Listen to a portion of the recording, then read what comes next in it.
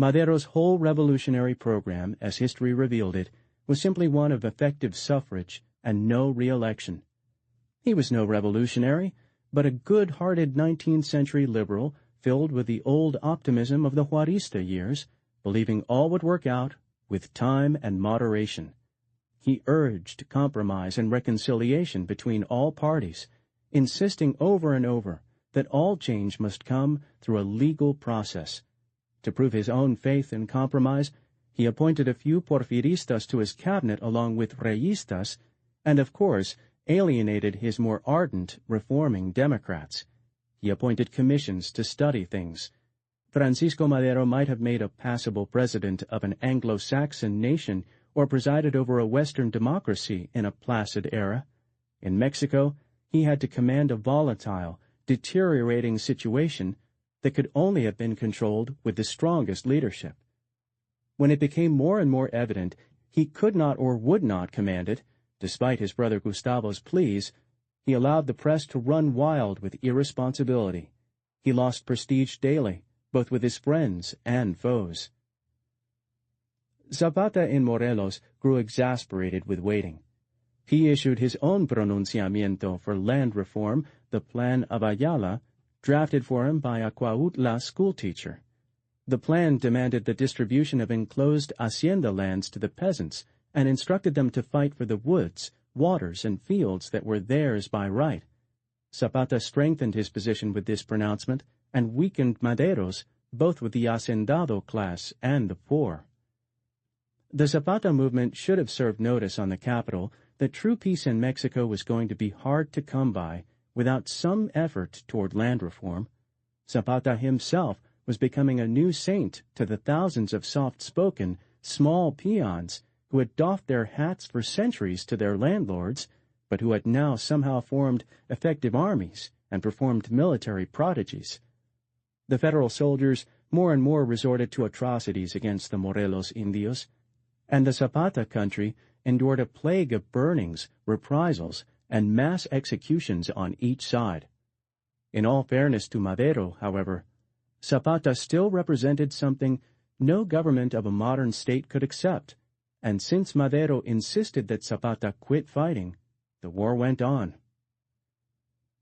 When by early 1912 it was clear that Madero could not command even his cabinet, a rash of attempted coups and revolts began. Bernardo Reyes, pronounced in the old-fashioned manner at Nuevo Leon, but he had misjudged the people and the army, neither of which was yet as disillusioned with Madero as the inner circle, and was jailed. Madero did not believe in shooting enemies, always trusting they could be salvaged. In February, Pascual Orozco rose in Chihuahua. General Orozco, every revolutionary leader in the north from Abraham Gonzalez to Pancho Villa had become a general, was a bandit by nature, and his rebellion was personal. He felt denigrated by his rewards from Madero. Orozco showed his true colors in 1912 by accepting money from the Terrazas interests, which were blindly ensuring their own destruction by trying to bring Madero down, but significantly, Orozco issued proclamations based on the demands of the Flores worker movement, and stated his rebellion was against the slow pace of revolutionary reform. This northern uprising pulled General Huerta away from Morelos in time to save his military reputation. Fortunately for the government, Orozco split the old Maderistas. Gonzalez the governor and General Pancho Villa remained loyal to the president. With their assistance, Huerta quickly crushed Orozco. Huerta was a brutal, bullet-headed professional officer. His military reputation had come from his campaigns against the Maya in Quintana Roo, and now he gained new luster by scattering Orozco's wild vaqueros.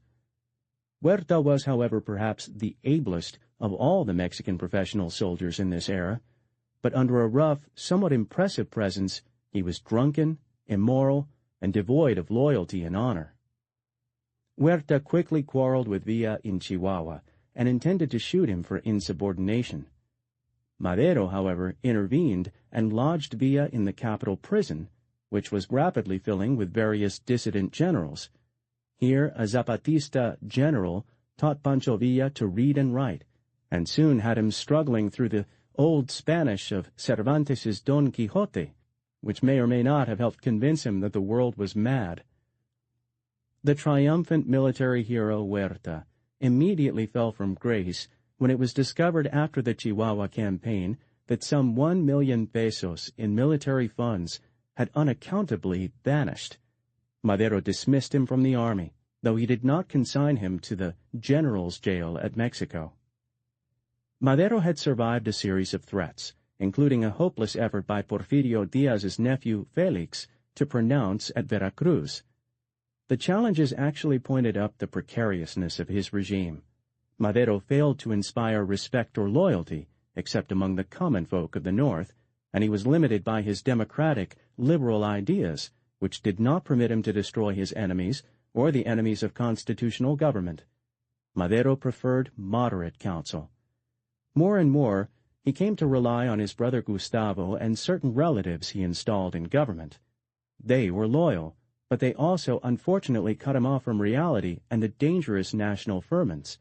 In full retrospect, only one thing might have saved the Madero presidency or directed Mexico toward a peaceful revolution, and that was the influence and goodwill of the United States. By 1912, the United States was no longer just an enormously powerful neighbor vis-à-vis Mexico. The northern nation had emerged as a great world power, predominant throughout the Western Hemisphere. The United States, after the defeat of Spain in 1898, did not always play this role with judgment or restraint, although the basic aims, order and trade on good terms, had not changed. The great expansion of the North American economy during and into the Porfiriato had inserted a newer factor into Mexican life and politics. Mexico had become an economic satellite of the United States. United States citizens and corporations held huge investments, and 3/4 of Mexico's foreign trade, the trade on which the higher Mexican economy lived, was with the United States. Washington was thus deeply concerned with the course of Mexican politics, particularly politics leading to disorder, disruption, or destruction of property. Besides, the United States had become the principal and often the only source of arms available to Mexican governments as well as rebel movements. Public opinion generally in the United States was largely sympathetic to Madero's democratic revolution. President Taft recognized Madero immediately in 1911 and even discreetly tried to give his government assistance while maintaining official neutrality. Taft wanted Madero and democracy to succeed. But Madero was vociferously nationalistic and rhetorically hostile to North American economic interests in Mexico. The Mexican middle class and budding businessmen felt threatened by North American economic dominance. While Madero's opposition was largely verbal, it aroused fears among foreign capitalists and investors. Another problem was the obvious fact that all foreigners in Mexico, including the North American, had become utterly spoiled by their favorable treatment under the Diaz regime. To attract them, Diaz had offered extraterritoriality, gradually arousing a deep nativist response, while many foreign companies, especially in oil, had learned to act irresponsibly. Oil paid no taxes, and the great petroleum corporations believed they could get away with never paying Mexican taxes. North American petroleum and mining interests refused to make compromises with any new Mexican government, and they could and did exert considerable pressures on any administration in Washington to support them in every controversy. Foreign companies were contemptuous of Mexican sovereignty, and all educated Mexicans resented this deeply. The United States tended to be paternalistic and even arrogant in its goodwill. Recognition by Washington had become vital to any Mexican government, and this was a heavy cross for both Mexicans and North Americans to bear. Madero in 1911 and 1912 insisted upon attacking North American capitalism with fierce rhetoric. He also proposed a 3 centavo per barrel tax on crude oil extracted in Mexico. This sum, 1.5 U.S. cents, was less than any United States company paid on domestic production in any state, but the mere idea that a Mexican government might impose taxes seemed to infuriate most investors. The contempt for Mexico that consciously or unconsciously pervaded most North Americans, including those who hoped for the best for that country, made the powerful United States companies intransigent. They hoped to see Madero succeeded by a more reasonable man. Tragically, these economic interests found sympathy and support in United States Ambassador Henry Lane Wilson. Wilson, sent abroad to lie for his country, ended by lying to everyone, including his own country. Without actual instruction from his government, Henry L. Wilson considered the North American billion-dollar investment in Mexico his paramount concern. His instinctive leanings were toward the foreign capitalists with interests in Mexico. He was the first great practitioner of what came to be reviled on both sides of the Rio Bravo as dollar diplomacy. Wilson was also a cold, unemotional Anglo-Saxon who was exasperated with the visionary, impractical Madero and his high-pitched orations. Wilson planned to influence Madero's policies, and when he could not, the natural antipathy both men felt turned to actual hatred. In 1912, Madero informed the President-elect of the United States, Woodrow Wilson, that he would prefer a new envoy. Strong diplomatic language. The extent of Henry Wilson's dislike is shown by the fact that he publicly stated that the President of Mexico should be locked in a madhouse. Taft instructed him to maintain good relations with Madero, but Wilson deliberately gave Madero the idea that Washington was hostile to him. Meanwhile, Wilson reported nothing good of Madero to Washington, detailing his patent dislike of United States capitalism, his supposed addiction to radicalism, and magnified all of Madero's personal failings and weaknesses. Wilson did his best to make Madero appear a communist, and incredibly, he exaggerated the destruction of foreign property in Mexico, and in 1912 falsely reported that every North American citizen's life and property was in jeopardy. Wilson's machinations soured much opinion in the United States toward the Madero government. Worse, as the North American press quoted Wilson's assertions that Mexico was in anarchy and that Madero was a madman, it created a dangerous instability between the two governments. Although it is evident that the United States government did not credit everything Wilson said, domestic opinion forced Washington to strengthen army garrisons along the border. The Maderistas now believed the United States had turned against them, and their enemies believed that the United States government would welcome anyone who pulled Madero down. The abortive revolt of General Felix Diaz in October 1912 seems to have stemmed almost entirely from his expectation of United States support. Diaz only landed in the general's jail. Unfortunately, Madero's prisons were becoming the principal centers of political activity by the close of 1912. Mexican jails and prisons, then as now, were far more open places than the grim bastions in the United States. For political prisoners or people with money, prison life was made quite comfortable, with unlimited visitation rights and free access. Generals Diaz and Reyes in fact found their cells at the capital excellent headquarters. Whole delegations of Mexican colonels and general officers visited them regularly. No high officers visited Pancho Villa, but he took advantage of Madero's loose security to walk out of prison early in 1913 and escape to Texas. Reyes and Diaz entered into a plot. Most Mexican historians, probably rightly, believe that Ambassador Wilson was at least privy to it. A coup was set for Sunday, February 9th, 1913. On this date, Reyes and Diaz were released from their cells by army officers. They took command of a small group of rebellious soldiery in the capital garrison and marched on the National Palace.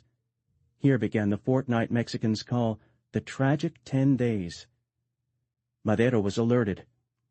His presidential guard was loyal, and when the conspirators arrived at the palace, the troops protecting the president fired on them. In a sudden, blazing firefight, civilians coming out of the cathedral for Mass were killed by machine gun bullets, while Reyes rode his horse forward against the advice of his companions who feared he would be shot. Reyes shouted he would at least not be shot in the back, and fell dead. Felix Diaz, of lesser courage, retreated quickly back to the Ciudadela, which his fellow conspirators held with machine guns. Here the rebels were isolated and surrounded by local troops. Madero emerged from the palace and rode down the Avenida Juárez to the Reforma amid cheering crowds. At this point, the coup had failed and he was in command, but Madero had been badly shaken. He recalled General Huerta and gave him command of the federal army. It never occurred to Madero that Huerta hated him, or that the general would put anything before his country.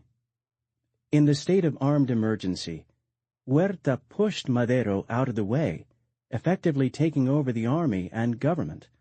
Then, while the rebels in the citadel and the loyalists outside and in the palace bombarded each other, killing mostly bystanders, Huerta began to negotiate a deal with Felix Diaz.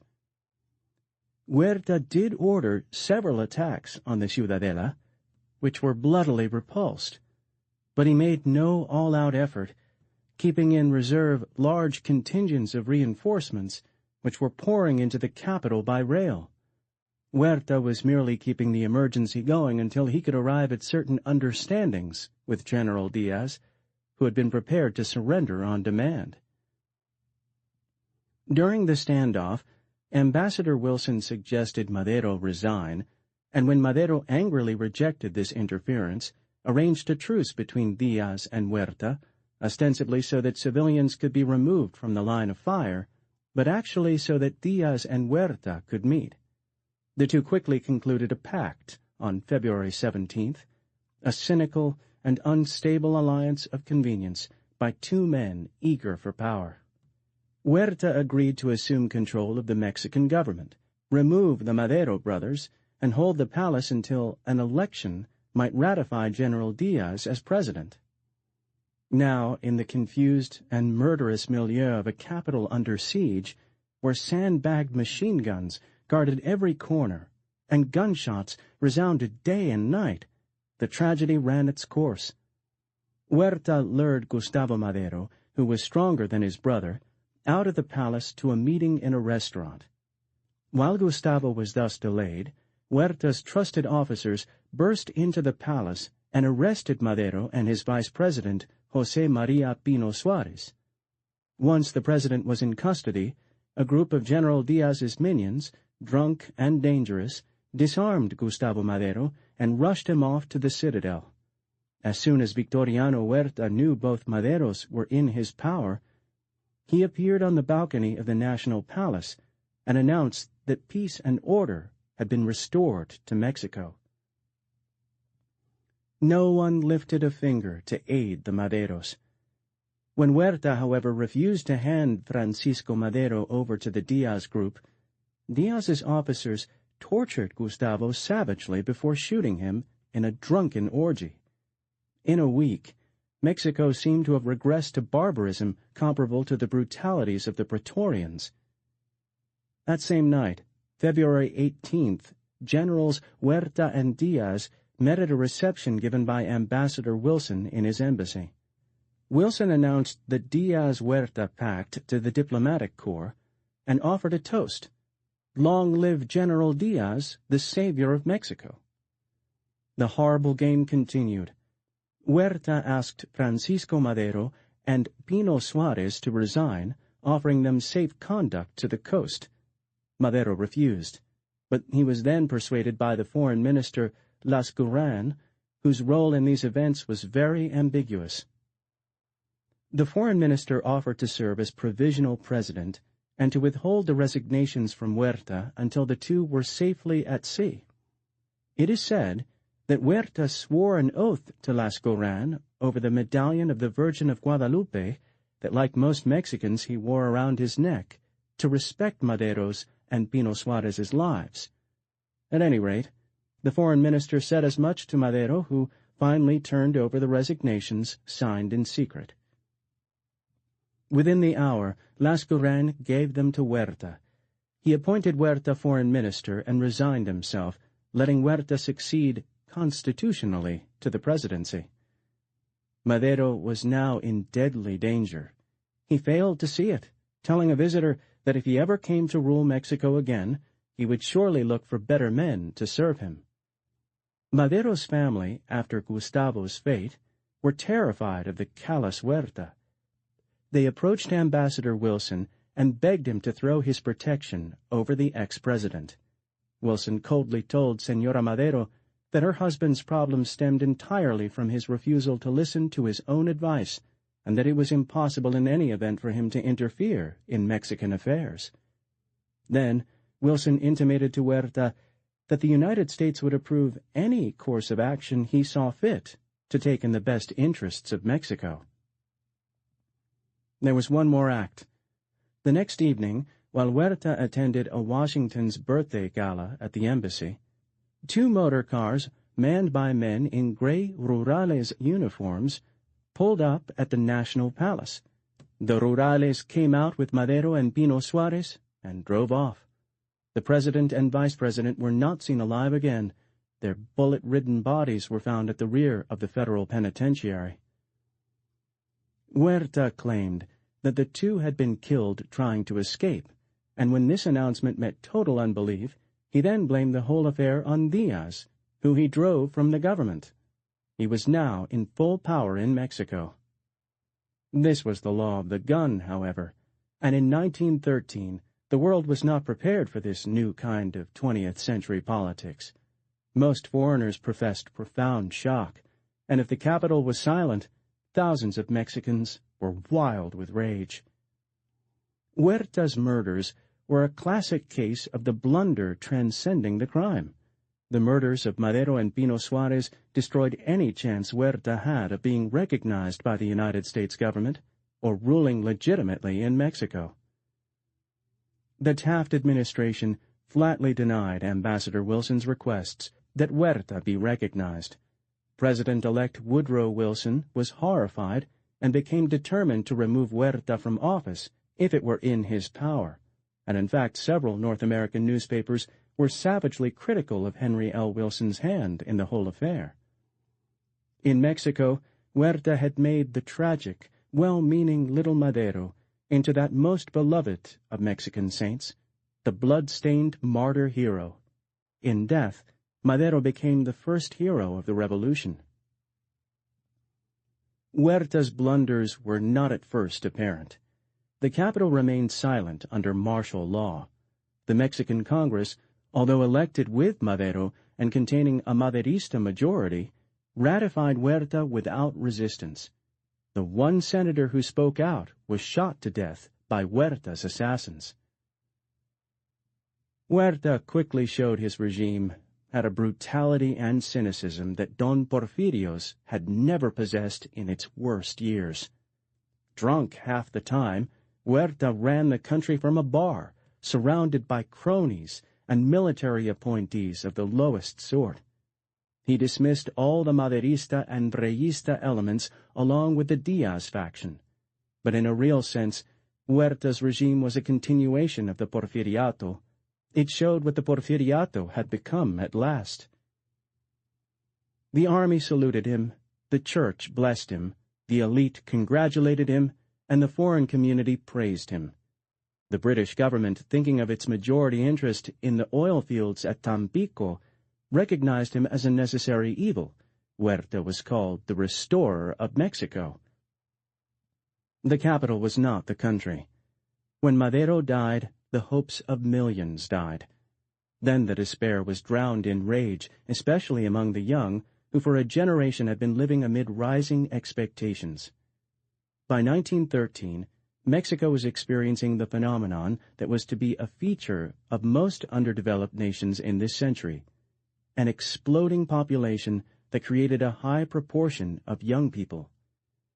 There had been great advances during the modernizations of the Porfiriato, mainly in the towns, with a great decline in the death rate and especially in infant mortality. If this was still greater than in Europe, it was lower than it had ever been in colonial times. Mexico was filled with volatile teenagers, and hundreds of thousands of them were better educated than any mestizo generation in history. Thousands of such young people were politicized. They had waited impatiently for Don Porfirio to die. Now, they were ready to kill Huerta. Muera Huerta was their slogan. Ironically, General Huerta had destroyed that very authority among the young people of Mexico that the older elite and the foreign community had hoped he might restore. It was Huerta, rather than the radical Madero, who destroyed at last all the symbols of authority and legitimacy. His coup was a crack that opened Mexico to the core.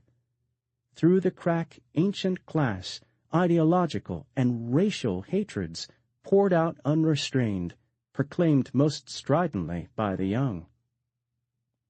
Again, the northern frontier, the birthplace of the true Mexican race, played the dominant role. But now, the northern states had both the population and the leadership to make their weight felt.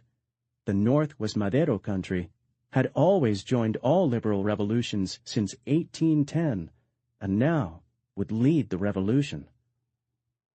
The political leadership of the northern states was Maderista. The first leader to declare against Huerta was Don Venustiano Carranza, now governor of Coahuila. Carranza was a white-whiskered hacendado of 53, aging but hard in the saddle, a tough and often pompous man who wore blue-tinted spectacles. He had served in Don Porfirio's caballado as a senator, but he was a northern separatist and constitutionalist, disliking the suave foreigners at the capital. He may have been an opportunist, or he may sensibly have realized that his days were numbered if Huerta consolidated his power. Carranza issued his Plan of Guadalupe, which called for Huerta's resignation and the restoration of constitutionality. He ordered Coahuila into rebellion against the federal government and styled himself first chief of the Constitutionalist Army of the North. The governor of Chihuahua, Abraham Gonzalez, recognizing the first chief's lead, proclaimed next. To the west, the enormous state of Sonora, half North Americanized like its neighbors, also rebelled. Here the state legislature acclaimed Carranza's constitutionalist revolution without support from the governor. The first flare of the revolution was indecisive. The regular army garrisons remained loyal to Huerta. Carranza was soon forced to flee Coahuila, though his military chief Pablo González held enclaves in the east.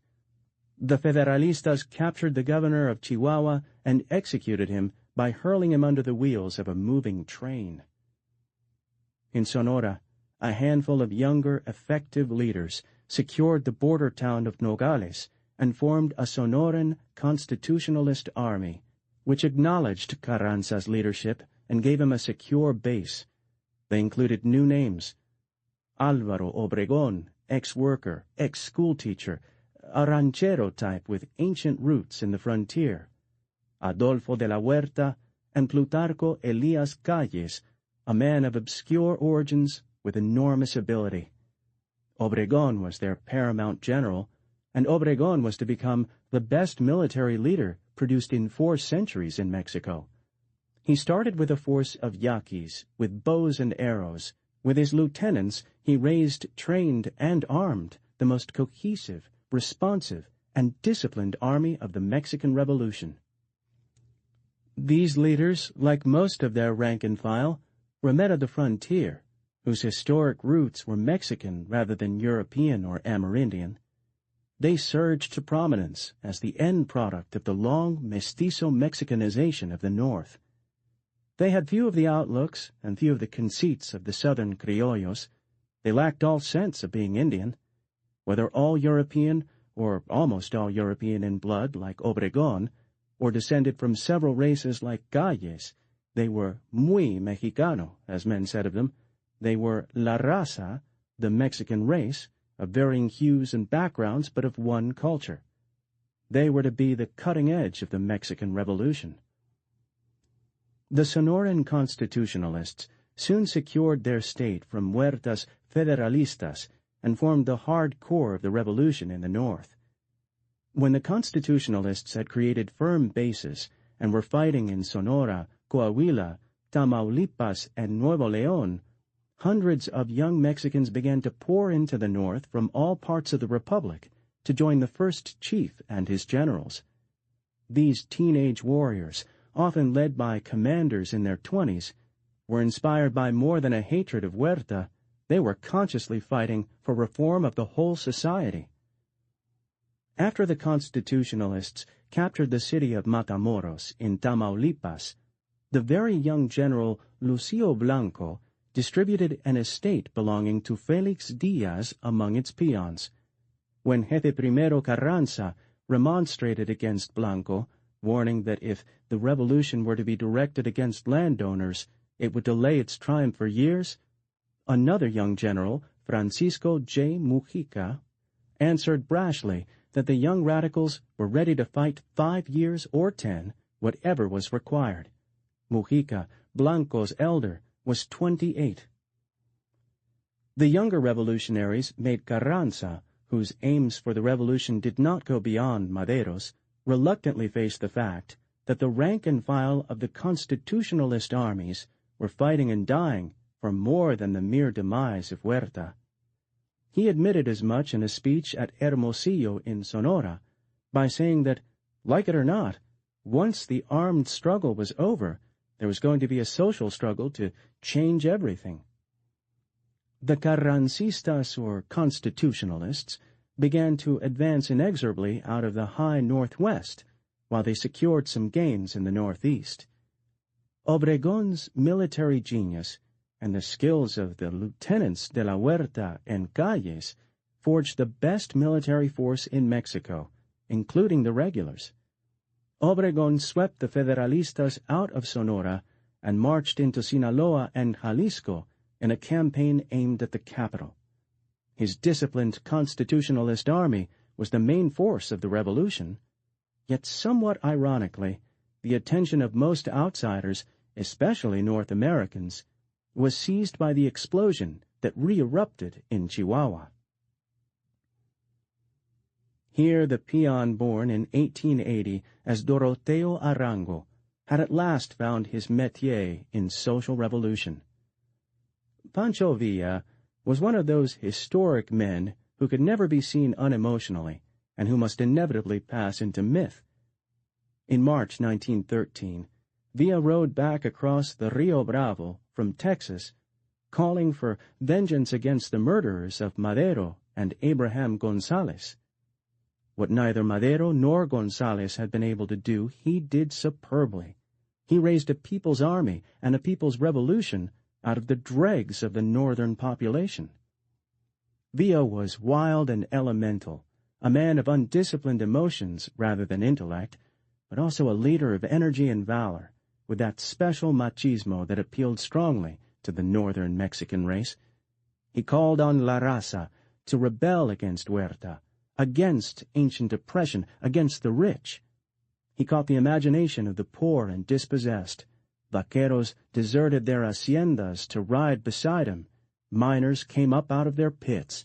Trainmen captured their locomotives and puffed, cheering, into his camp. He had fewer tough rancheros in his growing army than Obregon and fewer men of the middle ranks, but he had enormous success in recruiting regiments of grim Yaqui warriors from the Sierra, implacable fighters who had an ancestral hate of the federal uniform. Villa called the Indios his race brothers, and they responded to his call by thousands. Villa's force was mounted, and the defection of the railway workers to his cause added a new dimension to his warfare. Rails extended his operations indefinitely. Villa formed his Division of the North along the railroad tracks. His soldiers lived in battered boxcars. They were a colorful and tumultuous band of revolutionary brothers who came with horses, goats, cooking pots, and soldaderas, the women, wives, sweethearts, and camp followers who lived in the midst of this people's army. The soldaderas did the cooking and laundry, and sometimes they picked up guns and proved they could fight as fiercely as the men. Villa's division of the North knew very little about constitutionalist principles. Its warriors were motivated by old hatreds against rich men and their lackeys, the soldiers and rurales, and by a hunger to own their own fields and farms.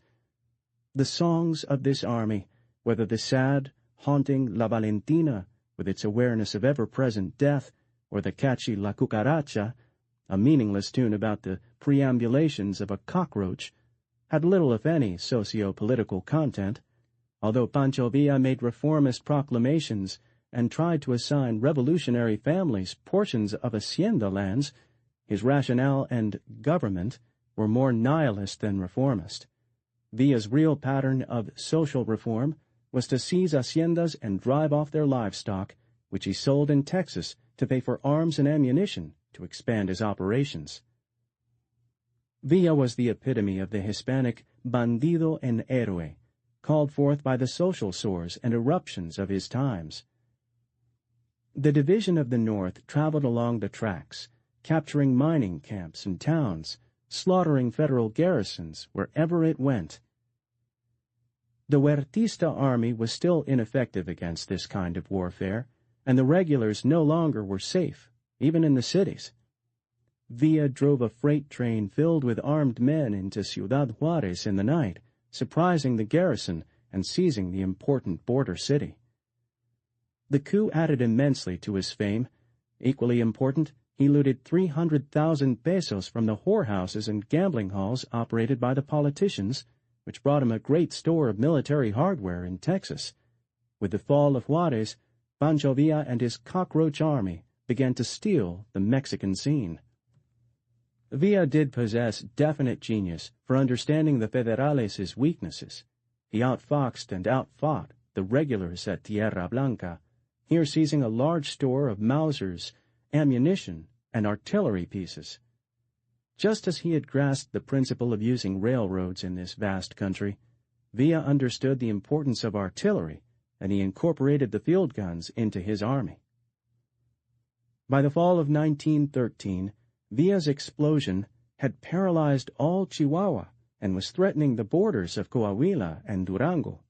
His troops took the rich town of Torreon in the Laguna cotton-raising oasis, but could not hold Torreon at this time. Villa had 10,000 irregulars in the field in Chihuahua, and he was now a force to be feared. His relationship with the revolution and the constitutionalist camp in Sonora, however, was quite vague. Like virtually all rebel generals operating in the hinterlands of Mexico, Villa paid lip service to the Jefe Primero, but in effect, this was an independent campaign. Carranza did not control him. No one controlled him. He was an elemental force loosed on Mexico. He stole the thunder of the revolution from Obregon's disciplined rancheros because he and his army were colorful and journalists flocked to him, but while Obregon was organizing a constitutionalist regime in Carranza's name in the wake of his army, Villa was releasing the whirlwind between the Cordilleras.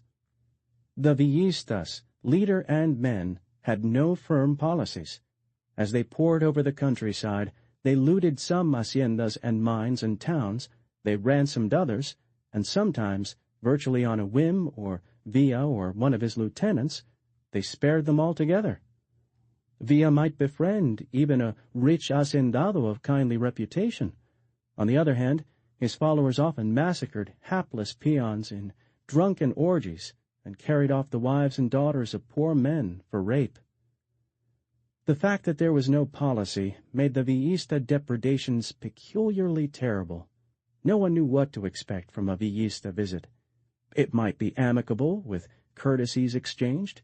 If the riders were drunk on tequila or surly from a brush with regulars, it might turn into a massacre. Villa personally had a rough generosity, although he had his hatreds, women of the upper class and foreigners, especially Chinese.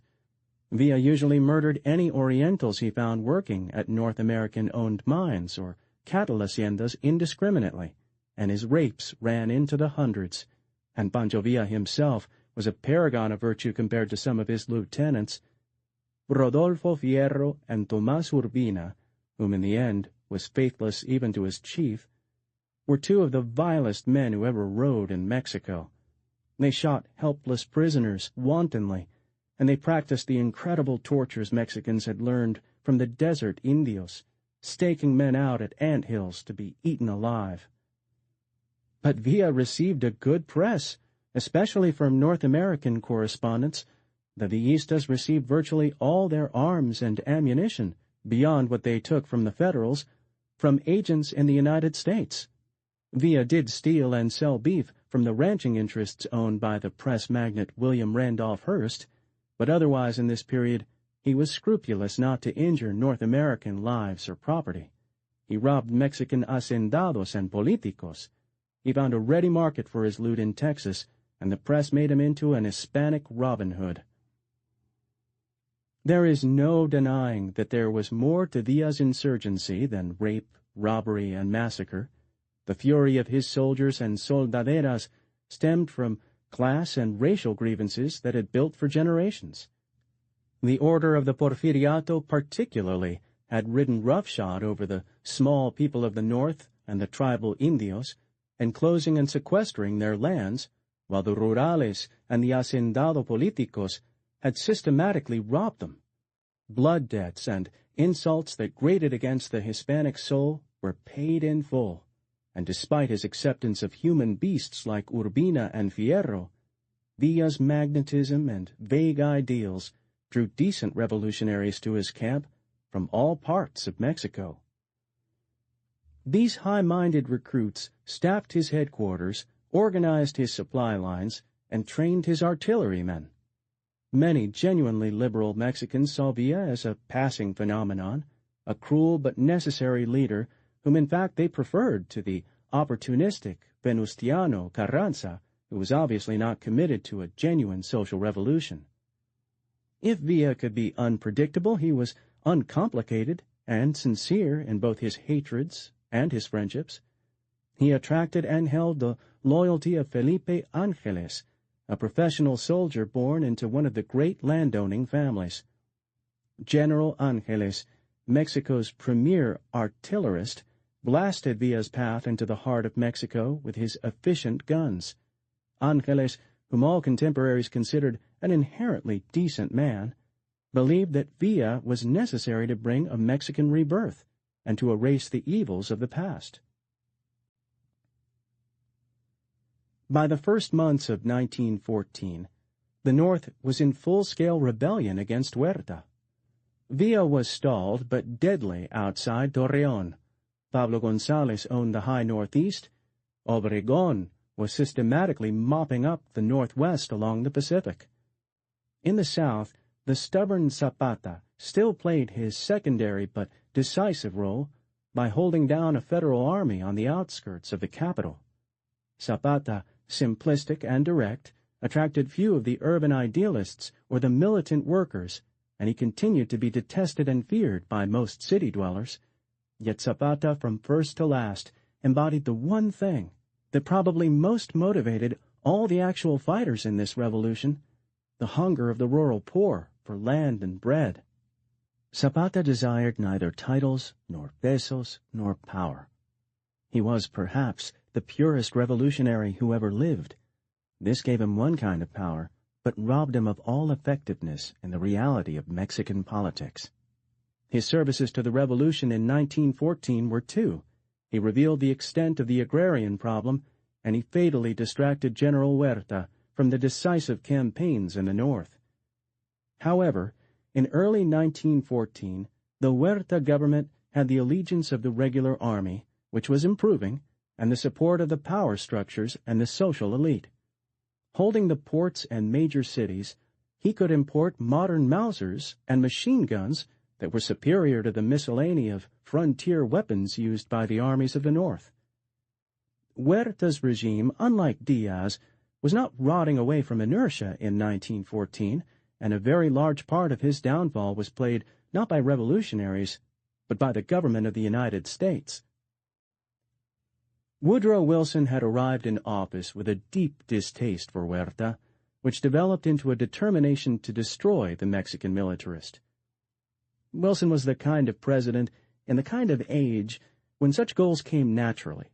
Wilson had a rigid morality and a pervasive liberal instinct which made him sympathize with the Mexican Revolution and drove him to help bring about a democratic order south of the Bravo. When Wilson took office in March 1913, the Mexican situation had become the United States' most pressing foreign policy problem. Taft bequeathed the Huerta recognition question unresolved. The problems of protecting North American private investments in Mexico, protocol, ideology, and instinct all pulled the Wilson administration in several ways. Above all, Wilson believed in a large policy, envisioning the United States as a self-imposed protector and democratizer of the Hispanic republics in the Western Hemisphere. More often than not, policy implementation met with unexpected and even disastrous results. Like most North American liberals, for Wilson it was an article of faith that human beings were very much alike everywhere, and he tended to see Mexicans as Anglo-Saxons who happened to have brown skins. This was of course false. There were cultural differences between the Anglo-Saxon and the Hispanic world that transcended even the differences between North Americans and Japanese. Wilson's honest statement in 1913, "I am going to teach the South American republics to elect good men," was unconsciously patronizing. Wilson and the men around him did not comprehend how agonizing the concept behind such statements was to Mexican pride. The politicized Mexicans knew well enough the tendency of Hispanic societies during their time of troubles to throw up vile leaders. Being reminded of it only prodded the deepest, superating sores of the Mexican consciousness of national humiliation. Wilson believed that most Mexicans would be grateful for his help in destroying Huerta, but Mexicans resented any kind of foreign interference, saying that while many Mexicans wanted Huerta dead, no Mexican believed that any North American had any sort of right to carry a candle at his funeral. Woodrow Wilson informed the Huerta regime that the Mexican government would be recognized only if Huerta ceased to be a part of it. He offered to mediate between Huerta and Carranza. To put pressure on both sides, for most of all, Washington wanted the Civil War ended, Wilson recalled the American ambassador and placed an arms embargo on all Mexico. The moves were ineffective. All Mexicans were glad to get rid of Henry Lane Wilson. Huerta was buying arms in Germany, and Villa and Carranza found a presidential arms embargo no bar to their buying weapons from private interests in the United States. Wilson then sent a mediator, John Lind, to the Mexican capital, who threatened Huerta with recognition of the Carranza faction unless he cooperated. Huerta was logically intransigent, although he grudgingly promised to hold elections in October 1913. Then Villa captured Torreon for the first time, and although he was forced north again, this victory sent shockwaves through the Huerta government. Huerta reacted violently to congressional criticism by dissolving the Congress and arresting more than 100 deputies. He packed the halls with military cronies, and as soon as the October election was held, he invalidated it. This infuriated the United States president, who attacked Huerta in the harshest possible diplomatic terms and confided to intimates that he intended to destroy Huerta by every means short of actual invasion. Wilson's moves against Huerta were misunderstood in Mexico, where they dredged up the old fear of a North American conquest and annexation. Mexicans simply could not comprehend a person of Wilson's morality and mentality, or the North American compulsion to force democracy on other countries. Wilson's pressures actually drove support to General Huerta rather than away from him. Wilson was surprised, even hurt, by Carranza's reaction. Carranza became totally enraged by the fact that Wilson's inept interferences were giving Huerta some popularity. To ensure his own popularity with a basically anti-Yankee people, he blasted Wilson's attacks on Huerta as interventions. Carranza was intelligent enough to see while Wilson could not, that while the revolution needed U.S. support, no Mexican government dared seem to come to power through the good offices of the United States. Wilson finally decided that despite Carranza's noises, he hated Huerta more. Therefore, in 1914, he authorized the sale of arms to the Constitutionalists without dropping the embargo against the Huertistas. The act logically won no friends in Mexico, but this was the beginning of the end for Huerta, because now North American aid poured openly across the border to the northern rebels. Villa smashed his way into Torreon, this time permanently in April. Pablo González moved toward the great oil fields around Tampico. This last military operation created a very dangerous international situation. The Tampico oil was mostly British-owned, and the Royal Navy was dependent upon Mexican sources in 1914. The British government had recognized Huerta primarily because he controlled Tampico. Now, a British fleet, joined with several other European contingents, stood off Tampico ready to intervene. In deference to the Monroe Doctrine, the British and other warships were placed under the operational command of the U.S. Admiral, whose own forces waited out in the Gulf. The problem was the old one. The nature of Mexican disorders was such that no government could protect private property during a revolution, leading to the fact that no foreign government respected Mexican sovereignty entirely. In 1914, both the contempt in which Mexicans were held by foreigners and Mexican sensitivities to this caused a minor tragedy on the Gulf Coast. The various foreign warships patrolling Mexican shores from time to time put in for leave or supplies, and in April, some United States sailors inadvertently entered a restricted area while on shore leave at Veracruz.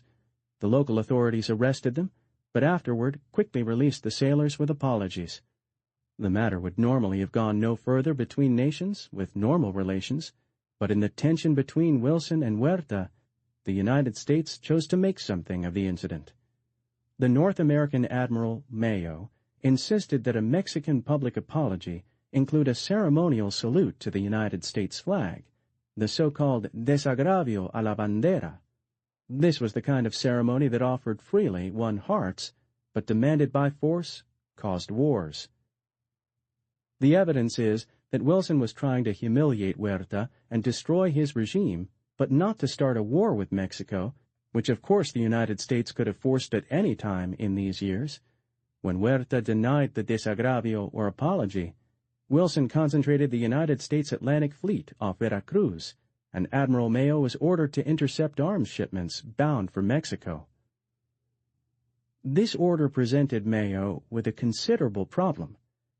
A large shipment was known to be arriving on a German freighter, the Ipiranga, but to interfere with this on the high seas was to risk war with Imperial Germany, to say nothing of violating historic United States policy and international law. Mayo's solution was fantastic, but showed the utter contempt North Americans had for Huerta and the sovereignty of his regime. The United States squadron landed bluejackets to seize the port area and custom house at Veracruz, so as to confiscate the German arms on Mexican soil. Resistance was unexpected, but it was spontaneous. Mexican soldiers, some cadets from the local Naval Academy, and civilians opened fire on the landing party. The offshore fleet responded with a bombardment that destroyed the Naval Academy and killed some hundreds of Mexican civilians. Ironically, in the confusion, the German freighter captain slipped his vessel out of port and landed his cargo at another harbor on the Mexican coast. Then United States naval forces occupied Veracruz amid a certain number of atrocities not forgotten by Mexicans, but rarely mentioned in North American history books. President Wilson was in fact horrified by this outcome. He had not expected fighting. He believed that Huerta had little support and totally misunderstood the Mexican reaction to the intervention. While thousands of young Mexicans demonstrated to be allowed to fight at Veracruz, few actually entered the army. Huerta protested vigorously. Not to be outdone, Carranza protested even more indignantly, terming the landing an offense against Mexican dignity and a threat against independence. Pancho Villa alone kept silent, because at this time he was Wilson's favorite Mexican general, and his camp was the terminal of a United States arms pipeline. There could easily have been war at this point. However, Argentina, Brazil, and Chile offered a face-saving plan of arbitration, which in fact was rather gratefully accepted by both sides. Meanwhile, the United States landing force held Veracruz, cutting off Huerta's supply line and customs revenues and seriously weakening his power and prestige. The arbitration finally rendered a fair decision for Mexico, but this result came only after Huerta had fallen and the recommendations were ignored. The North American action damaged Huerta gravely, but it also seriously damaged Mexican feelings toward the United States for many years. However, while the Veracruz incident went on, matters began to move toward crisis in the Civil War. Villa and Obregón had again taken the offensive, while Huerta was engaged at Veracruz. Villa, traveling down the rail lines from the north, moved spectacularly and rapidly, with an army grown to some 22,000 men. To operate beyond the rails, he had organized a colorful cavalry, the Dorados, or Golden Ones, brown-skinned raiders in golden-hued uniforms, and the Northern or Texas-style hats, who rode and raided demonically. This was the vaquero army that in most foreign eyes epitomized the Mexican Revolution. Dashing, reckless, bandoliered horsemen, who, like the Zapatistas in their white cotton pants and huge cartwheel sombreros, were far more colorful than Obregón's khaki-clad ranks. Huerta massed an important segment of his forces at Zacatecas to halt Villa's mad advance. The ancient mining town seemed impregnable, a high eagle's nest among the encircling mountains of the grim central bowl of Mexico. Obregón's forces were marching through Jalisco when Villa arrived at Zacatecas. By this time, a deep rivalry had grown between the division of the North and the main constitutionalist army. Carranza, determined that Villa must not gain the prestige of overthrowing the regulars, ordered him to halt at Zacatecas and forbade him to assault the city. There was never any possibility that Carranza and Villa would be compatible. Villa, the pelado, was elemental and careless of consequences, whether in seizing a town or a woman. Carranza, the hacendado, was vain, didactic, and enormously jealous of his position as jefe primero. Villa responded to Carranza's wired instructions with an emotional scene, swearing he would capture Zacatecas with or without the license of the old goat-whiskers Carranza. His subordinates supported his decision. The battle began late in June. General Felipe Angeles kept the troop and ammunition trains rolling down from Laredo and Ciudad Juarez and marshaled the Villista artillery. Pistol in hand, screaming, shouting threats and encouragement, Villa drove his warriors up sheer mountainsides under sleeting fire. They dragged field pieces up slopes to outflank the federal forts. Villistas climbed the horrendous rock of La Bufa, the historic Silver Mountain, and drove the Huertistas out of their eagles' nests. By will, passion, courage, and a storm of fire, Pancho Villa shot his way into Zacatecas, and on that day he carried the revolution. Although in these same days Obregón was capturing Guadalajara and Querétaro and moving into the Bajío, Villa had emerged as a legendary hero. The genteel people of Mexico would never forgive him, not then, not later, but by now the myth secured by Villa's genuine achievements at Zacatecas was obscuring the man. The North American press had made him a hero. Only one North American journalist wrote that Villa was a peon who thought like a peon. President Wilson's agents in Villa's camp were impressed by his refusal to smoke and drink or to gamble, except occasionally on a cockfight. These reports impressed the Puritan in the White House, but there were other, more pragmatic considerations. Pancho Villa was not given to mouthing anti-Yankee slogans like most all Mexican intellectuals. He did not lecture every visiting North American, like Carranza and Madero before him, on Mexican dignity and sovereignty. While Carranza's rhetoric was mostly for Mexican consumption, as his general Calles freely admitted, it could not help but chill relations between Wilson and the first chief. Villa seemed far more flexible. He became Wilson's first choice for president of Mexico. The psychological blow of Zacatecas and Obregon's steady march into the Bajío crumbled Huerta's last supports. The federal army was refusing to give battle. Obregon issued an order disbanding it in Carranza's name, and Carranza at last stopped Villa by cutting off his coal supply and immobilizing his locomotives at Zacatecas while the Sonoran army reached the capital. Obregon took the city without bloodshed in August 1914. Huerta fled to the Ipiranga, the same German ship that precipitated the affair at Veracruz. This ended the military phase of the Mexican Revolution, for what came afterward was no part of the constitutional revolution, but a bloody quarrel between triumphal revolutionaries.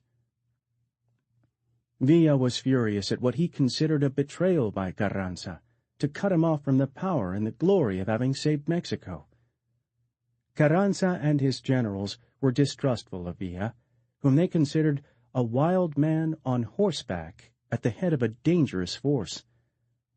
As the Huerta regime now fell quietly, the federal soldiers vanishing or laying down their arms, the heroes of the revolution themselves were poised on the brink of a murderous, fratricidal war, which was to do more damage to the body and soul of Mexico than the revolution.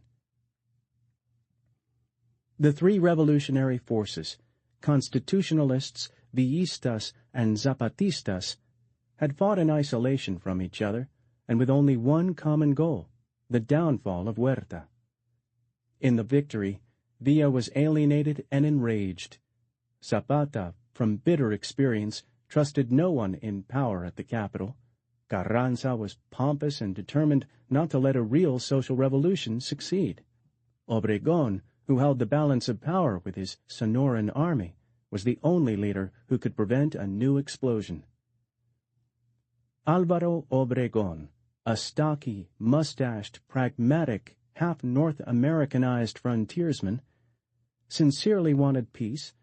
At the risk of his life, he went to Villa's headquarters and arranged a truce between the Villistas and Carrancistas. He agreed with Villa that the revolution had to be a struggle of poor Mexicans against the elites, going beyond Carranza's dicta. He further agreed to convene an assembly or convention at Aguascalientes, neutral territory, to try to bring order and form to revolutionary principles and to invite the Zapatistas to this. The basis of representation was practical, one delegate to be allotted to each leader for every 1,000 soldiers in his army. Meanwhile, the Sonorans held the capital. Obregon's wild Yaquis frightened the citizenry with war cries and drums, but he held the army under disciplined control. There was more order in the city than during Huerta's barroom regime, and Obregon, with an eye to the future, seized the federal armories and incorporated the best of the old regular army into his own. Obregon and the Sonorans held the people of the capital in quiet contempt, because few of them had done anything in or for the revolution. Once, at a ceremony held at Madero's grave, he handed his pistol to a schoolteacher, Maria Arias, with the remark she was more fit to keep it for him than men who had not defended their president. As Maria Pistolas, she became a legend of the revolution, but nothing more clearly revealed the feelings of the Northerners toward the passive populations of the great cities. Though in various places certain military commanders had canceled debts, raised workers' wages, and parceled out some land, no revolutionary program had been established or agreed upon when the convention met in October 1914. The meeting was a confused and highly emotional scene. armed men cheering as Obregón and Villa exchanged abrazos, weeping with Villa when he wept trying to make a speech. All of the delegates had been fighters, and for the most part they were the youngest and most valiant rebels chosen by the armies themselves. They tended to represent the young, the idealistic, and the poor. The small, polite Zapatistas gained great attention, describing how they were dividing up the estates of sugar barons among the Indios, and it was soon apparent that a majority of the other delegations were in sympathy with them. But this did not necessarily represent the true power structure of the revolution, and certainly not Obregón's or Carranza's views. When the convention quickly incorporated Zapata's Plan of Ayala into a proposed program demanding immediate confiscation of haciendas, Carranza denounced the move. The young delegates retaliated by voting his removal as Jefe Primero. However, this was beyond their powers, for instant democracy had not arrived in Mexico. Carranza ordered his officers to ignore the convention and to return to their posts. All obeyed, though Obregón, hoping for compromise, showed some hesitation. The Rump Convention continued for 5 weeks without coming up with any concrete plan. Even the most generous and idealistic among the delegates lacked common goals and experience with public affairs, for which they substituted rhetoric and principles. In the absence of the Carrancistas, Pancho Villa took over, making Eulalio Gutiérrez, a respected but conveniently army-less general, provisional president, and reserving real power for himself as Secretary of War. This new regime then marched on the capital. Carranza and Obregón were not ready for war. Obregón moved the Sonorans out to the east, to Veracruz, which the United States Navy finally evacuated. Ostensibly, the convention was now the government of Mexico, with Villa the power behind the throne.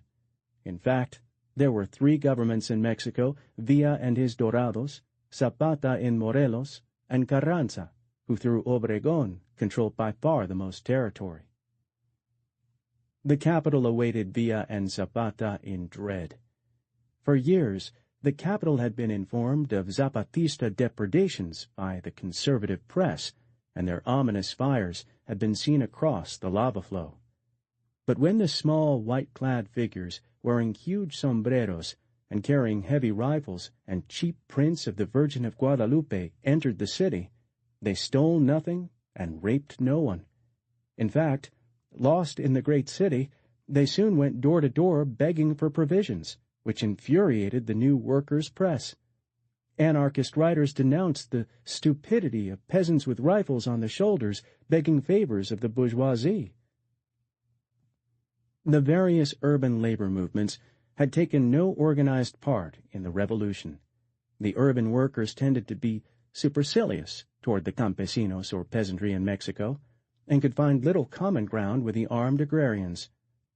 The problem was that the leadership of the small but growing labor organizations was dominated by anarchist syndicalist ideology that was much too radical for a Mexico that was still fundamentally conservative.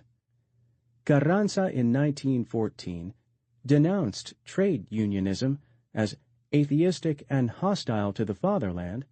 The labor leaders recognized no deity or the concept of national government. In return, urban labor remained neutral. Labor leaders described the revolution as a war between 2 camps of capitalists. They were vocal but eschewed effective politics.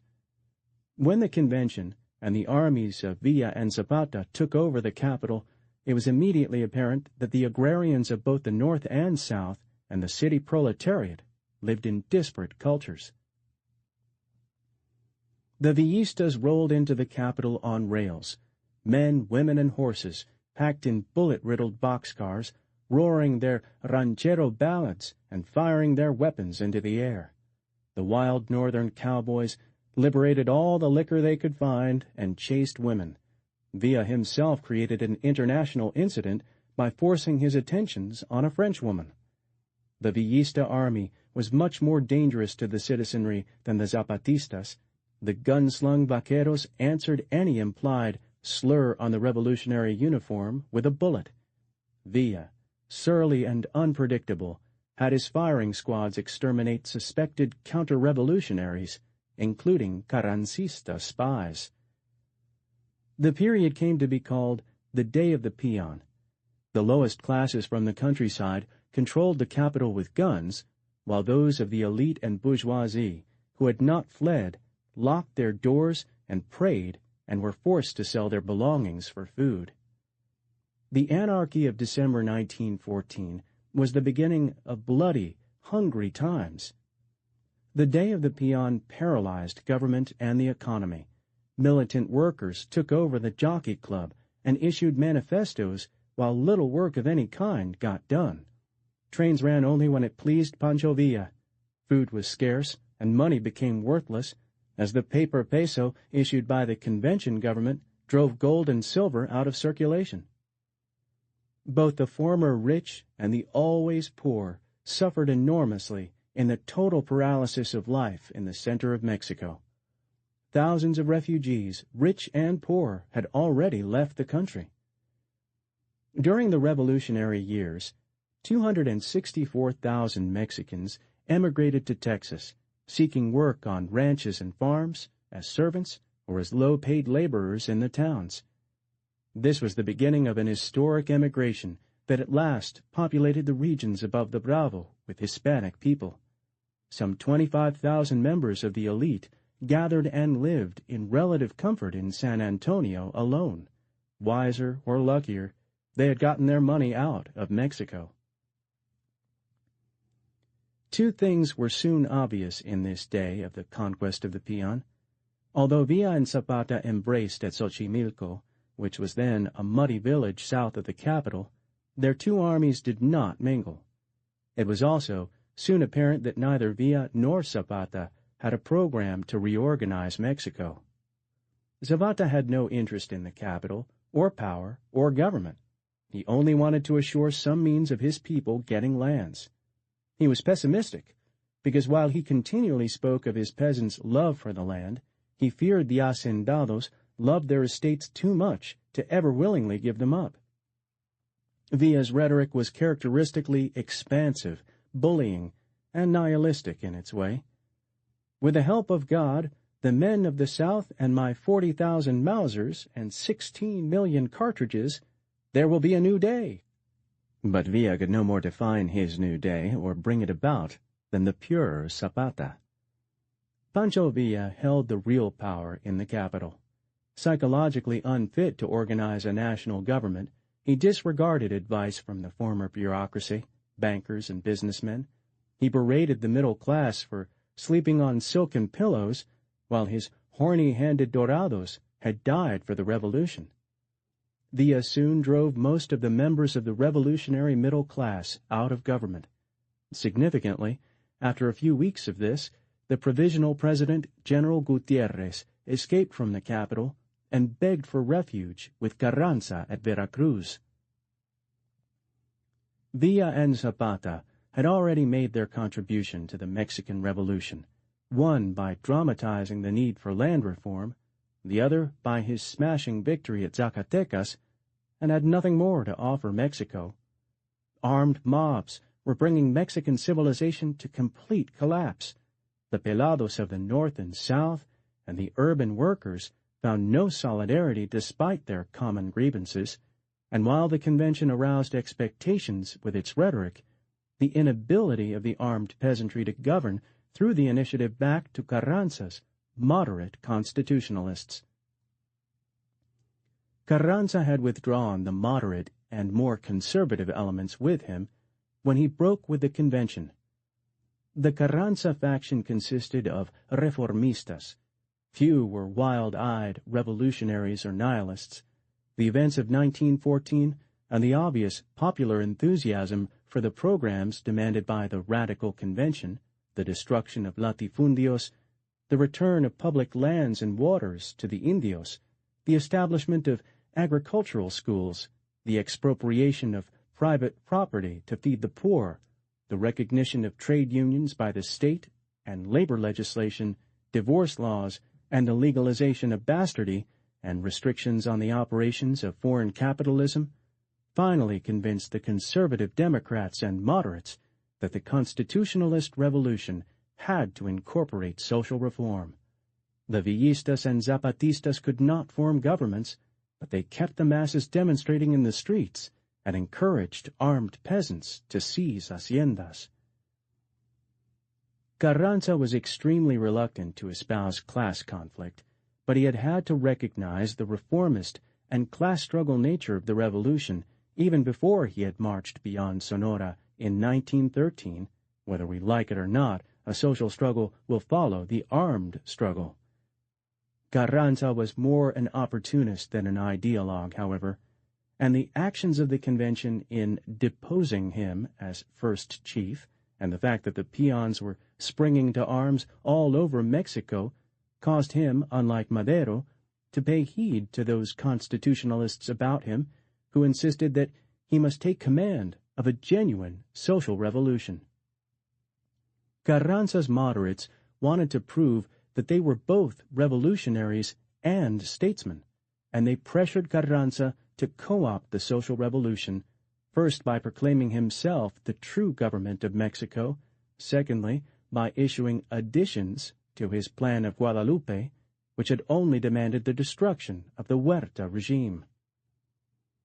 Carranza proclaimed himself president, and on January 6, 1915, issued a decree called the Law of Restoration and Donation of Ejidos, copied directly from Zapata's Plan of Ayala. This pledged the return of common lands and waters taken from the villages under the Ley Lerdo, and further to provide lands for the landless from latifundios if the need arose.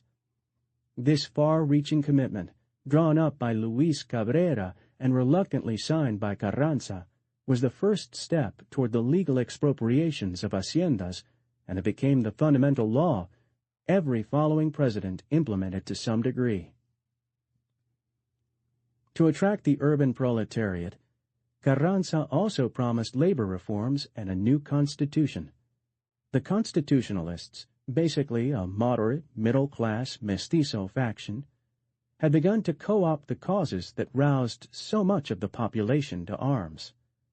However, it was Álvaro Obregón, the Sonoran ex-schoolteacher, who held the center and saved the sum of things.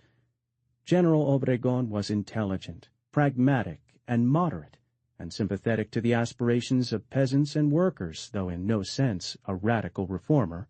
Above all, he commanded the best army in Mexico, and he understood modern military techniques. He now had access to machine guns and technical advisors who had absorbed the tactical lessons on Europe's bloody Western Front. He had started in Sonora with a people's army, using bows and six-shooters, but by 1915 he had incorporated the regular army into his forces and was training his battalions to dig trenches, place barbed wire, and to cover fortifications with interlocking fields of fire. He had learned what Villa never grasped, that one automatic weapon was worth 100 brave men on horseback. Obregón, nominally under Carranza's authority but very much his own general, waited until the Zapatista and Villista hordes had eaten the capital bare. Zapata was soon forced to withdraw to Morelos, while Villa sought forage in the nearby Bajío. In January 1915, Obregón quietly reoccupied the capital, thus splitting Zapata's and Villa's forces. He wooed the workers, encouraging them to form unions and enlisting many into his army. These workers formed the famous Red Battalions, which were more colorful and attention-drawing, however, than decisive in the coming conflict. He followed Villa into the Bajío. Villa did not recognize Old Goat Whiskers as president, and was in a surly temper. Obregón's men dug trenches and strung wire in the wheat fields surrounding the lovely colonial town of Celaya, and commanded the approaches with machine guns. In April, the Centaur of the North's temper snapped. Impatient, angry, frustrated with the logistic problems of holding a large force together without action, Villa decided to destroy the Constitutionalist army by direct attack. Unfortunately for him, General Felipe Ángeles was absent from his headquarters. Villa's men and horses rode forth bravely. Now, in the spring of 1915, 50,000 revolutionary soldiers met each other in a bloody, fratricidal war. Mass assaults littered the wheat stubble with the Dorados' blood and bone. They died screaming on the cruel wire, chopped down by chattering machine guns. Thousands were killed and wounded on each side, for Villa's field pieces took their toll. Obregón himself lost his right arm to a shell fragment. The Red Battalions adopted a picture of Obregón's severed hand, preserved in a pickle jar as their icon. But Villa was decisively beaten at Celaya and in a series of engagements, and pushed rapidly out of the Bajío, back along the route he had come the previous year. This was the most destructive warfare Mexico had seen since the siege of Tenochtitlan 400 years before. Villa's charisma and personal leadership held his army together for a time under tremendous punishment, but Villa could not cope with the Sonorans' modern arms and disciplined battalions. The Villistas fell apart. Tomás Urbina deserted with the war chest. Felipe Ángeles went to New York to beg for money and weapons, but by summer Villa was a spent force, driven back to his old haunts in Chihuahua.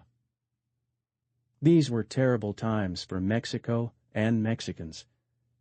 Though the core of Obregón's army remained reasonably under control, the Constitutionalists had auxiliaries and allies who were no better than the most depraved of Villa's officers. These and Villa's remnants ravaged over the countryside. Wherever armies went, or wherever various revolutionary generals appeared, haciendas were sacked, villages and towns looted, and rich citizens of any persuasion were held for ransom. The armies drained every peso at pistol point. The Catholic Church and clergy paid a high price for their support of General Huerta. Priests were killed and churches ransacked for ornaments, though there is evidence that the hierarchy deliberately exaggerated the atrocities, even inventing certain supposed mass rapings of nuns in an effort to inflame foreign opinion against the revolution.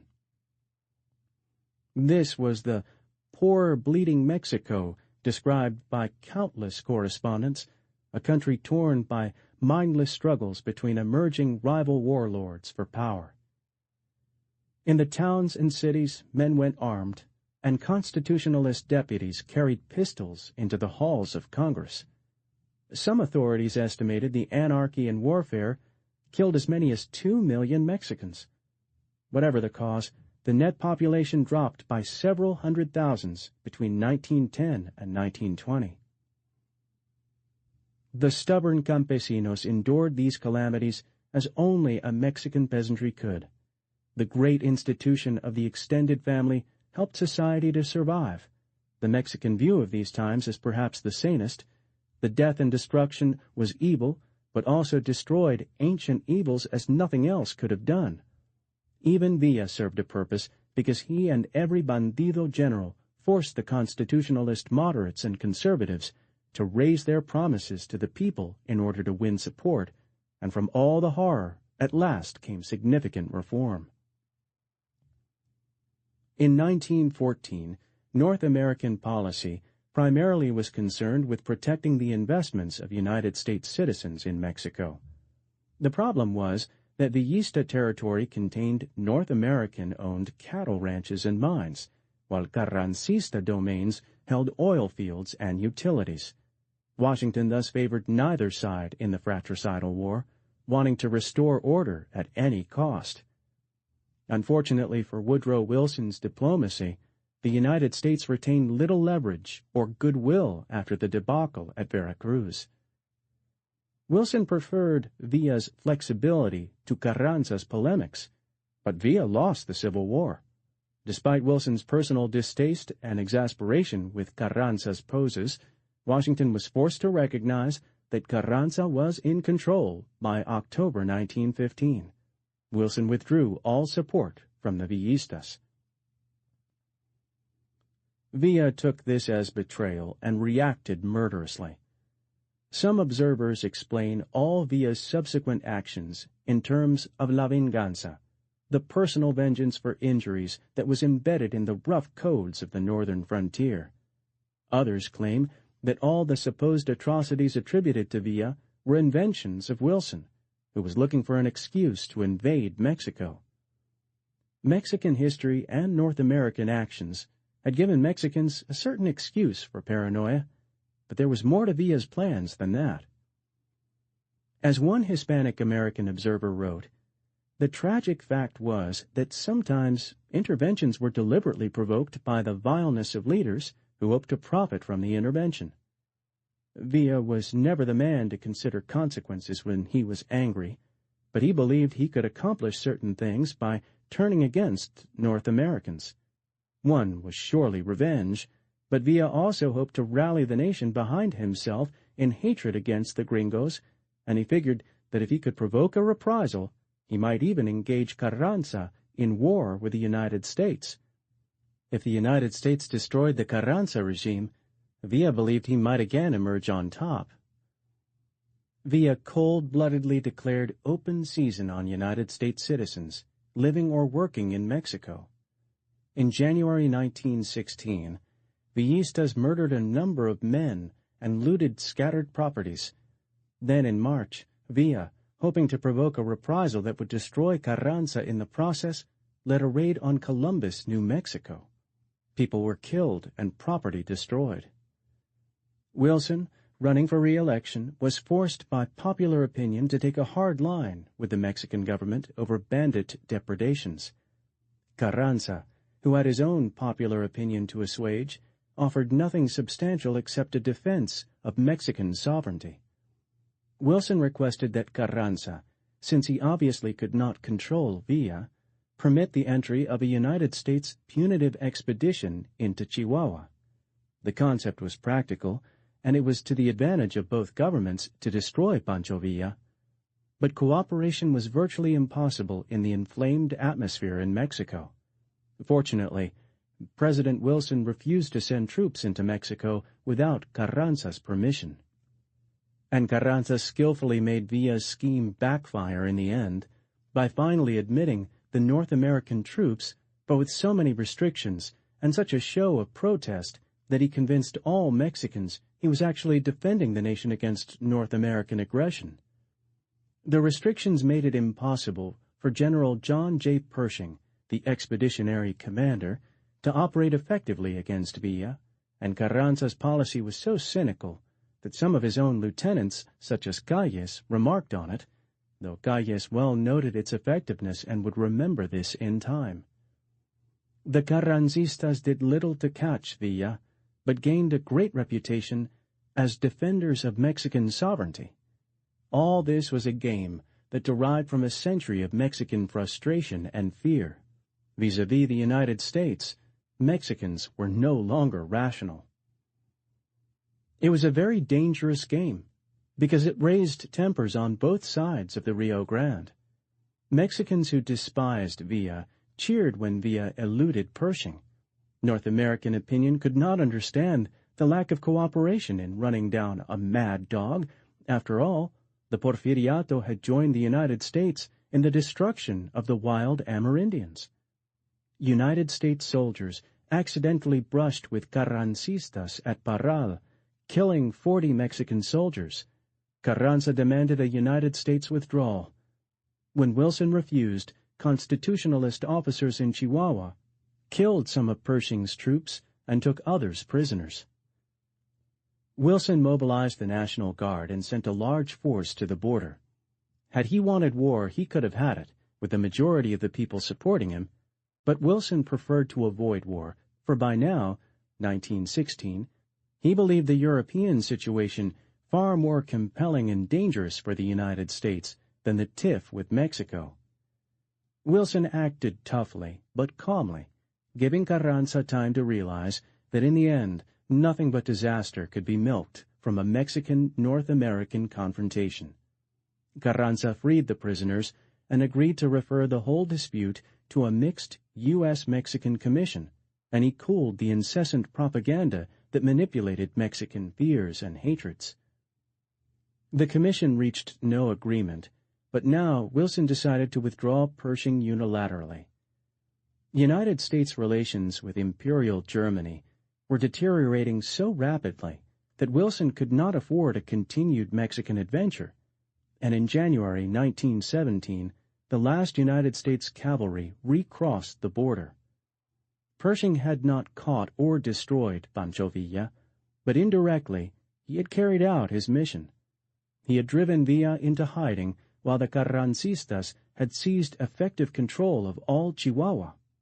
Further, Villa had destroyed himself by killing North Americans. Afterward, his agents above the border were never able to sell looted property or buy more weapons. The border was closed to him, making effective guerrilla operations impossible. He remained a minor nuisance, nothing more, by 1917. He continued in sporadic banditry until a later Mexican government, unwilling to mount an expensive campaign in the north, in a cynical but brilliant turnabout, bribed him with amnesty and a cattle hacienda. The former peon ended his days as a latifundista, surrounded by servants. By early 1917, the German Empire was locked in its final death struggle with the European allies. The United States government was determinedly neutral against Germany, and Berlin, perhaps more realistically than Washington at the time, saw that war between the two powers was inevitable. Zimmermann, the German Foreign Secretary, hoped to create a diversion for the United States in Mexico. He sent the Carranza government a secret note, the gist of which was to offer Mexico assistance in recovering the lands lost in 1848 in return for an alliance, effective if the United States went to war with Germany. The Germans were popular in Mexico, as in all Hispanic countries, where the Prussians were admired for building themselves up from nothing. The historic foe of the Hispanic world was the Anglo-Saxon powers, and in the current war, Mexicans, at least emotionally, preferred Germany over the English, and certainly over the closer monster to the north. However, the offer came too late, after Pershing's troops had gone, and after tempers had cooled on both sides. Carranza knew the Treaty of Guadalupe-Hidalgo could not be overturned, and rejected the German offer. The Zimmermann note had far greater repercussions in the United States than in Mexico. British intelligence intercepted and decoded the message, turning it over to President Wilson, who published it on March 1, 1917. The note boomeranged against the German government by becoming a major contribution to the United States' declaration of war in April. When the United States entered the European war, the Mexican problem ceased to be the United States' most pressing foreign policy question. The North American question had been and was destined to be Mexicans' overriding external problem, and when the United States turned outward on the world, the predominant feeling was always relief in Mexico. Chapter 33. The Constitution. The consequence of the latifundist regime is the division of society into a dominant minority, ready to commit any crime to keep its domination, and a dominated majority, usually on the point of rebellion. The aristocratic latifundism that predominates in Mexico is fatal, but the experience of the reform showed that land cannot be turned over to any except those capable of using it. The ejido cannot, therefore, be seen as anything but a transitional solution for a backward people. Mexican land tenure is incompatible with the higher types of civilization, and it has been the basic cause of all Mexican ills, and the revolution itself came directly from this imperfect distribution of soil. It would be an act of folly, however, to pretend to encourage widespread state ownership according to Marxist doctrine, just as any industrial development would have to be forgotten if any attempt were made to nationalize industry, for all such steps can only be taken when enterprise has reached full development. From Fernando González Roa, theorist of the Mexican Revolution, summing up succinctly the guiding rationales of the constitutionalists. After 2 full generations, some see the Mexican Revolution as a revolution that made a modern miracle. Some see only the destruction and death and the regressions of the aftermath. Some, an increasingly large body in younger Mexico, see it as a revolution betrayed. The revolution that began in 1910, and in many ways has not yet ended, was an important but not a world-shaking or trend-setting event. Mexico was and is a secondary nation in the hierarchy of states, and its revolution was peculiarly parochial. It also tended to be lost in the crescendo of the much vaster events of the First World War, which began an age in which societies and governments toppled all over the world, from Central Europe to China, and in which empires disappeared with bewildering rapidity. In its beginnings, the Mexican Revolution resembled most of the periodic Hispanic upheavals of the 20th century, a middle-class revolt against ancient, clinging governmental and socio-economic institutions, characteristically devolving into guerrilla warfare and local anarchies. Praetorianism occurred, but proved to be a passing phase. This distinguished Mexico from Hispanic America and Spain. The enormous and singular success of the Mexican Revolution was that it broke the bonds of the past at last and actually permitted institutional change. The early leaders of the revolution, the Maderistas, sprang from groups and classes who were following in the footsteps of the 19th century liberals from Morelos to Juarez. Their intention was not to destroy society, but to democratize it.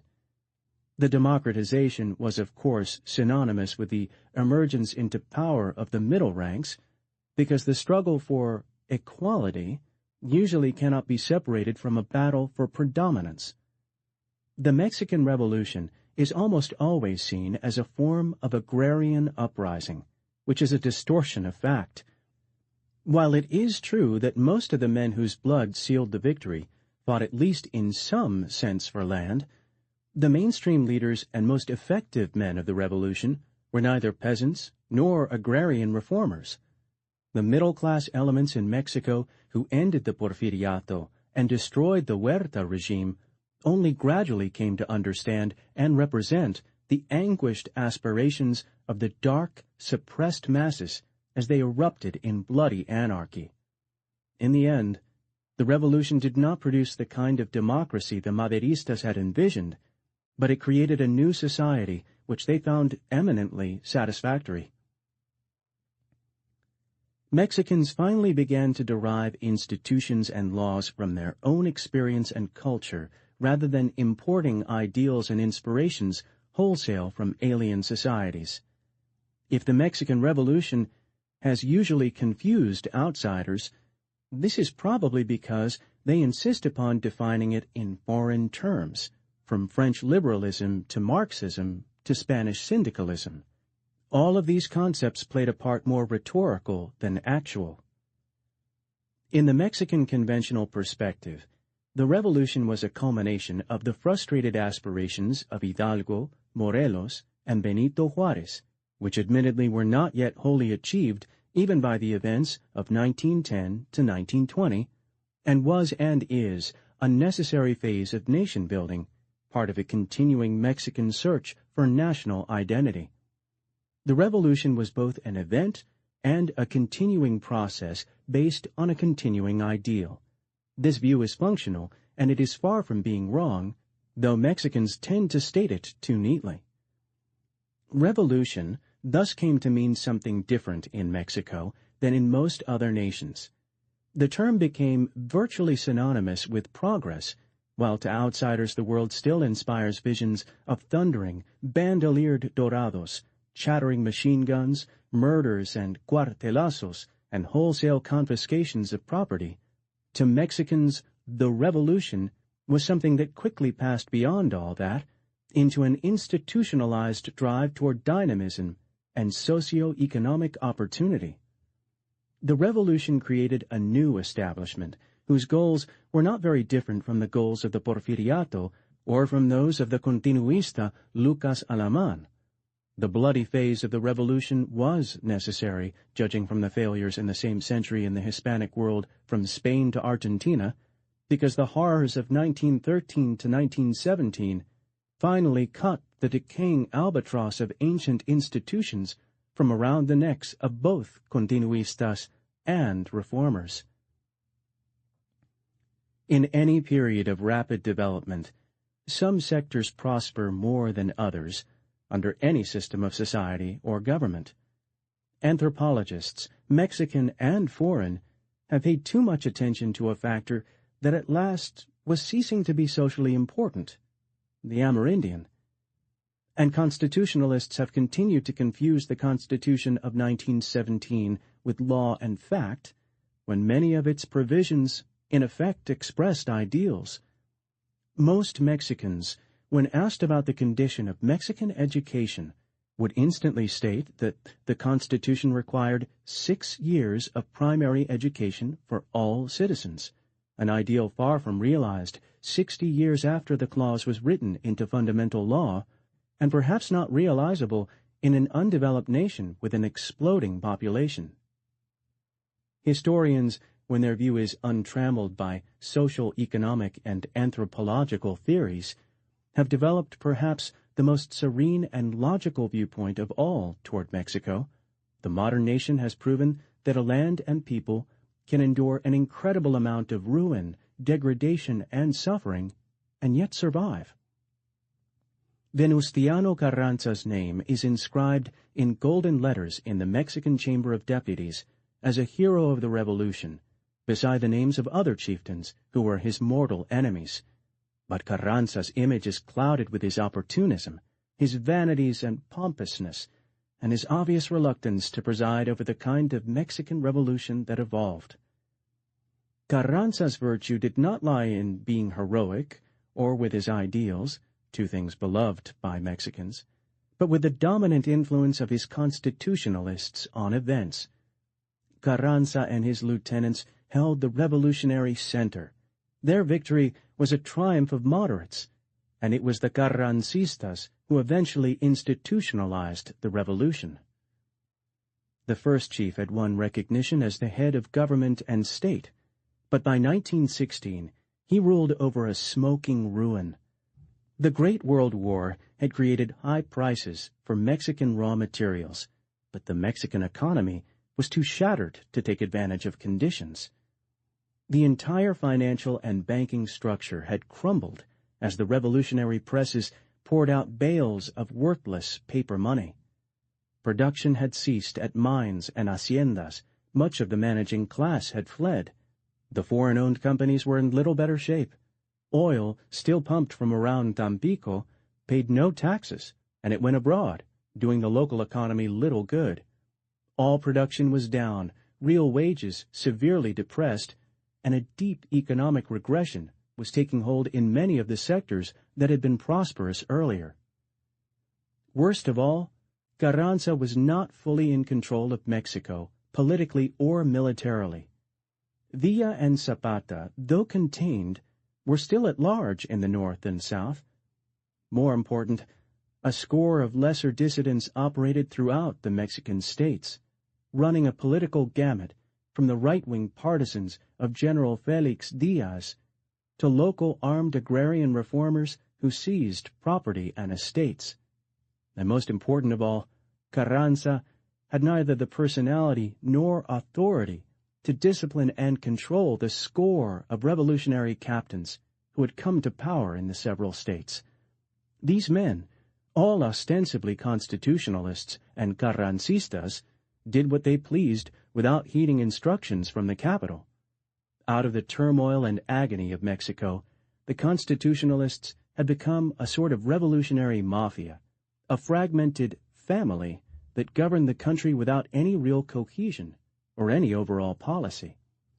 The governors were new men, usually risen in the revolution from obscure origins, but in effect they were new models of the old caciques.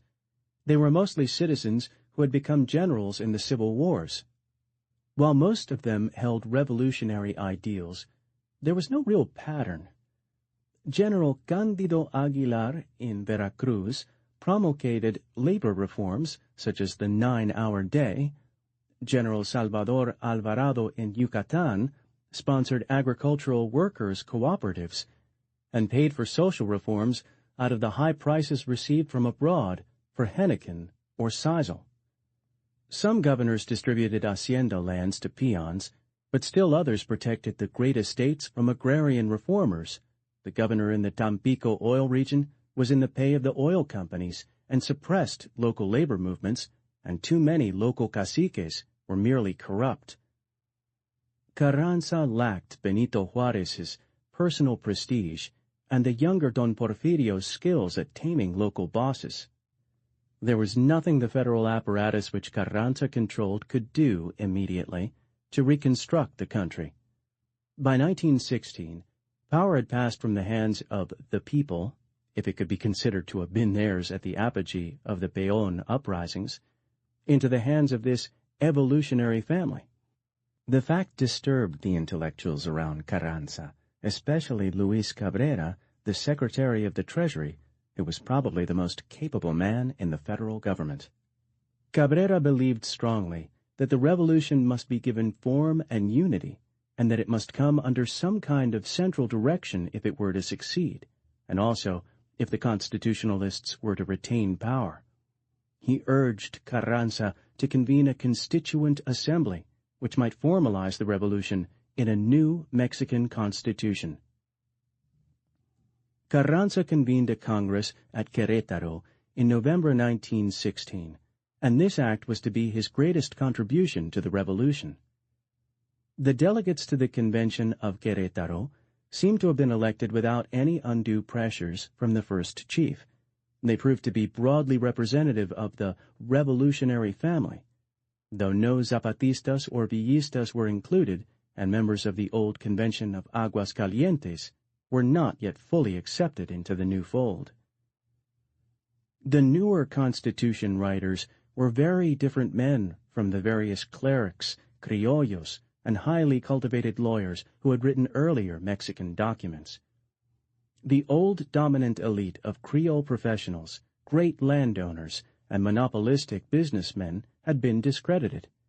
The present delegates were newer men, though not a new class, for their roots went back to the Virreinato, and they represented a caste and class that had been emerging strongly since the 1840s, the middle rank mestizo. On the whole, the constituents were less polished, less intellectual, and less ideological than their predecessors. They consisted of school teachers, country lawyers, petty bureaucrats, engineers, druggists, and journalists.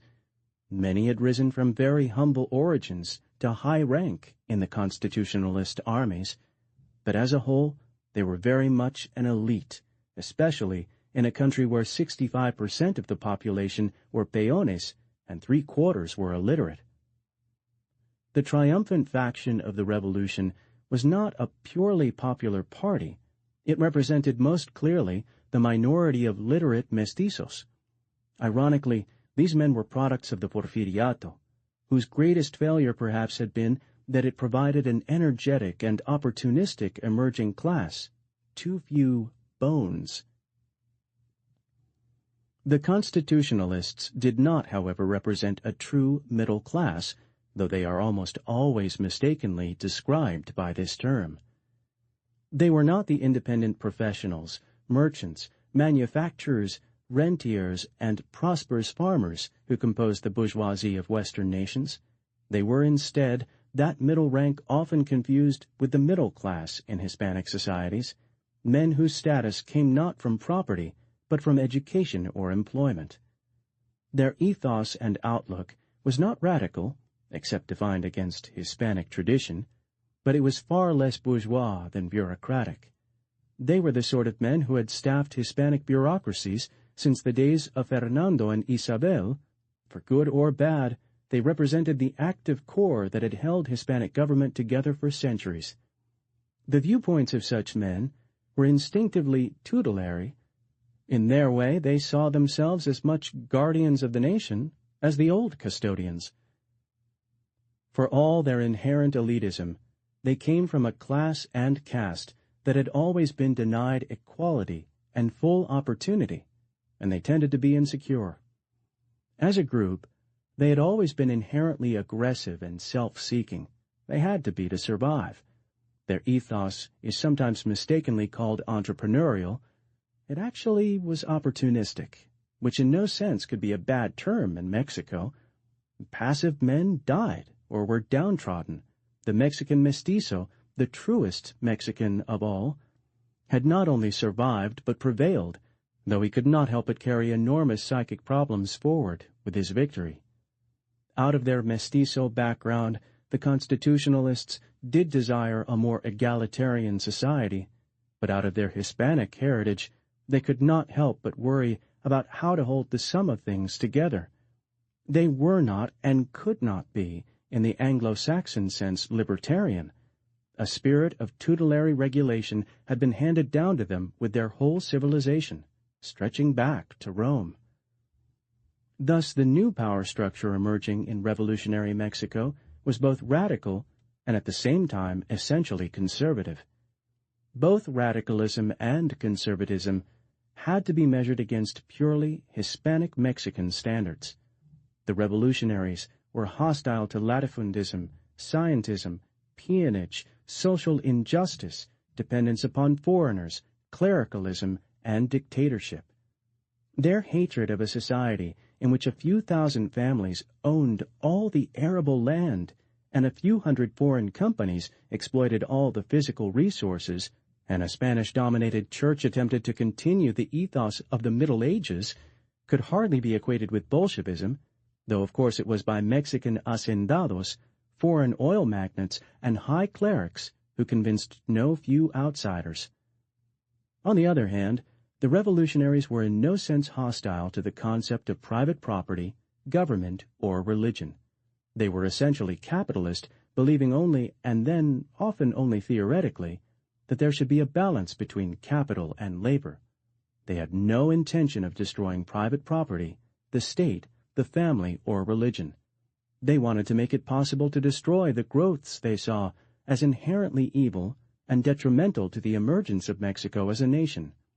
Latifundia, a reactionary church, bossism without legitimacy, mass servitude, and foreign ownership of Mexican resources.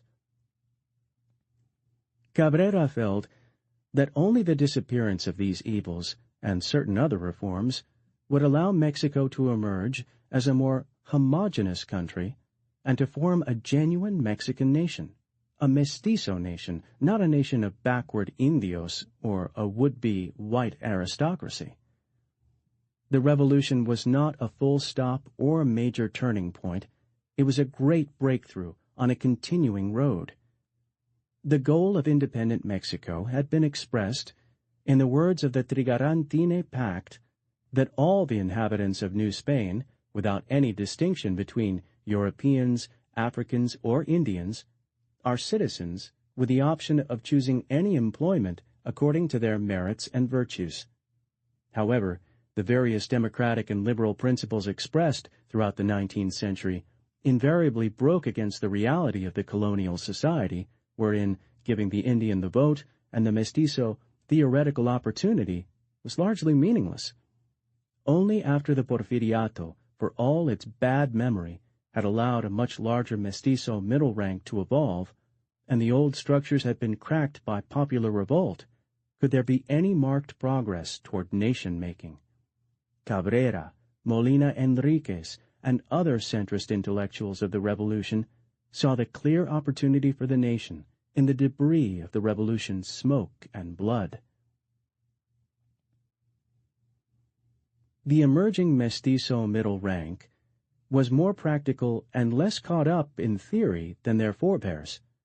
They had a century of Mexican experience and were no longer suffused with the deep hatred for all things Mexican that had colored the criollos and made them think French.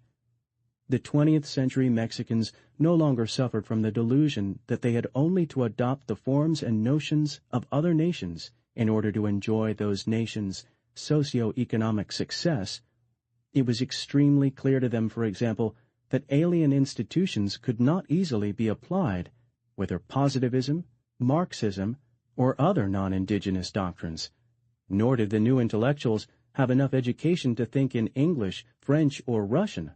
They were therefore thrown back on their immediate heritage. This, more than anything else, made the constitution that was adopted at Querétaro the only viable charter the long Hispanic Revolution had yet produced. Any workable fundamental law had to incorporate the past rather than merely flee from it. It had to accept the present and allow for the future. It had to be both liberal and conservative because all men combine both tendencies. Its aspirations must be ultra-modern, yet its realism as old as human nature. The Constituent Assembly of 1916 seemed to understand clearly the Mexican art of the possible, and also those things over which they intended to stand guard. The conservatism of this middle rank, Mestizo Congress, was shown by the fact that Luis Cabrera presented a draft based largely on the Constitution of 1857, and the new Constitution, in the end, incorporated 2/3 of the old text. However, even before the vital questions of codifying social and economic reforms were taken up, certain changes were made that reflected Mexican experience with government. The constitutionalists have often been accused of wanting to secure their own power in the codification, but beyond this, they wanted to achieve a government that could actually work within its legal principles. Out of bitter experience, their leading men no longer had any belief in direct or participatory democracy, or in the North American concept of a separation of powers.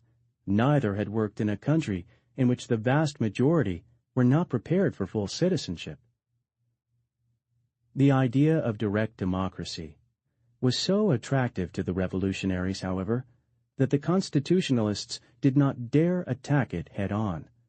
The Carrancista spokesman Felix Pallavicini, an engineer who was close to the first chief, expressed the disillusionment in a series of published articles rather than in direct debate. Pallavicini branded the old notions of the puros as dogmatic lies, an everlasting leprosy whose consecration had repeatedly been an abdication of good judgment. The puro concept that the people was somehow infallible was no longer credible to Pallavicini. He did not deny that the people had rights, but a people that was 2/3 peons and 3/4 illiterate was not apt to express excellent initiatives at the polls or anywhere else. Of course, the people had just expressed such initiatives in arms, but Pallavicini argued that what the people really wanted was a broad-based oligarchy that could represent the needs and aspirations of all classes to govern it and to preside over an orderly progress. Thus, the mainstream of constitutionalist thought was much closer to the old concepts of the continuista intellectuals, such as Alamán, than to the expressed ideals of the early reformistas. Pallavicini and Cabrera, and even Molina Enriquez, were at heart custodians. The only difference was that they envisioned custodianship of the mestizo middle classes rather than an oligarchy of landlords, praetorians, and aristocratic creoles. Pallavicini drew on history by demonstrating that all Mexican initiatives and revolutions had really come from the intellectual middle class. If the Republic had a minority of citizens, then the minority would have to maintain it. This idea was widely accepted, and it formed the theoretical framework of the emerging Constitution. The earlier constitutions had all relied on the basic structure of government of the United States, a federal system separated into 3 independent branches of government, with a further separation into sovereign states. The problem was that while this worked in the North, it did not work at all in Mexico. The tendency of the Hispanic Mexicans was not to unity, but to anarchy in the absence of all-powerful government. Hispanic Mexican intellectuals had been fascinated by the principle of separation of powers, but the Hispanic Mexican soul simply could not make any such system workable. So long as Mexico had been governed constitutionally under the charters of 1824 and 1857, the central governments had been ineffective, even paralyzed. The outlying states were constantly in rebellion, not only against dictators, but such honest executives as Herrera and Juarez, and all effective Mexican presidents had had to subvert or violate the Constitution to rule. The separation of powers between states and federal government had not prevented tyranny under powerful authoritarian leaders. It had in fact encouraged it. In 1916, Carranza was constitutionally virtually helpless to rule over state governors determined to go their own way, fragmenting both the revolution and the nation. The Constitution writers were determined to end this impasse. Further, the independent Congress and judiciary had acted as irresponsibly toward the national good as ambitious state governments. Both had impeded and harassed chief executives who had tried to behave legally, though once again, neither branch had thrown up the slightest defense against tyranny. Mexican Congresses had proved peculiarly ineffective. They split into quarreling caucuses. The innate separatism of the Spanish-speaking soul would not let the body cooperate even within itself.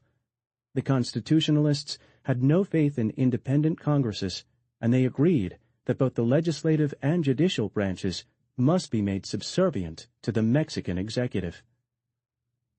The Mexican mind could not cope with a true separation of powers, but it did understand hierarchy. The Constitutionalists kept the form of the federal government, 3 branches and states, each with their own divided governments, but utterly violated the spirit of a true federal system by enormously increasing the powers of the presidency.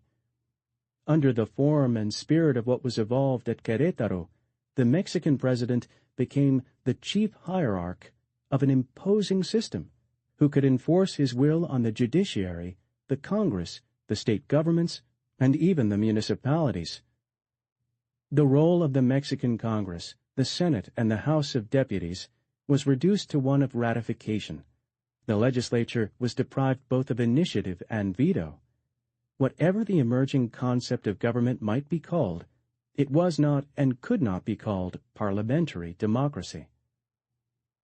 This enhancement of presidential power, immediately following the bitter experiences of the Porfirian dictatorship, puzzled some outsiders, who thought the Mexicans would have been constrained to try to whittle away the all-powerful executive.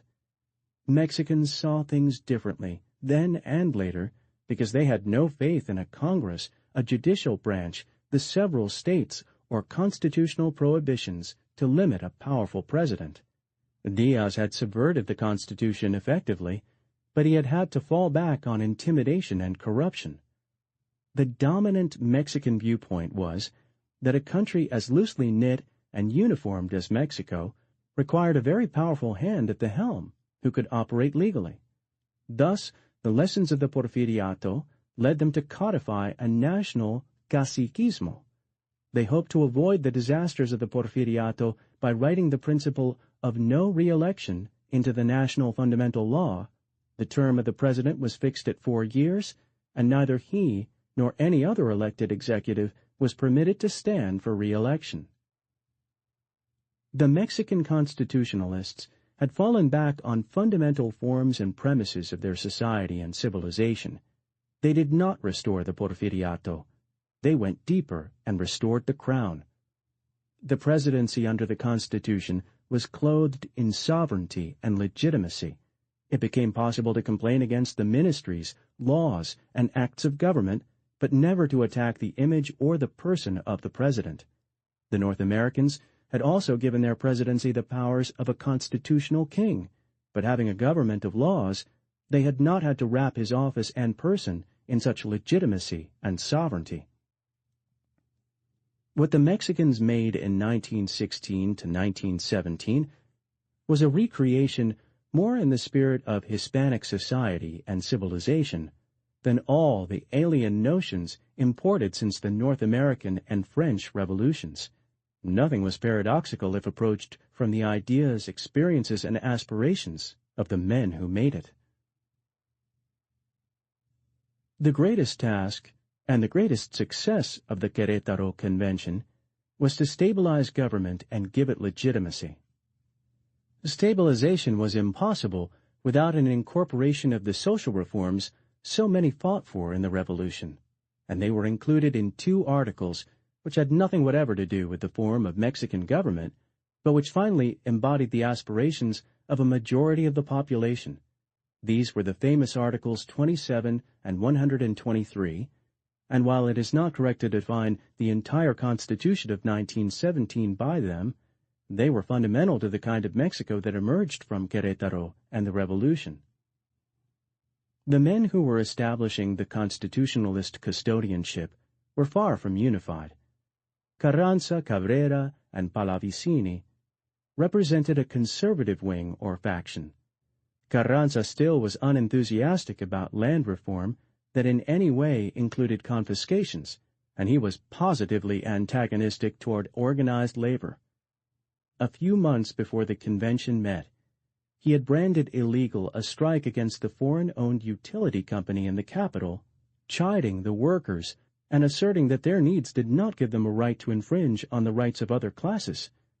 This faction would have been content with the first draft presented by Cabrera, but Querétaro was representative of the revolutionary family, and there was a large number of independent intellectuals, agrarian reformers, and labor union members in attendance. These men demanded more, and they stood on the bloodshed in the Revolution.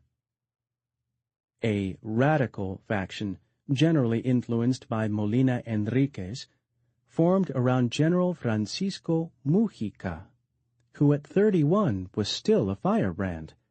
Mujica got the chair of the main committee, and from this post he and his followers, more nationalistic and more reformist than the older intellectuals, managed to carry most of the crucial votes that determined the Constitution. Significantly, Mujica did not dispute Cabrera's nature or form of government, but he insisted that reforms and aspirations be codified into any new charter, even if these were understood to be not immediately achievable. Mujica had the backing of Generals Obregón and Calles, and Obregón's influence, although he had ostensibly retired to private life, was profound, for he was probably the most admired man in Mexico. Still, the essential social conservatism of the mass of delegates delayed the issue to the last. Even the most reluctant middle-rank bureaucrat realized that the constitutionalists could not hope to rule without adopting some social and economic reform. The debate was primarily over form and detail. Labor leaders wanted all workers' rights to be spelled out, even if the final form of such labor legislation was detailed and awkward. The debates clearly showed that the delegates were determined to try to strike a balance of power between employers and labor. The result was a logical compromise that guaranteed labor the right to organize and strike, but which required each interest to defer to the nation in particular. Thus, the government was given the right to intervene in economic questions, and specifically to protect labor through a regulation of hours and wages. The union members were also able to insert a clause that acknowledged labor was entitled to more than wages, and therefore a share in profits. Despite the evident anarchist syndicalist tendencies of Mexican labor, Article 123 was not intended to give labor any sort of control over industry or management. It was to permit the government to rebalance any enormous inequities. This clause was not particularly effective. It was not to be implemented at all until the 1960s, and then imperfectly. Another clause which the laborers demanded and got, and which through 1972 had never been implemented by the government, was the guarantee of a sort of head right in housing and savings for workers' families. Other clauses in Article 123 included spelled-out rights and benefits for workers, such as Social Security, medical care, schooling and housing, pensions, and severance pay. These were specified as rights in addition to whatever guaranteed wage was paid. The Constitution also abolished child labor, night work for women, and set minimum wages and maximum working hours on the national level.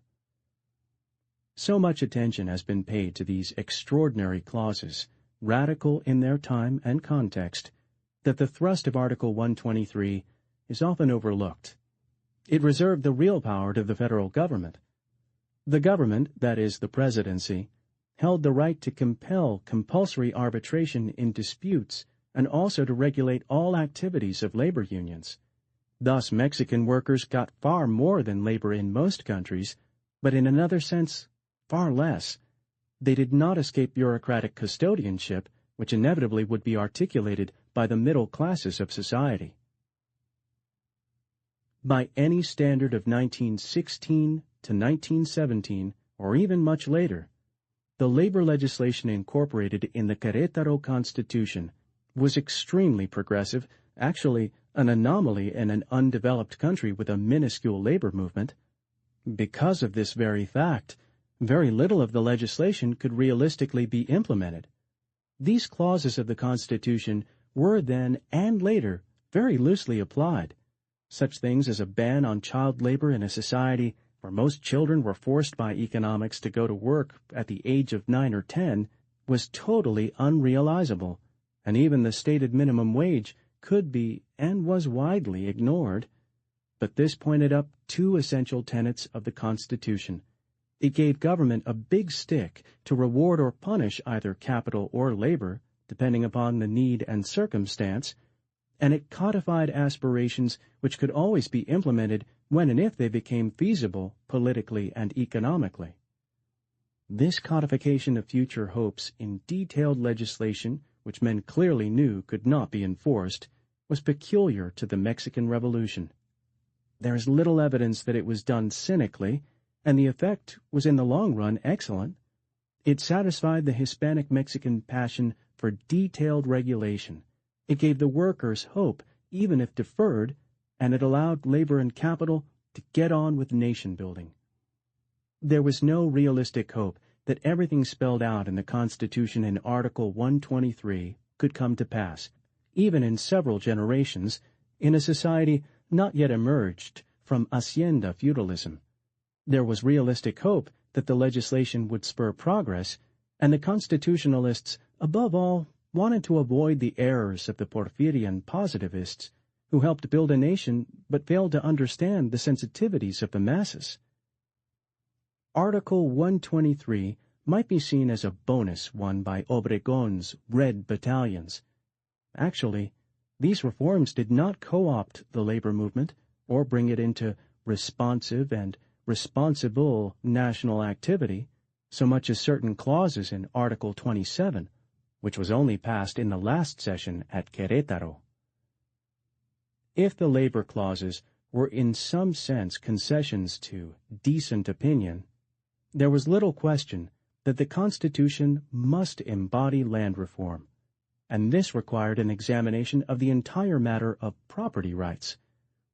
The great problem was how to do away with the semi-feudal latifundios, which were clearly a socio-economic incubus on Mexican society, while preserving the inherent rights of Mexicans to hold private property.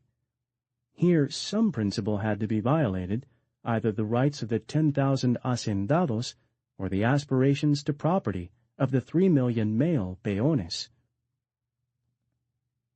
The problem was handed to Andrés Molina Enríquez, who was determined to find a basis in legality that incorporated both the Mexican Indios' deep hunger for his own fields and the Hispanic respect for landed property.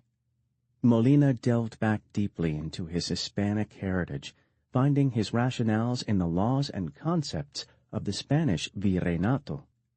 Molina found that all title lay with the state or nation, and that society had merely recognized and granted the rights of private ownership to meet social needs. One set of needs had demanded the encomienda and the hacienda. Now a newer requirement demanded fields for the peasantry. Molina followed in the exact track of Spanish colonial law, which always stated that private ownership must be socially oriented, though obviously the Mexican people were now changing the basic orientation. Molina argued that private property could and must be expropriated by the state, crown, when the dominant national interests decreed. But to preserve the principle of private right, such expropriations must be paid for. The convention agreed with this principle in Article 27, but the delegates refused to include a requirement for payment prior to expropriation. Again, as with certain labor legislation, it was obvious that prior payment would be impossible in an impoverished society. The Constitution therefore established the right of the government, president, to expropriate landed property when and if the social needs of the nation demanded, and avoided the question of when and how the payment must be made. What the Crown had given, the Crown/Presidency could take away for the same reasons. This was a violation of private right, as it had been established in Anglo-Saxon law, which required prepayment, but under Mexican circumstances it is hard to perceive how any land reform respecting the principle of private ownership could otherwise have been achieved. Molina's dredging also revived other old concepts of Hispanic crown law, the inviolable retention of subsoil rights by the sovereignty. The Porfiriato had violated this ancient principle by selling mines and oil fields outright, and nothing the Porfiriato had done had come under such compelling criticism in Mexico, not just because of ancient Spanish laws, but because of virulent nationalism among the educated classes. A clause in Article 27 restated the principle that the Mexican subsoil was the inalienable property of the nation, which could only concede its exploitation to private individuals or companies, as the Crown had once granted mining concessions. This clause, of course, was bound to cause trouble, especially if the Mexican government ever chose to implement it retroactively against the foreign mining and petroleum interests. Having declared that the state could seize hacienda properties, the constitutionalists were faced with how to return fields and water to the dispossessed peasantry and Indians. They knew from the Ley Lerdo that lands simply could not be put up for sale, no peasant could buy them, or, if granted them outright, the Indio communities and the peonage were in no position to put them to economic use. It was now accepted that a mere law could not make peons into effective smallholders overnight. Therefore, the constitutionalists agreed on what was seen as an interim measure, the return of ejidos under strict government supervision. The delegates did not believe in anything resembling communal farms. Their dream was the old one of a rural society composed of each small farmer owning his own land. The government-owned ejidos, which would make lands available as gifts, were to be interim and tutelary, where peasants could learn to be independent farmers and their allotments could be revoked if misused. Whatever this ideal of small farms symbolized socially, in economic terms, it was actually a regression in 20th century agriculture, for everywhere, though over enormous social opposition, modern farming was tending towards some form of plantation organization with large, highly productive units and full mechanization. The final draft of Article 27 stated that no one person could own more than so much land, but left the determination of the acreage to the several states, depending upon crops, climate, and conditions. Obviously, a rancho devoted to bull raising in Chihuahua could not be limited to 250 hectares, and in parts of Sonora, 40 hectares might be required to graze a single head of beef. The heart of Article 27 was the assertion that all soil belonged to the sovereignty, which might grant or revoke it according to the national need. This was a return to Hispanic medievalism that would permit the expropriation of both haciendas and oil fields, and it legalized those confiscations already carried out. In consonance with the other radical clauses, it was adopted in the belief that it would not be implemented immediately. The Constitution was finally approved on February 5, 1917, and therefore became the Constitution of 1917. It was to be amended frequently, but none of its fundamental concepts have ever been changed. It has been seen as radical, progressive, conservative, and sometimes even cynical, depending upon the times and the biases of the viewer. All these definitions miss the point. The Constitution of 1917 was above all else nationalist. Chapter 34. Chieftains. To an observer, the Mexican government under Obregón appeared then no different from that of the Diaz period, with its politicians, demagogues, ambitious generals, big landowners, albeit new uninformed owners, who as a rule had seized their lands during the Revolution, small groups who disputed the executive power, and fraudulent elections. All this was too deeply embedded in Mexico by 30 years of the Porfiriate to be conjured away in an instant. Nevertheless, the observer could note that young intellectuals filled some of the cabinet posts. There was great activity in the field of public education, and above all, land was being distributed. Furthermore, the tone, even the physical appearance of those wielding power had changed. The new men were not the distinguished Europeanized white men of the Porfiriate, but men of the people, mestizos. Victor Alba, The Mexicans, the Making of a Nation. For 100 years, the more Mexico changed, the more the country remained the same. No matter who ruled at the capital, the dead weight of latifundios had governed the countryside. The latifundistas had never created a genuine ruling class, at least not before the apogee of the Porfiriato, but the existence of their holdings and the social concepts behind them effectively barred most progress in Mexico. Zapatista and Villista agrarian reformers blasted most of this historic facade away. The revolution did not, however, immediately destroy latifundios. In fact, many great estates continued and continue to this day, despite the Constitution. What the revolution destroyed was the social and political power of the hacendado class, along with its rationales. By 1917, the leading latifundistas were living in exile in Europe or the United States. In Mexico, whether they still held property or had been dispossessed, the nostalgic old landed class gathered in cafes or family groups, haranguing sympathetic foreigners with denunciations of the godless barbarians who had seized their country. They had cast their lot with Huerta, and as a class they were defeated and demoralized, the good and decent families with the bad and arrogant. The professional politicians of the Porfirian era were also submerged or gone, along with the foreign businessmen who had been their clients. New men of a new class had replaced the Europeanized gentlemen of the Porfirista oligarchy at the apex of society and in the halls of power, and with the change the old social fabric was damaged beyond repair.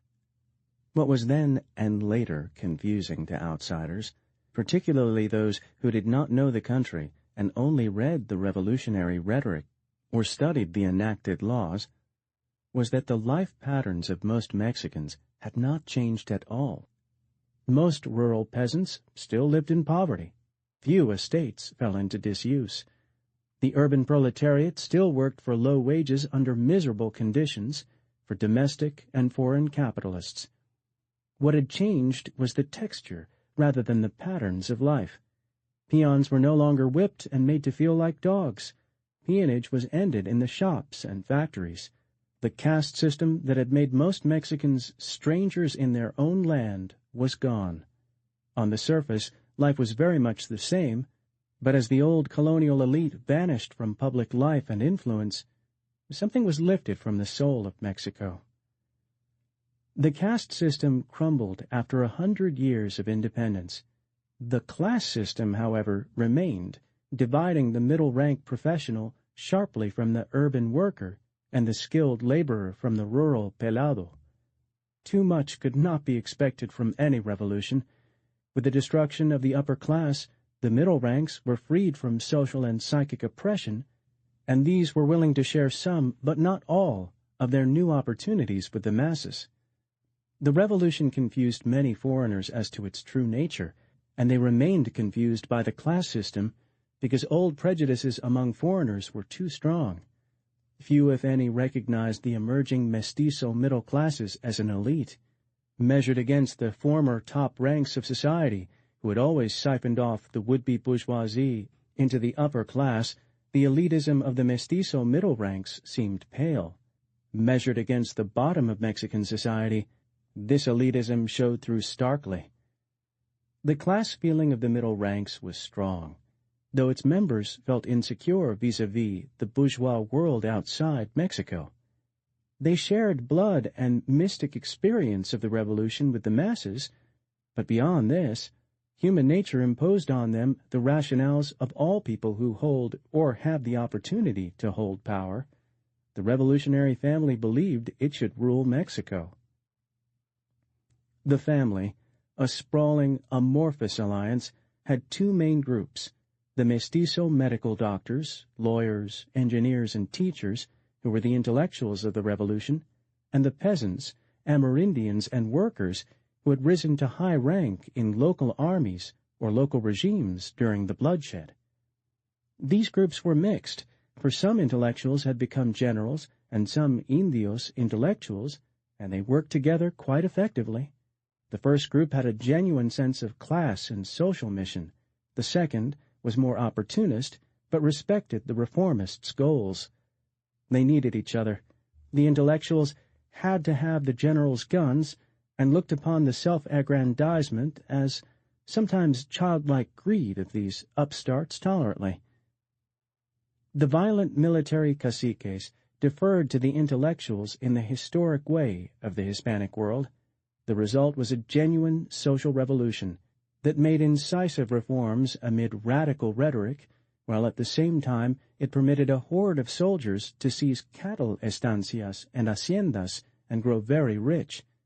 Most of the old haciendas were now owned by new, brown-faced men in uniform, but there had been a break with the past, and the soldier part of the alliance did not become oligarchs on the land.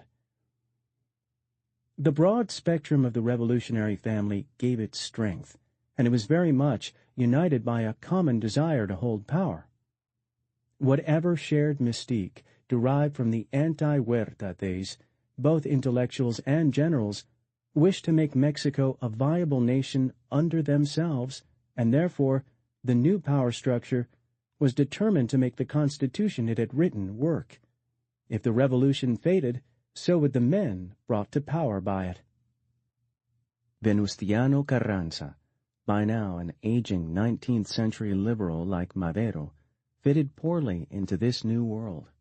Inaugurated as constitutional president in March 1917, he believed in good government, but had no heart for activist politics. He accepted the Constitution because he had no choice, and he was becoming more and more obstinate against the dominant social and political trends. He disagreed violently with views like those of González Roa, who insisted that only men who satisfied the peasants' and workers' demands could govern Mexico. He wanted to halt all further revolution until good administration provided stability. Carranza was rapidly ceasing to be a hero to the revolutionary family, determined to ride with the masses' aspirations in order to keep power. But he was hardly alone. Thousands of the professionals, smallholders, and businessmen who had fought for the revolution had returned to old careers. They wanted nothing further from government beyond a normalization of politics. This conservative core did not disbelieve in the radical aspirations, but believed in gradualism. The continuing revolution now became a tug-of-war between the moderates, who wanted to proceed slowly, and the zealot intellectuals consumed with social missions, allied with soldiers and politicians eager to promote their own welfare together with that of the people in a never-ending revolution. The division was inevitable. Doctors tended to go back to practice and tradesmen to their trades, but school teachers who had become governors and peasants who were generals did not find it easy to give up heady new careers. The army tended to be the same problem in 1921 it had been in 1821. It refused voluntarily to disappear. However, this time, the army tended to be allied with revolutionary aspirations rather than reaction, and the enormous inequities and sheer continuing misery of Mexico gave the radicals and reformers great leverage, then and for at least another decade. In the best of situations, the Carranza government would have faced almost insurmountable problems. The economy was wrecked. Paper money had depreciated, destroying real wages. Organization had broken down. The outlands were far from pacified. Zapata was still in control of Morelos, Villa at large in the northern desert, and Felix Diaz pronouncing from Oaxaca. The male population went armed. No prominent person appeared without his pistoleros, or bodyguard. Sandbagged machine guns guarded city squares, and some men even were married with weapons inside their waistbands. Carranza did not have the personality to enforce his power. The various revolutionary caciques continued to run Mexico. One of them, his old general Pablo González, did rid him of the Zapata problem. González aspired to be the next president, but knew he was overshadowed by the greater hero Álvaro Obregón. González determined to become known as the pacifier of Mexico by erasing the Zapatistas, who never trusted the revolutionary family and who refused to lay down arms. The Indios and peasants were fearful that the alien city government would again take away their lands, although Carranza had decreed that public lands taken away during the Diaz years were to be returned to the state. The fears were justified, for Carranza's land reform program proceeded very slowly. Pablo González's army had no more success with Zapata's guerrilleros than its predecessors, despite a terror campaign. The Federals burned every building in Morelos state and sacked every hamlet and town, but the peasants plowed their fields with rifles on their backs and held out into 1919. Finally, González fell back on the old ploy that had ended most Mexican civil wars: treachery. His plot was incredibly brutal and cold-blooded. He had one of his colonels, Jesus Guajardo, pretend to defect to Zapata, and in order to allay the suspicious peasant leader's doubts, he arranged for Guajardo to attack another unsuspecting government detachment and slaughter 59 government soldiers. This act convinced Zapata, as nothing else could, that Guajardo had indeed changed sides. He came to a meeting with Guajardo riding on his sorrel horse with a small bodyguard into 600 government rifles. He died instantly in the fusillade, and while his memory would live on throughout all the Americas, his movement collapsed. Colonel Guajardo was promoted and awarded 50,000 pesos. Carranza also had problems in the cities and towns. At a convention at Tampico in 1917, workers' organizations formed a new national federation called CROM, from the acronym for Confederación Regional Obrera Mexicana. This labor congress was historic, for it marked a divergence of the labor movement from anarchist to a more nationalist line, allowing labor a greater part in the revolution. But under either anarchist or nationalist leadership, labor was suffering from the inflation and called a general strike in the city of Mexico. Carranza reacted characteristically. He closed the workers' house and arrested labor leaders. Luis Morones, who was emerging as a labor chieftain, was sentenced to death, but the sentence was commuted to imprisonment through the intervention of General Obregón. In Tampico, another labor leader who tried to organize oil field workers was shot by army officers. Over 3 years, Carranza's pace of social and economic reform was tortoise-like. In fact, most of his acts contravened the spirit of the constitutional law. Carranza organized a national agrarian commission to distribute the former public lands retaken by the state, and gave this commission full powers. The commission, however, moved glacially, issuing plots to only 48,000 family heads. It was a ploy to take more active land reform measures from the hands of activist governors. In the same way, following the same philosophy, the justices Carranza had appointed to the Supreme Court nullified the state's powers to appoint labor dispute arbitration boards under Article 123 of the Constitution. Despite a worldwide influenza epidemic, which hit particularly hard in Mexico, Carranza brought considerable order to the economy and government finance. The peso was restabilized at half its old value, about 1/4 of a United States dollar. Gold and good silver coins on the 720 standard came into circulation after the experience of the blizzards of paper pesos issued by the federal and state governments. It would be a generation before the campesinos again willingly accepted paper currency. Meanwhile, production of all kinds rose steadily during the period from 1918 to 1920, but the revolution exacted its inevitable toll. Real wages in terms of a constant peso were lower than they had been under the Porfiriato. Carranza would have been allowed to serve out his term despite his failures if he had retired and turned the government over to Álvaro Obregón. Obregón had retired to Sonora, where his comrades in arms Adolfo de la Huerta and General Plutarco Elias Calles, as governor and chief of the armed forces, controlled the state. The revolutionary family believed Obregón should be president. The nation expected it, and Obregón himself merited it with his services, his strength, and his pragmatic grasp of popular sentiments and needs. But Carranza, who realized that he could not set aside the Constitution, tried to bar Obregón's way, and to throw the office to a non-entity, Ignacio Bonillas, Mexican ambassador to Washington. Whatever purpose Carranza had in mind, his standing in Obregón's way was a fatal error. Since Mexican elections, by their very nature, were fraudulent, it was obvious that Carranza could sponsor Bonillas to office. Obregón and his friends decided not to wait, and Carranza rather stupidly played into their hands by sending the hated federal troops into Sonora to break a strike by railway workers.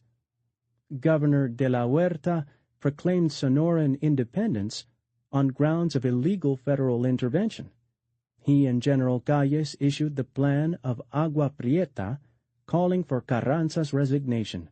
Meanwhile, Obregón evaded Carranza's police and joined Calles.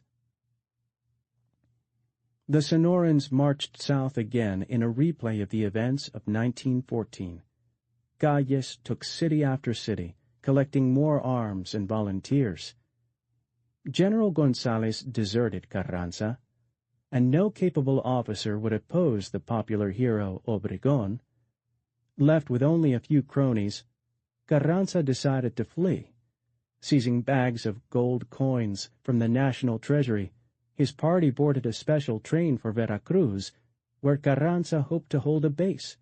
But en route, he learned that the governor of Veracruz state had joined the rebels. Leaving the train, Carranza and his friends took to the hills on horseback, dropping a stream of gold coins behind them in their haste. They hoped now only to ride through the mountains and reach the sea, but the pervasive cynicism, treachery, and brutality that protracted warfare had again sowed in Mexico ordained the outcome. A local military cacique, Herrera, pretended to aid Carranza. Then, while the exhausted presidential party were sleeping in a hut where they had taken refuge from the wind and rain, he sent soldiers to surround them. Carranza and his friends were slain by a sudden fusillade, and Herrera announced that the president had committed suicide. The Sonorans entered the capital peacefully, acclaimed by the ruling groups. Adolfo de la Huerta became provisional president, until a special election replaced him with Obregón in November 1920. De la Huerta is remembered mainly for three things. He legalized all on-the-spot land confiscations that had taken place, which Carranza refused to do, thus satisfying all the new rich generals who held new haciendas and inducing Zapata's warriors at last to lay down their arms. He exiled Pablo González, Zapata's nemesis, and had Zapata's executioner, Jesus Guajardo, shot. Finally, he bought off Pancho Villa with amnesty and a huge cattle property in Chihuahua, Durango states. The new hacendado of the North did not live long to enjoy his rewards. In 1923, Villa and his pistoleros were gunned down while traveling in an automobile to his townhouse in Parral. The shooting was not political, rather a rough justice meted out by friends and families of men and women Villa had killed and humiliated. Not until 44 years afterward, after a generation of movie makers and folklorists had mythologized his memory beyond recognition, was his name entered beside Zapata's and Madero's in the Hall of Congress as a hero of the Revolution. Álvaro Obregón was a man of and for his times, the sort of chieftain Mexico needed to emerge from post-revolutionary anarchy. Most of the myths, especially among foreigners, that surrounded him have blown away with time. Amid incessant brutality and violence, shot through with rhetoric from firebrands wanting far more revolution, it was popular in 1920 to see Mexico as a country run by Bolsheviks. Because the Sonoran allied himself with workers' unions, he was identified as an emerging communist. But when the myths and prejudices are placed in retrospect against Obregón's actions, he comes through as what he was, a tough, pragmatic leader who laid the foundations for late 20th century Mexico. Obregón was a hard-headed realist who concealed a ruthless ambition beneath an air of modesty and affability. He was a dictator. A democratic administration could not have survived the pressures of the period.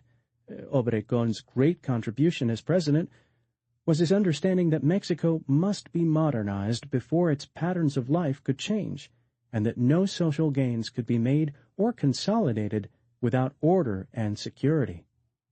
The turmoil that had broken the old society had lowered the entire nation's living standards, a fact that ardent revolutionaries usually tried to conceal.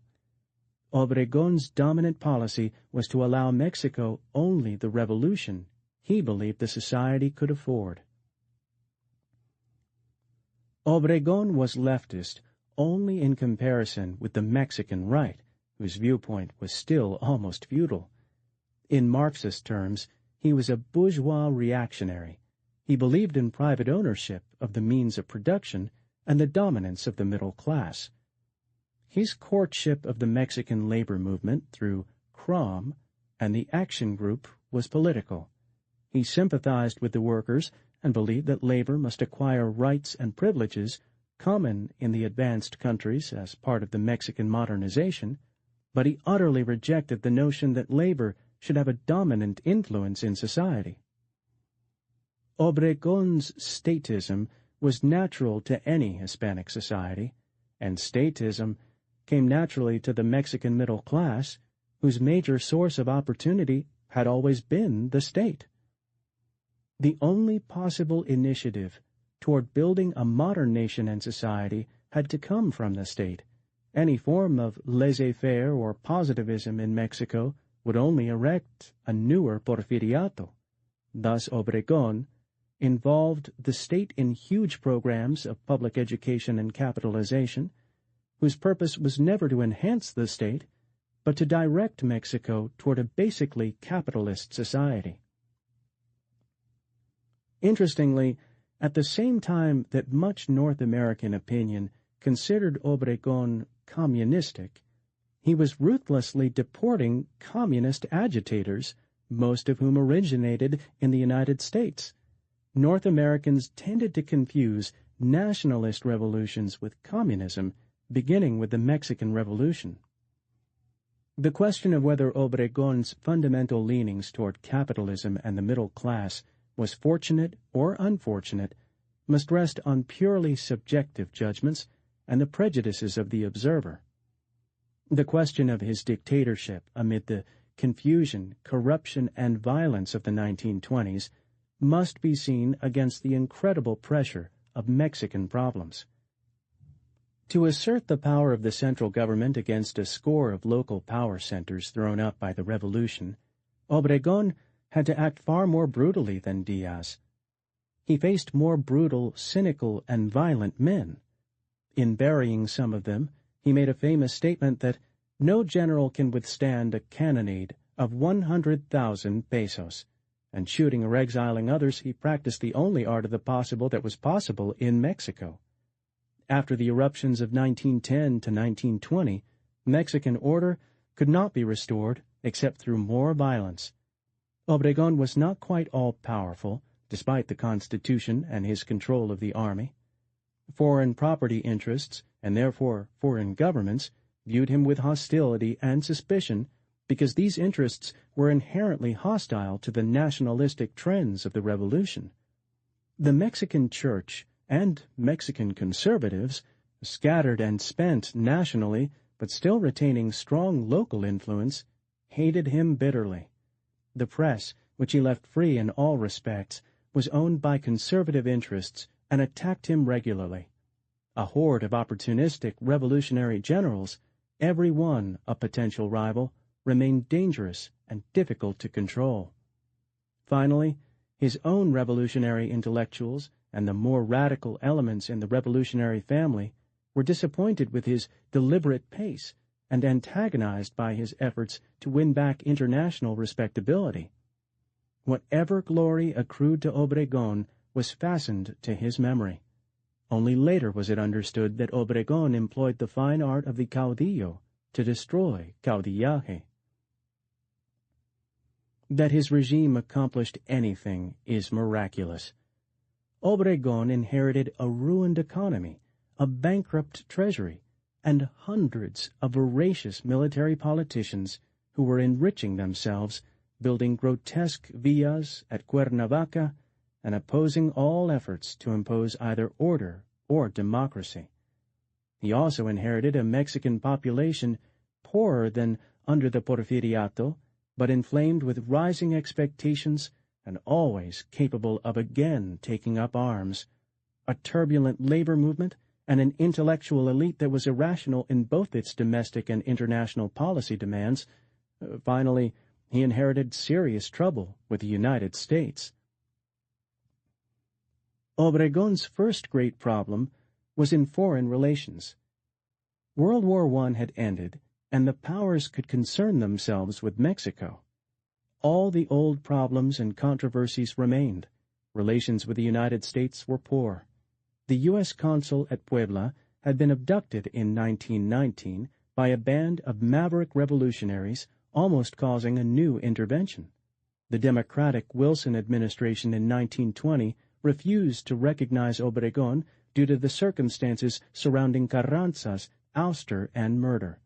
This was a serious matter for Obregón, who understood clearly that in a still unstable Mexico he could be brought down by a North American policy that encouraged and supplied arms to any of his rivals. Fortunately for him, Harding's administration, replacing the Democrats in 1921, was more pragmatic than Wilson's. The new administration did not busy itself with the quality of Mexican democracy. It was more concerned with property. Washington informed Obregón that recognition was possible, but depended on three things: resumption of service on Mexican debts, settlement of the huge reservoir of claims arising from the Revolution, and clarification of the oil companies' rights of ownership under Article 27 of the new Constitution. These demands were logical, but they presented Obregón with ticklish situations.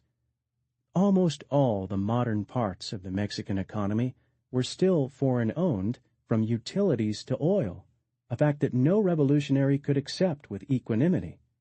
But what Limantour and Diaz had built no Mexican could immediately destroy. The mines, oil fields, electric power systems, rails, banks, and most of the productive plantations represented foreign capitalisms. When the dust of the revolution settled, they were again operating as before. The former relationship between foreign shareholders and managers and the Diaz regime, however, had become a morass of hostility and distrust. The outside investors had to be hostile to the revolution because it threatened their interests and what they had come to consider their rights. The revolution had to be hostile to foreign capitalism out of its drive for opportunity for the Mexican middle class and the rising xenophobia of all classes toward foreign ownership of Mexican soil. The problem was both economic and political, because the theorists of the revolution agreed that foreign capitalism endangered Mexican sovereignty. The question of sovereignty appeared emotional, theoretical, and actually irrelevant to foreign governments. Of course, it was the mark of a people deeply unsure of themselves, either in normal diplomatic exchanges or in economic competition, but the Mexicans had some reason on their side. They and their governments were weak, and outside investment had always brought terrible pressures upon them while they struggled to reorder their own house. The whole house that Diaz and Limantour had built made for a dirty business on both sides. Given the world for the asking, the investors believed they held immutable title to it, no matter who came to power in Mexico. They regarded all attempts to renegotiate suspiciously, branded them as Bolshevism, and used money influence on their own governments, especially in oil, to bring pressures on the Mexican regime. The petroleum industry employed any and all means: bribery, coercion, the hiring of goons in Mexico, though in all fairness, they usually had to protect their interests against officials little better than gangsters and labor leaders who were anarchists. Meanwhile, Mexican labor and intellectuals, and in fact most of the opportunity-seeking middle classes, denounced all attempts of their own government to find reasonable solutions and to negotiate a gradual Mexicanization of foreign interests as treason to the fatherland. A vociferous public opinion gave Obregón more trouble than foreign pressures, and Mexican officials who harassed or seized foreign concessions in the name of sovereignty, but actually for advantage or political profit, played as fully dirty a game as the great oil companies. Obregón had to negotiate skillfully between very narrow limits. He did not dare sabotage the economy by seizures, because in 1920 Mexicans lacked the capital, expertise, and experience to run their own economy, and there was a real danger of North American intervention, and he had to allay both rabid domestic and suspicious foreign opinion. Obregón walked his tightrope brilliantly. He refused to nationalize the oil fields under Article 27, which Mexican opinion demanded, and his Supreme Court upheld the continuation of contracts granted prior to 1917, but he placed a small tax on oil extraction. The oil companies immediately protested this to Washington, where the State Department took their side. Obregón's finance minister, however, had meanwhile made a deal with U.S. banking interests by which the oil taxes were assigned to pay off the Mexican debt.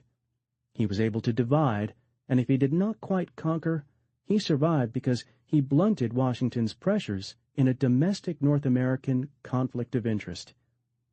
Washington insisted that Obregón's promise not to apply Article 27 retroactively be solemnized in a treaty, but Obregón could not agree to this without committing political suicide.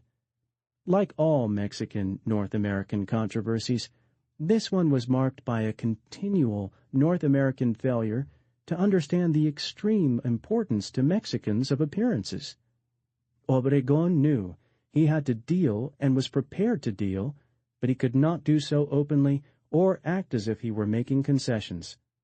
Finally, when Obregón was understood on a personal level by United States diplomats, Washington agreed to informal guarantees that concessions granted between 1876 and 1917 would stand despite Article 27.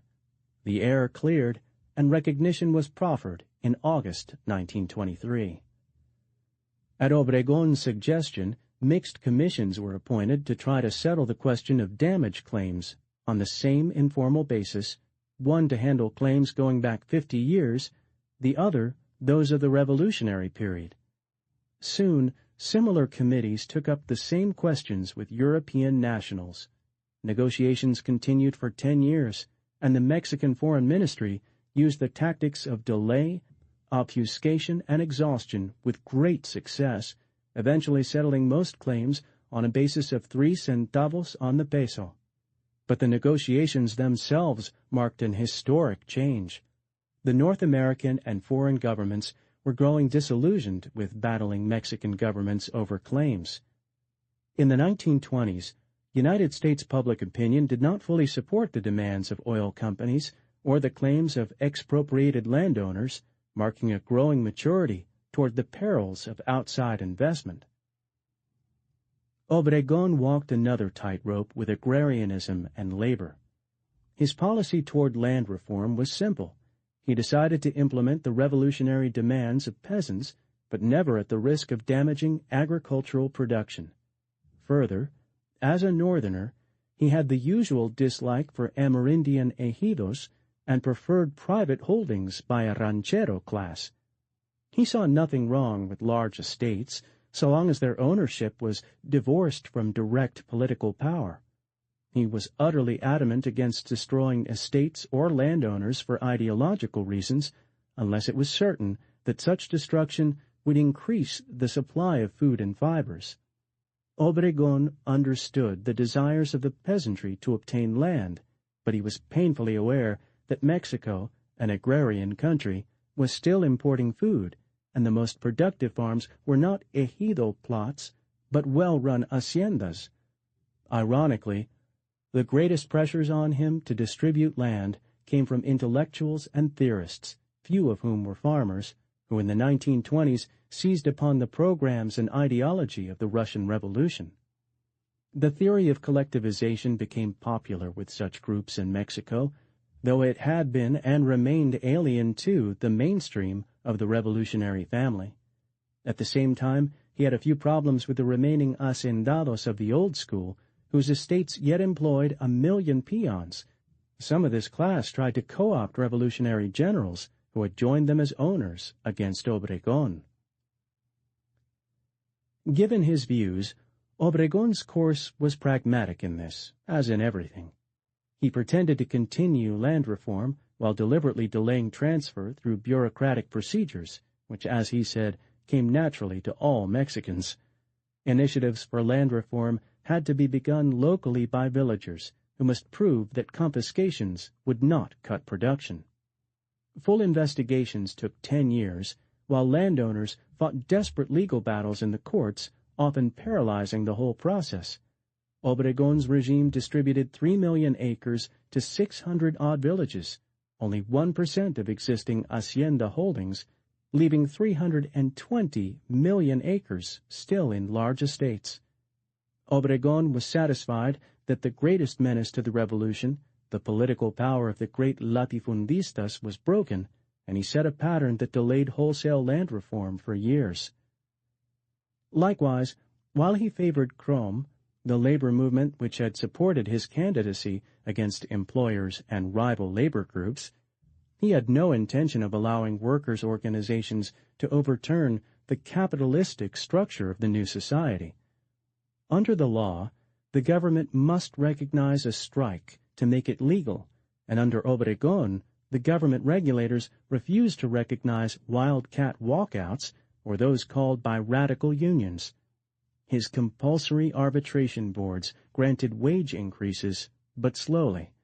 The policy was to prevent labor from paying the total cost of capitalization through starvation wages, but also to prevent any distortions or disruptions that might damage industrial growth or production. Obregon actually succeeded in co-opting the labor movement by bringing its leadership into the centers of power and, in effect, making them part of the government bureaucracy, again something that was not easily seen or understood while it was happening. By 1924, labor leaders were saying that there was no longer a question of destroying capital, the original, traditional, and almost mystic goal of the earliest labor movements, but rather one of bringing capital and labor into harmonious merger for the benefit of workers.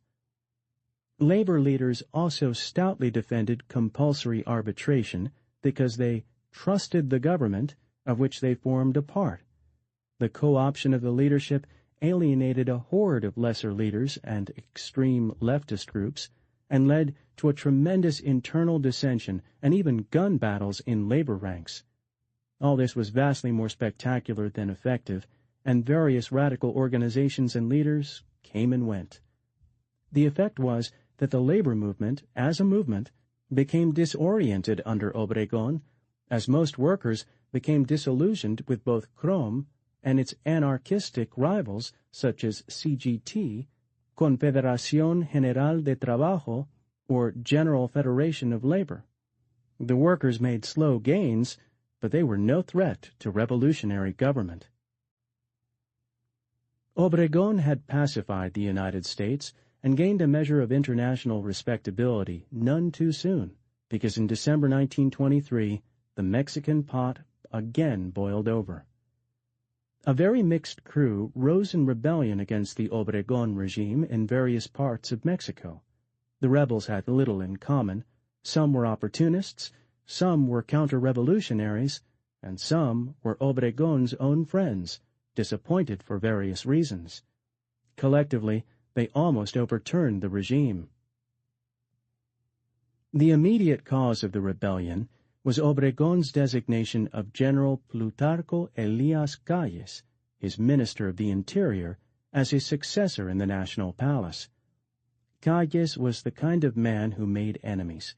Intellectuals correctly recognized his unsavory traits, military men felt a keen rivalry, and conservatives took advantage of the internecine revolutionary strife. When Calles was tapped, ensuring his election, many deputies, some members of the cabinet, British oil companies, labor unions outside CROM, and many military chieftains were prepared to make trouble. José Vasconcelos, the brilliant Minister of Education, resigned in disgust. The Secretary of the Treasury, Adolfo de la Huerta, broke with Obregón because de la Huerta believed he should have been chosen. The army commandants in Jalisco, Oaxaca, and Veracruz states, who were simply opportunists in the old pattern, proclaimed. De la Huerta joined them. The uprising took on counter-revolutionary tendencies as Generals Estrada and Sanchez returned land to hacendados, and in Yucatan, the popular socialist governor Felipe Carrillo Puerto was killed by armed conservatives. Rebel forces marched on the capital, and it appeared that Obregón might suffer the same fate he had meted out to Carranza. The common people of the northern states stood by him, however, and he now received help from an unexpected source, Washington. The United States government had little love for his dictatorship, but it had come to working agreements with Obregón, and above all, it wanted no return to anarchy below the border. The United States government furnished Obregón with enormous shipments of arms and ammunition, including aircraft.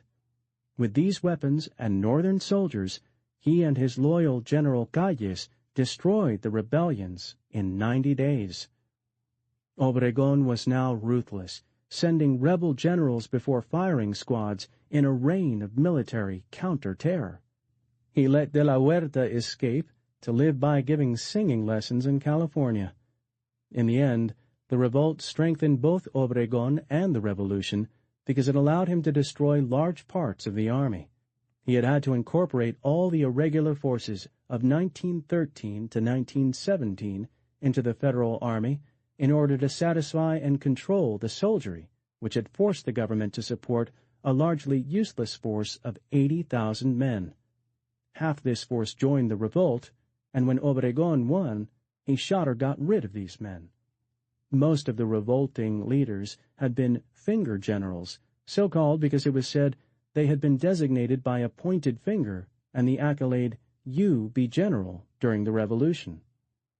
These officers were replaced with younger professionals graduated from the new National Military Academy, where they had learned loyalty to the government rather than to some mystique of the Revolution. This purge was perhaps the greatest of Obregon's accomplishments, because here he began the professionalization of the military and its subordination to civil government.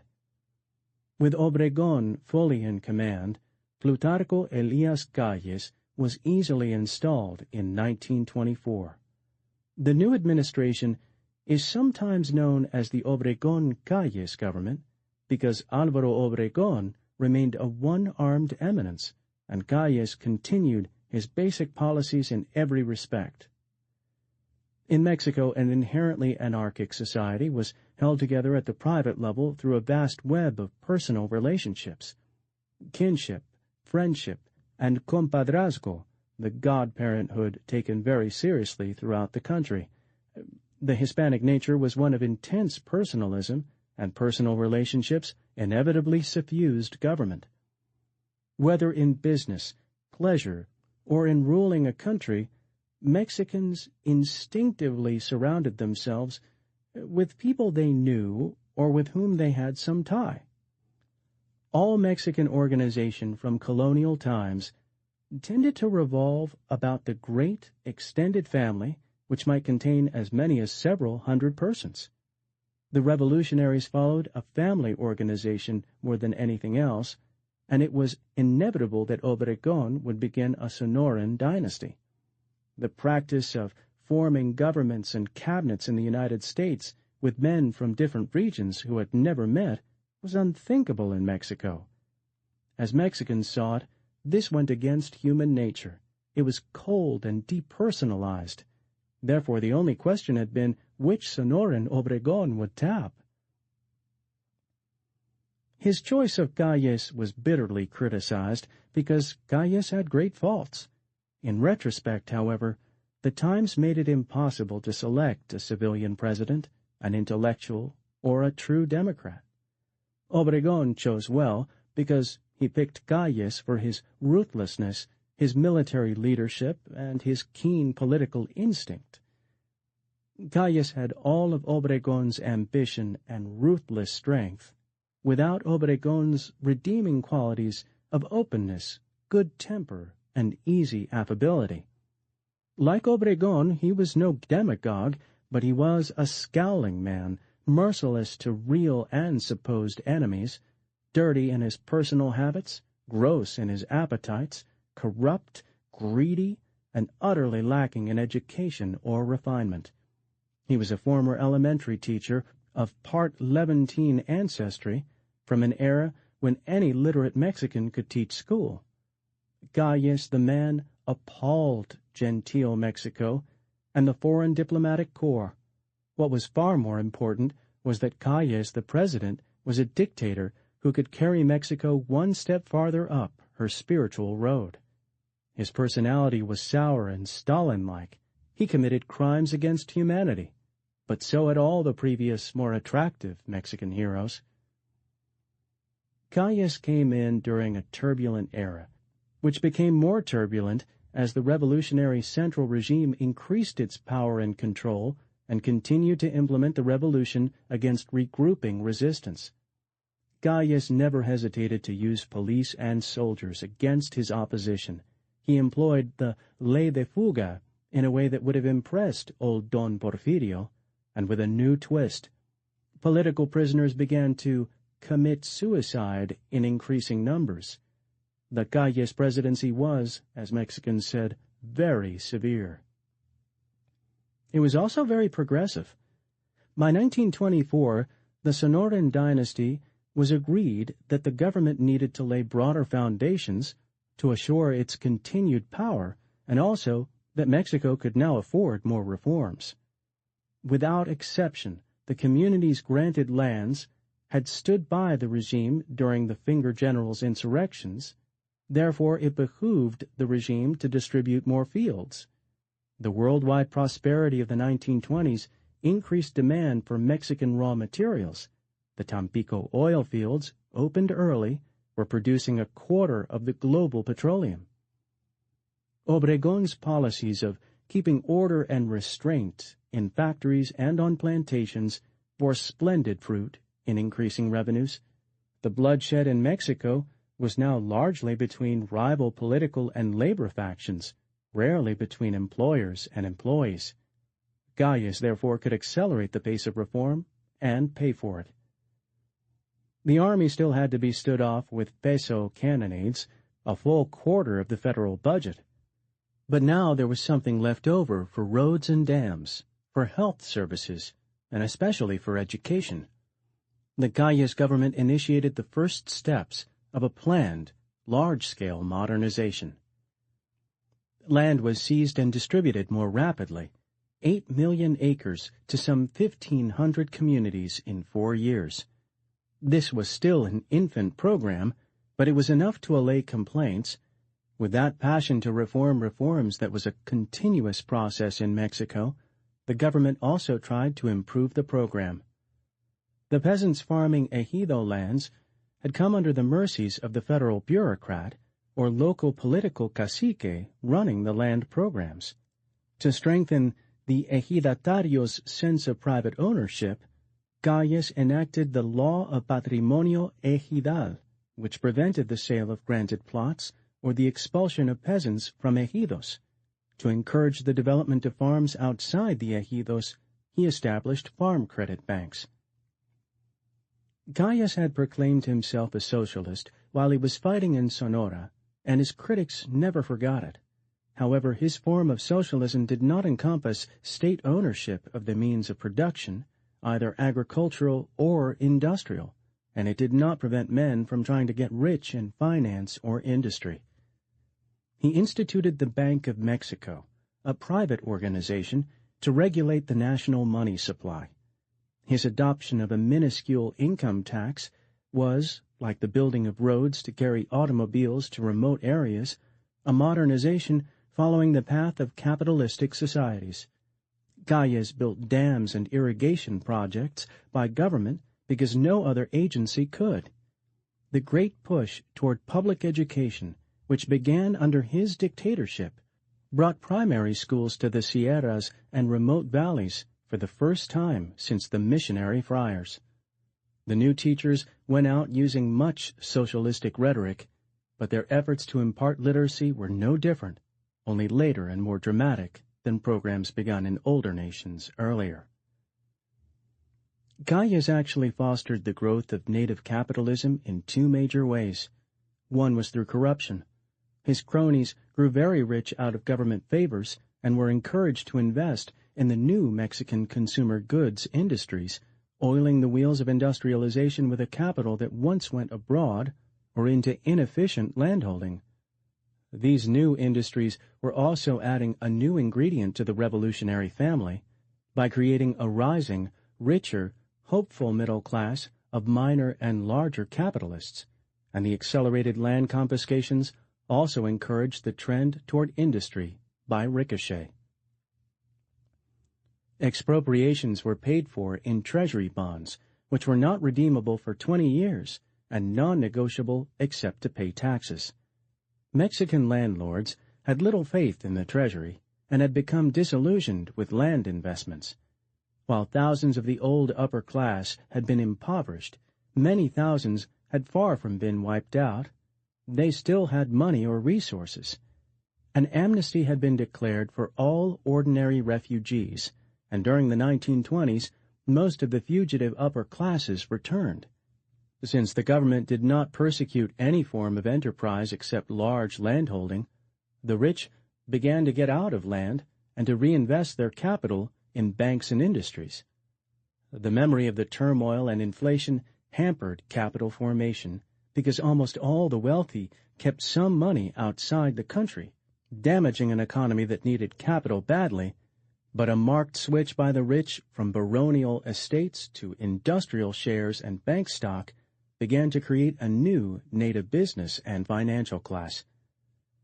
Most of the new criollos, French, German, English, or Levantines, had carried on business throughout the Revolution without being destroyed by politics, and the trends of the 20s, reinforced in the 1930s, added many of the old criollos to the business classes.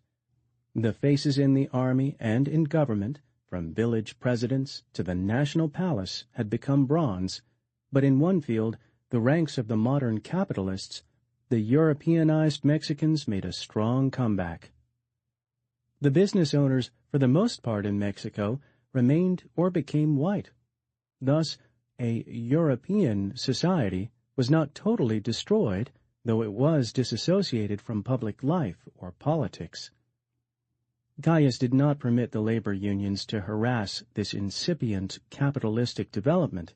He tightened the government's hold on Grupo Acción, the ruling circle of CROM, and made CROM a virtual labor movement monopoly. CROM claimed control over 1 million unionized workers and 500,000 organized peasants, or all the organized labor in Mexico. The Federation had less than 20,000 dues-paying members. In reality, its power came from the alliance between the dictator and Luis Morones, the once sincere, now flashy, diamond-encrusted labor chief who had become a mestizo millionaire. Morones moved into the cabinet as Minister of Commerce and Industry, which ministry controlled labor affairs. CROM achieved small wage gains for its workers from the government, never enough to prevent the capitalization of new industry from being wrested from their sweat, but enough to keep the rank and file mollified. A dozen splinter groups, including the Communists, engaged in agitation and some violence, but they remained totally ineffective to change the course of events. The labor movement had ceased to exist in Mexico as a movement. It had been incorporated into the bureaucracy. The principal tragedy of the Calles era was not the frequent political repressions and assassinations, but the bloody conflict that erupted between state and church. This was the last act of a facet of the Hispanic Revolution that had been developing for 100 years. In 1914, the Mexican Church, largely composed of Spanish clerics of the old school, had learned nothing from the days of Archbishop La Bastida. The clergy continued to emphasize ritual and dogma, ignore ethic, and preach resignation and submission in the face of hunger and pestilence and brutal landlords. The clerics' affinity for the conservative wing of Mexican politics was profound, although many parish curates did serve the revolution. The great strength of the Mexican Catholic Church was the enduring mysticism and superstition of the Amerindian masses, which had hardly changed since the 16th century. The great weakness of the Church was that its social policies and politics had cost it most of the intellectuals, though by no means all of the whiter, wealthier class, and it lacked prestigious and even intelligent leadership. A little good sense among the hierarchy would have avoided trouble in the 20th century, but the Church lacked the vision to try to stand above the bloodshed of the Revolution. The bishops issued an anathema against all agrarian reformists, praised Huerta, and even refused to condemn the murder of Madero. It was barely comfortable even with Carranza. Although most Mexicans in 1917 were still deeply religious, and Catholic peasants and workers made endless pilgrimages, approaching the shrine of Guadalupe on bleeding knees, and some Mexicans still flagellated themselves during Holy Week, the constitutionalists who met at Querétaro were understandably in a hostile mood toward the Church. The new Constitution confirmed all the anti-clerical clauses of 1857, and also added insult to injury. Now, the temples themselves were seized by the state, though the clergy continued to use them. The chalices and altars were nationalized, and the priests permitted in the churches only as guests of the state. Religious processions were banned, and priests barred from appearing in public in clerical garb. The Spanish nature of the Church, which the Holy See seems to have preserved throughout Spanish America for the excess production of peninsular priests, was attacked through a law requiring the sacraments to be administered by Mexican citizens. The worst blow of all to the clerics, however, was the insertion in the Constitution of a clause requiring 6 years of socialist education for every child. Almost all Mexicans who scarcely knew what socialist meant interpreted this to mean secular education, but in any event to the Hispanic Church, the terms socialist and secular were equally anathema. The reform of 1857 had not destroyed the virtual church monopoly of elementary education, but now most priests believed this clause would destroy religion itself. Thus the whole body of the clergy, including many priests who supported the social aims of the Revolution, were thrown into opposition to the Constitution of 1917. For 10 years, however, the new laws were loosely implemented where they were applied at all. In some areas, local caciques persecuted priests, but the death sentence, as the Church considered it, was stayed, and things continued very much as under the Porfiriato. The hierarchy mounted feudal counterattacks. The Church branded membership in Crom a mortal sin and organized Catholic labor unions in 1921. However, unions founded by priests who neither implemented nor even approved the concepts of social justice expressed in Rerum Novarum recruited few members. Catholic workers went to Mass, closed their ears to sermons delivered against the godless government, and demonstrated in the streets with CGT and Crom, whose leaders in fact detested all organized religion. To the intense annoyance of the leadership on both sides, the Church could not influence the politics of the faithful Catholics, while Marxist labor leaders could not shake loyal Unionists' religion. Underneath the apparent standoff, however, there was a deepening crisis. The Church was no longer powerful politically or economically, but it remained the one institution that the revolutionary family had not controlled, cowed, or co-opted. The Hispanic mentality of the rulers was, as always, disturbed by such independence, and the Church used its independence to criticize the government and to call certain revolutionary principles into question in the minds of the very young. When Calles became president, many intellectuals began to support the Church's accusations against his brutalities, and this quickly became intolerable to the regime. The new secular school program precipitated the crisis.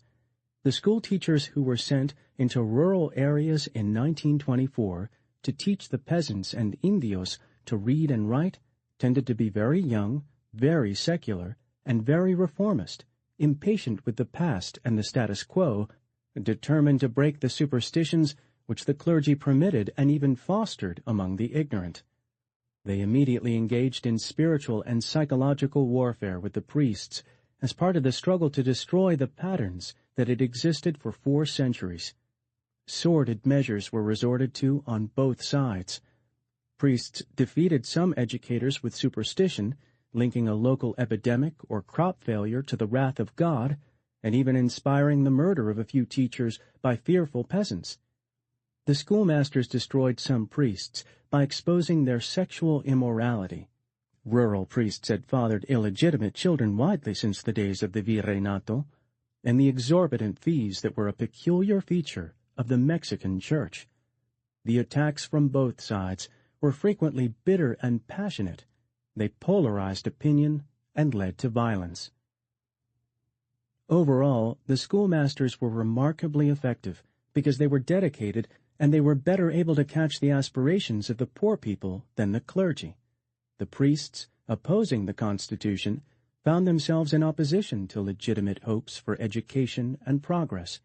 Secular education was winning across the countryside and would have triumphed without serious bloodshed, except that Calles was a ruler of Stalinist temper who brooked opposition badly, and other men in government circles used the obstructionism of the padres to excuse certain of their own failures in bringing the millennium. When a conservative newspaper published a long-hidden declaration of opposition to the anti-clerical clauses of the Constitution by the clergy, at the request of Archbishop Moya, who thought the arguments would have weight, Gaius took this as a declaration of war. The president and his circle also saw a chance to break the clergy at last and bring it under government domination.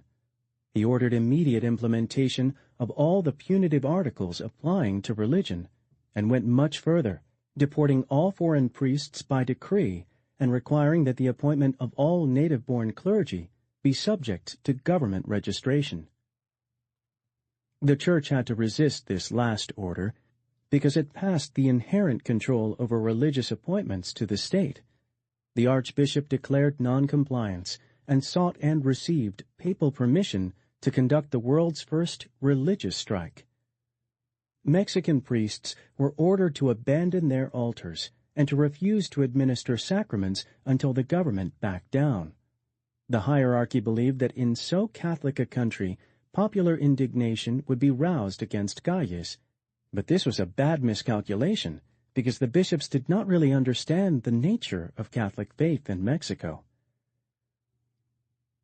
The interdict oppressed only the thinking Catholics in the town, a small minority. To the clergy's amazement, most of the common people continued to pass into the open churches, light their candles, say their prayers, and continue their pilgrimages as if nothing had happened. The government owned the church buildings and shrines and kept them open and did not interfere with worship. What had happened was simple, if startling. Over centuries, the Mexican Church had inculcated a religion of formalism and observance that did not require a Catholic clergy, for few of the uneducated faithful even understood the theology of the Mass. The churches remained without clergy for 3 years, but without any popular protest from the lower classes. The people who came to the clergy's defense were those same white, affluent, Hispanic elements who had already been discredited by the Revolution. When the Vatican supported the strike and branded Gaius publicly as the Antichrist, groups of fanatic young laymen organized and battled police. There were also many people who, whatever their religion, hated what the revolution had wrought. These elements were especially strong in Jalisco and Michoacán, where the ancient cities were heavily Criollo, and here they began a new guerrilla war, incongruously waged not by peasants, but by journalists, traditionalists, and young aristocrats, joined by many fervently religious middle-class rancheros. These guerrilleros called themselves Cristeros from their war cry, Viva Cristo Rey, long live Christ the King. They waged war against the rural schoolmasters, burning down schools, hanging teachers, and in some cases, cutting off teachers' ears and tongues. The horror of this campaign waged in Christ's name was emphasized when the hierarchy disavowed any connection with them, but refused to condemn the Cristeros or command them to halt their depredations. A party of Cristeros, led by a priest, dynamited a passenger train, killing 100 men, women, and children. Caught up in inchoate rage, the young rebels engaged in senseless destruction. The regime retaliated with abominations of its own, which were fully reported in the worldwide Catholic press. The bishops were deported, and the army was sent against the Cristeros.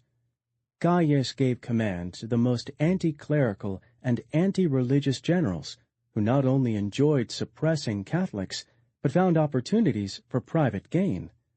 The army decorated telegraph poles with the bodies of people whose only crime was that they were known to be devout Catholics, and shot or plundered other families who took no part in the insurrection.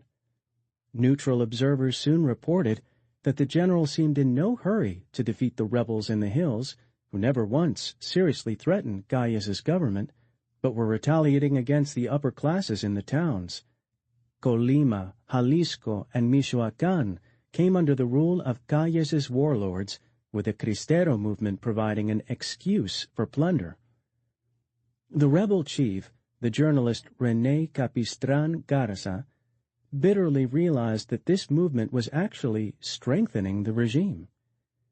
He was an intelligent man who tried to throw off the counter-revolutionary image, but without success. The warfare began to alienate the passive Catholics both from its indiscriminate violence and the fact that all Catholics were punished for it. This last weakened the bishop's stand. By 1928, the hierarchy tried to seek an accommodation with Gaius. However, too much passion had been unleashed, and the clergy could not halt the bloodshed. In Jalisco, the government military chief moved whole populations, 60,000 peasants in one case, to isolate them from the guerrilleros. This created so-called rebel zones, in effect, free-fire zones in which everyone found was considered an insurgent. The measures were bloodily effective, and the Cristero rebellion withered, though persecution of Catholics set off by the warfare continued. The capital meanwhile turned to the gripping question of Calles' successor. Calles was a dictator in everything but name, and few Mexican politicians thought he would relinquish power, constitution or no constitution, but they reckoned without Obregón, who had made Calles president, and who still controlled a powerful faction within the revolutionary family. Obregón was unwilling to let Calles succeed himself.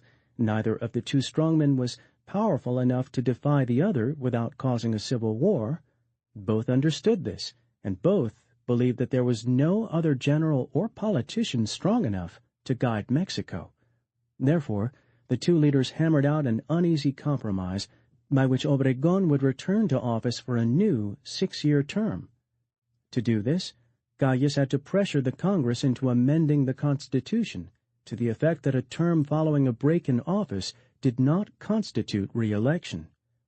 This change, and the extending of the presidential term from 4 to 6 years, caused consternation among rivals and Democrats, because it was assumed that this would open a game of musical chairs, in which either Obregón or Calles would always hold the presidency.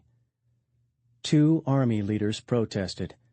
The ruthlessness of the regime was shown by the fact that Calles had both arrested and executed.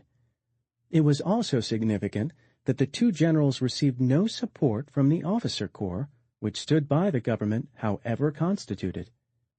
In 1928, Álvaro Obregón was the only candidate on the ballot.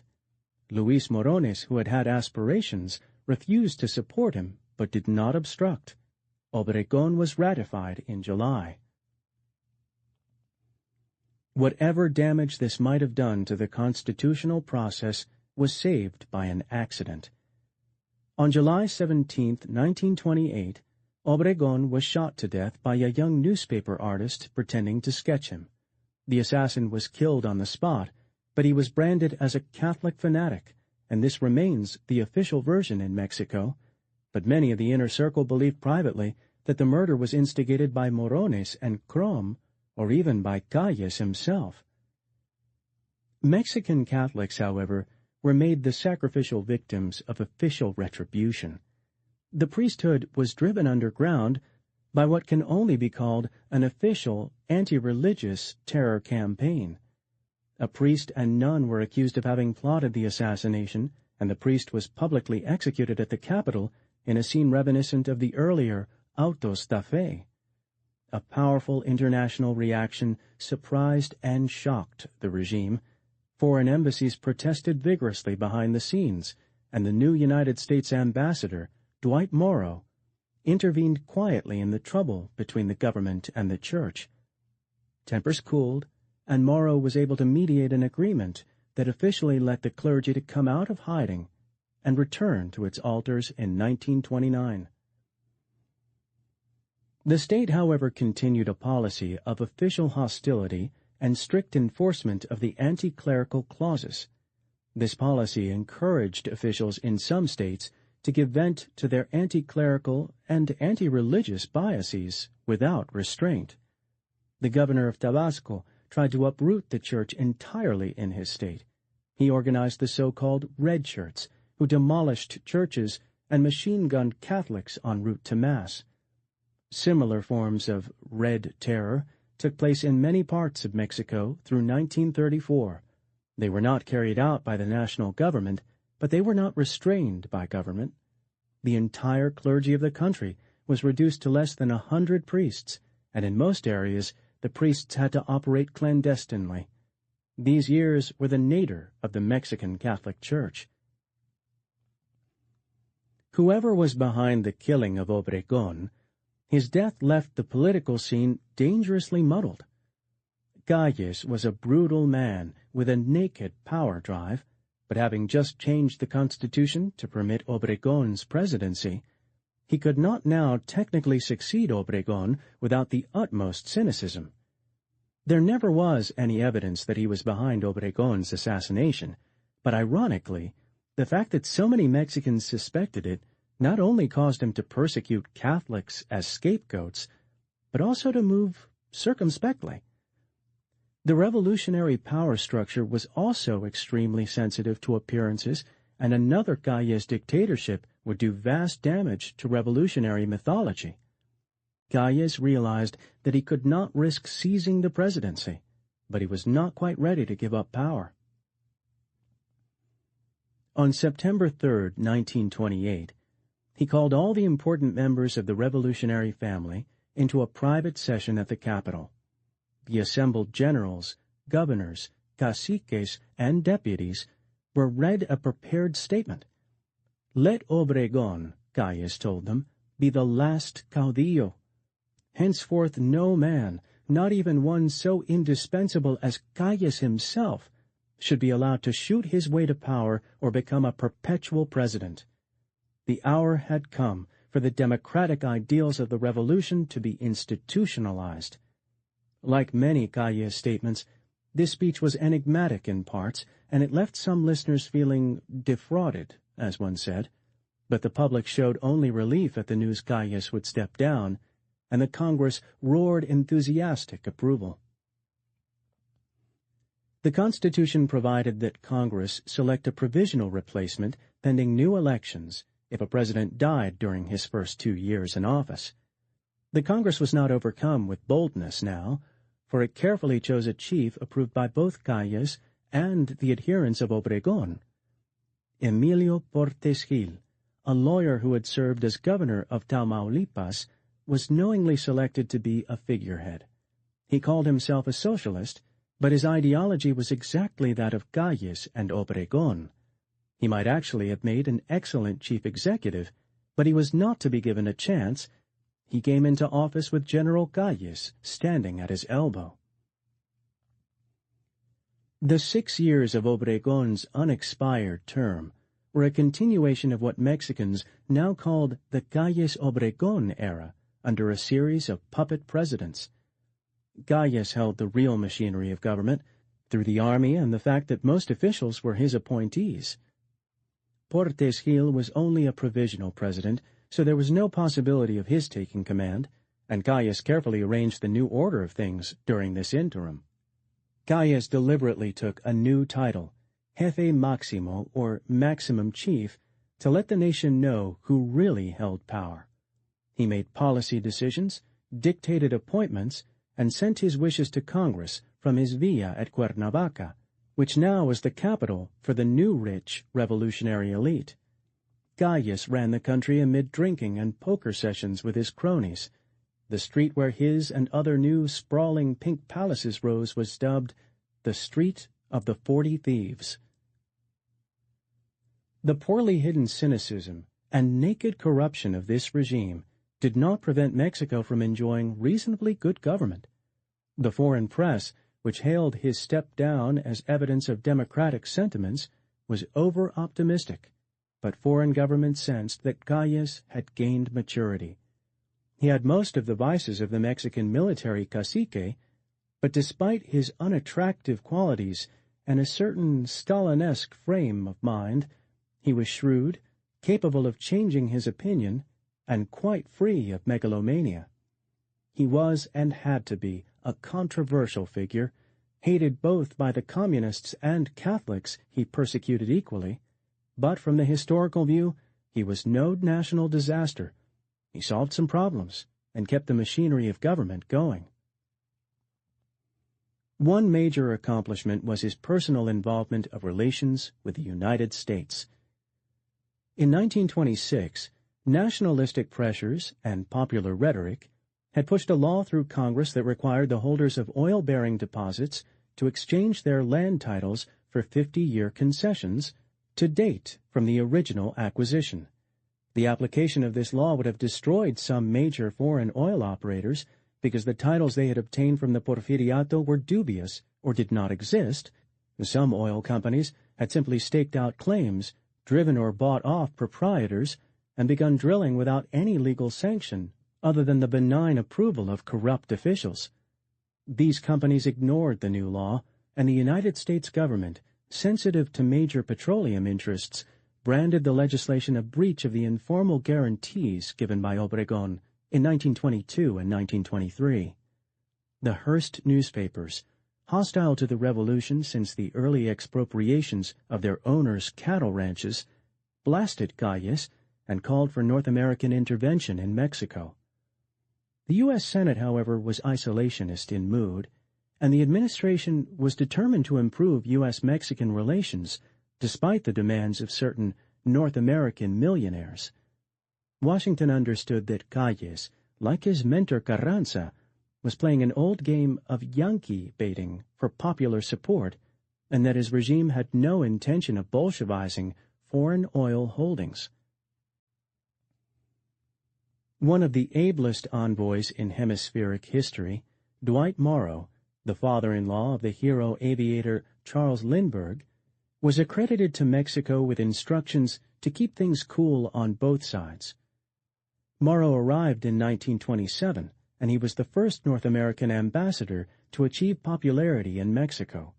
He showed no signs of prejudice or paternalism, and went out of his way to respect Mexican sensitivities about sovereignty.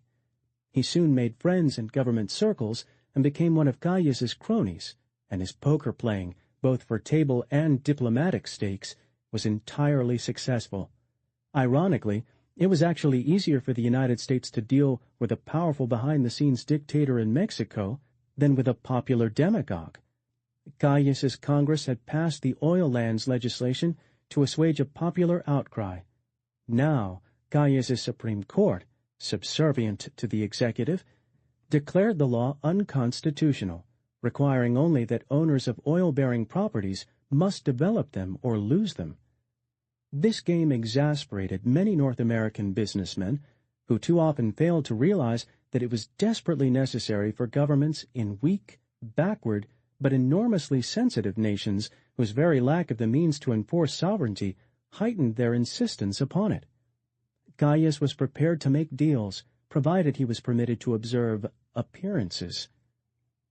Morrow, with the same cool hand, helped both Calles and the Church emerge from their impasse by de facto rather than de jure agreements.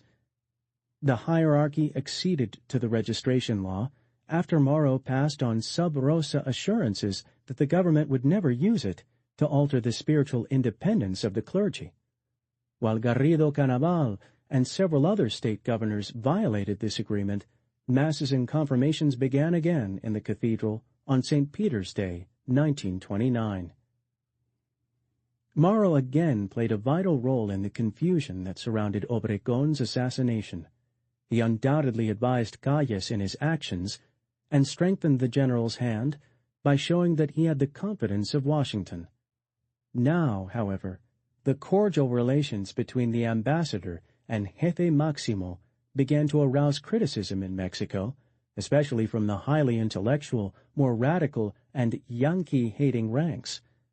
Calles was accused of selling out to Yankee oil interests and turning reactionary under Morrow's influence. The agrarian problem, the fundamental problem of Mexican society in the 20th century, was not as easily smoothed over as the foreign relations controversies. The coterie of Northerners who ran the government during the Portes Gil and two following presidencies shared the Obregón-Calles distaste for confiscations and the breaking up of large estates for theoretical purposes. Almost all the Northerners felt alien to the peasant masses who dotted the mountains and valleys of central Mexico. Their own concept of agriculture and stock raising ran much closer to the practices in vogue in the United States, where the trend was to farms and ranches large enough for economic efficiency.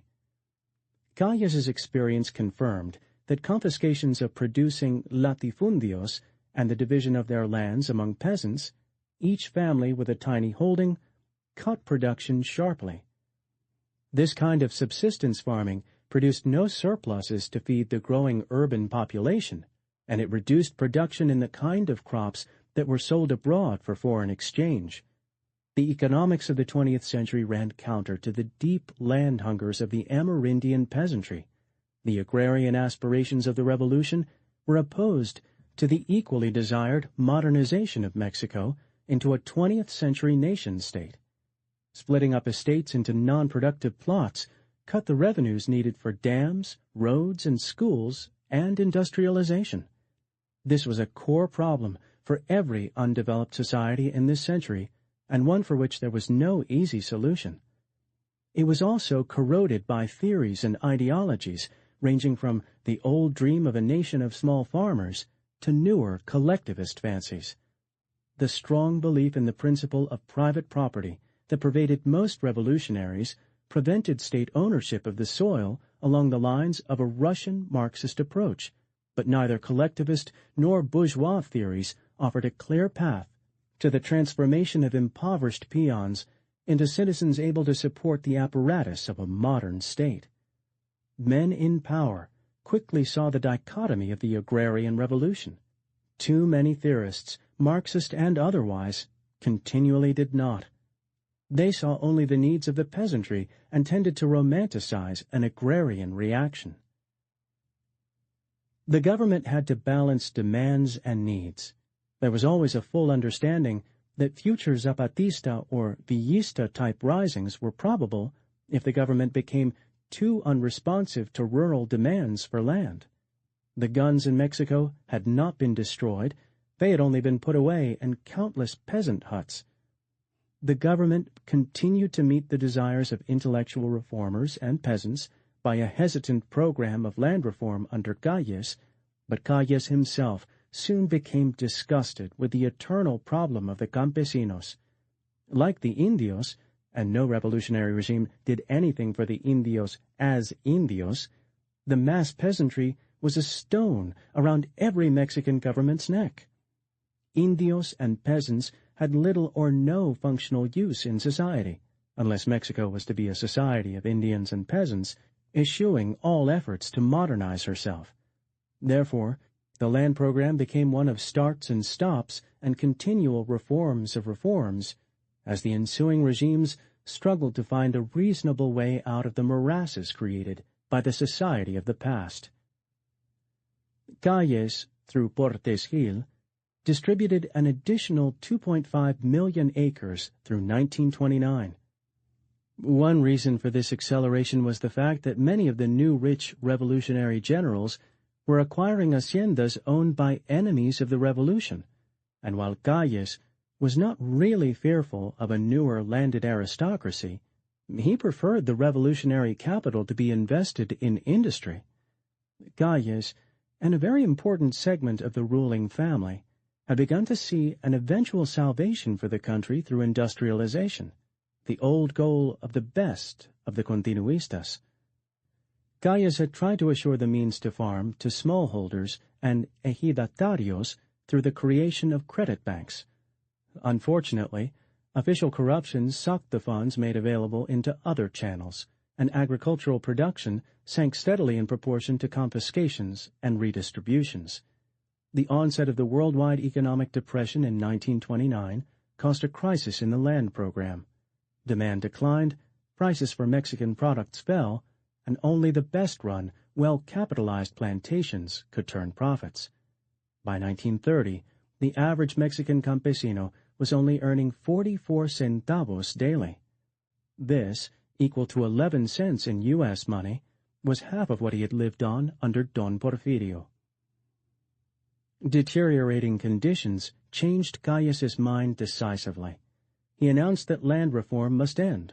Many states now put time limits for future expropriations, and distributions had ceased by 1932. Calles was bitterly attacked as a counter-revolutionary in some quarters, and it was widely said that Ambassador Morrow had influenced him to try to turn Mexico into an industrial society on the capitalist order of the United States. The agrarian problem was fundamental, but organized labor presented government with another problem. It was more concentrated and therefore more vocal. The labor unions had already come under the control of government, but they made a great deal of sound and fury, enough often to convince foreigners that Mexico had become a socialist state.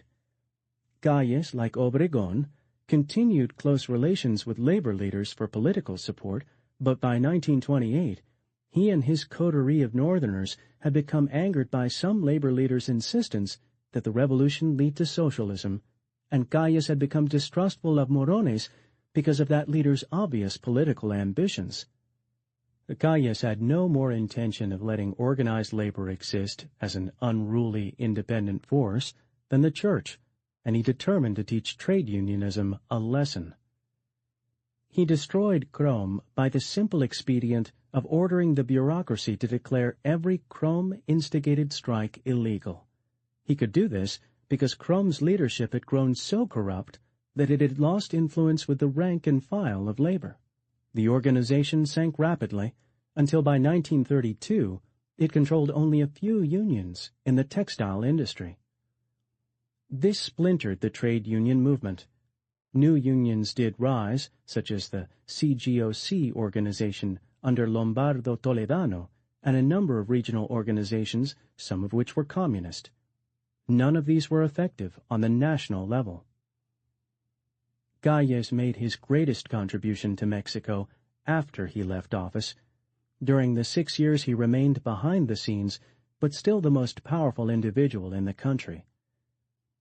Under Carranza, the revolution had been institutionalized. Obregón had enforced order, but Calles normalized political life for the first time in independent Mexico. His motives in this normalization are not entirely clear. Many apologists have held that Calles was a wholehearted revolutionary. Others have attributed his actions to a continuing determination to hold power. Unlike Carranza's and Obregón's, however, Calles's effect upon Mexican government was decisive. What he built was not easily overturned. The events of 1928 had made it clear to Calles that the condition of government was chaotic. Although one dominant revolutionary outlook ran through the whole revolutionary family, the stability of the nation and the revolution itself had been continually threatened by personal rivalries. Carranza's refusal to stand aside for Obregón and de la Huerta's for Calles had led to bloodshed.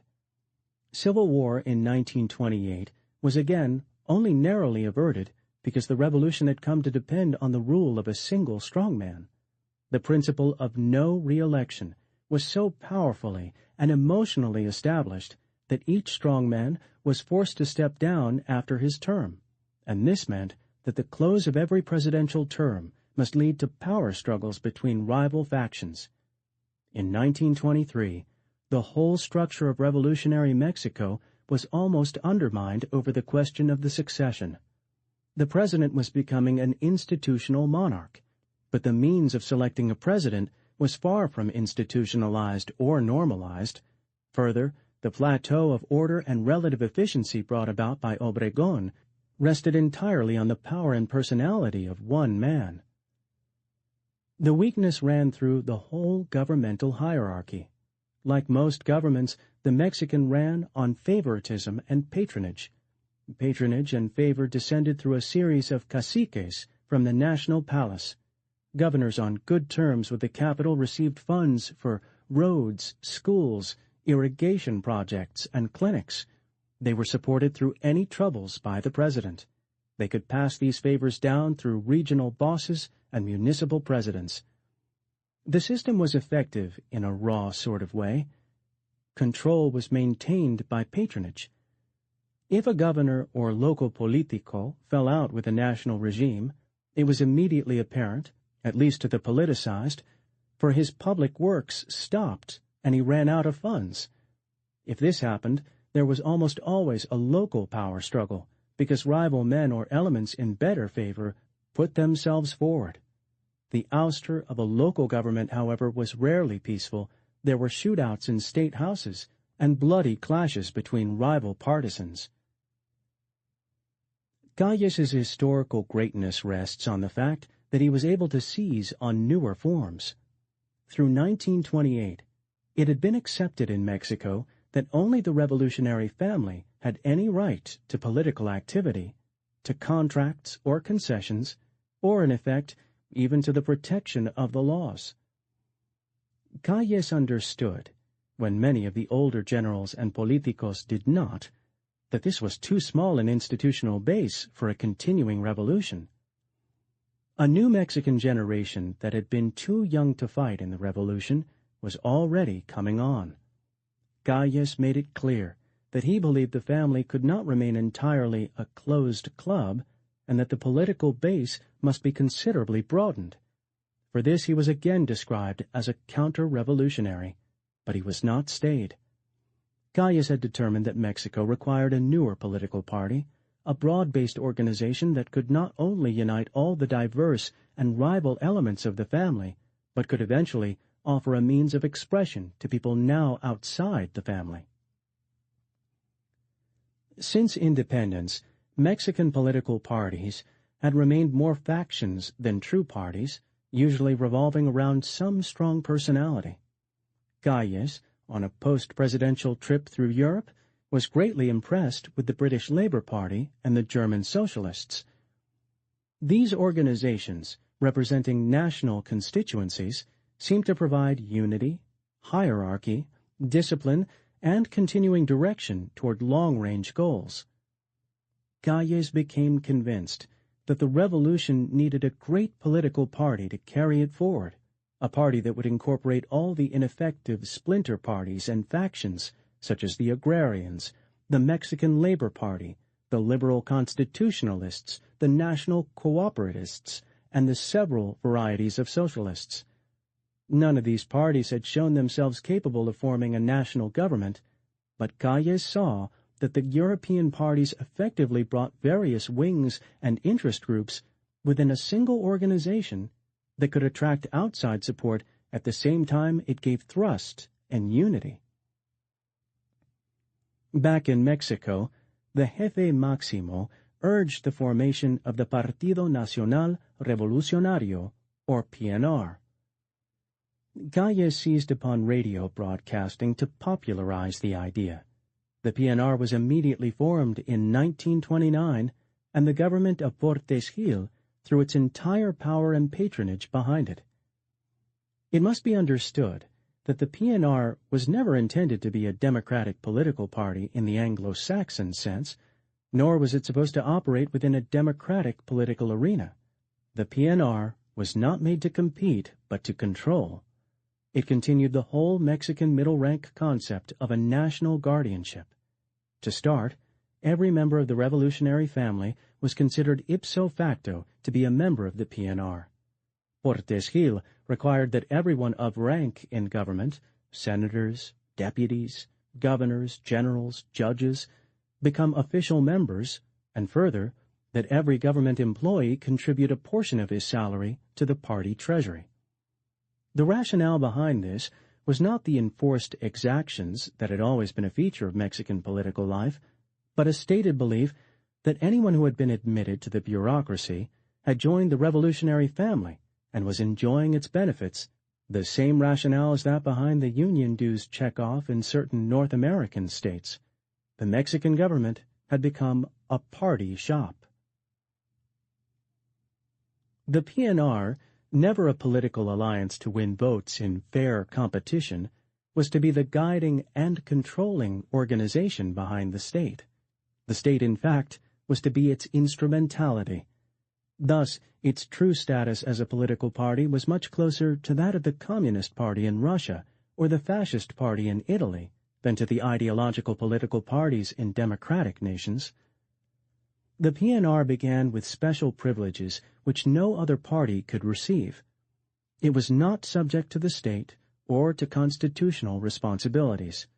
Like the Communist Party, the PNR was formed as a bureaucratic hierarchy descending from the maximum chief, but the resemblance ended with form, because the ideology and ethos of the Mexican Revolution was very different from that of the various communist and fascist monoliths. The PNR was middle class and tutelary rather than totalitarian. The PNR created an institution in which the diverse and rival elements of the revolutionary family, from businessmen to agrarians, could and did hammer out a basic harmony while maintaining custody of the revolution. It could not end caciquismo, which was peculiarly and indelibly Mexican, but it brought caciques under some control. Obregón and Calles had been dictators.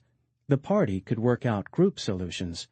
The party obviously would be under the direct influence of whoever was the national cacique, but it created an instrumentality in which the national chieftain could be selected and brought to power without plunging the country into civil war.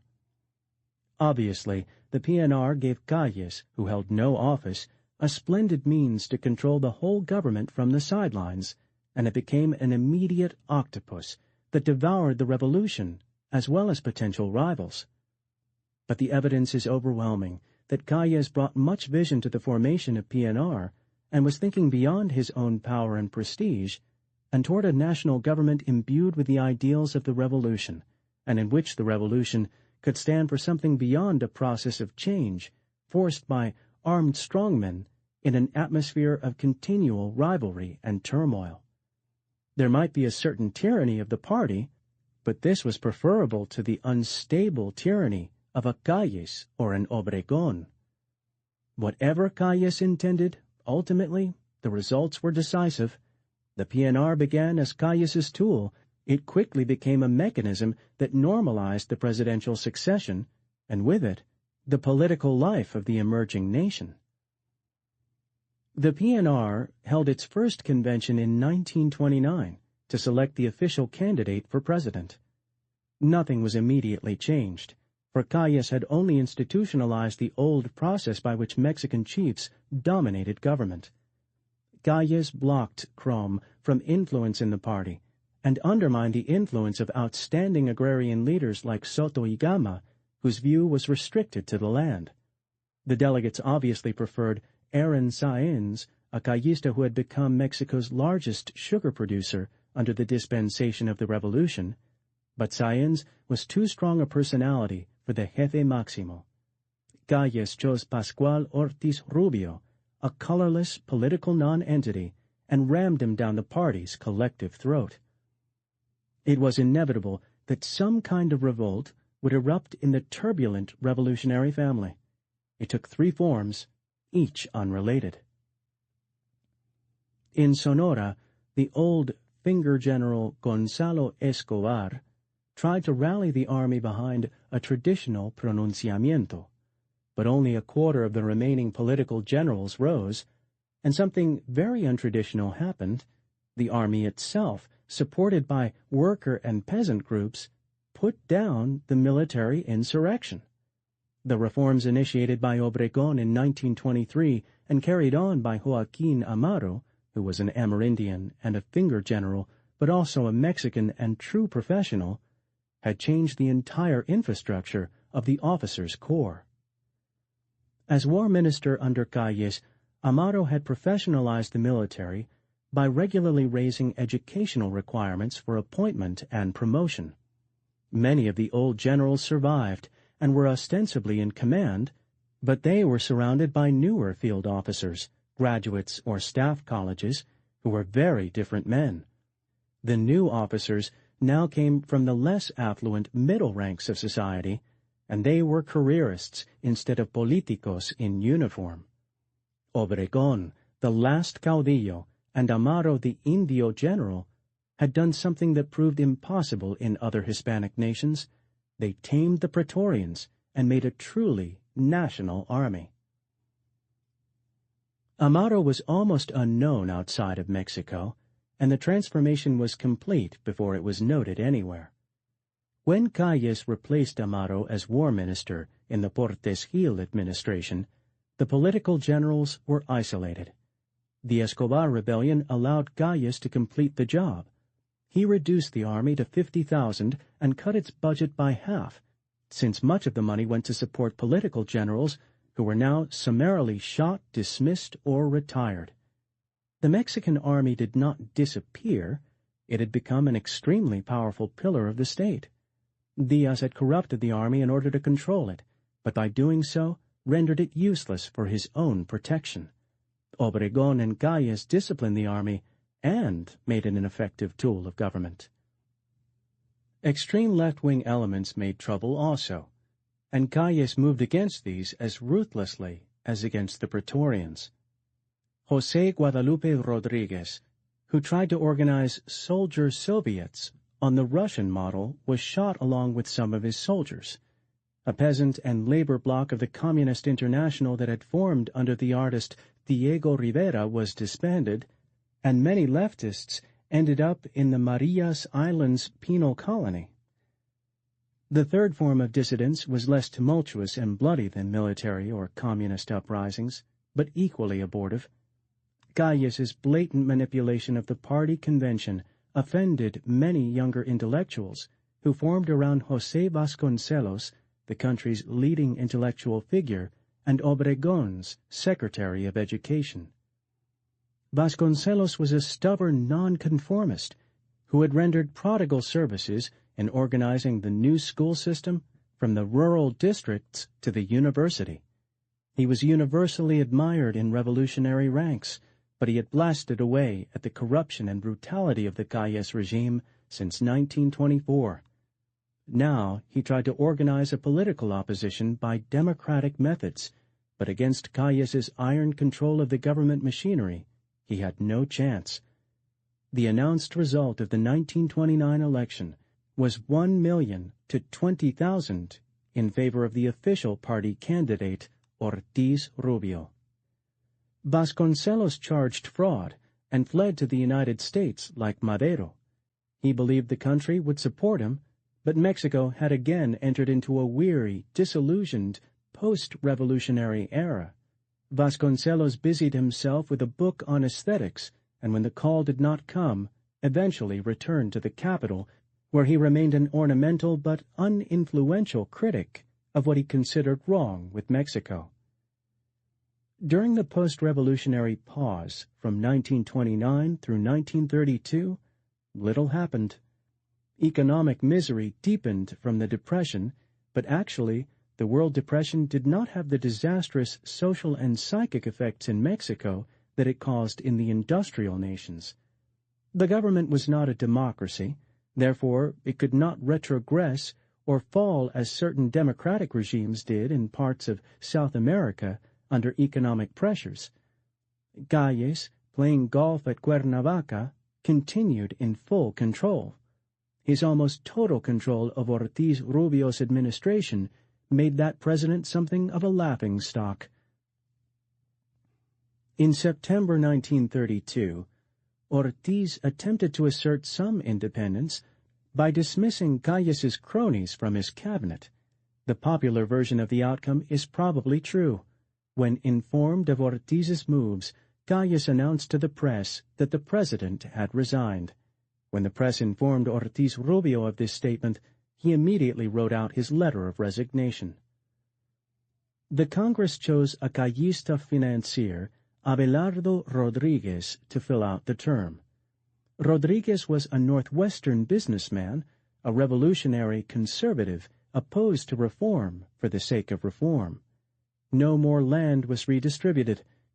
Rodríguez symbolized the emergence of a powerful set of self-satisfied revolutionary parvenus who had created a new establishment, and many observers in Mexico and abroad believed the revolution had clearly lost its steam.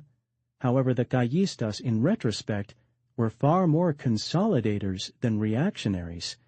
They were establishing the mestizo revolution, not recreating the days of Don Porfirio. Ideology within the revolutionary family, now operating through the PNR, tended to fluctuate somewhat, and between 1928 and 1934, capitalist sentiments were clearly in the ascendancy. If Mexico temporarily seemed to stagnate politically and economically, The decade had been one of enormous fundamental change.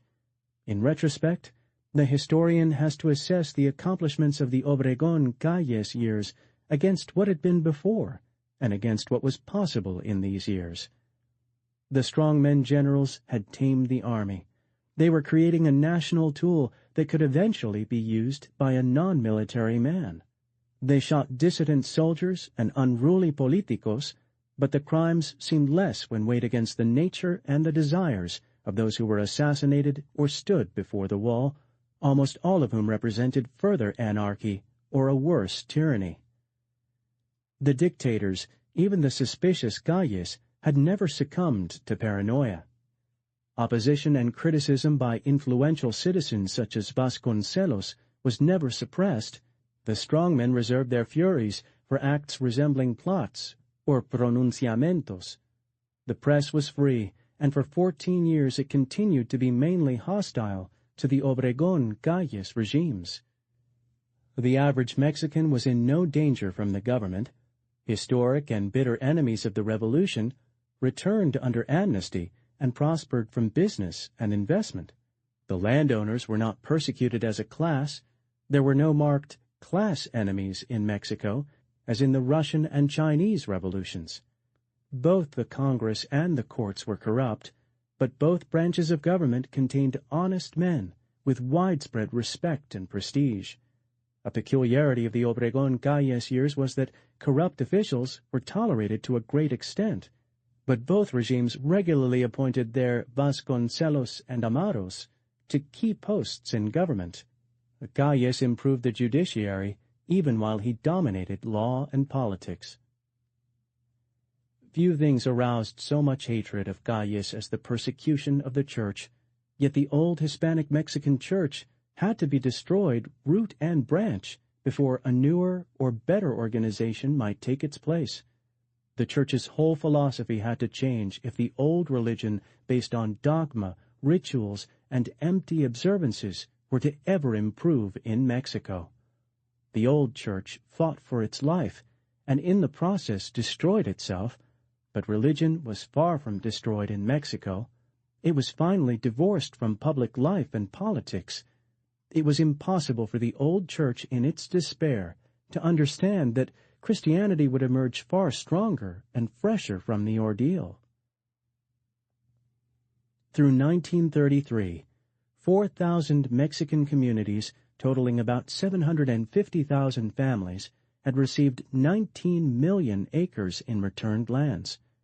There were still 300 million acres enclosed in latifundios, and some 2 million families without land, but while the land program in many ways had been less than successful, the Obregón-Calles era confirmed the abandonment of the ancient latifundista social system. There were still haciendas, but they were enterprises rather than social systems. The power of land ownership over society had been broken like the power of the Hispanic Church. The newer hacendados, like the newer bishops, were very different kinds of men.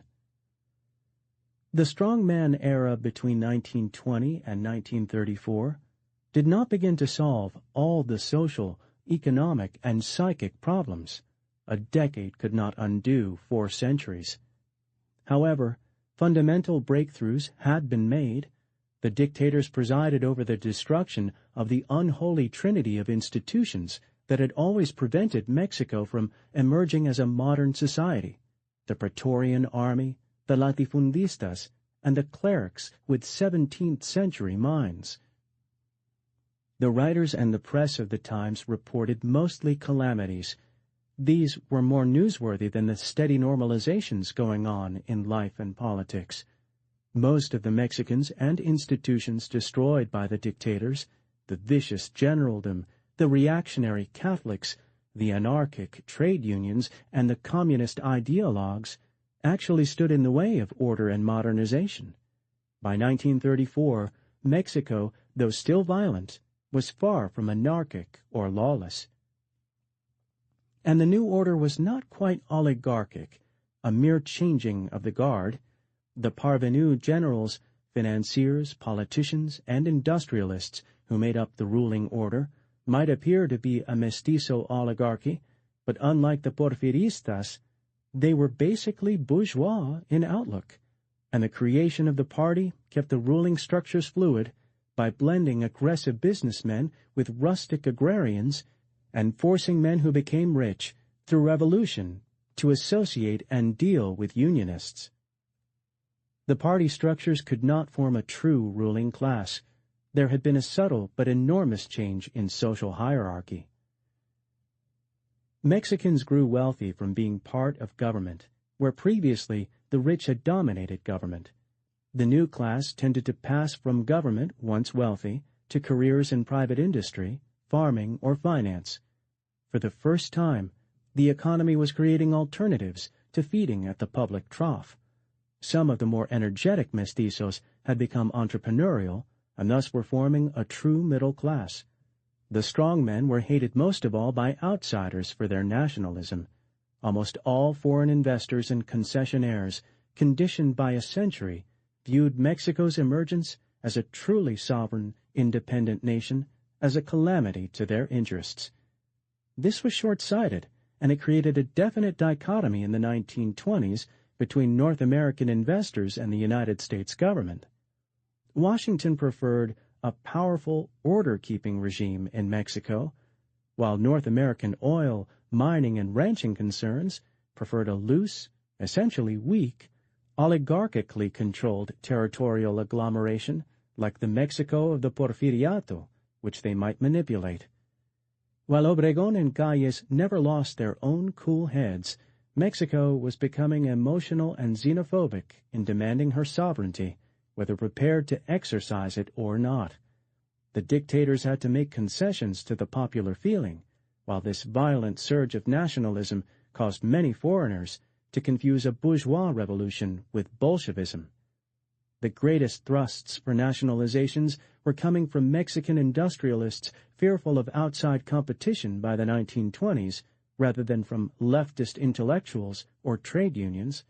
Of course, foreign investment might initially suffer as much from bourgeois nationalism as from Marxist confiscations, but the effects in terms of international relations and hopes of future business was quite different.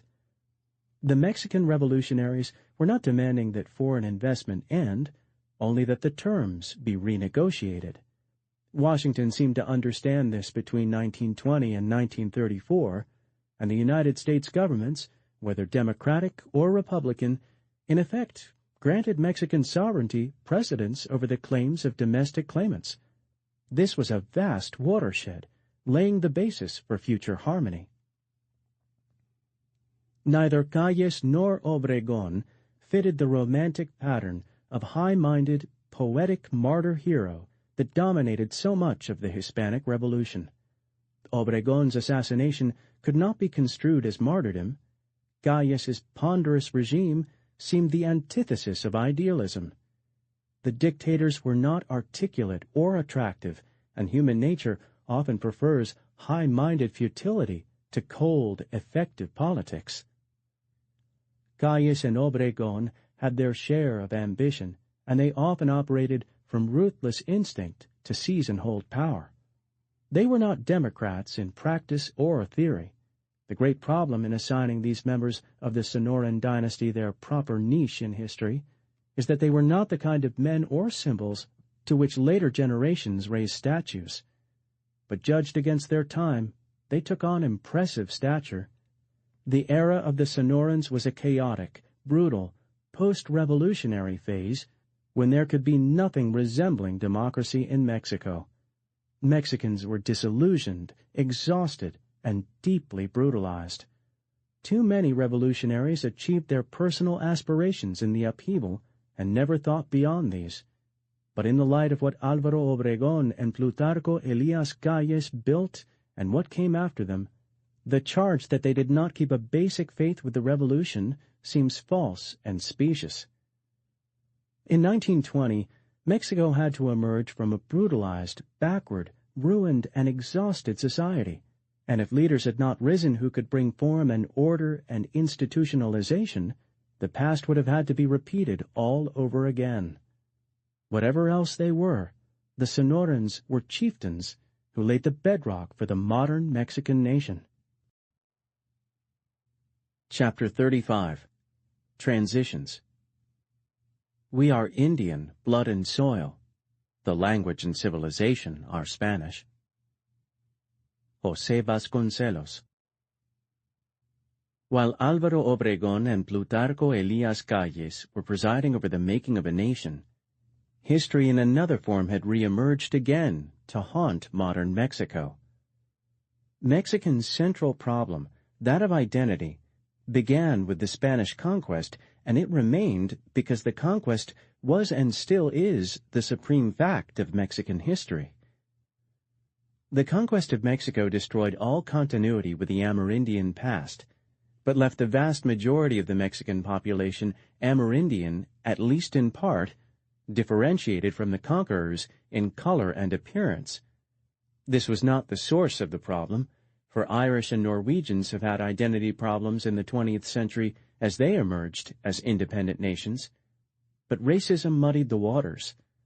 The Spanish destroyed the Amerindian consciousness, made Mexico into an Hispanic country, but for centuries barred most doors to men with Amerindian blood. The effects of the Spanish centuries were incalculable.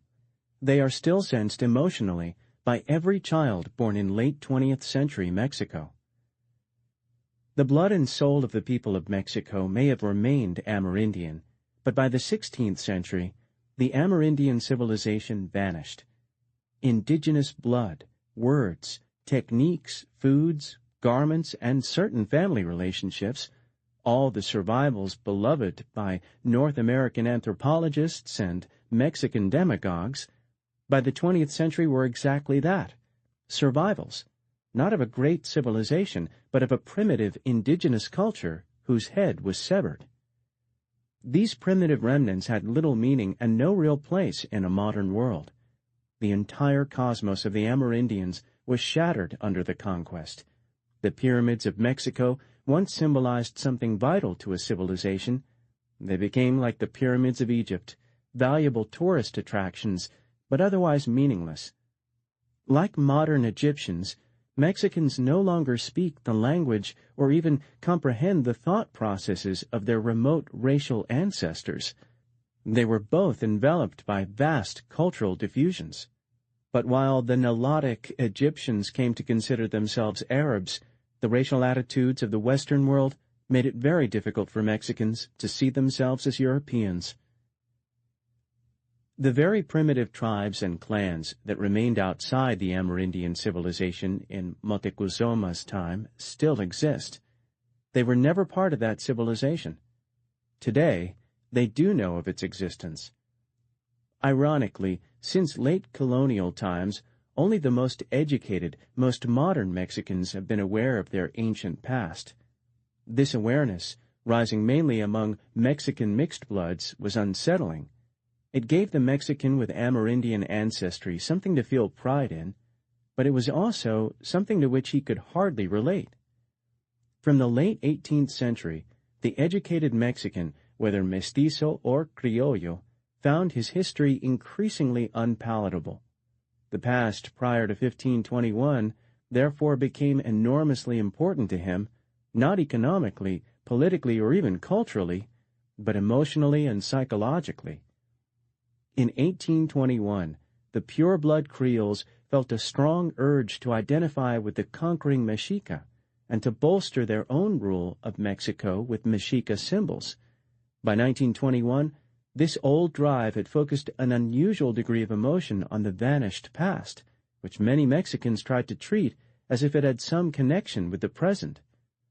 While ironically, the initial discoveries and reconstructions of the Amerindian civilization were made by North American and European scholars and scientists, Mexicans soon seized upon them. The men of the Porfiriato, with their European genes and myths of a white Mexico, were vaguely embarrassed by Amerindian Mexico. The generation of the Revolution, with its nativism and awareness of its indigenous origins, grasped all things Amerindian. In revolutionary Mexico, archaeological discoveries and controversies were paraded and debated in the popular media as current events, usually with more bias than perspective. Old prejudices remained and still exist. While the Revolution opened all doors to all men without regard to race, Mexican continuistas, the historic conservatives, instinctively exalted all things Hispanic or European and denigrated the Amerindians as barbarians. The much larger, heterogeneous left, meanwhile, created a cult of the indigenous to the extent of sometimes erroneously describing Mexico as an Indian nation. Elements of this cult are not entirely rational. The term Indio was made pejorative under the Spaniards, which is why most Mexicans use indígena for Amerindian, and most Mexicans resent the implication of the word, that the original Americans derived from the Orient. The concept of the indígena, while popular and powerful in modern Mexico in political, cultural, and intellectual life, is wonderfully unreal. Mexica motifs on public murals do not constitute a usable past. The cult of the indigenous has created new psychic problems.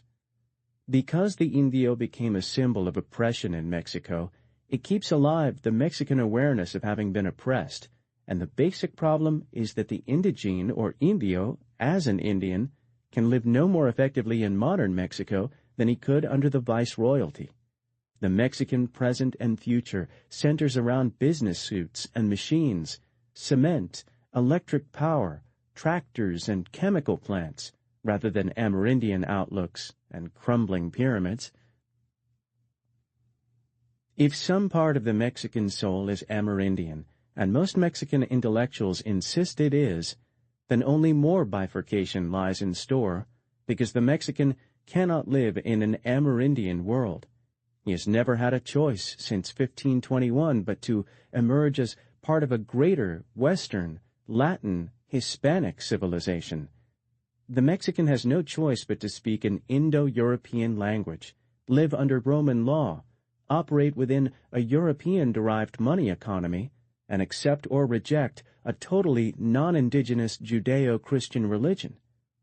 From the sidewalks of the Paseo in the capital to the bustling factories built by the border industrialization program in the north, Mexican civilization provides no place for the Amerindian. The cult of the indigene is based on a vast hypocrisy, because the destruction of the Indio was accelerated by the Revolution.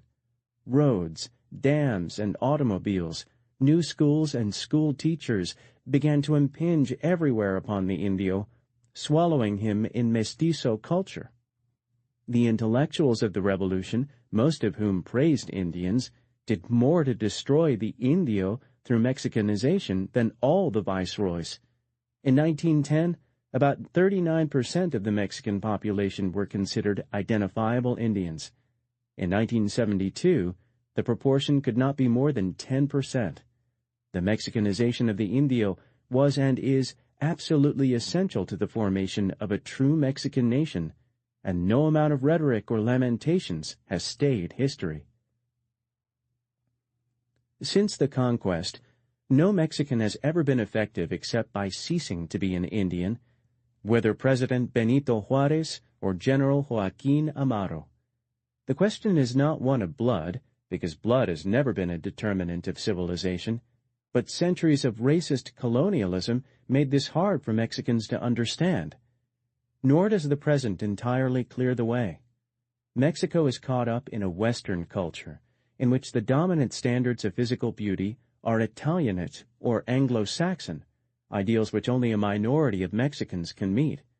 Mexicans falsify this pictorial advertising with European types, and most are acutely conscious that the various Westerners they do business with seem to prefer lighter skins. The conquest did not mean that Mexico became another Spain, any more than North America became another England or Northern Europe.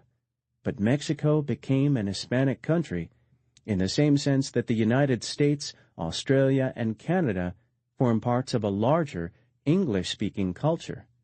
Mexico, which emerged in the century as the largest Spanish-speaking nation, surpassing Argentina and the peninsula, is an integral and probably now the leading nation in the Hispanic branch of Western culture. All Mexican artists and intellectuals, like Mexican soldiers and diplomats and businessmen, operate within that world.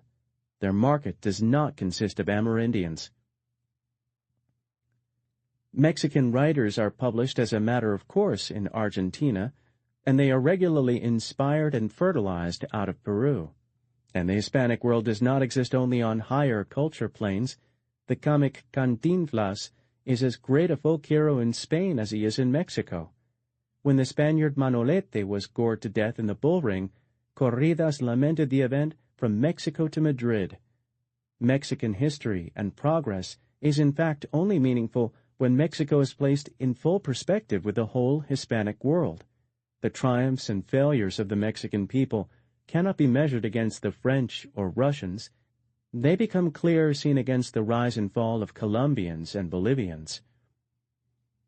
It is, of course, perfectly possible for a modern Mexican to refuse to be a Roman Catholic, to reject his Spanish cultural heritage as his Spanish rapist father once rejected him, and to lament the conquest and despise the aftermath. However, it is not always seen that the most xenophobic, brown-skinned muralist must do all these things in terms of Catholic Christian reference and in thought processes actually formed by the Spanish tongue. The angriest Diego Rivera cannot go home again, which may be why Rivera looked to foreign doctrines. The anthill utopias of Amerindian Mexico are forever gone. The modern Mexican who considers himself Amerindian can only survive by living in a capitalist society as a thorough individualist, not an Amerindian trait. Even his nostalgia is more a Latin than an Amerindian trait, and in truth, more Mexican intellectuals are nostalgic for the never-was of a Latin-speaking nation of 200 million souls, which might have embraced the North American continent, than for Motecusoma's mud-bottomed empire. If there is a cultural tragedy in modern Mexico, an emerging nation, it is that a people whose greatness lies in the future cannot quite escape the past. The tides and passions of the Mexican Revolution released enormous cultural energies. Since the revolution was statist but never totalitarian, these energies had free expression. They were often encouraged by a government that had no confidence in the artists. The Mexican intellectual and artistic revival, though parochial, crested a splendid era of genuine native achievement. Obregon's regime culturally and intellectually ranks as one of the definitive periods of Mexican development, comparable to the early flowering of Spanish letters and the great era of church building. Like all important artistic periods, the Revolutionary era created its own styles. The War for Independence and the separation from Spain produced no cultural revival in Mexico. The sterile 19th century is usually blamed on the state of Mexican society and politics. However, rulers from Santa Anna through Diaz spent huge sums on art and monuments. The problem probably lay with the spirit. Dominant rationales in intellectual circles despised most things Mexican, and with the exception of the painter Velasco, Mexican artists copied foreign styles and produced hybrid monstrosities from French and Italian themes. The artistic explosion that came with the revolution was part of it, a desperate search for nativism that was a normal reaction and long overdue. Mestizo creativity drew consciously and heavily on its own heritage for the first time, and the result was a sudden splendor of a peculiarly Mexican art, expressed in mural painting following the manner of the ancient Amerindian civilization. Its practitioners became world-famous: Clemente Orozco, Diego Rivera, David Alfaro Siqueiros, and afterwards Rufino Tamayo, and a host of successors comprised a school of Mexican muralists. The initiative was consciously Amerindian, so much so that some went to extreme lengths. Gaitia was interested only in Indios. Gerardo Murillo changed his name to Atl, Nahuatl, water, and Carmen Mondragon became Nahuiolin. It was difficult for Mexican artists and intellectuals of the period to keep their balance in the collapse of the hated Europeanophile Porfiriato and its decadent Latinity. The first perspective lost in the sharply divided European Amerindian South was Molina Enriquez's view of the mestizo, or mixed bloods, as a distinct people, without emphasizing either the mestizos' European or Indian origins. The concept of la raza was primarily a northern view, and the northerners were too busy fighting the revolution and assuming its direction to become caught up in intellectualism or art. The deep hatred of the white men of the Porfiriato and their styles led some Mexicans to overemphasize the Indian nature of Mexico. In reverse, this was as bad a hybridization as the artistic monstrosities of the past age. The mainstream of Mexican art, however, was dynamic, and it drew its themes, spirit, and rationales from the aspirations of the Revolution, the people's desire for essential dignity and freedom, and a piece of their own land. These themes gave Mexican mural art its genius and stark vitality, expressing idealism in brilliant warmth and color. The very form as well as themes derived from the Revolution.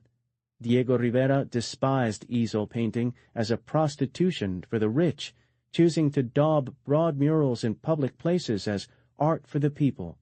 The enemies the artists attacked on walls were the enemies of the Revolution, clericalism and militarism and arrogant landlords. Very few of the best artists were satisfied with the course of the post-revolutionary years, and their enthusiasms sometimes became an embarrassment.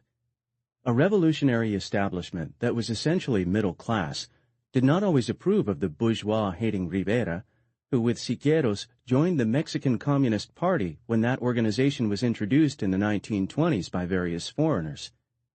Siqueiros and Rivera insisted upon carrying the revolution against the whole middle rank, and were not above affronting most opinion with nasty little digs, painting legends such as Dios no existe, God does not exist, into murals commissioned for public buildings.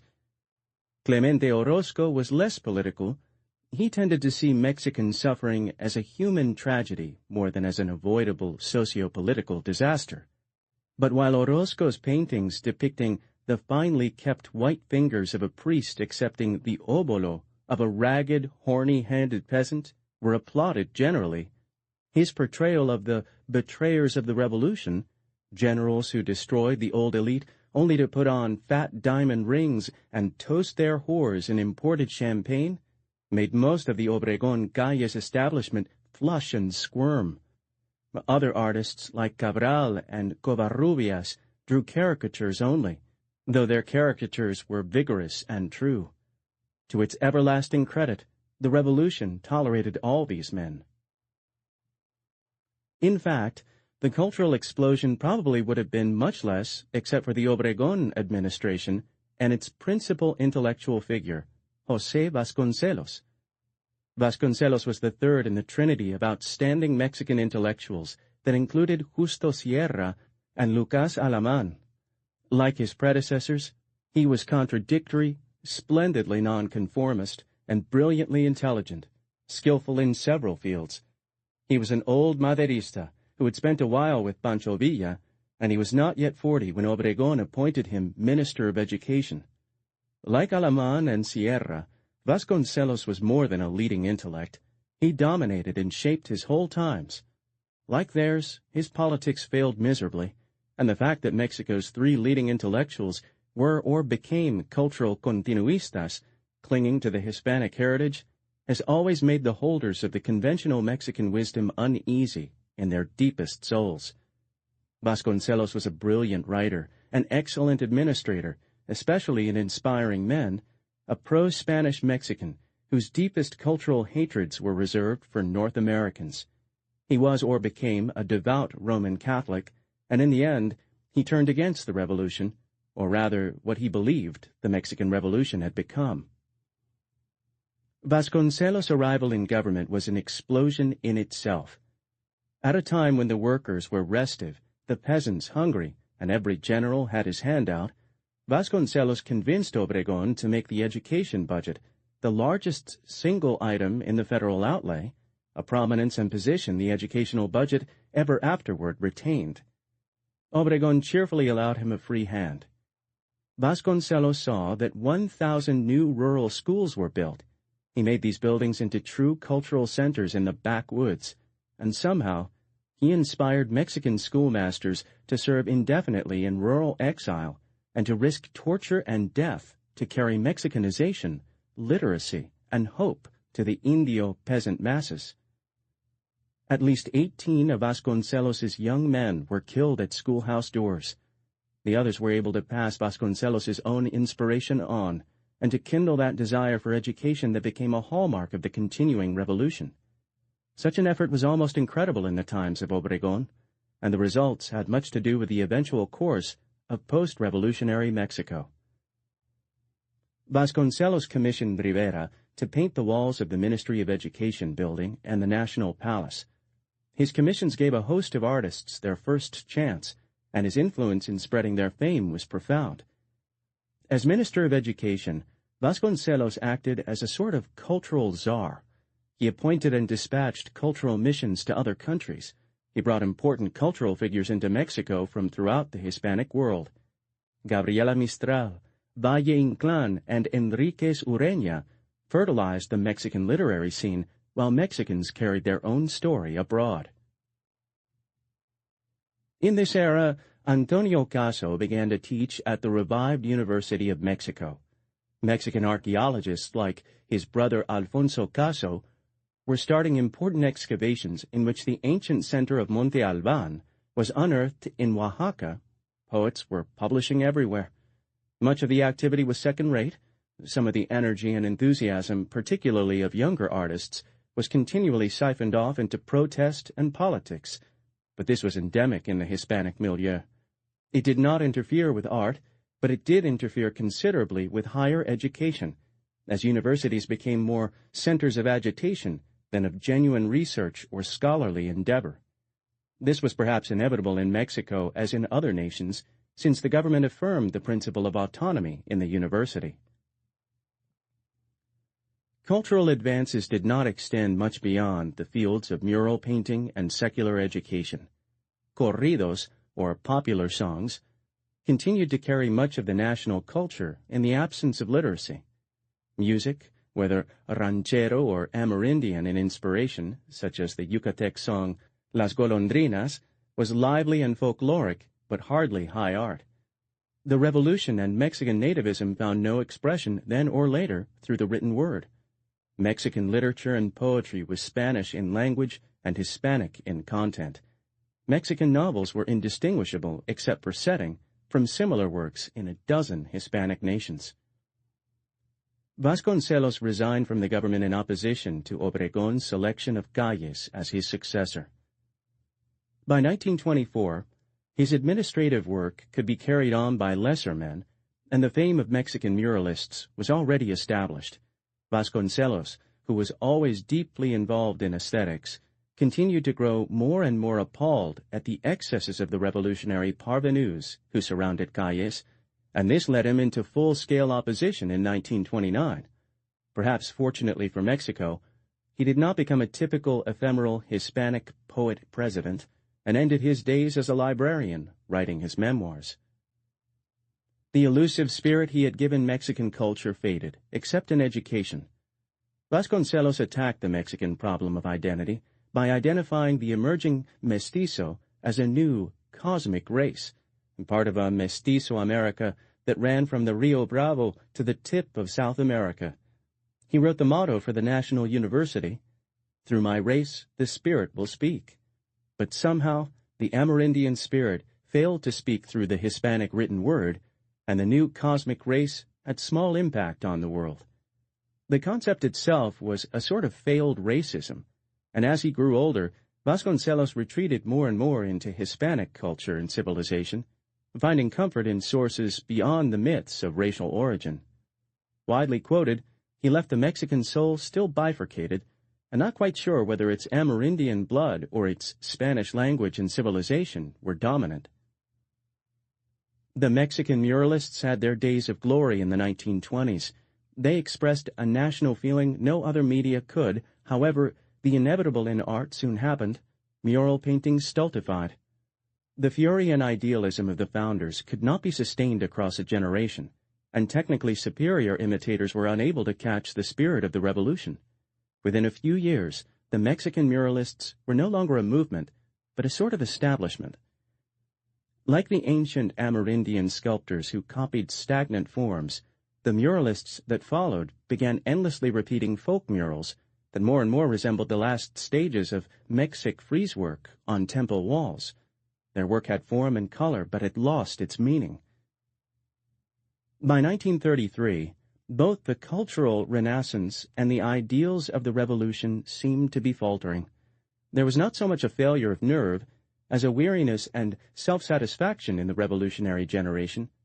The leadership of the revolution, those who survived the internecine wars, had secured most of their personal aspirations, wealth, respect, and power.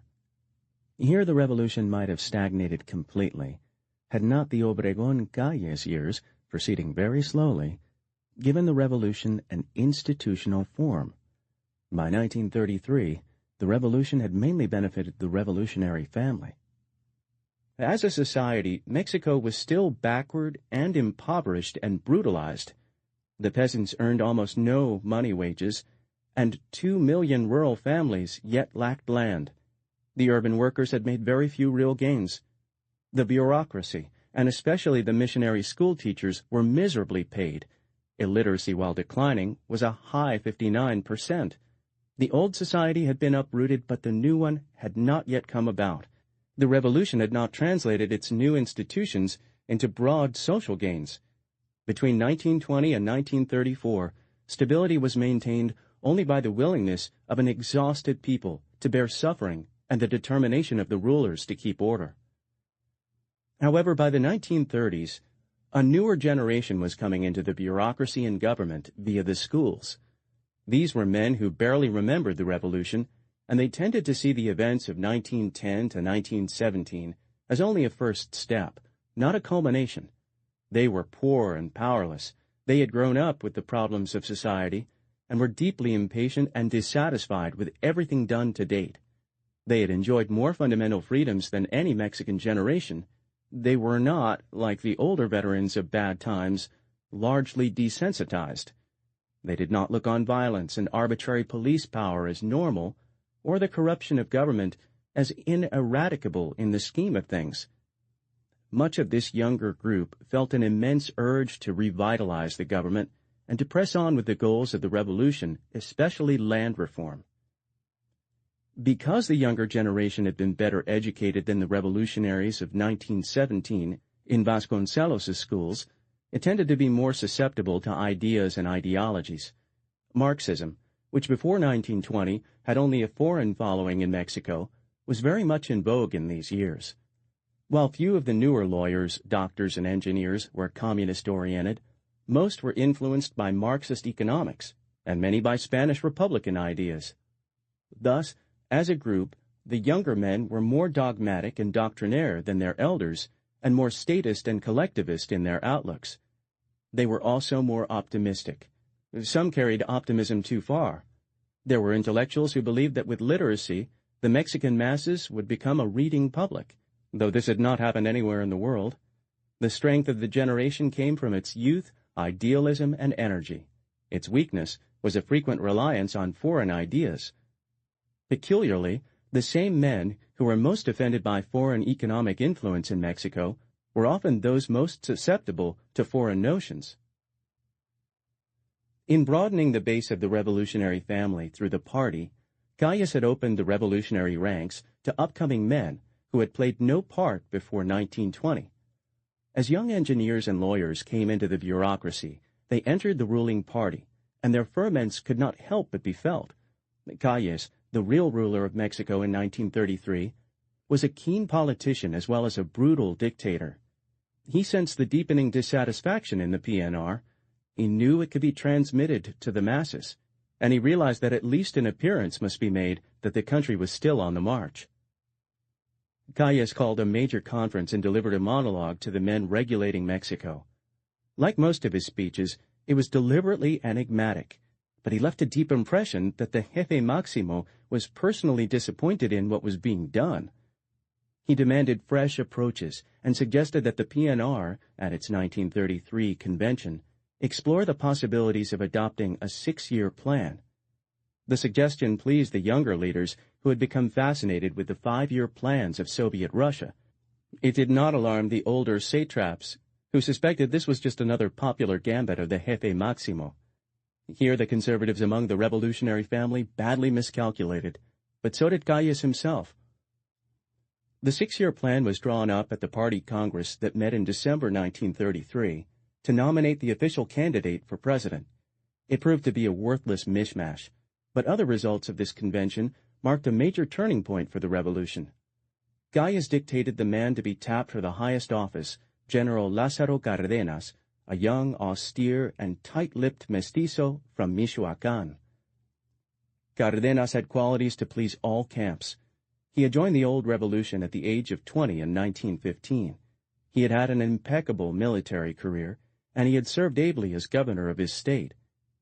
He was also one of the rarest birds of the revolution, a puritanical, dourly honest Tarasca weaver's grandson who refused to use office to get rich. Sent to the Tampico oil fields to restore order during a tumultuous strike, Cárdenas had sent back the customary bribe from the oil companies, in this case a Packard motor car. He created legends by driving a Dodge, which he paid for on time at 100 pesos per month. In the oil fields, General Cárdenas was deeply affronted by the squalor of the workers, and especially by the contrast between the living standards of foreign managers and technicians and Mexican employees, between families in neat bungalows surrounded by servants and roustabouts in waterless shacks. He had expressed reformist sympathies which made him popular with the PNR's younger left wing, but he also owed much to Calles, and Calles fully believed that Cárdenas would make an excellent figurehead for another 6 years of the old politics. 2 candidates ran against Cárdenas and PNR in 1934. One, an anti-Callista, the other, a communist. Neither had any chance. Cárdenas, however, aroused much comment by touring Mexico as though he were engaged in a bitter contest. He traveled 25,000 kilometers, some 16,000 miles on every means of transportation, from horse to airplane. Few people actually understood that Cárdenas was actually forming a power base. He went everywhere, talked to important and little men, found out what was on their minds, and made them promises. He took office in November 1934. He said nothing when he found his cabinet had already been selected by Calles. It included the notorious Governor Garrido Canaval of Tabasco State, a debauchee as different from Lázaro Cárdenas as could be found among the revolutionary family. In office, Cárdenas continued to move about the country, listening gravely and politely to peasants and workers who were tremendously impressed with his humble manner. It was traditional for Mexican presidents, like Mexican bishops, to carry themselves aloof. He offered seeds and clinics to the peasantry, public works to the local officials. He explained his trips by the need to know the people's problems. The Secretariat of the National Palace postponed official engagements by saying that El Presidente is off teaching the Indians how to grow lettuce. The president was actually finding new allies. His first moves in office reflected his temperament more than his politics. Cárdenas moved out of the Chapultepec Palace, the seat of Mexico's ruler since Maximilian, and made the castle over into the present Museum of Mexican History. He did not smoke, drink, or gamble, and he closed down gambling halls and whorehouses, many of which belonged to Calles's cronies. This amused Calles, who expected this sort of thing. He was not amused, however, when the new president spoke out forcefully on the side of workers during a strike, accusing the employers and the unions of corruption and collusion against the workers' interests, and promising government intervention, and also promising to resume the wholesale distribution of hacienda lands. Cárdenas became a consummate politician who understood the post-revolutionary generation far better than men who had grown to maturity under Diaz. He was the first president to sense the profound changes in Mexican thinking that had come about toward the close of the 1920s, and to grasp the real meaning of Obregón's and Calles's normalizations. he understood the full institutional powers of the party and the presidency in a way that even their founders never did. After Obregón and Calles had destroyed the political power of the church and the military and brought the agrarians and socialists into the revolutionary party, it was no longer necessary for Mexico to have a dictator. The president was made all-powerful institutionally by the Constitution and could begin to act as a king. Cárdenas was the first Mexican president of whom it could be said his office transformed him. The great change was not so much in the office or in Cárdenas as in Mexico. Like Franklin D. Roosevelt, Lázaro Cárdenas was able to enact sweeping changes by strictly legal means, without resort to police power, chicanery, or corruption. Calles, perhaps unwittingly as many historians assert, had supplied him the tools. Cárdenas, an enormously controversial figure, was more leftist and statist than his predecessors, out of necessity. He also took friends where he was most liable to find them, among the more leftist and statist younger generation. Because of Cárdenas's agrarian program and his affinity for labor, Calles accused him of being a communist. However, he marked the fall of one establishment and the rise of another without violent revolution, and the evidence is that he was neither truly a leftist nor a revolutionary. He was fundamentally conservative in that he wanted to preserve and consolidate the 1917 revolution. Calles, the jefe máximo, warned Cárdenas by stating to the press that Cárdenas's policies permitted too many strikes. The president replied that while labor troubles might cause temporary drops in production, they built a stronger society in the long run by assuring a fairer distribution of wealth. While the press battle absorbed capital comment, Cárdenas quietly checked on the loyalties of army commanders. He used his constitutional powers to remove, isolate, or demote any who appeared to be Calles's creatures. He organized huge Cardenista rallies among workers and rural peasants. His complete control of the army officer corps and his mass support among the people quickly cowed the Mexican Congress. Calles had packed it and allowed it to operate as a free forum of debate, while essentially ignoring it. Cárdenas now began to manipulate it. When Calles went so far as to hint that the new president was treading the path of Ortiz Rubio, Cárdenas not only failed to resign, he dismissed all of Calles's cronies from his administration and appointed new men who were confirmed by the Congress. Calles was furious but helpless. The generals who might have helped him were supplanted by younger officers, graduates of the Colegio Militar, loyal not to chiefs but to the government. Senators and deputies Calles had made shied away from him, seeking the side of power. Cárdenas made a great point of dismissing his Secretary of Agriculture, the ex-governor Garrido, the persecutor of Catholics, and dissolved his red shirts. Cárdenas ended the unofficial persecution of the church, replacing hostility with cool neutrality, and gained the support at one swoop of many Mexican Catholics. The president brought back Portes Gil and charged him with purging the PNR of overt Callistas. Other Callistas were frozen out of governorships. While politicians and the public waited for Calles to make trouble, the Jefe Máximo realized ruefully that he had been hoisted by his own petard. He cried, "I am a slave to my own device, institutional government." Finally, in April 1936, Cárdenas deported Calles to Texas, where he died 9 years later. Cárdenas also sent Luis Morones packing. Cárdenas was now undisputed national cacique, and more, for he wielded constitutional, institutional, and political power for the first time in presidential history. Cárdenas explained to the public that the revolution's loss of momentum had come from the failure of the ruling family and their intellectuals to keep in constant touch with the Mexican masses. It was well and good to have a tutelary regime, but the masses needed participation, and they expected continual processes of reform. He would retain the party, but it needed to be reorganized on even a broader basis than before. Therefore, the party would be reshaped into 4 sectors: the army, the peasants, the industrial workers, and the bureaucracy, in which definition Cárdenas included much of the white-collar middle ranks engaged in private enterprise. These sectors or groupings most accurately represented the aspirations of the majority of Mexicans, according to the president, and they would dominate the Revolutionary Party and, through it, the government. The sectors, collectively, would select Mexican leadership, and such an alliance would be powerful enough to withstand all counter-revolutionary forces. The landowner and the capitalist were pointedly excluded from a power base within the party. To consolidate the agrarian or peasant sector of the party, Cárdenas organized the Confederación Nacional de Campesinos, whose power revived the agrarian movement. To give thrust and cohesion to the workers' sector, Cárdenas favored a labor organization that had given him stellar support during his ouster of the Callistas, the Confederación de Trabajadores Mexicanos, the Federation of Mexican Workers, or CTM. It was headed by Vicente Lombardo Toledano, a Marxist of Italian extraction, who, like most Mexican labor chieftains, was an intellectual rather than a worker.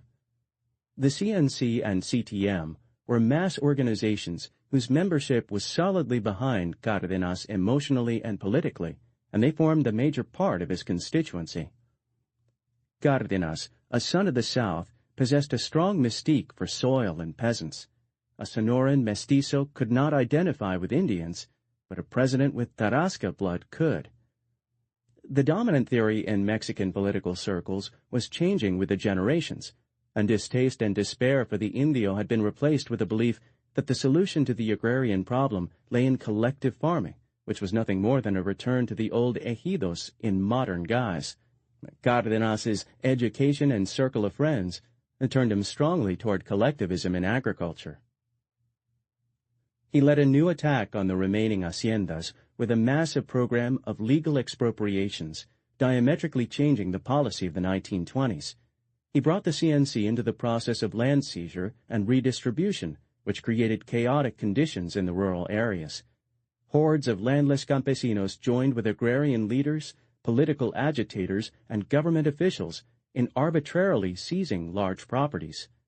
The agrarians naturally went for the best fields and the improved, irrigated, and productive farms. Despite the law which stated a landowner retained the right to select which property within limits he wanted to keep, many haciendas were stripped of everything. In some localities, agrarian officials waited until the landowner's crops were ready to harvest, then seized the fields. Cárdenas had intended a sort of participatory democracy in bringing the peasants themselves into the act of land reform, but he very nearly created chaos in the countryside.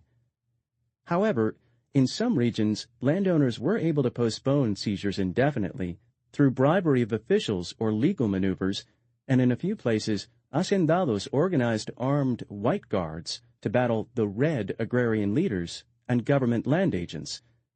In general, despite a continuing myth fostered by the Mexican government that the better lands were successfully reserved by the owners, the 1930s expropriations took mostly improved properties that were easy to cultivate and which were expected to show an immediate profit. The fact that agriculture was paralyzed and production dropped showed that something was wrong with either the theory or the application.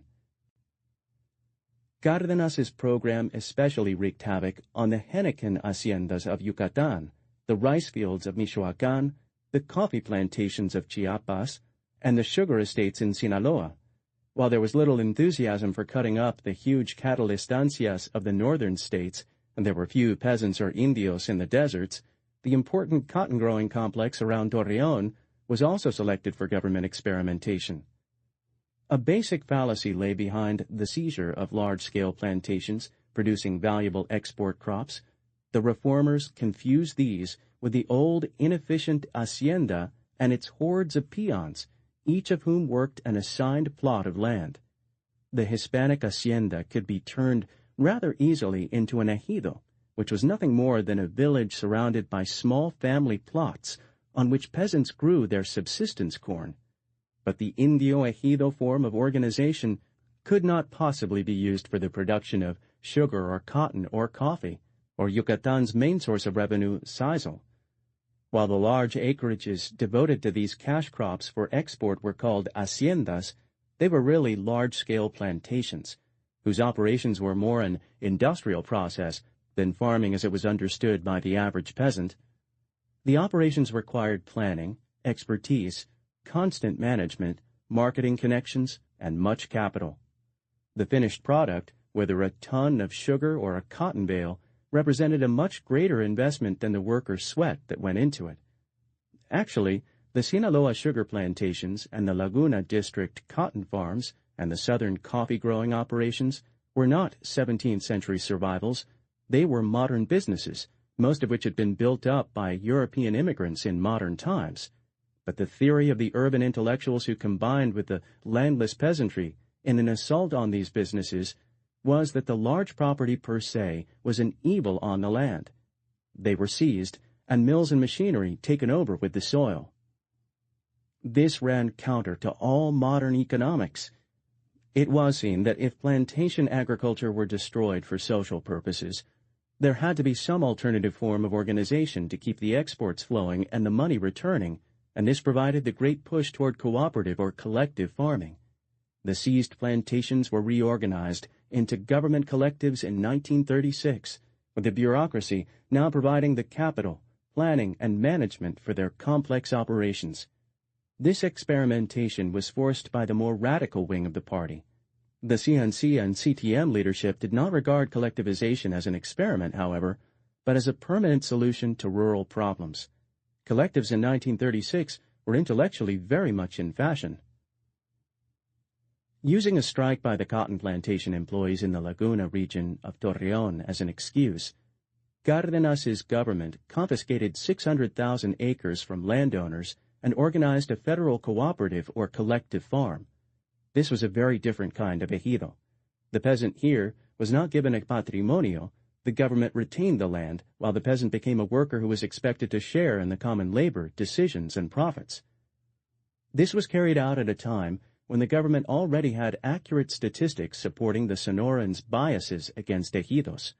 By the mid-1930s, the earlier established ejidos were in serious trouble, for demographic growth was making a mockery of progress. Families on the ejidos grew against a fixed amount of soil, constantly reducing the amount of land that could be allotted to each farmer. The average ejido family now got less than 10 acres.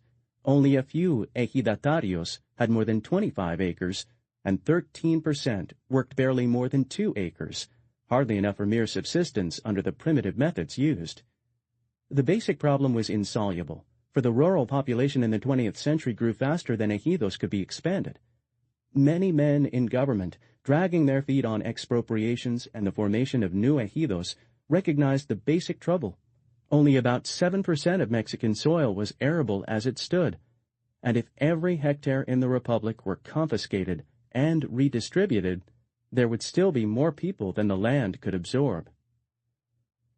While the elements that Cárdenas raised to dominance in government rejected these facts as negativism, there was considerable vocal resistance to the massive confiscations and reorganizations into collectives, now not from hacendados, but from the rancheros, the small independent farmers and their spokesmen.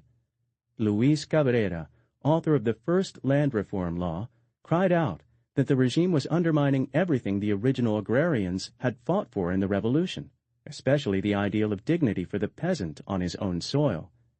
He stated that instead of making the peasant a free man on his own farm, the government cooperatives or collectives were merely creating a new class of peons, bossed by the bureaucracy and the ejidal bank in place of the old hacendados and mayordomos.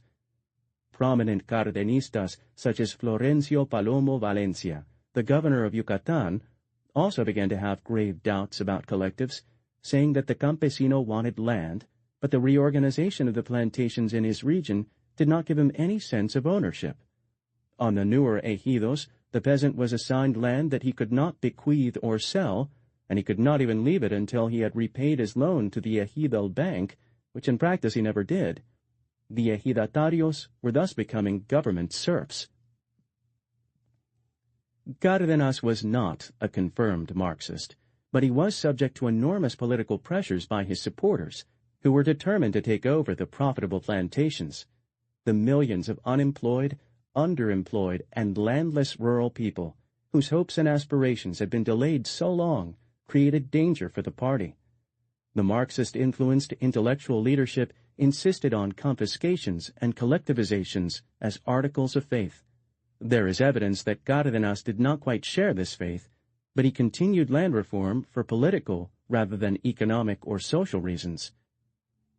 Between 1934 and 1940, the Cárdenas government expropriated and distributed 45 million acres among 750,000 rural families.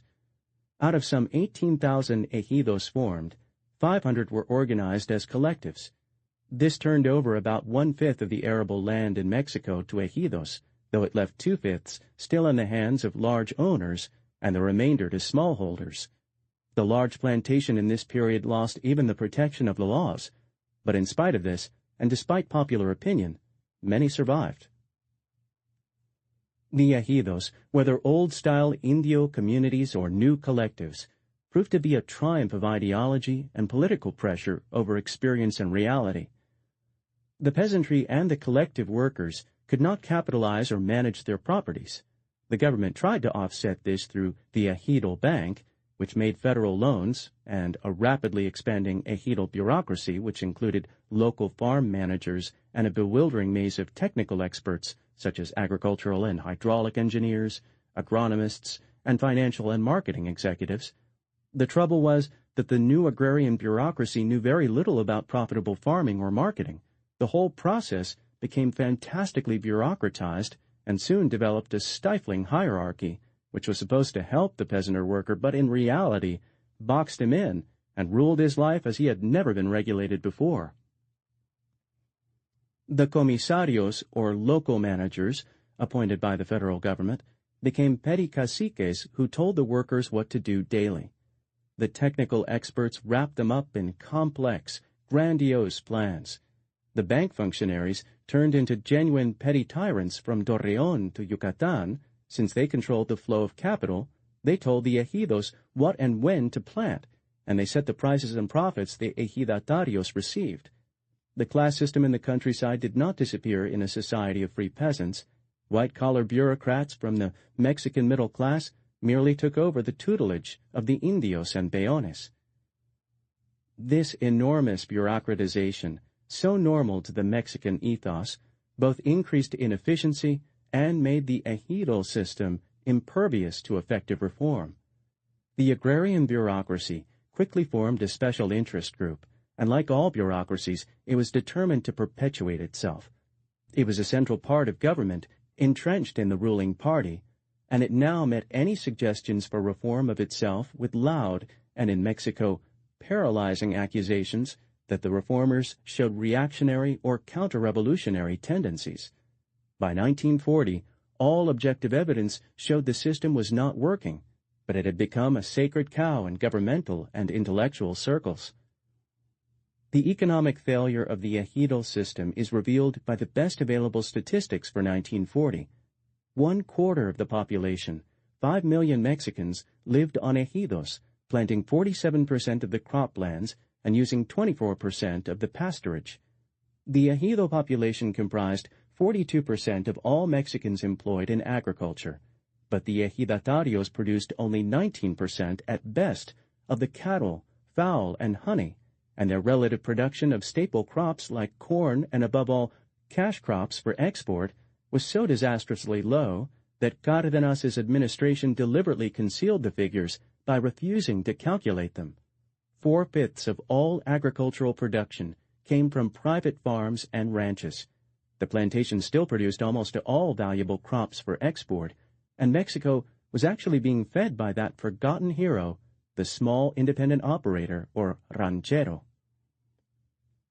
Cárdenas's land reforms were an economic failure, and these early statistics, understood if not released, soured future regimes against further confiscations, but the program aroused vast political enthusiasm and must be accounted a political success.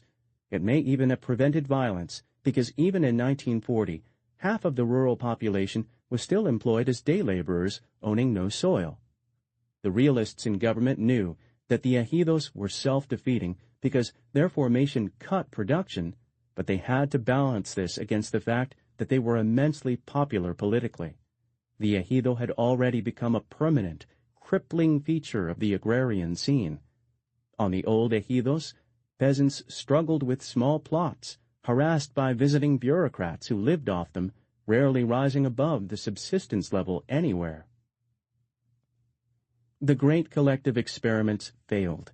The huge cotton cooperative at Torreon and the sisal plantations in Yucatan slowly but surely collapsed from a combination of managerial inefficiency and falling commodity prices. Unlike private businesses, the sociology of collectives could not be readjusted to changing market conditions. In the South, the peasantry became mired in serfdom to the federal bankers, while in the North, the ejidatarios gradually gave up and moved away. In the 1960s, the government finally ended the experiment at Torreon, transporting the survivors on the land to the far south to pursue a newer dream, the settlement of virgin tropic territories. The inspiration for this move, which aroused new enthusiasm in the bureaucracy, came like the old ideas from abroad. None of the dominant Cardenistas were farmers, but their mystique of soil and peasants had made them dogmatic on the agrarian question. The same intellectuals and politicians knew even less about business and industry, but fortunately for the development of Mexico, they were far less sure of themselves in these areas, and they avoided permanent disaster. Under Limantour, the government had begun to buy control of the foreign-owned rail system, but during the revolution, payments stopped, and the system had slowly degenerated into obsolescence, while claims and counterclaims plagued every administration. In June 1937, Cárdenas nationalized the major rail lines and consolidated their debts into the national debt, turning the management of the lines over to government officials. Unlike the ejidatarios, the rail unions were organized and vocal, and thus they could put up a concentrated opposition to the bureaucracy. By 1938, unions and management were completely at odds. Facing a breakdown, Cárdenas experimented according to the prevailing prejudices of his worker-oriented administration. He turned the running of the railroads over to a board composed of 7 union leaders. This gave the union management immense problems, which nobody had foreseen. First, there was the problem of bringing order and efficiency to a decaying industry by a board which was split by personal rivalries. Worse, the labor leaders were caught up in problems of rationale and doctrinal position, because as management, they had to take a broader view than merely representing the rail workers' desires and positions. These were peculiarly acute, because the workers, led by Lombardo Toledano, were Marxist-oriented. Lombardo Toledano realized that the lines were bankrupt and had to be restored by revenues, and therefore all new revenues could not go to meeting workers' demands for wages. If he behaved irresponsibly, that is, did not follow the laws of bourgeois economy, he might ruin the lines and hurt the workers themselves as well as the nation. Lombardo and his communists could not solve this basic problem of image and rationale. They rejected Trotsky's advice that they use the railroads as a base to seize national power, because Lombardo and the Communist Party knew they were not ready to assume power. Another labor leader, Rodrigo Garcia Trevino, wrote that since Mexico was basically a capitalist society, even an industry run by Marxists had to follow the basic laws of that society. In other words, a union management had to behave like any other management, disciplining workers and assuring profits, though he hoped it could be sympathetic both to workers and the public interest. However, the union leaders were paralyzed by their responsibilities. They neither improved service nor met workers' increased expectations. Cárdenas soon realized that his progressive industrial experiment had failed. It was even a political failure, and when he turned the roads back to a government corporation, even the unions were glad to be rid of their role. The unions retained only a minor consultant role in the new management. Cárdenas did not believe in the principle of either state or labor control of industries, though he was a nationalist with advanced leanings toward social justice. He had experimented and learned from experience. The rails were reorganized on a purely commercial basis, which eventually allowed the lines to modernize, pay off all debts, and finally return a profit to the national treasury. The new State Railways Corporation did not represent any known theories of socialism, but it was a peculiarly Mexican form of state capitalism, which operated vis-à-vis workers and the public almost exactly like a private industrial bureaucracy. The lesson learned through the railroad experiment and through several other nationalizations carried out at the same time was extremely valuable. Cárdenas saw that nationalization alone could not guarantee the vast social programs promised under Article 23 and for which many Mexicans kept clamoring.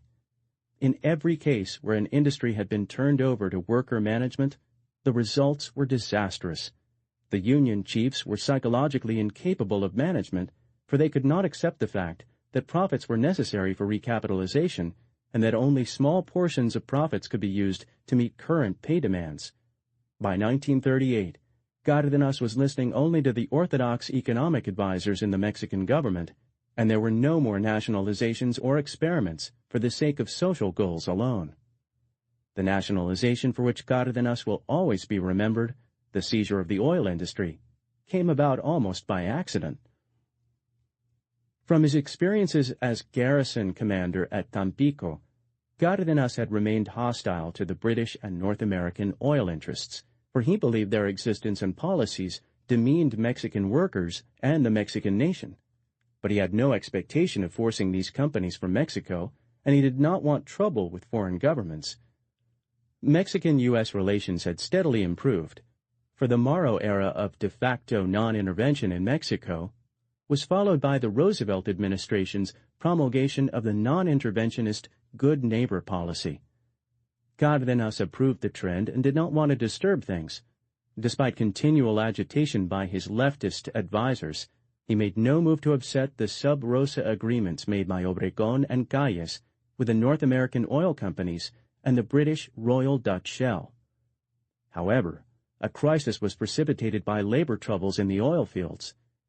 In 1936, the Petroleum Workers Syndicate, affiliated to Lombardo Toledano's Marxist CTM, made demands on the companies which included the social benefits guaranteed by the Mexican Constitution as well as higher pay. The companies were willing to negotiate, but a sticking point was the union's demand for access to the company's confidential books. In May 1937, negotiations were deadlocked, and the syndicate struck the fields. The law and the principles under which the Mexican government ran required federal intervention. Cárdenas therefore officially declared the strike an economic conflict, as defined in the Constitution, and invoked compulsory arbitration. The clause had never before been applied to disputes involving foreign companies. Both Obregón and Calles had felt it wiser simply to break up labor troubles in the oil fields with federal troops. Cárdenas appointed the court, and not surprisingly, the commissioner's report heavily favored the syndicate. Two parts of the report revealed facts that had long been obvious, but which were explosive when first brought to the attention of educated Mexicans. The foreign companies made higher profits in Mexico than anywhere else in the world, and they paid Mexican workers far less than workers in their own countries. Significantly, all shades of Mexican opinion, ranging from radical to conservative, and including the opinion of native employers who paid their own workers far less than in the oil fields, strongly backed the arbiter's recommendations that union demands be met. The dispute had taken on nationalistic overtones. The oil companies were ordered to raise workers' pay by 27% and meet other conditions. They appealed to the Supreme Court, arguing that the raises were too expensive and that the intrusion of unions into management affairs was intolerable. The whole question rapidly became a cause célèbre throughout politicized Mexico, for the Cárdenas regime followed the old Carrancista policy of Yankee baiting in public pronouncements to the press. Under extreme pressure, and also under Article 23, the court had no choice but to find against the companies. They handed down the decision March 1, 1938, giving the oil interests 1 week to comply. Beaten, the companies agreed among themselves to compromise. The settlement was unpalatable psychologically, but there was no question that they could live profitably with it. In discussions with Cárdenas's representatives, the companies accepted virtually all the arbiter's orders on condition that they were guaranteed that the syndicate would not be allowed to be so encouraged by success that it would make new demands. Cárdenas had won a victory, both for his government and for Mexicans, and he was ready to give the same private, binding assurances that former presidents had given. But now, the corporate management of the oil interests, who had learned absolutely nothing about how delicately political deals had to be made in Mexico, made an incredible blunder by demanding that Cárdenas put the deal in writing. This was politically impossible, and Cárdenas also took it as a personal insult from obtuse Anglo-Saxons. From being prepared to bludgeon CTM and the syndicate into the compromise, he exploded full circle into wounded dignity and fury. When the whole story leaked out, all official Mexico reacted the same way. The regime was divided between progressives and conservatives, where social and economic policy was concerned, but all the men in the halls of power now showed the reaction of people who could brook no more lacerations, even unintentional, of their long-battered sense of pride and national dignity. On March 15th, Cárdenas broadcast to the nation that he had nationalized all foreign oil industries on the grounds of flagrant disrespect for Mexican law. This was an act of almost desperate improvisation by a politician whose official family had been infuriated. It was a dangerous step, for no one had thought of the reaction of the British and North American governments, or even if the Mexicans could operate the oil fields.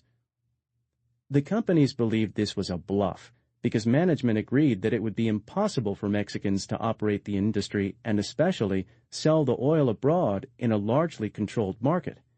They also firmly believed that their governments would intervene, putting intolerable pressure on Mexico. Regarding the presidential decree, a mere move in a poker game, they countered by announcing readiness to pay the wage increases, but Cárdenas, backed into a cul-de-sac by Mexican emotion, signed the expropriation decree on March 18, 1938, an unprecedented move then anywhere in the world where great powers and their overseas interests were concerned. Cárdenas explained to the people that nothing less than national sovereignty was now at stake. Either the President of the Republic ruled, or he did not. He inflamed public opinion effectively, as only the opinion of an unsure and long humiliated people could be aroused, by reiterating the history of exemptions and privileges long granted foreigners, the selfishness of the oil companies in refusing to reinvest profits in Mexico, their use of bribery, violence, and crime in controlling local government and labor in the oil fields, and especially the companies' humiliating discrimination between their own nationals and Mexicans in pay, benefits, and promotions. In complete fairness, the oil companies had generally operated only as most industries had operated for 100 years in Mexico, including domestic concerns. The great difference, which the oil managers did not realize, was that the world and Mexico had changed with this generation, and things would never be the same. The companies were thrown back on their home governments. They immediately began a campaign to vilify Cárdenas personally and Mexicans generally as incapable, communistic, and untrustworthy. They made marketing agreements that boycotted Mexican oil. Unhappily for them, however, in the world of 1938, the United States and British governments were not prepared to commit themselves to a united front. The British were for a hard line. Washington, caught up in the much-declared good neighbor policy, mainly sought a peaceful way out of the eternal oil dilemma. Mexican oil production was no longer vital to the world because vast new reserves had been founded and exploited elsewhere. The policy of the North American government was to accept Mexico's right to nationalize, so long as payment was made for expropriation. The value of Mexican reserves held under concession was excluded from any future settlement. In the controversy, the directors of Royal Dutch Shell had invariably been the most intransigent, and their feelings were reflected at Whitehall. The British diplomatic note to Mexico accepted the right of Mexico to nationalize, but impugned the entire process of Mexican justice and law, which was, of course, completely impugnable under Anglo-Saxon concepts and principles. The British demanded immediate restitution. The tone of the note was acid and contemptuous. It backed the Mexicans into a new corner. Eduardo Hay, The Anglophile Mexican foreign minister, who was himself of English descent, was forced to sever diplomatic relations.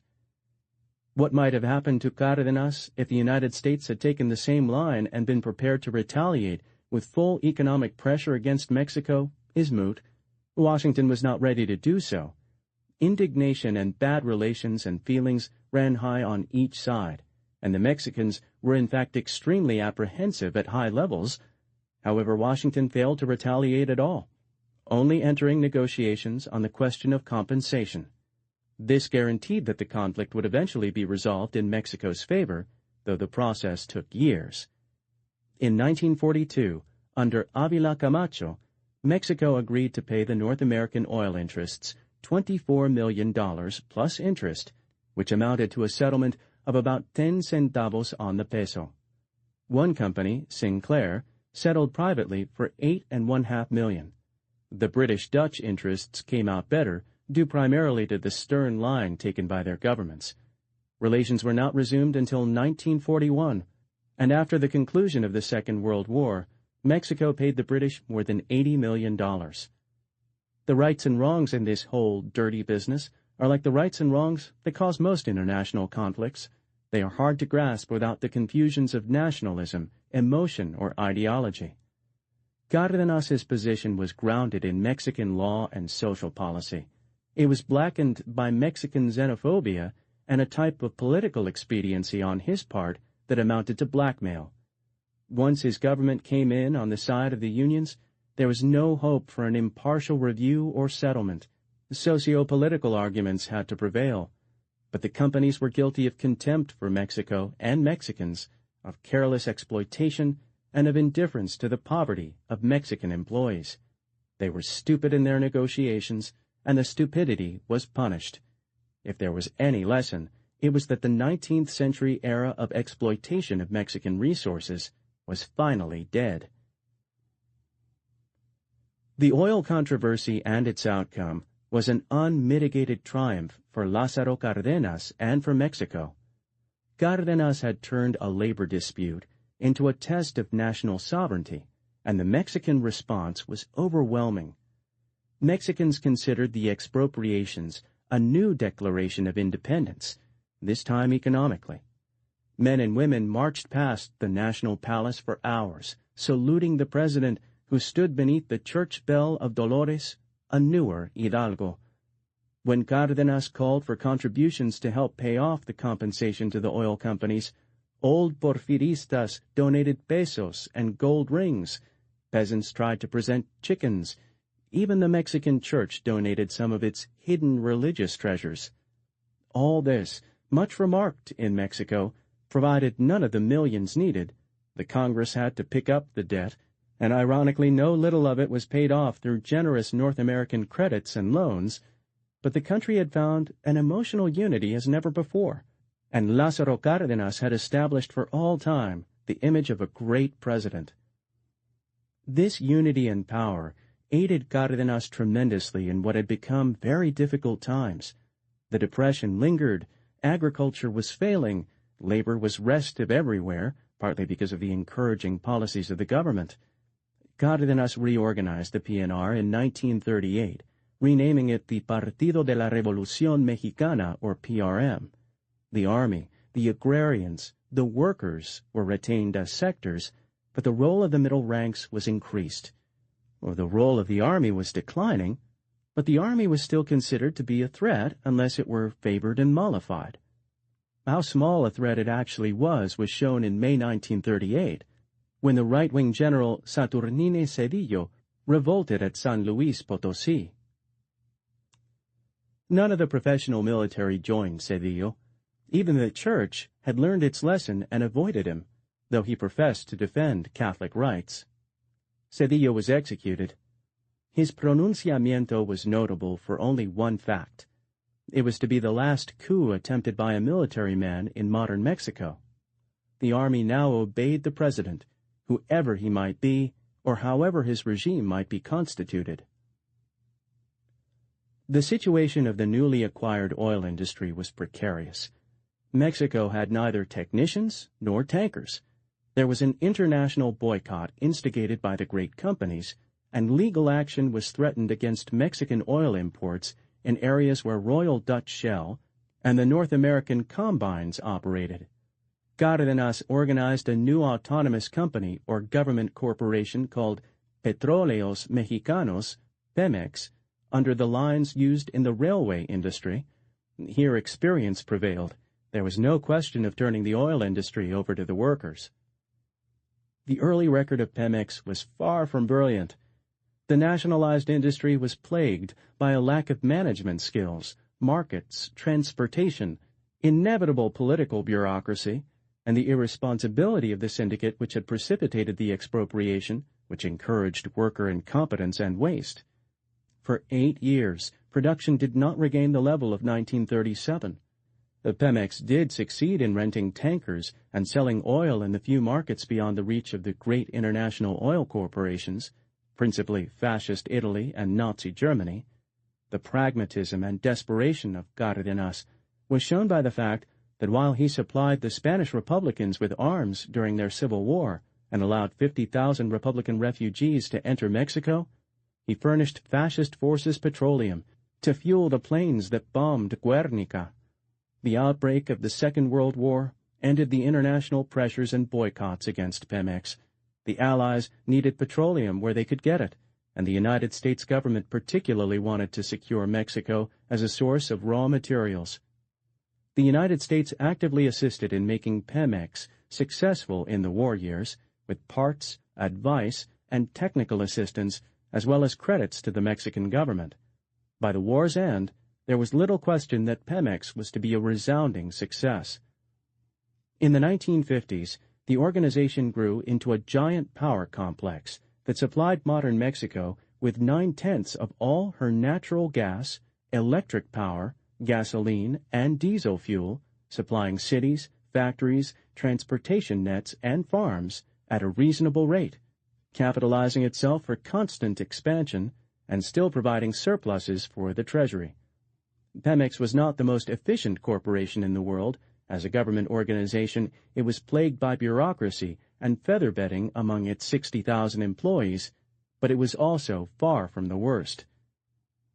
Perhaps as important in the long run as Pemex's fueling of the Mexican economy was the corporation's service as a training ground for Mexican executives and technicians. Pemex was the first large-scale employer of native engineers, technicians, white-collar workers, and industrial executives. Pemex, like the rail corporation, served splendidly as a training ground for government and also newer industry. The psychological lift was incalculable. Mexicans proved that an historically backward people could rapidly develop skills and expertise under favorable conditions. The springs of the devil, as one Mexican poet had called the oil fields, became springs of pride in accomplishment. There was a final irony also. The oil workers' syndicate took credit for the nationalization. The syndicate was Marxist-dominated, and for 8 years after the nationalization, the unions made the management task of the government corporation extremely difficult. Wages were quadrupled while productivity fell, and the union leadership could not refrain from applying political pressures, but it was one thing to enlist the government in a struggle against foreign management, and quite another to hamstring the Mexican government itself. Eventually, under Miguel Alemán, politically motivated strikes were declared illegal, and the Marxist labor leaders were jailed. Gradually, Marxist influence was eradicated from the union leadership. Pemex was born of ideology and politics, but it soon became a business managed with relative efficiency as a business. The Cárdenas era seemed revolutionary in many respects. Actually, it was a transitional age in which the groundwork of the earlier chiefs had created opportunities for problem-solving on an institutional basis. Cárdenas's sweeping acts were all experiments, and whatever their successes and failures, they were valuable as historic guides. It was shown that trade union leaders could not be trusted to run basic industries. The management role was inherently hostile to the labor leadership role, as both had developed in a fundamentally capitalist ethos.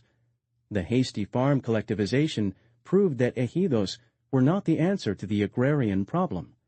The ruling party learned a great deal from Cárdenas's failures, and the lessons were reflected in succeeding administrations. In retrospect, it has been accepted that Cárdenas's nationalizations of rails and oil, the creation of a federal electric power commission, and the implementation of a social security system within the government corporations laid the basis for rapid industrialization. Statist measures were necessary. There was no private sector capable of taking over the railroads and refineries. Mexico's peculiar form of statist capitalism was correct for the situation and the times, however difficult it was to define. Mexico was experimenting, and in some ways even anticipating capitalist trends in more advanced nations. Cárdenas was the only modern president genuinely committed to agrarian reform, but ironically, his agrarian failures speeded up industrialization. The master plan of his administration was to turn Mexico into a nation of prosperous peasants and ejidatarios.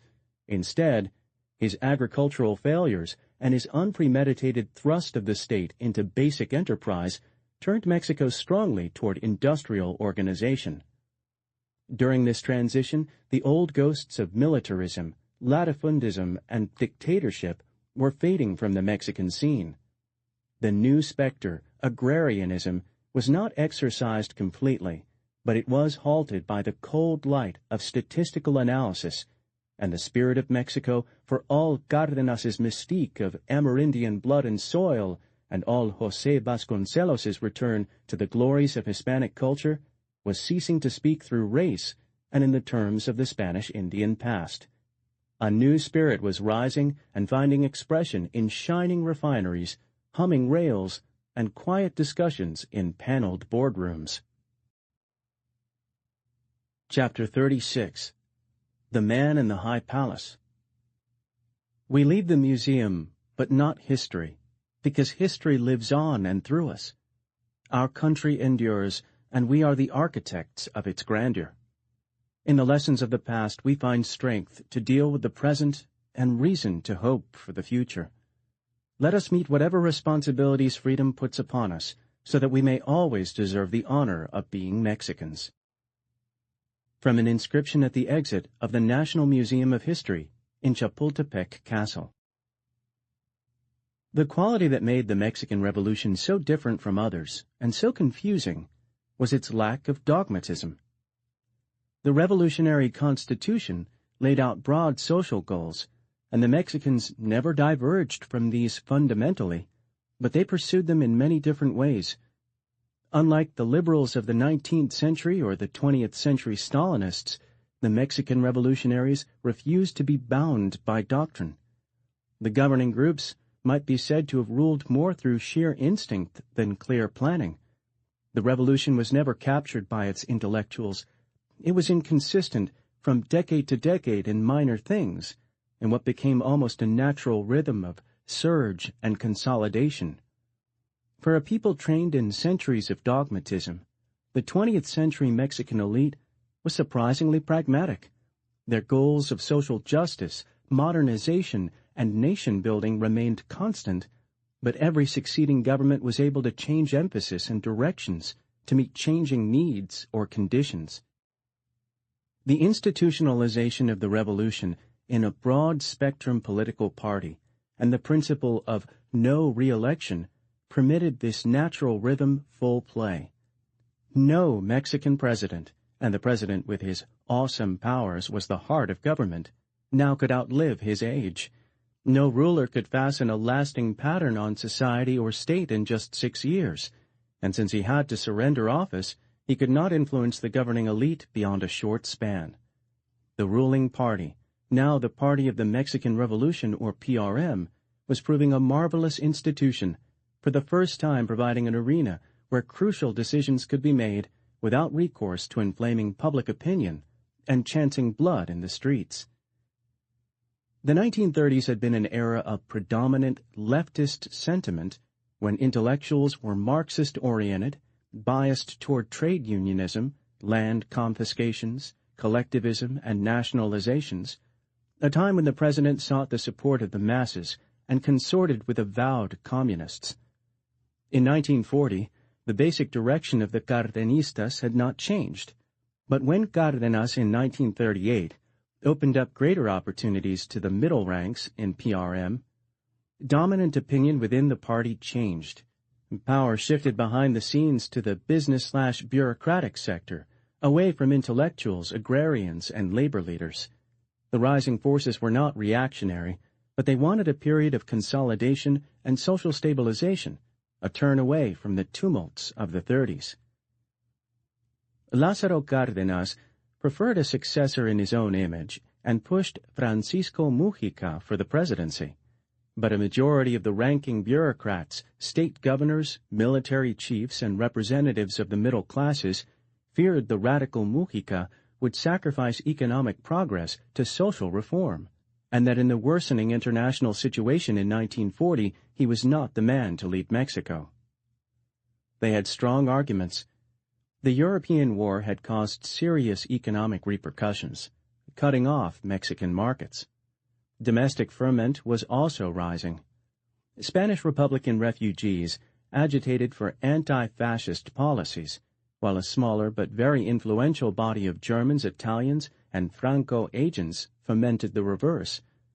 A new rightist movement had emerged in the old Cristero strongholds in 1937. This was sinarquismo, without anarchy, a peculiarly Hispanic philosophy that was hostile to the concepts of the Revolution and which espoused authoritarian Catholicism to an extent that embarrassed the now neutral church. The sinarquistas were strong in Guanajuato and the Bajío, and their spirit was perhaps best revealed by their doffing of hats at the invoking of Porfirio Diaz's name. They were not yet dangerous, but very disturbing to the new middle classes, who feared that a further push leftward would push the discredited right to renewed violence. Also, the more pragmatic Mexicans believed that in the war situation the nation should draw closer to the United States. The Franklin Roosevelt administration and the 1938 oil crisis had laid most of the old fears of intervention. The left wing of PRM, led by intellectuals and labor leaders like Lombardo Toledano, remained very hostile to the United States on ideological and emotional grounds. The more conservative elements tended to be pro-access. The moderate majority, however, saw either course as impractical, and in 1940 the moderates were in control of PRM, marking the maturing of a newer political generation. The moderate majority was so evident at the party convention that Cárdenas reluctantly dropped his backing of Mujica in deference to party unity and accepted his war minister, General Manuel Ávila Camacho, an officer from Puebla with a known Catholic background, as the official candidate. Cárdenas had prevailed over Calles in a personal power struggle by invoking popular and party support. This was different. The party now prevailed over a sitting president. Cárdenas accepted defeat, although he was still the single most influential individual in Mexico, and took on a new role graciously, that of making the party's choice acceptable, if not entirely palatable, to the agrarian groups and urban workers. Cárdenas also had immense prestige with the newly professional military. This was important, for the army now backed the party candidate over one of its own heroes. The agrarian and union leaders disliked Ávila Camacho, but they did not obstruct, partly from respect for Cárdenas, partly from realization that serious party strife might weaken PRM's custodianship of the country. Even losing factions within the party remained part of the national leadership, with all the advantages and perquisites of power. A diverse but active opposition sprang up outside the party around a colorful general, Miguel Andrew Almazan, a revolutionary of the old school who had become a multimillionaire through public works contracts. Almazan drew conservatives, provincials, and many intellectuals and young people who believed that the destiny of Mexico should not be left to the dictates of party bosses. His supporters did not hope to win. They did hope to inflame the election to the point where the winning PRM candidate would not be able to govern. The party government machine carried Ávila Camacho over Almazan in the election of 1940, by 2,265,199 to 128,574. This was obvious fraud, because Almazan attracted far more than 100,000 supporters. When the results were announced, a huge crowd protested at the capital, and Almazan made vague hints of violence. However, Cárdenas faced the roaring crowds, alone and unarmed, and his cool dignity quieted the disorders. The presidency had become unassailable. Throughout Mexico, there was only sporadic unrest and shootings, while Almazan discreetly departed for Texas. Although marked by minor bloodshed, to date this was the most orderly and peaceful national election. Abroad it was publicized as a coming-of-age for Mexican political democracy. However, in Mexico it brought profound political disillusionment, particularly to the younger intelligentsia and the more left-leaning elements. It was widely understood that PRM would not surrender power through an honest election. It could only be overthrown by an armed insurrection that the army would oppose and the people generally would not support. 1940 was, in fact, a great watershed for political thought. Thousands of the educated, formerly wrapped up in political ideas and ideals, turned away from politics to cultural and economic activities, following the lead of José Vasconcelos earlier. The extreme left continued a noisy but ineffective opposition, but the citizenry as a whole abandoned government to the party professionals. Whatever damage this did to democratic ideals or concepts, it did permit the stability most Mexicans craved, and in the coming decades it allowed the government of a developing nation to carry out policies and programs that probably never could have been adopted in a highly charged, emotional atmosphere of free political competition and effective challenge and debate. Ávila Camacho's arrival at power did not cause a basic change in the policies of the revolution, but it brought about a shift in emphasis and style. Ávila had been a general, but with so low a profile he was jokingly called the unknown soldier, a quiet, heavy-set military executive without charisma, a person of excellent, sober judgment rather than a crowd-pleaser.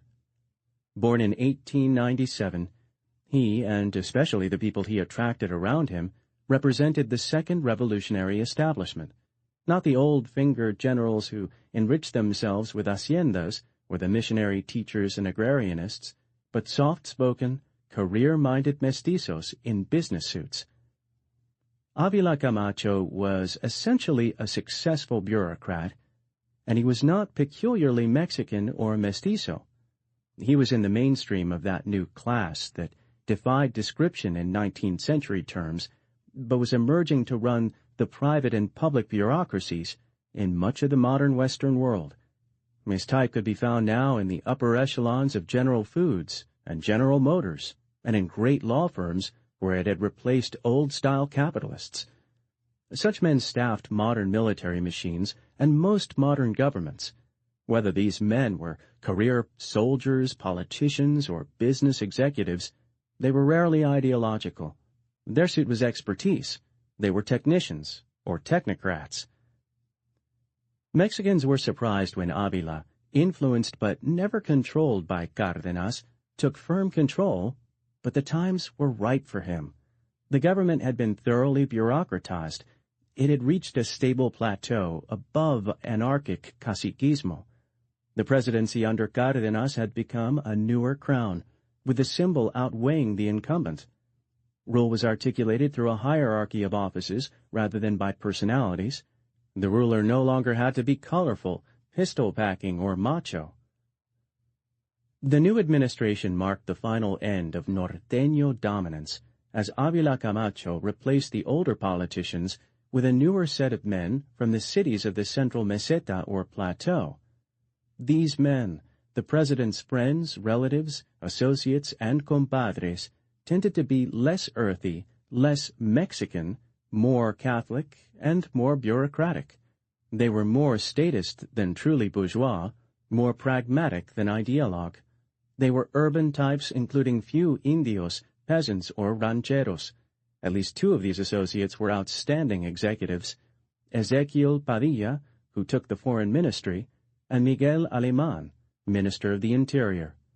These two gave Mexico the most progressive foreign policy and the most orderly internal government in the nation's history. Like its post-revolutionary predecessors, the new regime did not stand still. It made new breakthroughs while reforming old reforms. The cultural passion of Mexicans for regulation was now more a help than a hindrance, because in an era of experimentation and advance, policies had to be regularly amended or discarded. The Mexican government, which operated on a regulatory rather than a legislative basis, in fact could more easily change directions than that of the United States to fit changing times. The policies and directions that emerged between 1940 and 1946 were to be the dominant guidelines for post-Cárdenas Mexico. No succeeding administration changed them in anything but degree. In 1940, Mexico was threatened by a dangerous international situation. However, the internal government was stronger than it had ever been since independence. Ávila Camacho's administration moved rapidly to shore up relations with the United States.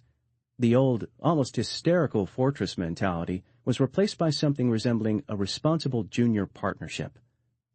By 1941, Ávila Camacho and Padilla had settled all the pending, troublesome claims stemming from the revolution and expropriations, concluded an excellent commercial treaty, pegged the peso to the dollar, and secured generous credits for industrial development through the Export-Import Bank. The benefits went both ways, for the United States government was on the brink of war and was anxious to secure the Mexican front diplomatically. Further, the war made a vast demand on Mexican metals and petroleum. Though probably most Mexican opinion favored remaining neutral after Pearl Harbor, the government steered steadily toward a declaration of war against the Axis. This was a coolly pragmatic decision, made in an absence of patriotic enthusiasm or popular belligerency. Even after 2 Mexican tankers were sunk by German submarines in the Gulf with loss of life, Ávila Camacho proceeded cautiously. There was no hatred of Germans or Italians in Mexico. In fact, the 2 small colonies were much admired, and few Mexicans could side emotionally in any foreign war with the imperialist Anglo-Saxons. The May 14, 1942 declaration was an historic milestone, ending a century of Mexican isolation. An even more significant one, perhaps, was the visit of the President of the United States to Monterrey in April 1943, the first entry of a North American president on Mexican soil. The war was overall of enormous benefit to Mexico. Prices for Mexican commodities boomed, and the absence of foreign imports allowed many small domestic consumer industries to be established. There was never any intention of sending the Mexican army of 52,000 men overseas. Only a volunteer air squadron went to the Pacific. However, the Mexican military was refurbished under United States Lend-Lease. In order to stimulate production for the war effort, the United States assisted Mexico with gouts of capital and thousands of technicians, spare parts, and technical expertise. Overall, Mexicans gained valuable knowledge from a leading technical society, and North American money fueled a rapid industrial boom. This forced draft, of course, caused its own problems. Prices and profiteering rose sharply. Mexican manufacturers took advantage of war conditions to flood markets with shoddy products, while shortages of food developed. The regime fought stolidly and, overall, sensibly against conditions no government could handle anywhere. It reduced the money flow by paying off some of the national debt. It created the National Financiera to control investment policy, and while the cost of living tripled, the inflation was beneficial to most classes except the agrarians. The urban industrial proletariat grew in numbers, and so did the middle classes. The percentage of Mexicans in the money economy swelled rapidly. At the end of the war, Mexico, in one sense, was filled with shoddy goods and corruption. In another, the economy and finances were healthier than they had ever been, as in the United States. Mexico's World War II was fought entirely on the economic front. For the first time, thousands of the educated elite took an interest in technics and economics. Men who would have taken up law and entered politics or the bureaucracy studied to become marketing experts or engineers. Even the press reflected this subtle change in national attitude by recording various economic breakthroughs ahead of political events. On the political front, wartime controls tended to consolidate the government's power to follow the agrarian policies it preferred. Avila Camacho redistributed only 7 million acres before halting the agrarian program under a valid rationale of increasing the national food supply. The government, reading the statistics, now recognized that the private farm was vital. Medium-sized estates were guaranteed against future expropriation by being granted government titles, and it was these properties, operated by skilled farmers rather than primitive peasants, which were to provide virtually all the future advances in Mexican agriculture. New ejidos were authorized only if it could be proven they would immediately be productive. Emphasis was changed from giving peasants land to supplying private farms with irrigation and other techniques and services. Miguel Alemán, the interior minister, had internal problems with Sinarquistas in the Bajío and with some clergy who did not attack the government but openly sympathized with the Axis enemy. The regime countered Catholic opposition by a repeal of the irritating clause under Article 3 of the Constitution, which specified socialist education. To win rural support, new schools were erected everywhere, and in 1943, a social security system was promulgated to pacify the proletarians. Because of a lack of funds, however, the program was delayed until the 1950s. The government had its greatest internal problems with organized labor. Under Cárdenas, the unions had ridden high, and much of the leadership was communist. By 1940, Lombardo Toledano, the chief of CTM, was at the height of his power. But just as ideology had always hamstrung Lombardo's effective use of his power, ideology now destroyed him. During the 1939 to 1941 era of the Nazi-Soviet Non-Aggression Pact, the communist unions fought the government's anti-Axis policies and its efforts to draw closer to the United States. This was intolerable to the regime, and it also discredited the labor leaders' rationales when they abruptly changed after Germany invaded the USSR because it showed them subservient to Russian influence. Lombardo Toledano lost all influence in the PRM and was removed from the Secretary-Generalship of CTM. With his fall, the communist elements lost their leverage. Although the reopening of the Soviet embassy in 1942 provided a center for leftists of all persuasions, Marxist influence declined. The government, out of historic antipathy to all forms of intervention in Mexican affairs, kept Soviet activities under strict surveillance then and later. The main thrust of Avila Camacho's administration was toward conciliation and stability. Therefore, it never used severe measures against the turbulent unions, despite disturbances in the rail and petroleum industries during the war. However, Avila Camacho tried to strike a balance. If he tolerated the left, he conciliated the right. He publicly declared himself a believer and removed overt anti-Catholicism from government circles. Certain educational doctrines, stressing anti-clericalism and socialism, inserted by Cárdenas's education minister, were expunged from the school books. The new minister, Torres Bodet, emphasized scholarship rather than doctrine. There was less fervor in the schools, but conversely, a far better record against illiteracy was made than under Cárdenas. The government did not take the side of religion, business, or conservatism generally. The policy was one of strict neutrality. Therefore, there were no startling innovations, but also no major national controversies or confrontations. The revolution was learning to self-adjust. Even the army was handled with exquisite skill.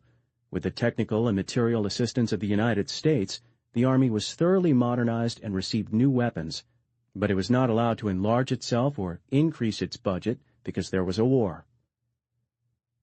The new atmosphere of conciliation and stability allowed the unthinkable to become normal in this new Mexico. old enemies learned to tolerate each other, if not quite lie down in friendship. On the 16th of September 1942, Independence Day, Avila Camacho appeared on the balcony of the National Palace with all 6 living former presidents. Before a cheering crowd that filled the gigantic Zócalo, the dictator Calles stood shoulder to shoulder with Adolfo de la Huerta, with whom he had been at pistol point, and beside Lázaro Cárdenas, now commanding the army, who had exiled him. The badly used Ortiz Rubio, Abelardo Rodriguez, and Portes Gil wept together as the current president of the Republic gave out the traditional grito, "Mexicanos, viva Mexico!" The old violent men were vanishing. A generation that never fought had moved to power. Prominent men were now well-educated people from middle-rank mestizo backgrounds. They had been reared in the principles of the Revolution, but they were far less nationalistic and ideological than the leaders of the 1930s. Markedly, the great interest of the new generation was in economics.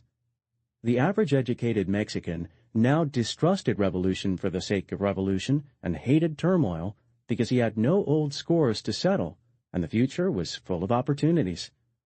Foreign relations were newly stable, for no power threatened national sovereignty, and meanwhile, men in government had learned during the war the tremendous benefits accrued from keeping trust and confidence abroad, and above all, from cooperating with the United States. All these things led to a stabilization and liberalization of politics beyond what had already been achieved.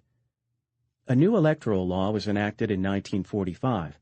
It was not designed to loosen the hold of the ruling party, but it was hoped that it would increase the confidence of both Mexicans and foreigners in the government. Mexico now officially professed to be a democracy, a measure begun in the war years, and there had to be some improvement in the national political image. The party was again reorganized and given a new name, Partido Revolucionario Institucional, the Party of the Institutional Revolution, or PRI. The military sector was dissolved, though this did not mean that the army lost all influence, and there were now 3 recognized sectors: the peasant campesino groups, the urban workers, and the bureaucracy/middle class. It was made easier for citizens to vote and take part in party affairs, but decisions were still worked out between the leaders of the sectors in meetings between farm collective managers, rural politicians, union leaders, government executives, and businessmen, then submitted to the voters for ratification. This was not democracy, but it was an increasingly liberal form of authoritarianism. Dissent was tolerated both within and without the party, and on most issues the decision was only made after a genuine consensus had been arrived at. Critics of the party rule sometimes overlooked this, and the fact that the sector leadership was representative of the major interests of the total population. PRI shaped public opinion, but also followed it. Otherwise, no dominant political party could have continued to direct the nation exclusively in almost a complete absence of serious protest. Cárdenas was still very prominent in party ranks.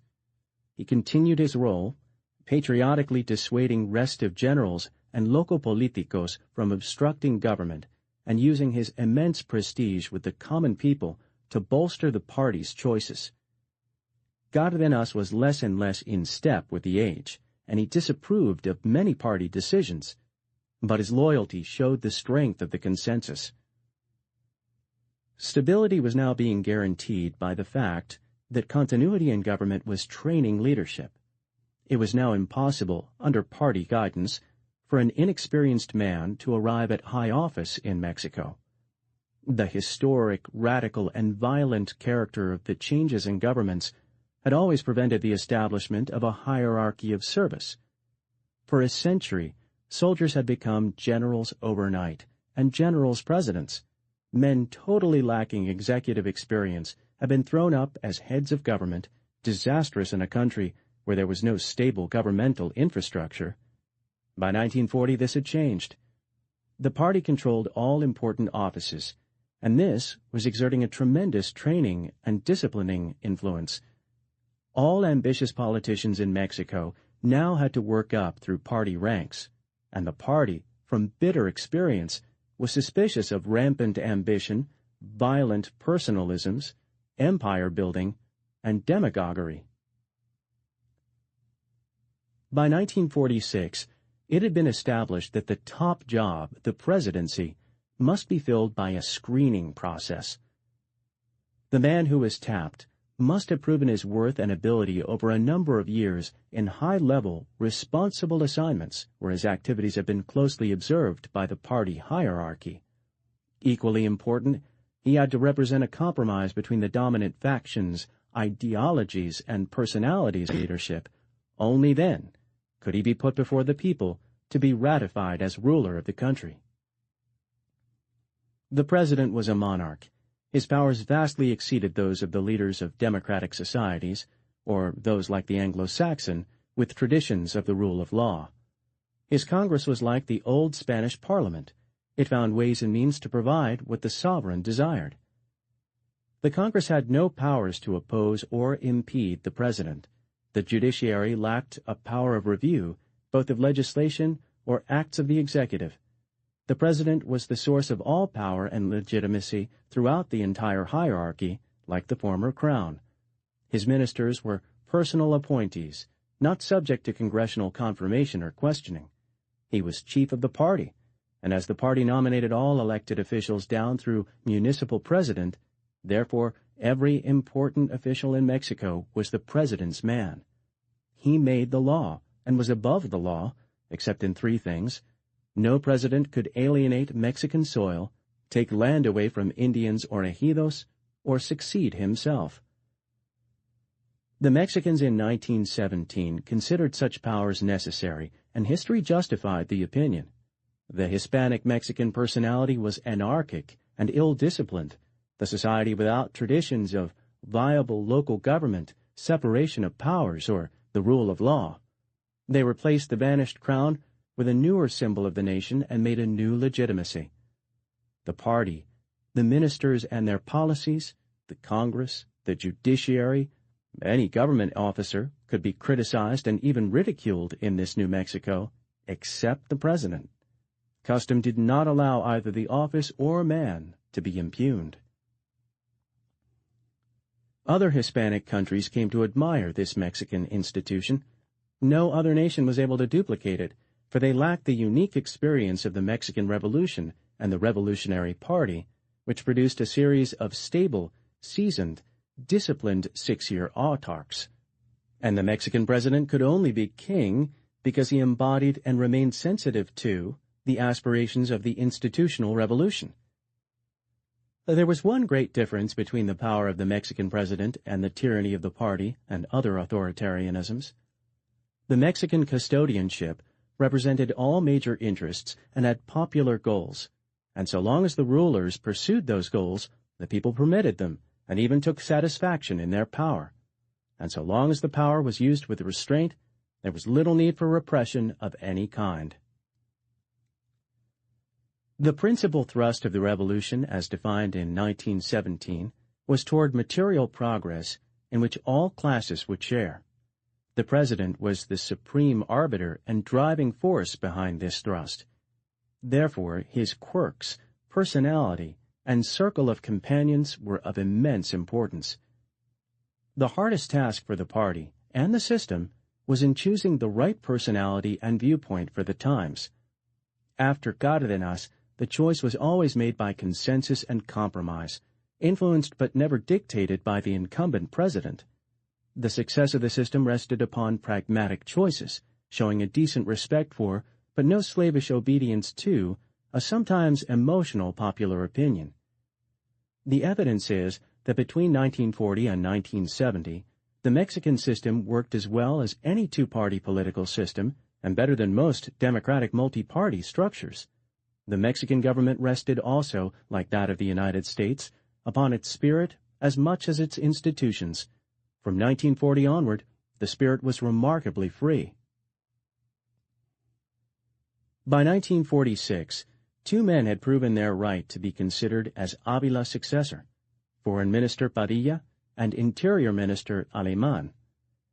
Padilla was better known abroad and was considered the more democratically inclined. However, he was unpopular with the left wing of the party because of his pro-U.S. policies. Alemán was considered the stronger man and was passed on in backroom conferences for the job. Padilla ran as an independent candidate. He was defeated by the concentrated might of officialdom, 1,786,901 to 443,537, but the election was orderly, and the size of the opposition vote showed an increasing maturity on the part of government.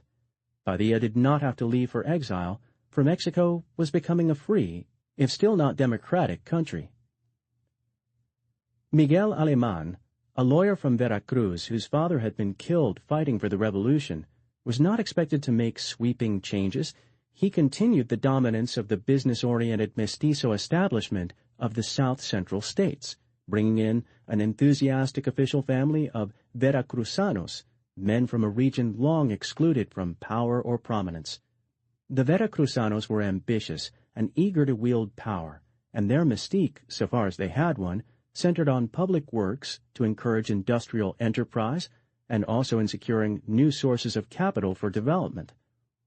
Alemán, a dominant personality but flexible and tolerant with an excellent sense of humor, had suffered severe annoyances from labor during Avila Camacho's regime of conciliation. The three great national corporations, Pemex, the railways, and the Federal Electric Commission, had fallen into considerable disarray due to political hacks and union obstructionism. Alemán appointed tough, pragmatic, competent executives to head these corporations, then moved against the entrenched, still ideological labor leadership. He deliberated courting the labor rank and file, trying to hold its confidence while he removed the Marxist union bosses.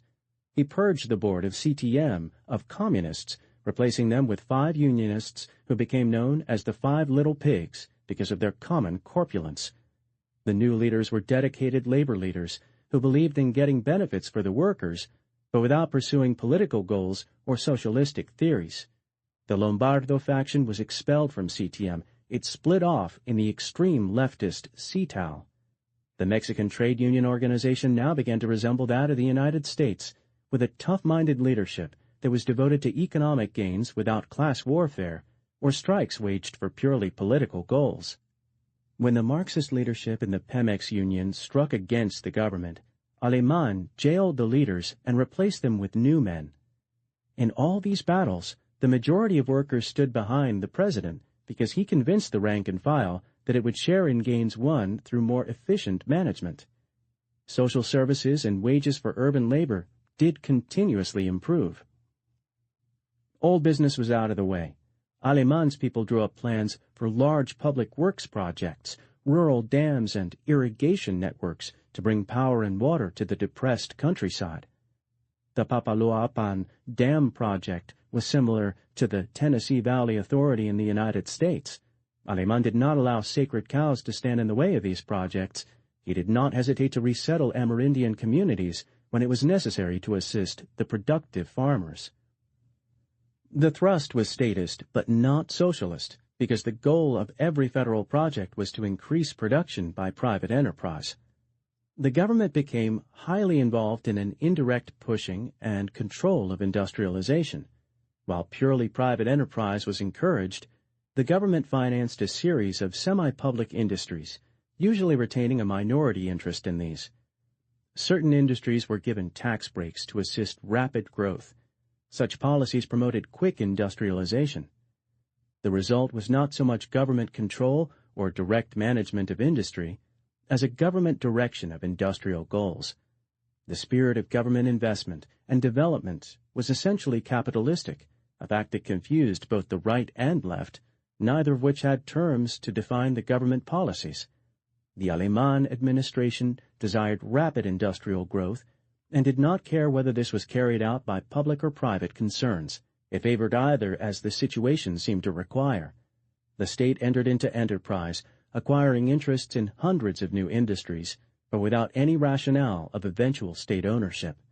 The Alemán administrators were uninterested in rationales. They were problem solvers by instinct and training who understood that Mexico was at least a century behind the industrial world in organization and technology, and they sought any means to correct that situation. Alemán had inherited a healthy treasury with a large dollar surplus. The high prices earned by Mexican raw materials during the war paid off most pressing national debts. As a post-war boom developed, however, the economy was threatened with a foreign exchange hemorrhage. Mexico had to acquire tools and machinery for industrial projects abroad, but there was a rising, newly prosperous industrial and business class clamoring, after years of austerity, for new luxury goods from the United States.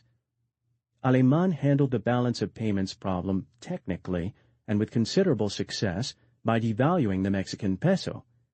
This made it harder for rich Mexicans to buy Cadillacs and also slowed the growing consumerism of the middle class, which raised its living standards mainly with imported goods, but made Mexican raw materials competitive abroad and brought in more exchange. This discipline, which was not harsh enough to alienate the money-rich new class, paid off handsomely by providing capital for the tractors and industrial machinery Mexico needed more than Chryslers and consumer goods. The thrust of government into industrial development inevitably increased corruption. The government had credits, tax breaks, licenses, and contracts to hand out in a period of headlong, chaotic development. Cabinet ministers and the friends and associates of ministers and the regime grew very rich. Official corruption, always part of Mexican life, was in one sense becoming healthier, however, because this was not quite the former feeding from diverted public revenues. Corruption did not damage development and may have aided it, because corruption money capitalized some new industry. While officials absorbed some of the increasing revenue and more often took a piece of new industries they helped create, they almost always reinvested in Mexican enterprise. And while few important enterprises could operate in Mexico without some official sharing in the pie, taxes were very low. Mexican businessmen paid government less overall than in most developed nations. The Mexican forms of corruption in high places were rarely hypocritical, much less so than the influence peddling in Washington, which was disguised as law practice. The beneficiaries of corruption were primarily sharing in a new pie their policies helped make, and there is no evidence that the practice hindered development, the growth of the middle class, or lowered the living standards of the poorer classes. However, it was potentially dangerous unless kept under control, and the free and easy atmosphere of this new mauve decade south of the Bravo began to worry many Mexicans who could not correlate it with the ideals of the revolution. With rapid industrial growth, profits spurted in relation to the whole economy. Profits always grew rapidly in times of expansion, in developed economies as well as Mexico. The government made no effort to control profits. This was contrary to its rationales, which centered on continuous growth. Profits rose from 26% of the total national income in 1939 to almost 42% of all wages and income in 1952. This seemed to show that labor was not sharing proportionately in the boom, but in reality it reflected the fact that sectors beyond the reach of the new industrialization were falling far behind.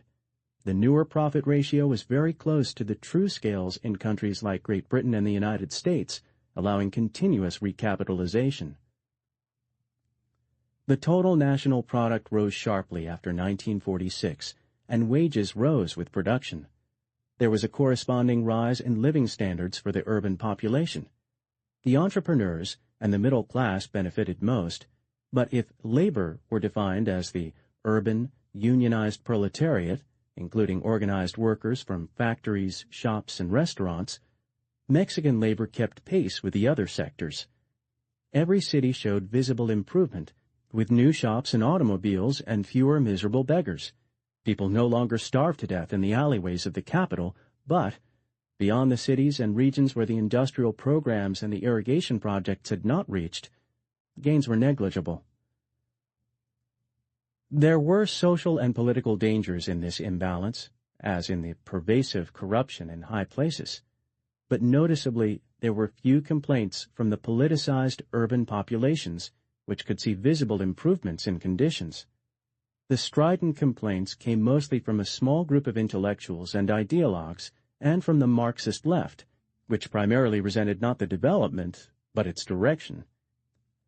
The post-war regime also proceeded rapidly toward the eventual solution of a problem that had existed since Guadalupe Victoria, the question of foreign capital in Mexico. The Mexico of the 1950s needed new capital from outside as badly as the old, perhaps more so since expectations were rising. But old nationalist specters and the very real antagonism toward foreign competition from the growing group of Mexican entrepreneurs required that capital be barred from entry under the old terms. The government must avoid new petroleum industry controversies. The pragmatic application of a law requiring that the ownership of Mexican enterprises must be at least 51% Mexican proved to be a workable solution. All new enterprises had to be organized under domestic majority ownership. This was the price of a foreign capitalism's entry into the growing native marketplace. The law was flexibly applied. Already established industries were required to divest slowly, the pace usually depending on the availability of Mexican capital to buy up the majority control. In some cases, the Mexican government acquired the interest, then resold this to private parties as they appeared. The market was strong for investment in consumer industries where huge profits were quickly made. Mexican investors were much more reluctant to acquire shares in mining interests or utilities where capitalization was large and returns came slowly. For example, the Anaconda Cananea copper mine in Sonora, which had figured so prominently and so bloodily in the labor conflicts early in the century, found no takers until 1971, when the government finally announced a nationalization agreement by which a Mexican board would take control. Many North Americans saw these nationalizations as communistic expropriations, not recognizing that the Mexican government usually had no interest in assuming ownership or management, or that the majority interest was almost always acquired by private parties. Foreign companies could still make excellent profits, and a flood of new foreign concerns entered Mexico. The laws were pragmatically applied to subsidiaries of great North American corporations, particularly where they offered employment and savings in foreign exchange by making or assembling needed products that otherwise had to be imported. The stability of government and the peso and an expanding market made it possible for hundreds of large companies to enter Mexico, finance industry, build plants, and even train a purely Mexican labor and management force. Spectacular gains came from this quarter. The entry of North American companies was the largest factor in the steady rise in living standards and a strong growth among the white-collar and technical classes. Foreign subsidiaries, branches and franchises trained thousands of skilled workers, provided opportunities for the educated middle ranks, and began freeing the Mexican economy from a total dependence upon imported products. It was still impossible to create many Mexican industries without North American money, equipment, and expertise. The new airlines had to be financed through California banks. The Alemán regime was flexible. It made deals with foreign banks and companies. The deals were usually equitable, and Mexicans and foreigners shared far more fairly than during the Porfiriato. The government tried to balance enterprise between light and heavy industries and those producing consumer goods through credit policies. This annoyed most Mexican manufacturers who clung to consumer goods. They also protested the government's investments in mechanized agriculture. Ironically, Alemán often found it easier to deal with foreign companies than with Mexican industrialists because of the Mexican insistence upon quick profits and a very high rate of return. In any case, the government kept taxes low for all enterprise and permitted large profits to spur development. The average Mexican industry paid about 12% in total taxes, far less than the rates exacted in more developed countries. While the first results of industrialization appeared to be successful, the results of the government's investments in agriculture were more mixed. No agrarian law was changed. This area was too sensitive politically. However, the implemented policy was now to favor relatively small, self-sufficient holdings. The ejido structures, ferociously defended by an entrenched bureaucracy, could not be dismantled, but the government avoided creating new ejidos. Although distributions could never entirely be stopped, any president could win a roaring ovation in Congress and instant popularity across the nation by merely announcing new distributions in deference to the mythology of the Revolution. Land was now normally given only to those individuals who proved they could make productive use of it. These new recipients were given clear titles, and to the intense annoyance of the ejidal bureaucracy, removed from its smothering incubus. Laws and myths were ignored or evaded to take advantage of mechanization and new techniques imported from the United States. Modern technology demanded large farms. Private and corporate owners began to lay out new plantations that were latifundios in everything but name. These grew rapidly in the north, where land was reclaimed by irrigation from the desert, and in rich Michoacán. These farms strongly resembled the California corporate farm. They represented the most viable form of 20th century agriculture. In Sinaloa and surrounding states, huge tracts were almost indistinguishable from agricultural operations in California and Texas. Many of the new enterprises were segments of diversified economic empires, which included marketing and banking. Others were owned by a new class of Mexican entrepreneurs with no interest in land other than to make money. Smaller but still profitable farms were operated by an expanding class of rancheros, sometimes called nylon farmers. The nylon farmer, like the drugstore farmer in the United States, had the capital or credit to plant many acres and to hire peasants to do his work. Much of the capital, as well as the techniques for this new farming, came from the United States. Foreigners were not allowed to buy land, but there were ways of evading any Mexican law. However, the usual form of North American investment in the huge new northern and northwestern plantation operations was in furnishing credits, expertise, and marketing connections. Growers and shippers, many of whom moved out of similar operations in California or the southwestern United States because of rising land pressures, costs, or labor problems, transferred their activities to Mexico, working through and with Mexican landowners or corporations. By the 1960s, at least a third of the tomatoes and certain other fresh produce consumed in the United States came from these operations in Mexico, and trends indicated the proportion would increase rapidly. These vast new agricultural enterprises were in the same pattern as the coffee, pineapple, and other plantations that European companies had established in the previous century. They provided employment for the teeming peasantry. Unfortunately, with their neat new row houses for workers, they also began to re-establish the old hacienda in a newer form. Whatever their social implications, they were important to the economy, providing exports for foreign exchange. Government officials fostered them and assisted profitable operations with new federal irrigation and drainage projects. Some officials also clandestinely shared in ownership and profits. With an expanding domestic urban market and new markets in the United States, almost all forms of efficient farming had become profitable in Mexico. On the ejidos and the small unmechanized hoe plots that covered central Mexico like a tattered green blanket, what progress there was seemed to be a mixed blessing. The half of the Mexican population still confined to ejidos and peasant holdings grew enough to eat, but not enough to raise their comfort level. Meanwhile, a rising population depressed the future. One form of modernization that had entered the country was modern medicine. The government provided clinics, medicines, sanitation instruction, and nurses. Peasant children were no longer weaned on chiles or carried off by epidemics.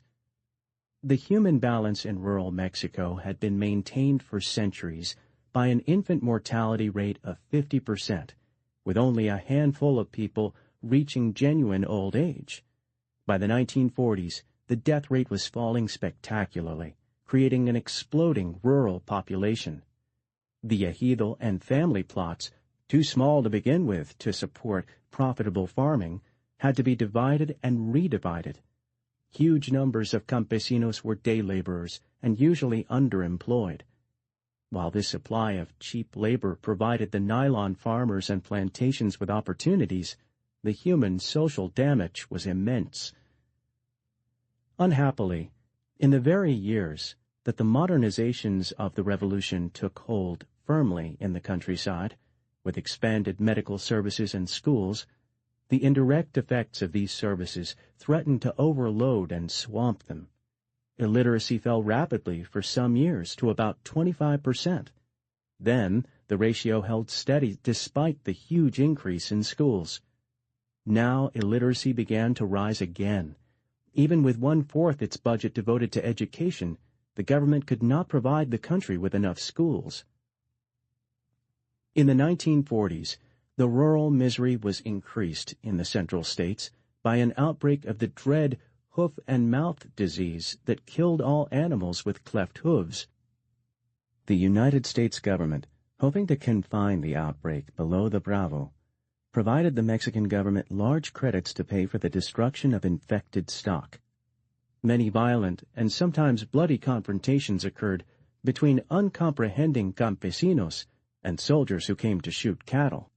A final tragedy was that very little, if any, of the millions provided by the United States ever found its way to the peasants. The unemployed peasantry found an old escape route walking north to seek work in the United States. This trek had begun again during the war, when Washington pragmatically ignored its immigration laws to provide labor for southwestern farms. Now, in the late 1940s and early 1950s, hundreds of thousands of Mexican migrants swam or waded the Bravo, becoming mojados, or wetbacks, or slipped across the wire into California or Arizona, becoming alambristas, or wire crossers. Whole peasant families, and sometimes entire clans, went in a body. Many were cruelly exploited, but at 20 U.S. cents an hour, stoop labor for a 10-hour day, a family could make more cash in a month than the same labor earned all year in the arid, maguey-dotted valleys of central Mexico. The mass migration was finally halted toward the close of Alemán's term by a combination of North American labor protests and a pricked Mexican pride, only to begin once again on a mass scale in the early 1970s. In the first year of that decade, 320,000 Mexican illegal aliens were deported from the United States, undoubtedly a tiny fraction of those who went to find any work they could. Meanwhile, 50,000 Mexicans emigrated legally per year, some finding opportunity, most adding to the accumulated social and cultural problems of the southwestern United States. The peasantry provided the ruling circles with a monstrous dilemma. Like the Indios, they were not really needed anywhere. It was increasingly impossible for them to live contentedly as they had for generations. Roads and schools and clinics had destroyed that. Millions of them poured into the Mexican cities and towns. Metropolitan centers overflowed with ragged, uneducated agrarian workers, almost totally unprepared for modern urban living or employment.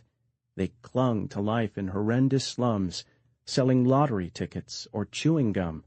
Their children went uneducated. Their child mortality rate was again rising.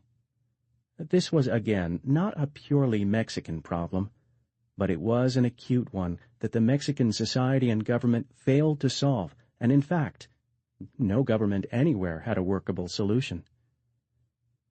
The Alemán leadership clung to two great hopes in their effort to modernize Mexico and solve the tremendous socio-economic problems the society faced.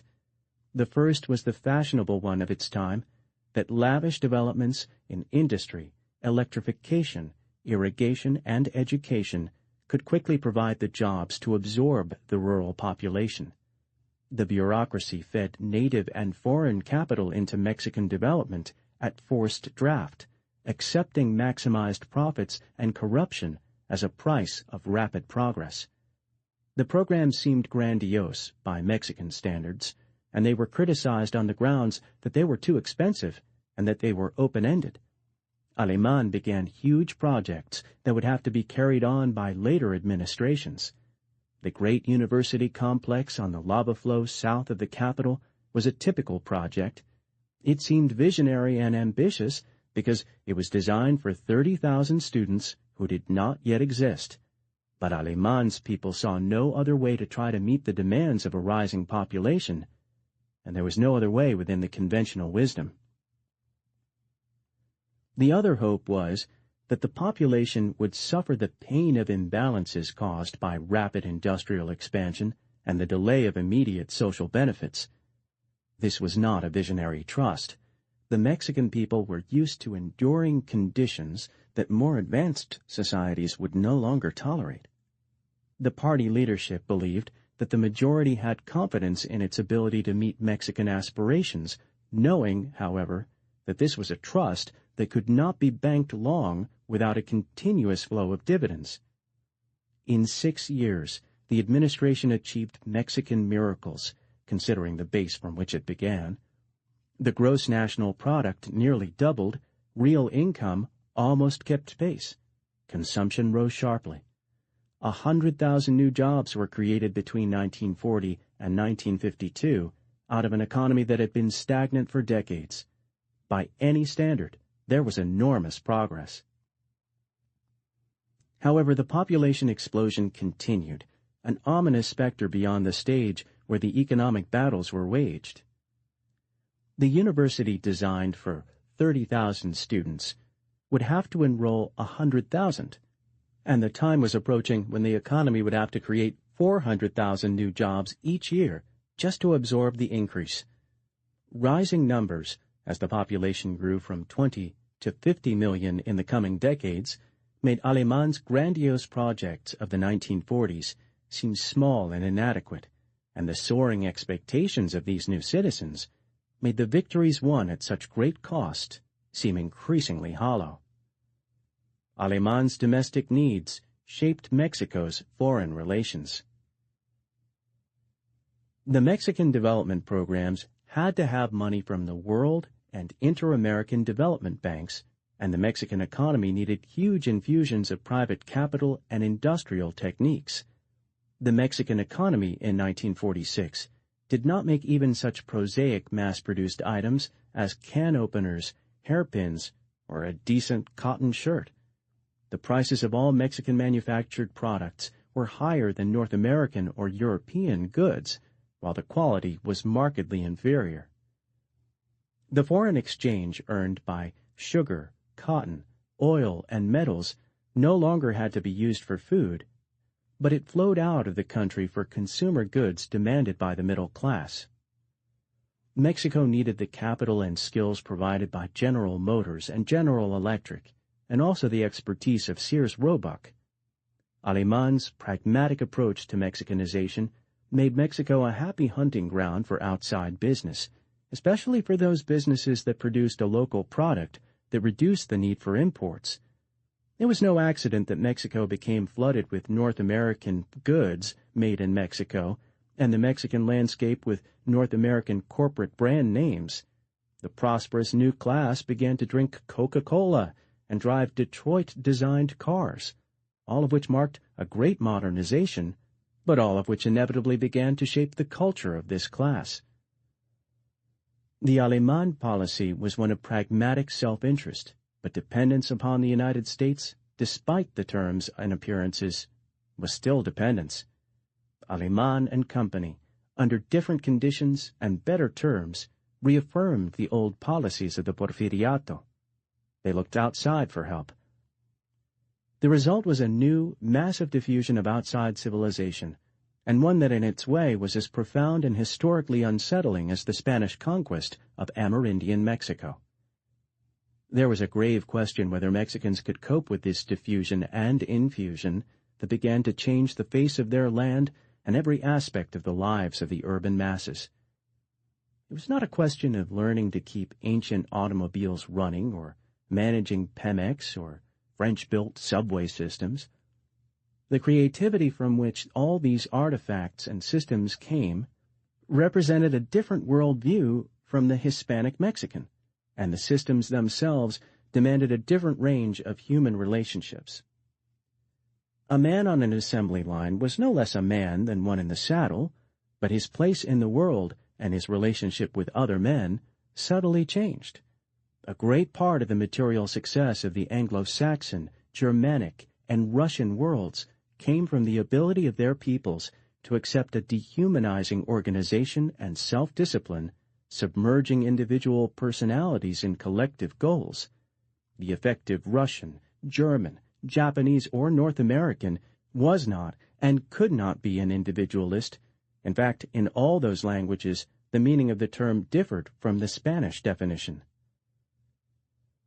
Under the new dispensation, Mexico retained a more and more meaningless territorial sovereignty.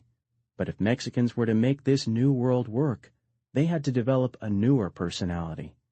There was little room for the culto or machismo, or for the contemplation of things, or even the constant awareness of tragedy in an era when the gross national product was supreme. There were still men and women making music in the fields, living on islands of elaborate sensual courtesy, but all of them were essentially meaningless against the changing reality of a modernizing Mexico. Against the actuality of what was taking place in Mexico, the visible relationship with the United States, though continually pointed out, had little importance. After Roosevelt, every North American president made a point of meeting amicably with the President of Mexico, releasing press notices of eternal friendship. Truman would lay a wreath on the monument of the Niños Héroes of the Intervention. John F. Kennedy would be greeted by a cheering million in the city of Mexico. Mexico generally followed the United States line in the United Nations. Most Mexicans believed that the United States had conquered the world in 1945, and they adjusted to it. Meanwhile, Mexico was permitted her historic defense of sovereignty and her religion of non-intervention. She opposed North American machinations in Guatemala or in Cuba. She recognized all governments except that of the Spanish caudillo Franco, thus proving the rule. In extremis, against outside powers, Mexico had little choice except to side with the United States. Thus, the government backed Washington in the Cuban Missile Crisis of 1962. In foreign affairs, Mexico was not a puppet, though self-interest and common interests caused her generally to follow North American initiatives. Her real stance was more one of self-imposed emasculation.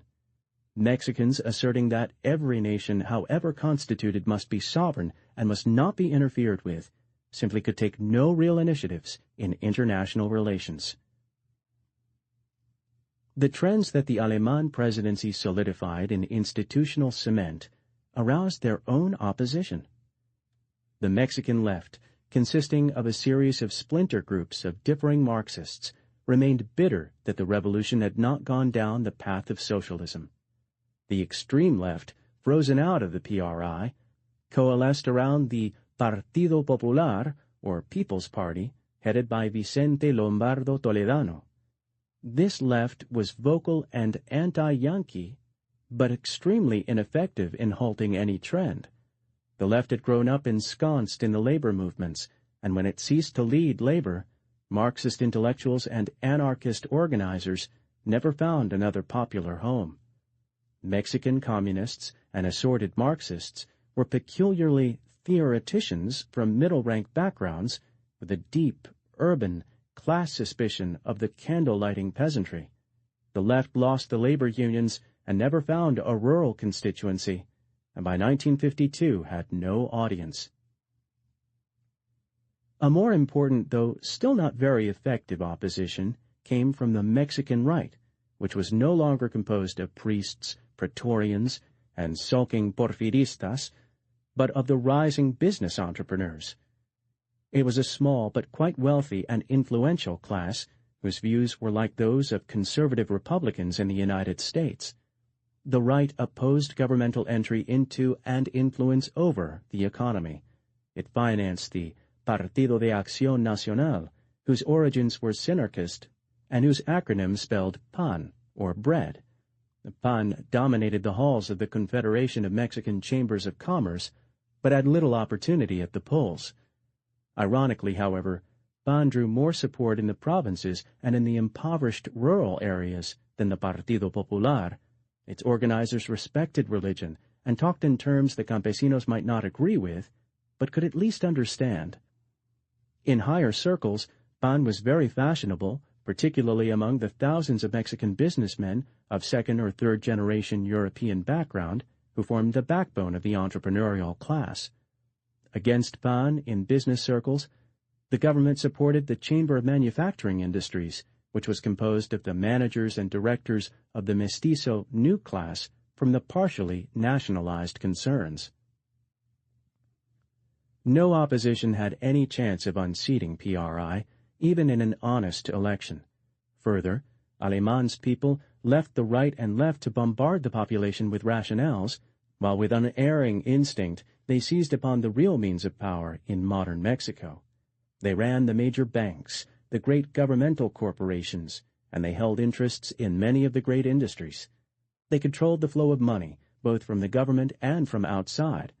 They dispensed contracts and licenses and shares. They could make their friends rich and make life difficult for their enemies. Many of them owned or shared in haciendas, but they operated them sub rosa through agents.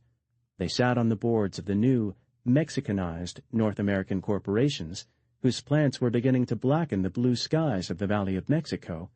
While most foreigners preferred PAN members socially, they had to deal with the friends of Aleman. The Alemanistas, intelligent if not always honest, possessed a keen sense of what most Mexicans wanted and tried to give it to them. With the disappearance of church and army influence, and the co-option and quiescence of the proletariat and peasantry, the new class held most of the power in society.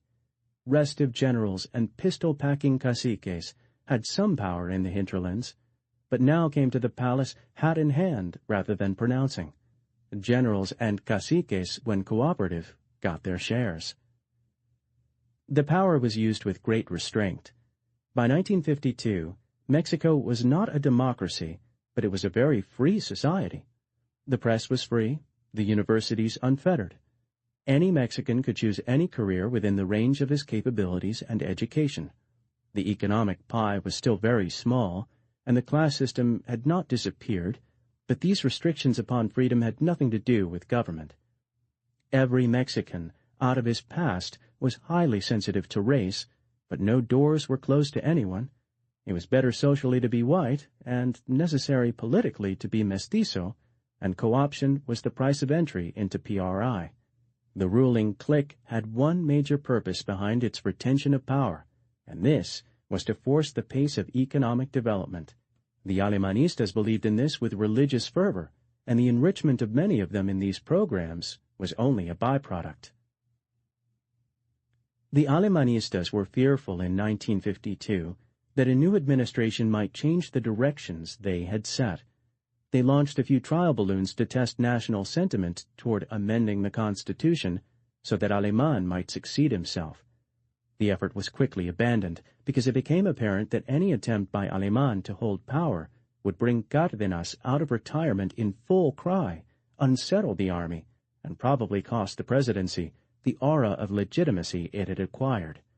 Therefore, the Alemanistas, Cardenistas, and other factions had to hammer out the usual compromise, choosing an elderly bureaucrat, Adolfo Ruiz Cortines, as the next president. The self-correcting mechanism of the party was at work.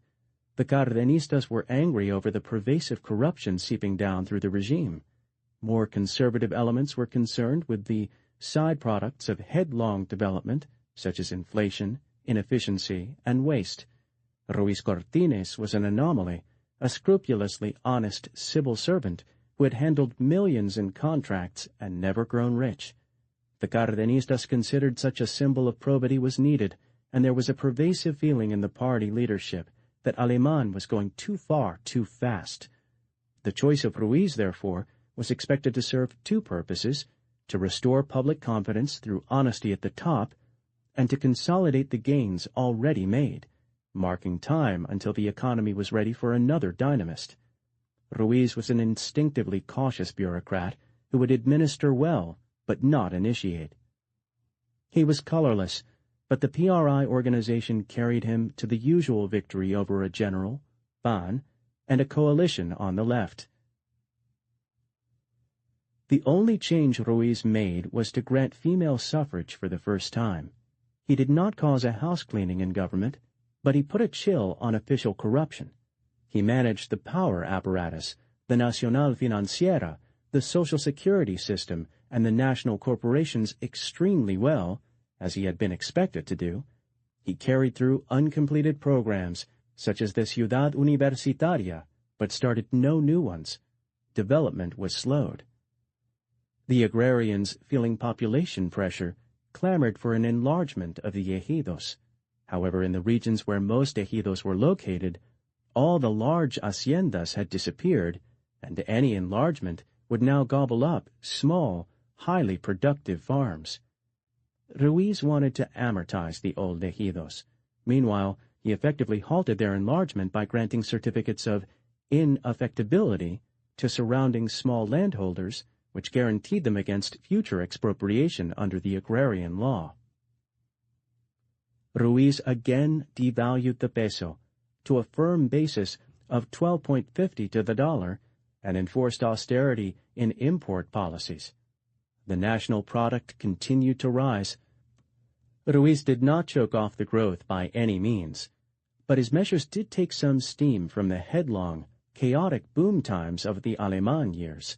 Between 1952 and 1958, this was a normalization that was probably needed. But it created immediate problems. The labor force was now growing faster than the jobs being created in industry and through public works. To ease this, Ruiz Cortines ordered one step that was purely regressive. Hand labor was substituted for machinery on public projects, even if this meant that there were delays and machines stood idle. Although the Mexican credit situation improved and the national debt was reduced to a manageable proportion of the national revenues, and Pemex enjoyed a splendid era of capitalization and expansion, opening new fields at Tehuantepec, building refineries and developing gas wells, pipelines, and a sulfur industry at reduced interest rates, Ruiz's cooling of the economy was enormously unpopular. He was strengthening the Mexican economy fundamentally, balancing the uneven growth, halting corruption, improving credit, and providing efficient management, but many Mexicans felt the administration was a disaster. The urban population, labor, the middle-rank bureaucracies, and the ebullient new class of businessmen had had their expectations raised enormously during Aleman's flush times. They had all become accustomed to making constant and visible gains through a forced flow of government money and contracts. They demanded these gains whether the economy was sound or unsound, and in fact, it was becoming evident that governments enjoyed little time to consolidate in Mexico. They had to rush merely to stay abreast of population increase. The labor unions again became restive. Ruiz Cortines, through his capable and popular labor secretary Adolfo López Mateos, convinced the labor leadership to support his policies, but at the price of communist resurgence in the unions. The leadership was accused of making immoral deals with government at the expense of workers. A campaign by radical elements led to the election of communists as heads of the Pemex, National Railways, and school teachers' unions. By 1957, most of the PRI leadership recognized these dangerous pressures and agreed that government must again turn to rapid development policies, huge and expensive public works, and the diversion of more capital into social services. While the debate was going on, the economy fell into a definite recession. This was one price of the presidency's awesome powers over the economy. Not knowing who the new ruler would be or what policies he would follow, businessmen and bureaucrats hesitated to make plans or investments. Since the presidency would set the new policies for 6 years through the financiera, public works expenditures, and wage and price controls in basic industry, there was a certain drift until the old king was dead and the new one crowned. In 1958, the Cardenistas and Alemanistas were united, demanding a president who would both stimulate the economy and be more responsive to the left. Despite much mythology, it was not possible for a candidate to politic for president except through disciplined service and demonstrated capability. The choice was made by many men who balanced their prejudices against what seemed to be the necessities of the times if PRI were to continue to wield undisputed power. While many flamboyant men were suggested, the PRI leadership would not accept a maverick or truly independent man, and further, the choice had to be at least acceptable to the outgoing president. All factions compromised on the Labor Secretary Adolfo López Mateos, who appealed to the masses because of a progressive image and his wife's services to the poor, but who was also a disciplined party man who would carry out mandates. It was expected that the communist-led unions would create great problems for government, and López Mateos was considered the man to handle them. In the summer of 1958, he was ratified 6,767,754 to 705,303 over the candidate from PAN. The only noticeable effect of female suffrage was to swell the total vote. He took office in December with promises to expand Social Security, to regulate prices to offset the effects of inflation on the poorest class, to redistribute land, and to launch a series of ambitious programs ranging from new nationalizations to a renewed campaign against illiteracy. The communist labor chieftains apparently had learned little during their decade out of power. They returned to office supported by the legitimate grievances of the rank and file, and workers disappointed in the slow progress under Ruiz Cortines. But now, as a progressive and even vaguely leftist president took power, they instigated a massive wave of strikes in Pemex among teachers and the railways. The strikes were political, not economic in basis, for the Marxists believed they had to destroy the incoming, more liberal regime before it satisfied the workers. The strikes paralyzed the economy and threatened the authority of the government. No president of any ideology could have tolerated this. When it became obvious that the leadership of the unions would not compromise and were bent on bringing down the government, López Mateos revealed a steel will beneath his genial exterior. He broke the strikes with federal troops, sending in soldiers to seize the Union chiefs. They were brought to trial on charges of social dissolution. Several of these men received sentences of up to 8 years. The muralist David Siqueiros, who had previously been jailed for his activities in efforts to assassinate Leon Trotsky in 1940, was also convicted under this charge. The left considered the imprisoned to be political prisoners, but the strikes were broken and government authority restored.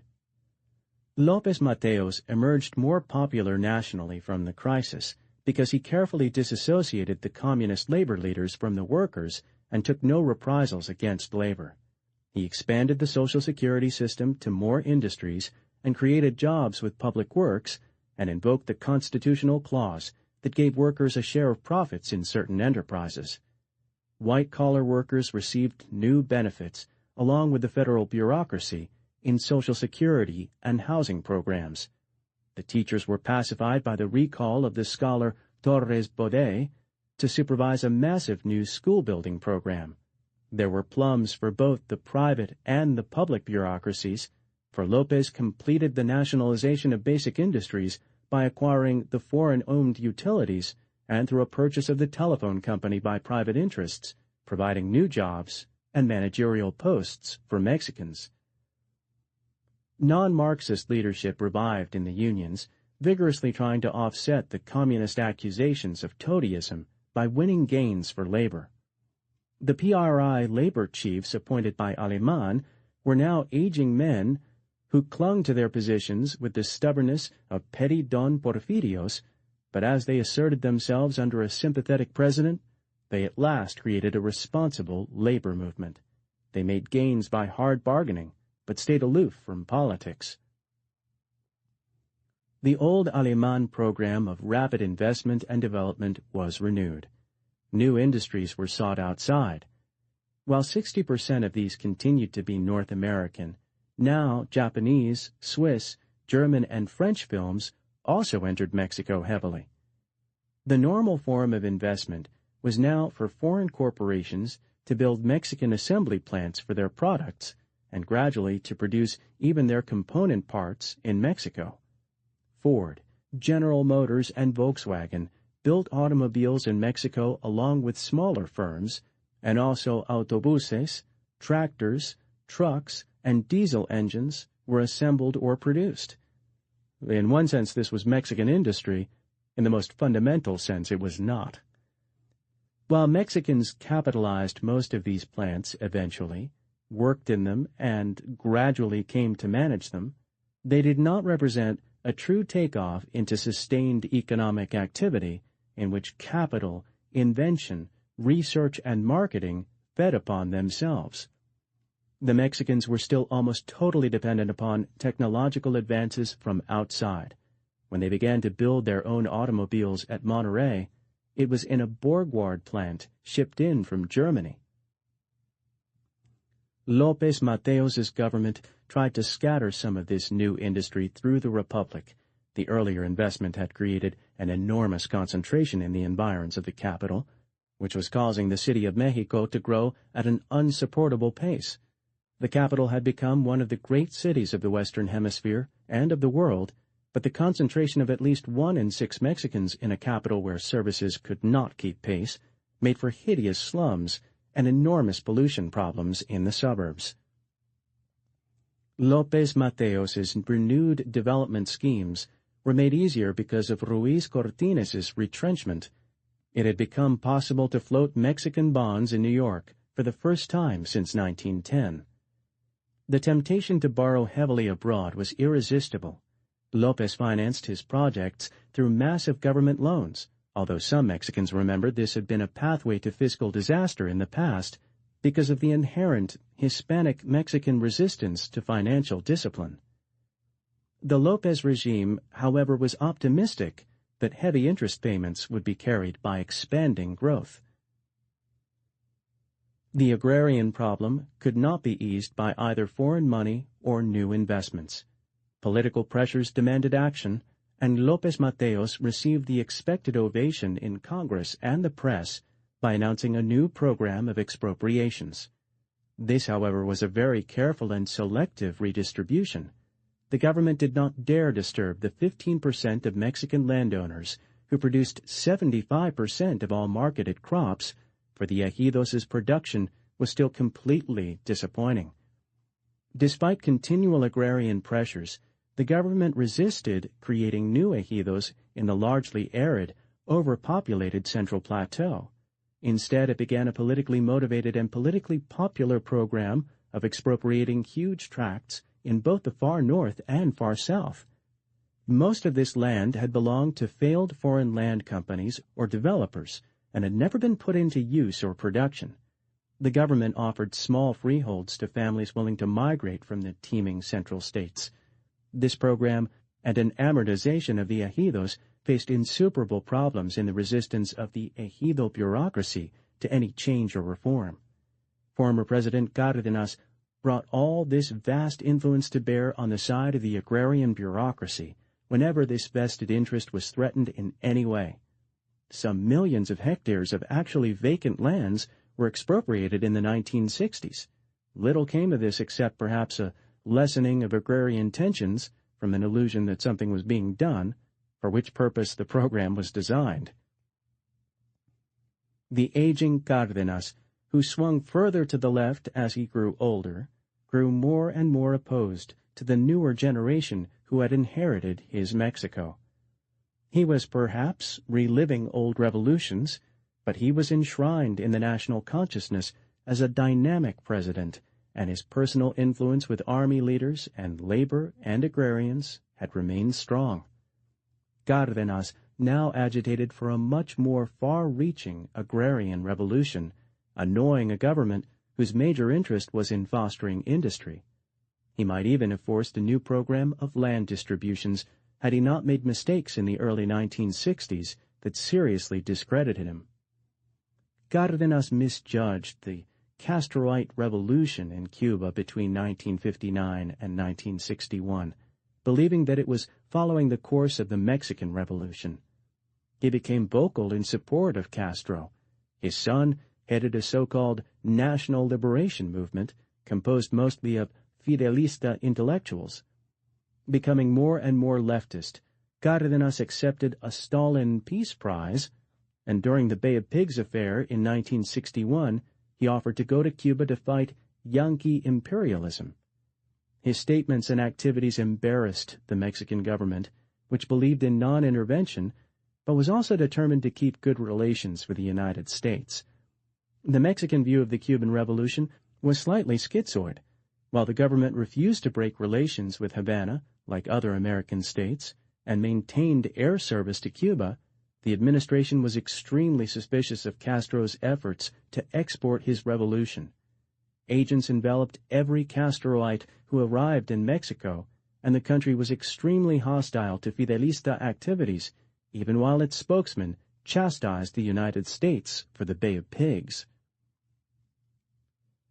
Cárdenas's pro-Cuban statements won some popularity at first, but after the Bay of Pigs, when Castro declared himself a Marxist-Leninist and made war on the entire Cuban middle class, then took Cuba out of the North American orbit into a new dependency on Soviet Russia, pro-Cuban sentiment in Mexico dropped sharply.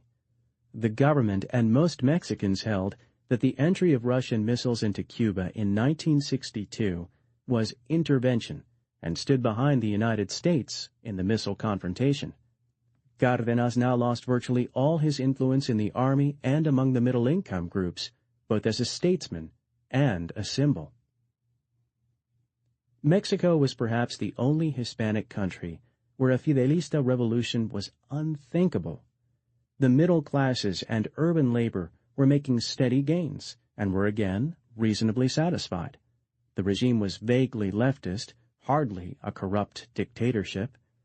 Rural conditions were bad, but the rural people were enduring them. Most Mexicans still took pride in their own national revolution, believed in its eventual triumph, and were xenophobically suspicious of other revolutions. Major protest in the 1960s was noticeably confined to a small circle of leftist intellectuals and a growing body of university students. These groups attacked both the government and the middle classes for their indifference to continuing poverty in Mexico. These dissidents were very prone to get caught up in extraneous causes and foreign controversies, the hallmark of alienated intellectuals everywhere. The Castro Revolution inflamed the imagination of the Mexican left, which hoped a similar revolt in Mexico might bring its members to power. The left posed no real political threat to PRI, and the tiny proto-revolutionary groups such as the National Liberation Movement, supported by certain Cardenistas, were ineffective, but the left was extremely vocal and able to express its ideas, and it began to create an image of Mexico abroad that by 1962 was having a stunning effect on both the Mexican wealthy and foreign investment. That year, 1.5 billion pesos were drained from the economy by anxious entrepreneurs and sent abroad, a serious blow to a nation that needed investment capital above all else. The drain continued as more rich Mexicans developed an illusion that the country was poised on the brink of a Castroite revolution. Cárdenas was politically discredited in Mexico, but his mounting attacks on United States imperialism, which received wide notice in the press, paralyzed North American investment and, worse, began to destroy the tourist trade, which López Mateos had fostered as Mexico's most important source of foreign exchange. The government, now extremely dependent upon foreign loans, investment, and tourist dollars to feed its domestic developments, could not afford a weakening of confidence in the stability of the country. López Mateos worked strenuously to offset any impression that Mexico was unstable or that PRI might lose control. The left had lost face by siding with Russia during the Cuban Missile Crisis, offending majority opinion, but López tried to mollify the incessant attacks on his administration by freeing Siqueiros from prison. The artist had become the object of a worldwide, communist-directed sympathy campaign. This was an embarrassment, and having mollified the conservatives by standing firmly with the United States on the missile question, López could rid himself of accusations of political persecution. He also made foreign tours to project an image of calm and invited major heads of government, such as President Kennedy and Charles de Gaulle, to visit Mexico.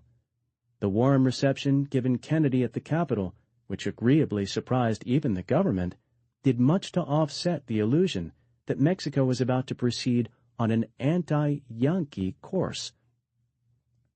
Enough damage was done, however, to affect seriously the choosing of a new president.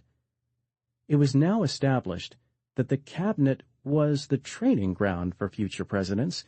In 1964, the inner circle tapped the most conservative and pro-North American cabinet minister, Gustavo Díaz Ordaz. The choice reflected both the party's belief as to what kind of man was needed at the helm and the deepening conservatism of the leadership under vocal leftist attack. Democratization stood lower on PRI priority list than development, but democratization of politics had continued since 1946. As the party grew more confident, it also became more concerned with things that had earlier been considered luxuries, such as image. The opposition had never drawn more than a quarter of the official vote, and PRI was institutionalized into the very fabric of the nation. Believing itself secure, the PRI leaders had become more tolerant of opposition. López Mateos expressed himself that a legitimate opposition was necessary for Mexican political health, and for PRI's health, too. By the 1960s, the most overt abuses of the electoral process that had been commonplace, the intimidation of voters, stuffing of ballot boxes, destruction of opposing ballots, and blatant miscounts, were going out of official fashion, though these had been by no means eliminated.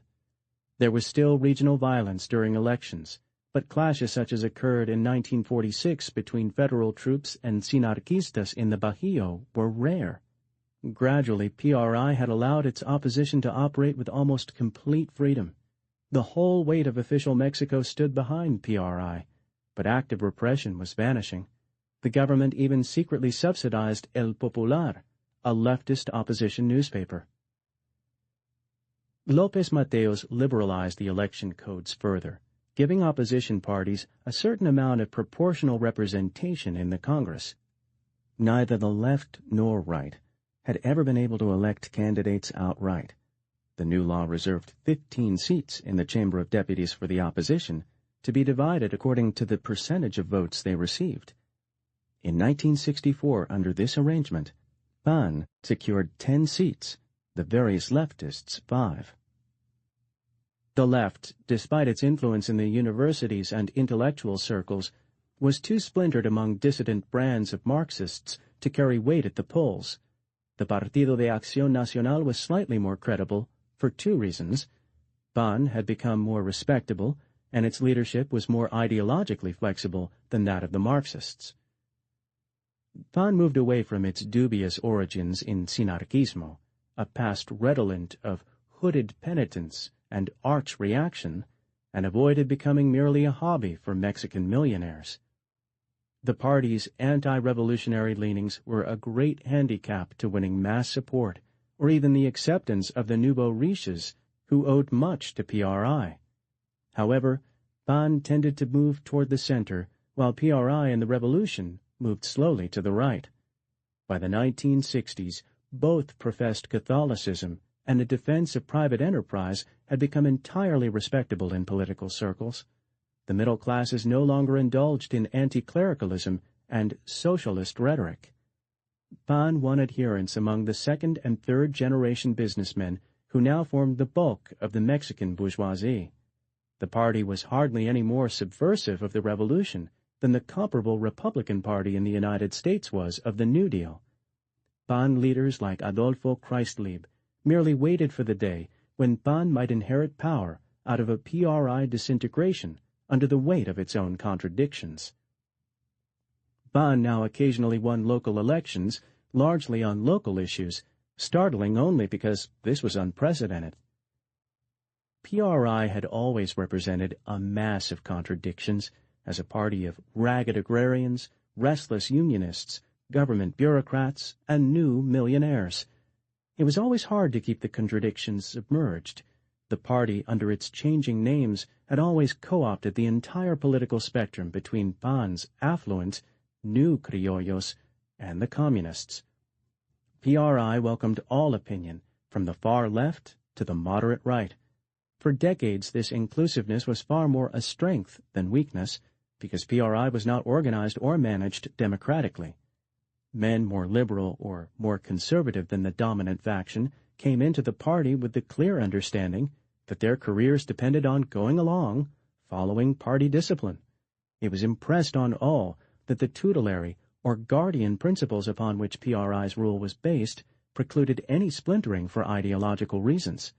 Ambitious people had to accept this because there were no viable political channels outside the party. However, by 1964, a large faction inside PRI believed the time had come to democratize the party and to allow all shades of opinion open debate. The conservatives quashed this and chose and elected Díaz Ordaz, but only at a cost of bringing party quarrels into the open. The contradictions suddenly became more visible in 1964. The policies of the new administration were predictable. Díaz Ordaz did exactly what had been expected of him. His election reassured foreign investors and foreign embassies. He came in calling for peace and unity, but advising that discipline was the price of further social gains. Labor did not choose to test him. Díaz was a highly efficient, rather sour executive on the pattern of Ruiz Cortines, who lacked López Mateos's affability. He assembled the most efficient and talented cabinet that had so far directed the nation. These men, divided between newcomers and holdovers, as was now done to assure continuity, were essentially conservative-minded technocrats who moved the thrust of government from López Mateos's vague progressivism to slightly right of center. They initiated some financial entrenchment and looked for ways to integrate Mexico economically with other Hispanic nations.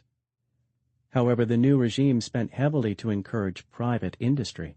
It built splendid new highways and opened new air routes, all leading to new factories and tourist hotels that were rising everywhere. Millions of North American tourists poured through Mexico, whose scenic beauty, climate, and thousands of historic curiosities made the country a tourist paradise. Díaz also kept Mexico a shopper's paradise by holding down basic prices and wages.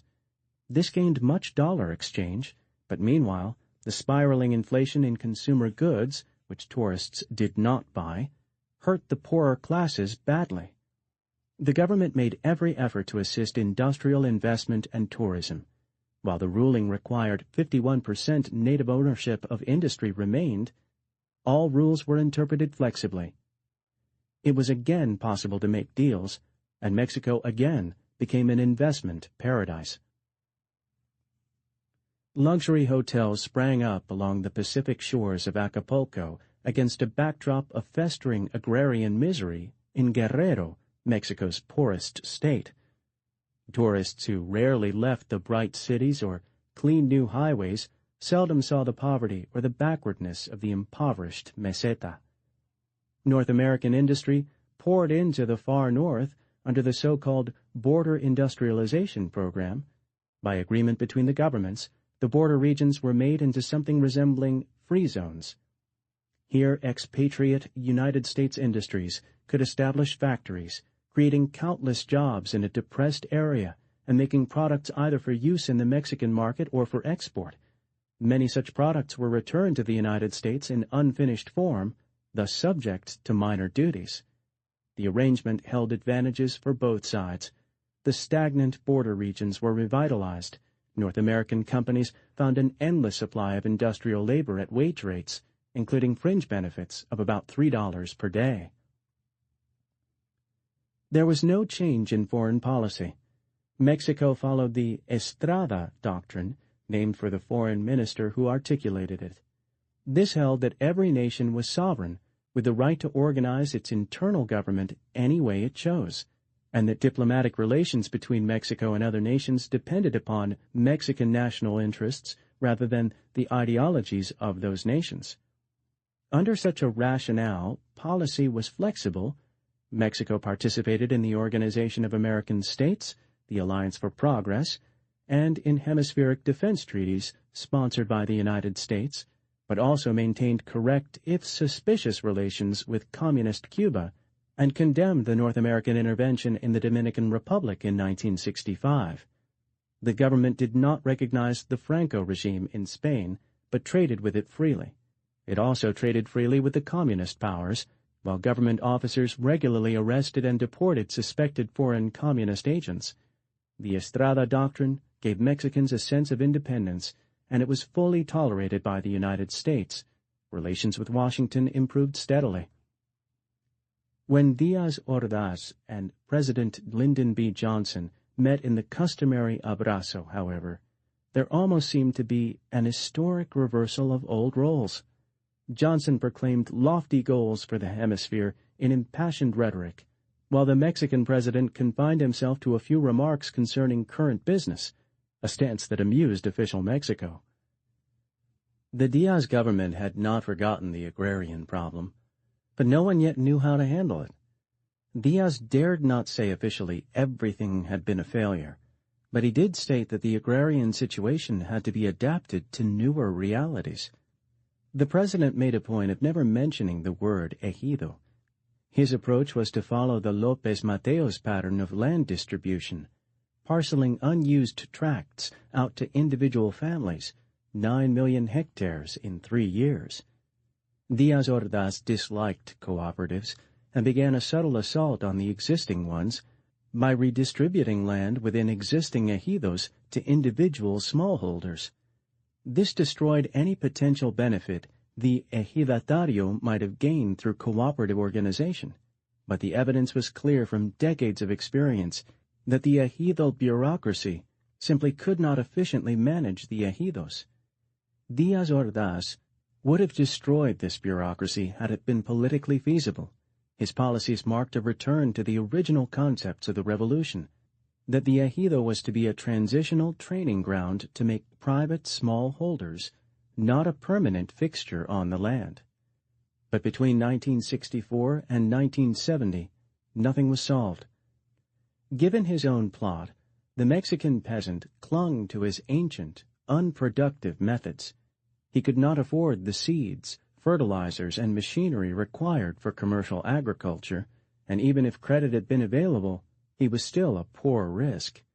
Noticeably, neither the government nor even the ejidal bank, specifically set up for the purpose, was willing to loan money to peasants. Private banks were even more uninterested. Capital was scarce in Mexico, and interest rates ran as high as 6% per month.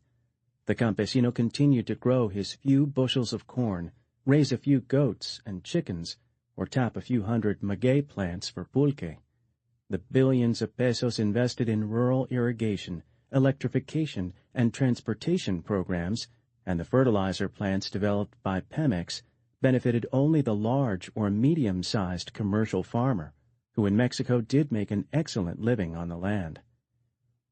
Despite the image of conservative calm that Diaz Ordaz threw over Mexico, there was much ferment under the surface in thought and politics. Younger members of the ruling elite, now maturing with more faith in democratic processes than a veneration of the custodianship of the party, were increasingly impatient with ancient history, the tales of the revolutionary struggles, and with an aging leadership which had generally come to power in 1946. The younger men were concerned with newer, popular issues and their own careers, and both were often paralyzed by the older political and economic establishment, Some of the men now rising through the ranks refused to bow automatically to the wishes of whoever was dominant in PRI. The president found himself increasingly engaged in intra-party conflicts. Some of these revolved around personalities, but most of them revealed a growing liberal-conservative split in party ranks. The older and younger generations did not always communicate. Díaz Ordaz, understanding there was a problem, appointed a young former state governor, Carlos Madrazo, to head PRI, with orders to revitalize the party structures. Madrazo took his mandate to be one of democratization. He began to oust the older, stand-pat leaders and party hacks in favor of more dynamic men, meanwhile accusing the leadership in the provinces of denying advancement to qualified newcomers, hostility toward reforms, and brutal indifference to democratic principles within and without PRI.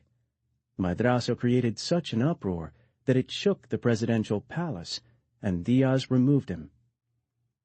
Madrazo refused to quit PRI or to be co-opted or silenced. Even out of office, he gathered a considerable body of opinion behind him and began an unprecedented campaign of sniping at the party and the government from the sidelines, though polity did not permit any Mexican to criticize the president himself. In another political battle, Díaz replaced the municipal president of the capital, a long-term incumbent, with an appointee more in sympathy with the presidential viewpoint.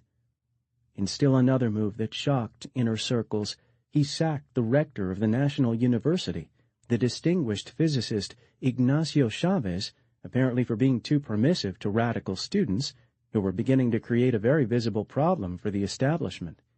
The president remained in complete control, for no Mexican official of any rank could win a struggle with the presidency, but the depth of the ferment was revealed by the openness of the conflicts. The most serious incident, one which caught up the whole tenor of the emerging dissidents, was the university riots of 1968. From the time of Alemán, every regime had gone to great expense to foster higher education, for while Mexico needed literacy and rural schools, a developing nation also needed hundreds of thousands of trained professionals and technicians. The fourth of the national budget, that had erected primary schools at a rate of 1 classroom per hour and sent out cultural missions to schoolless areas composed of medical doctors, nurses, agricultural engineers, and arts and science teachers, had forged an educational revolution over the years. Illiteracy was perhaps reduced to the official claim of 25% in the late 1960s. Meanwhile, private secondary schools and colleges had proliferated, such as the excellent Technological Institute at Monterrey. From all these programs, hordes of eager students had poured into the newly expanded university system. In 1910, only a few thousand Mexicans were studying at the college level. In 1968, there were 100,000 in the National University at the capital alone. Mexicans had taken pride in this remarkable expansion of education without realizing its attendant problems. A mass student body had been made, which felt the frustration such new masses of students felt all over the world. Despite immense budgets, it was impossible for the federal government to provide new facilities fast enough to meet the needs of a radically increasing college-level population. The children who still went unschooled often tragically went unseen. Those who reached the university and found overcrowded conditions, a harassed faculty that had no time for them as individuals, and the vast impersonalism that the mere existence of thousands of young people crowded into one institution brought about, developed an explosive frame of mind. Probably the frustrations of Mexican university students did not have a political origin, for most of them arrived unpoliticized, but here they quickly became inflamed into political activity by leaders who used legitimate grievances and needs that were not being met to stage huge mass protests.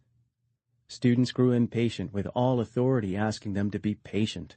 Frustration in their daily lives was easily translated into anger at the government and even society. They became rebellious and adopted romantic, exotic causes. In a country like Mexico also, they could be shrewdly exploited by the left. Ironically, the development of such a student body and student problems could be considered the mark of an advanced society.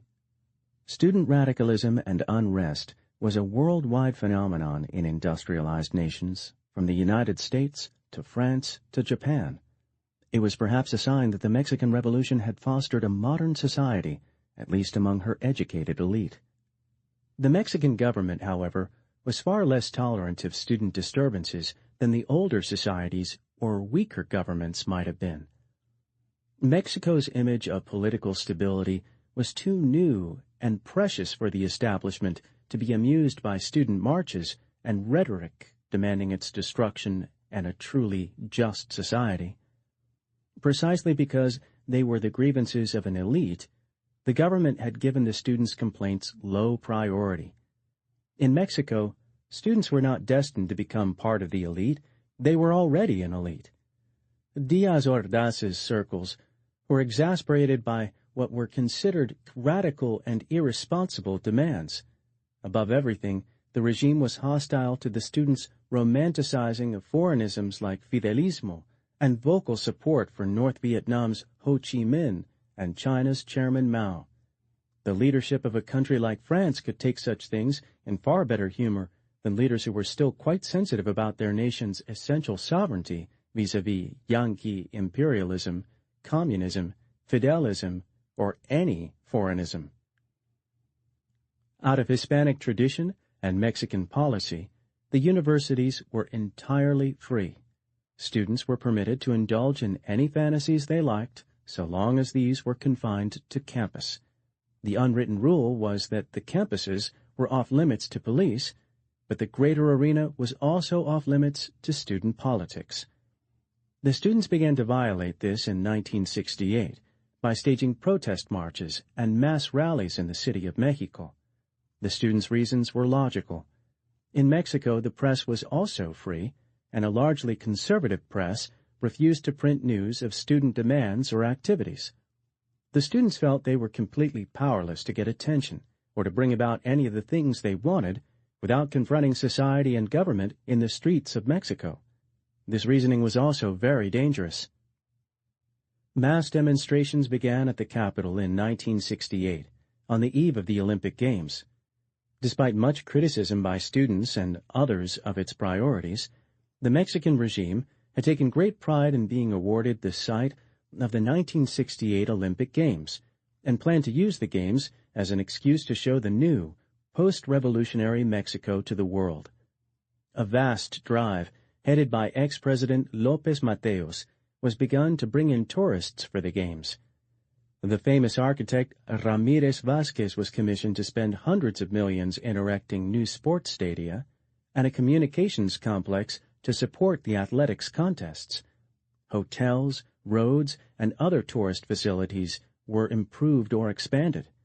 The Mexican government had taken the award of the Olympics as a sign that Mexico was accepted as a modern nation rather than a poor, backward country that could not support such events, and as host, the Mexican government, and most Mexicans generally, wanted to make the event a landmark of Mexican planning, hospitality, and technical efficiency, a glorification of what the revolution had brought about.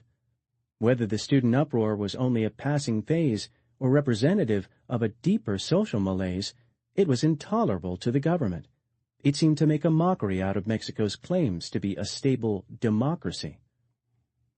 When the student leadership threatened openly to disrupt the Games, confrontation was inevitable. The form of the confrontation revealed how deeply and bitterly the government, many Mexicans, and the student elite had become polarized. On October 2, 1968, Army troops and security forces opened fire on a mass rally of students staged in the Tlatelolco section of the city, near the Foreign Ministry. Infuriated by student violence and defiance of orders to disperse, the security forces themselves ran amok in a night of screams, beatings, and gunfire. At least 200 students were killed as they were driven back to the university complex, though the official government version admitted only 49. This was a terrible massacre, staged before the eyes of a gathering world press, and it produced shock. But in retrospect, the students had failed to understand one thing. The government would not have accepted such mass demonstrations from either the right or left, and it would not accept the overt defiance of what many Mexicans considered a new, privileged elite.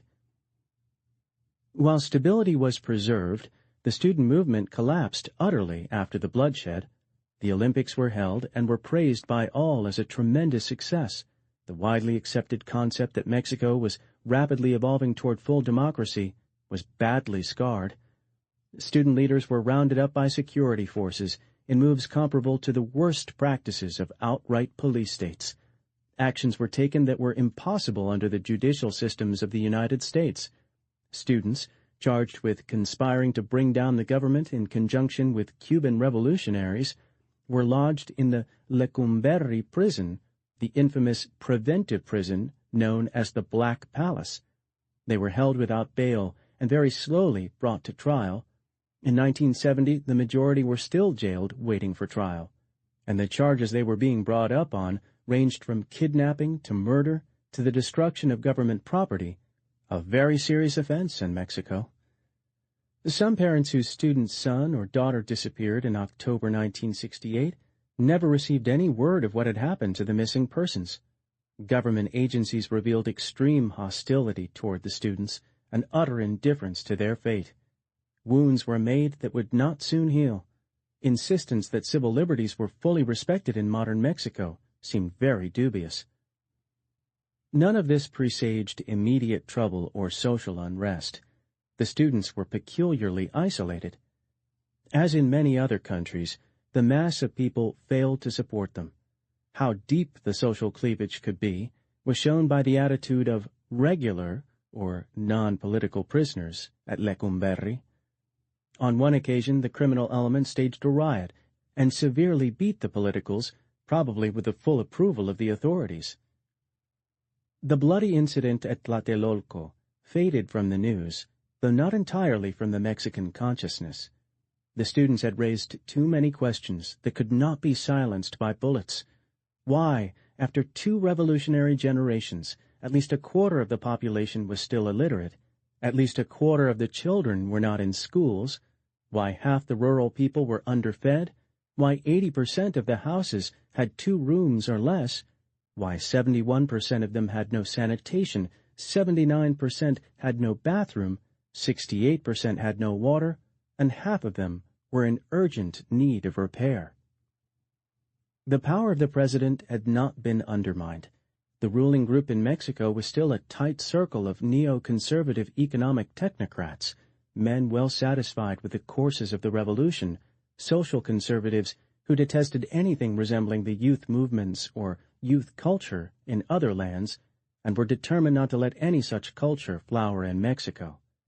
Yet thousands of the educated younger generation were becoming alienated from the conventional revolution of the Gilded Age. Future Mexican governments, obviously, would have to contend with a restless, restive younger generation, increasingly unwilling to accept the present guardians of the Republic and the Revolution on present terms. In 1970, there came the usual changing of the guard, which was now more a changing of faces than of government. The hardliner Minister of the Interior, Luis Echevarría Álvarez, who had played a major role in suppressing the student riots, was tapped for president. The 49-year-old, bespectacled Echevarría was the 5th mestizo civilian in succession to enter the National Palace as chief of state. During his candidacy, he toured the country vigorously, arousing the usual bemused curiosity of outsiders, who did not understand that this was not campaigning, but an inspection of the future kingdom to see problems firsthand and to make strategic alliances with diverse groups. The view from the high balcony was far different than through the windows of a ministry. The presidency had come to have an enormous, sobering effect on its incumbent. Echevarría Álvarez was ratified with 85% of the vote in July 1970. He took office in December, promising to carry the revolution onward and upward to new plateaus. Over 25 years, the structure of politics had subtly changed. PRI was still the warp and woof of government.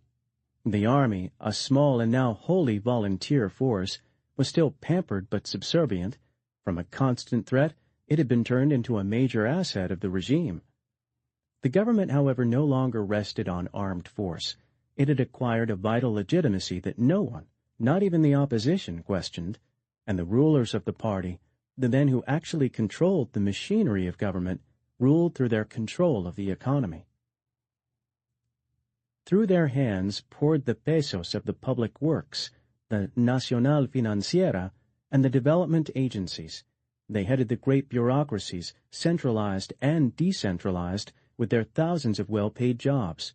They managed the social security system with the clinics, hospitals, allotments, and pensions that were so peculiarly important in an underdeveloped nation, where 5/6 of the population belonged to the working class. They controlled loans and licenses and prices, and all these things were the sources of their power. Because the power of the ruling circles was mainly economic, the condition of the Mexican economy was vital to them. Any collapse of the economy that had been built up since the days of Alemán would almost certainly entail a collapse of government. This created peculiar pressures in some ways. The succeeding regimes have been able to slough off the problems of the agrarians, once the richer minority had assured the basic food supply, because the peasants were not part of the money economy. Their misery did not impinge directly on the cities or the industries or the financial structures that formed the true pyramid of power. In a genuine democracy, where peasant votes would have been organized effectively rather than diluted within PRI, the rural poverty would quickly have influenced government priorities away from industrial development into rural investments. The government was relatively free from such pressures. However, other pressures were quite acute. These came from the constant need to expand the economy to provide new jobs for a workforce increasing by almost 400,000 per year, to provide schools and other social services to exploding urban areas, and from an increasingly serious problem with foreign exchange and the foreign debt. By 1970, the glittering economic structure, which perhaps both Mexicans and foreigners had praised too much, seemed only a worm-eaten facade. Progress in some fields had been enormous, as statistics showed. The national income had increased sixfold, the gross national product had reached 375 billion pesos, 30 billion US dollars, the number of hectares under irrigation had leaped from a few 100,000 to many millions. Steel production had gone from nothing to more than 1 million tons.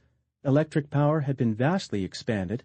A road network of some 4,000 kilometers, 1 kilometer equals 0.6 US miles, had been lengthened into 60,000. The death rate had dropped almost in half against a rising birth rate. Despite this, consumption of necessities had jumped by 31%, and the production of capital goods had risen by 156%. The signs of change were everywhere highly visible. New factories, new power lines, new dams with impounded waters and hydroelectric plants, and new high-rise structures dotted the land. A pall of industrial pollution hung over the Valley of Mexico. The highways and city streets were jammed with Pemex-fueled autobuses and private cars. Everywhere there were new playgrounds, hospitals, towering office buildings and apartments, and roadside hotels. The urban cafes were jammed with cheerful people in modern clothes. The urban shops were choked with luxury goods. In the Lomas de Chapultepec and across the lava flow at the capital, 2 million peso, $160,000 mansions had become commonplace.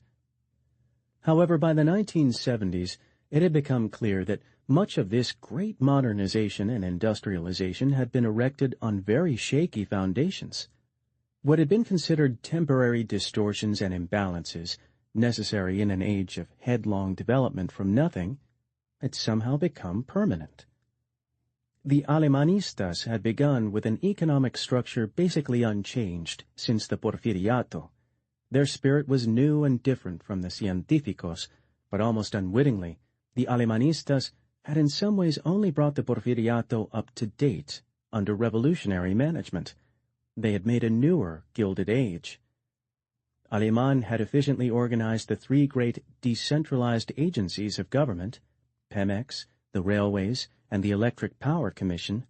The effect of these agencies, once run efficiently, was profound, but they were essentially supporting agencies, and to capitalize them, Aleman had gone outside. In fact, beginning with Avila Camacho and gaining tempo with Aleman, the Mexicans had looked for all the capital they poured into public works and so-called national developments and social investments outside the Mexican economy. After 1946, almost all the money that allowed the Alemanistas to seize firm control of the power structure poured in from abroad. 347 U.S. millions of dollars from the Export-Import Bank, 120 million U.S. dollars from various international agencies. The World Bank provided 30 million U.S. dollars to modernize the creaking railroads and another 130 million U.S. dollars for electrification. The roads and splendid public projects that kept regional bosses and governors wedded to the regime mostly were funded with foreign loans. Through Ruiz Cortines' term, these loans were carefully amortized. Then, under López Mateos, brimming confidence and a leftward thrust toward faster development and social gains, without any concurrent steps to pay for them, had caused a deterioration in Mexican financial discipline. Under López Mateos, the foreign debt rose steeply. As Echevarría took office, the foreign debt had become a time bomb sitting under successive governments, as one Mexican economist said. This debt came to 3.5 billion U.S. dollars. The federal budget amounted to only 8 billion pesos, 6.4 billion U.S. dollars, and it could not easily be raised against an annual product of goods and services of 30 billion U.S. dollars.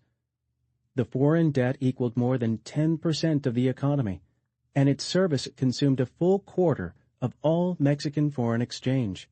The debt and interest could not be written off or paid in paper pesos. It was required to be serviced with dollars or other accepted international exchange. The revolution had not changed the facts of international finance. They were as simple and as brutal as in Benito Juárez's day. Successive governments that had taken the easy way, borrowing abroad for long-term development, were running out of credit.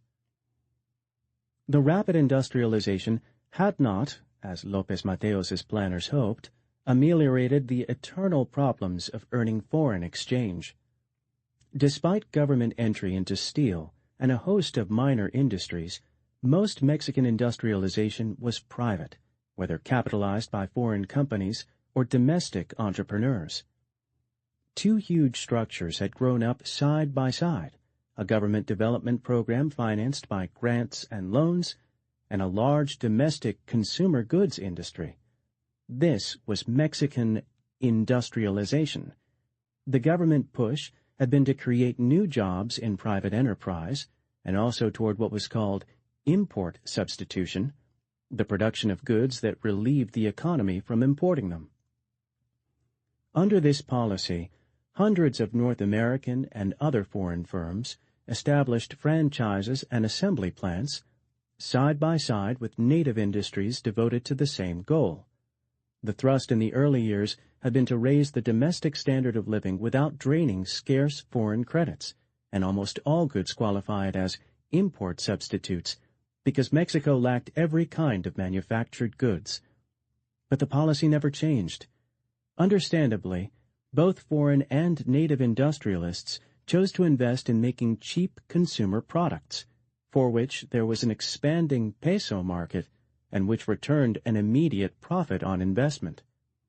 Above all, native entrepreneurs had gone for the quick peso. They had no real interest in making quality products, or engaging in any sort of international competition. To foster and protect these import substitution industries, the government erected high tariff walls barring foreign competition. The government's policies also aided rapid development in various ways.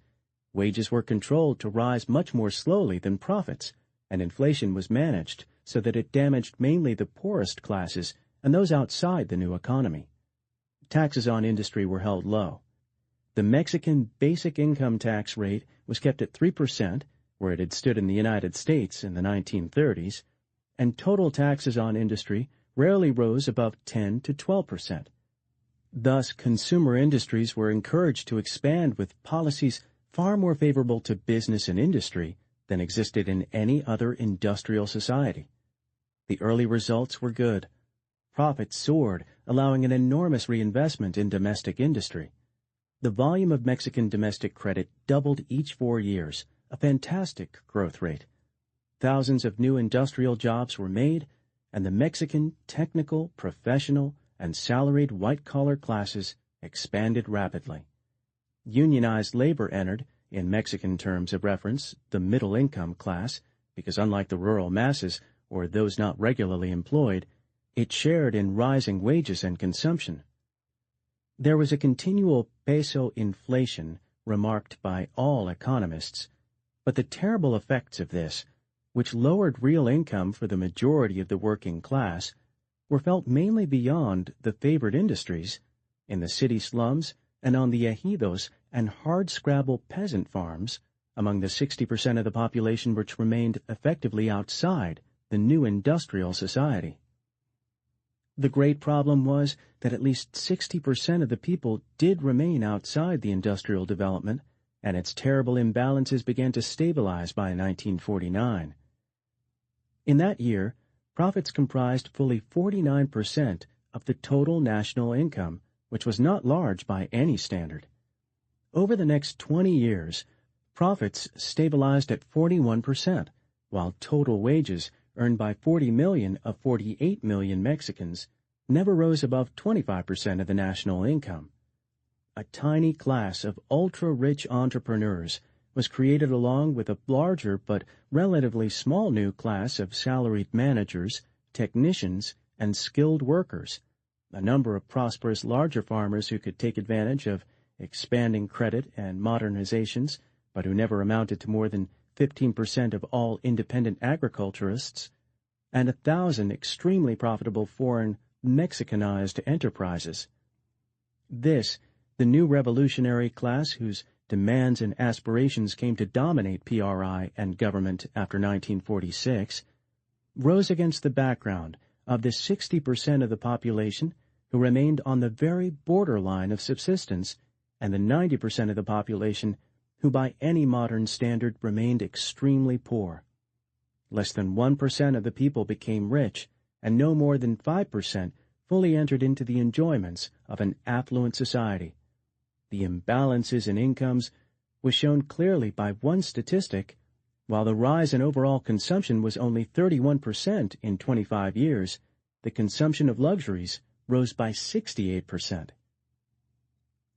The average Mexican did eat better than ever before, though the diet of the poorer two-thirds was still extremely deficient in the animal proteins found in eggs, fish, meat, or milk. Most of the population still ate only tortillas and beans. They lived in one-room shacks without water or sanitation and entered the workforce in some manner at about the age of 10.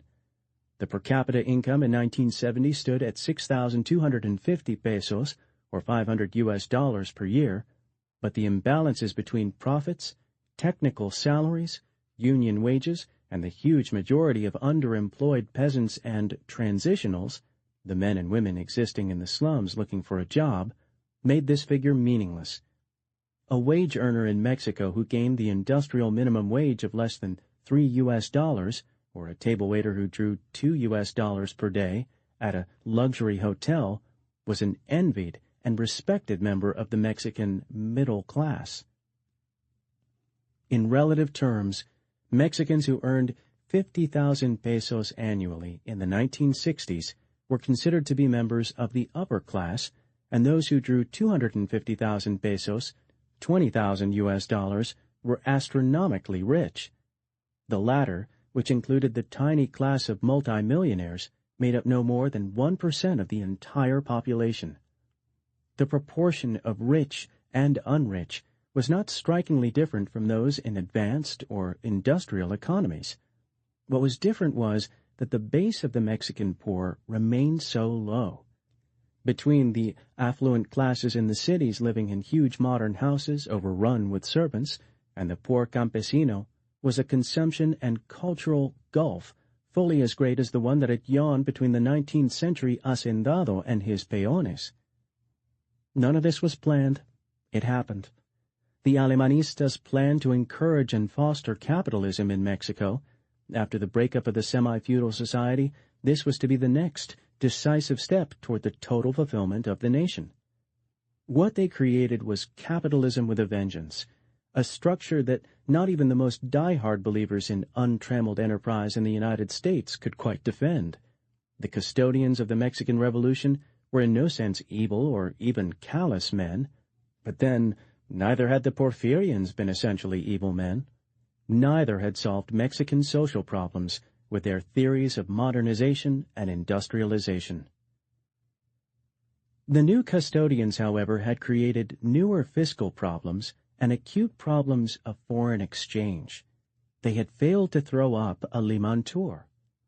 The turn of the Mexican industrialist toward fast profits had resulted in an industrial complex that spewed out relatively high-priced, shoddy consumer goods.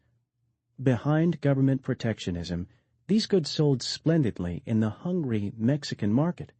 They could not and did not compete abroad with far superior, relatively lower-priced North American, European, or Japanese industrial products.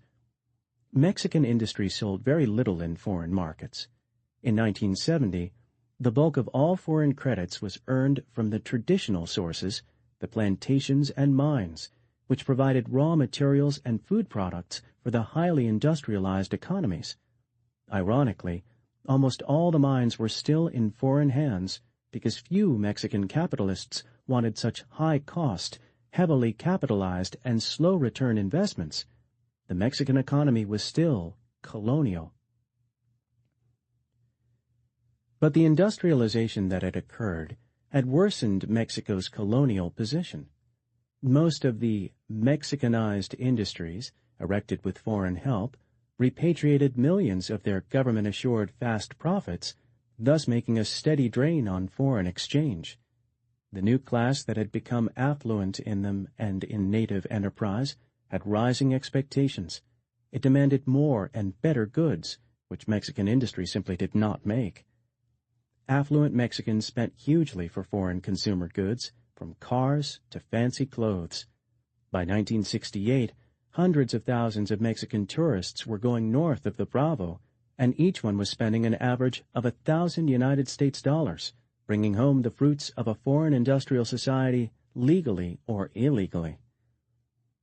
The products that Mexico did sell abroad, other than raw materials and minerals, were tourist-oriented gewgaws, straw hats, guitars, serapes, leather goods, and imitation Amerindian artifacts did not pay for the diesel locomotives, cars, machine tools, and electric generators that the Mexican industrial facade had to have.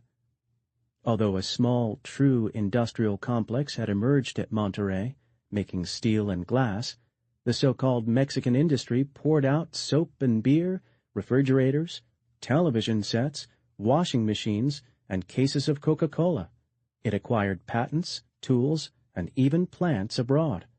By 1970, the Mexican trade deficit had reached the astronomical figure of 900 million United States dollars. Mexicans had not built any self-sustaining industry. They probably could not have without a ruthless policy of Stalinization. Unfortunately, the sweat and suffering of the Mexican poor, at whose expense the consumer complex had been built, had gone for very little in the cosmic scheme of things. When Luis Echevarria began to blast Mexican businessmen and industrialists for their failure to seek markets abroad and operate their enterprises competitively, he was only attacking what the Mexican establishment had earlier encouraged. Mexico had reached an economic plateau, its consumer goods meeting the needs of only the better-paid minority, but the high-profit, controlled-cost operations of Mexican industrialists had been normalized, and any move to change conditions and directions was bound to be resisted bitterly by the economic power structure built up over a full generation. The whole government-industrial complex was kept solvent and viable by only one phenomenon: the Mexican tourist industry. The millions of North American tourists who poured annually across Mexico did not enrich the public, though they provided employment in services.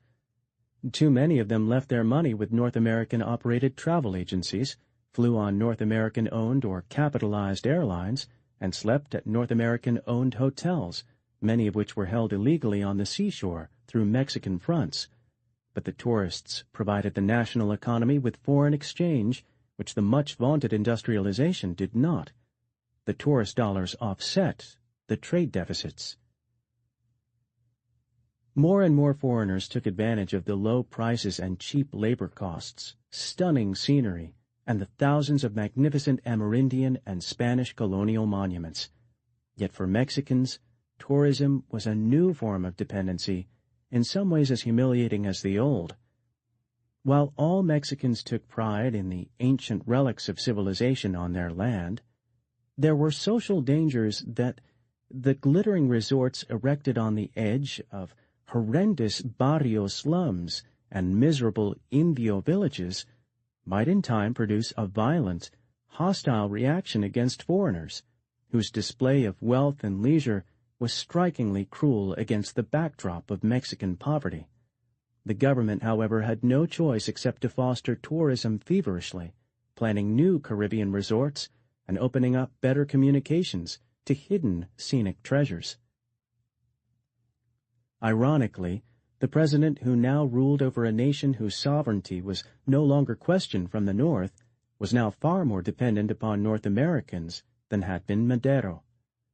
70% of Mexican trade still went north of the Bravo, and 70% of Mexico's modernization returned the same route.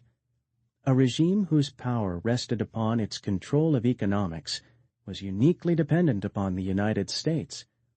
If a serious quarrel developed, the United States would not have to intervene with troops. A mere closing of the border, a minor nuisance to North Americans, would wreak economic disaster upon Mexico. Economic recessions in the north, or a swing toward economic nationalism, could do damage to Mexican stability, and hints of both in the early 1970s were chilling omens. Echevarria, who probably owed his office to his tough stand against rioting students, had far greater problems than student unrest, which was again submerged. Like his predecessors, he was a hard-minded realist who understood the necessary rhythms of what Mexicans still called the revolution. His actions reflected less his personal ideologies than the ruling circle's understanding of the deep caverns now revealed underneath the prosperous facade and the necessity of buttressing the pillars of their custodial power. It was again necessary, by 1970, to divert more capital to social investment to appease the increasing expectations of the poor, and there had to be at least a psychological appeasement of the onrushing generation.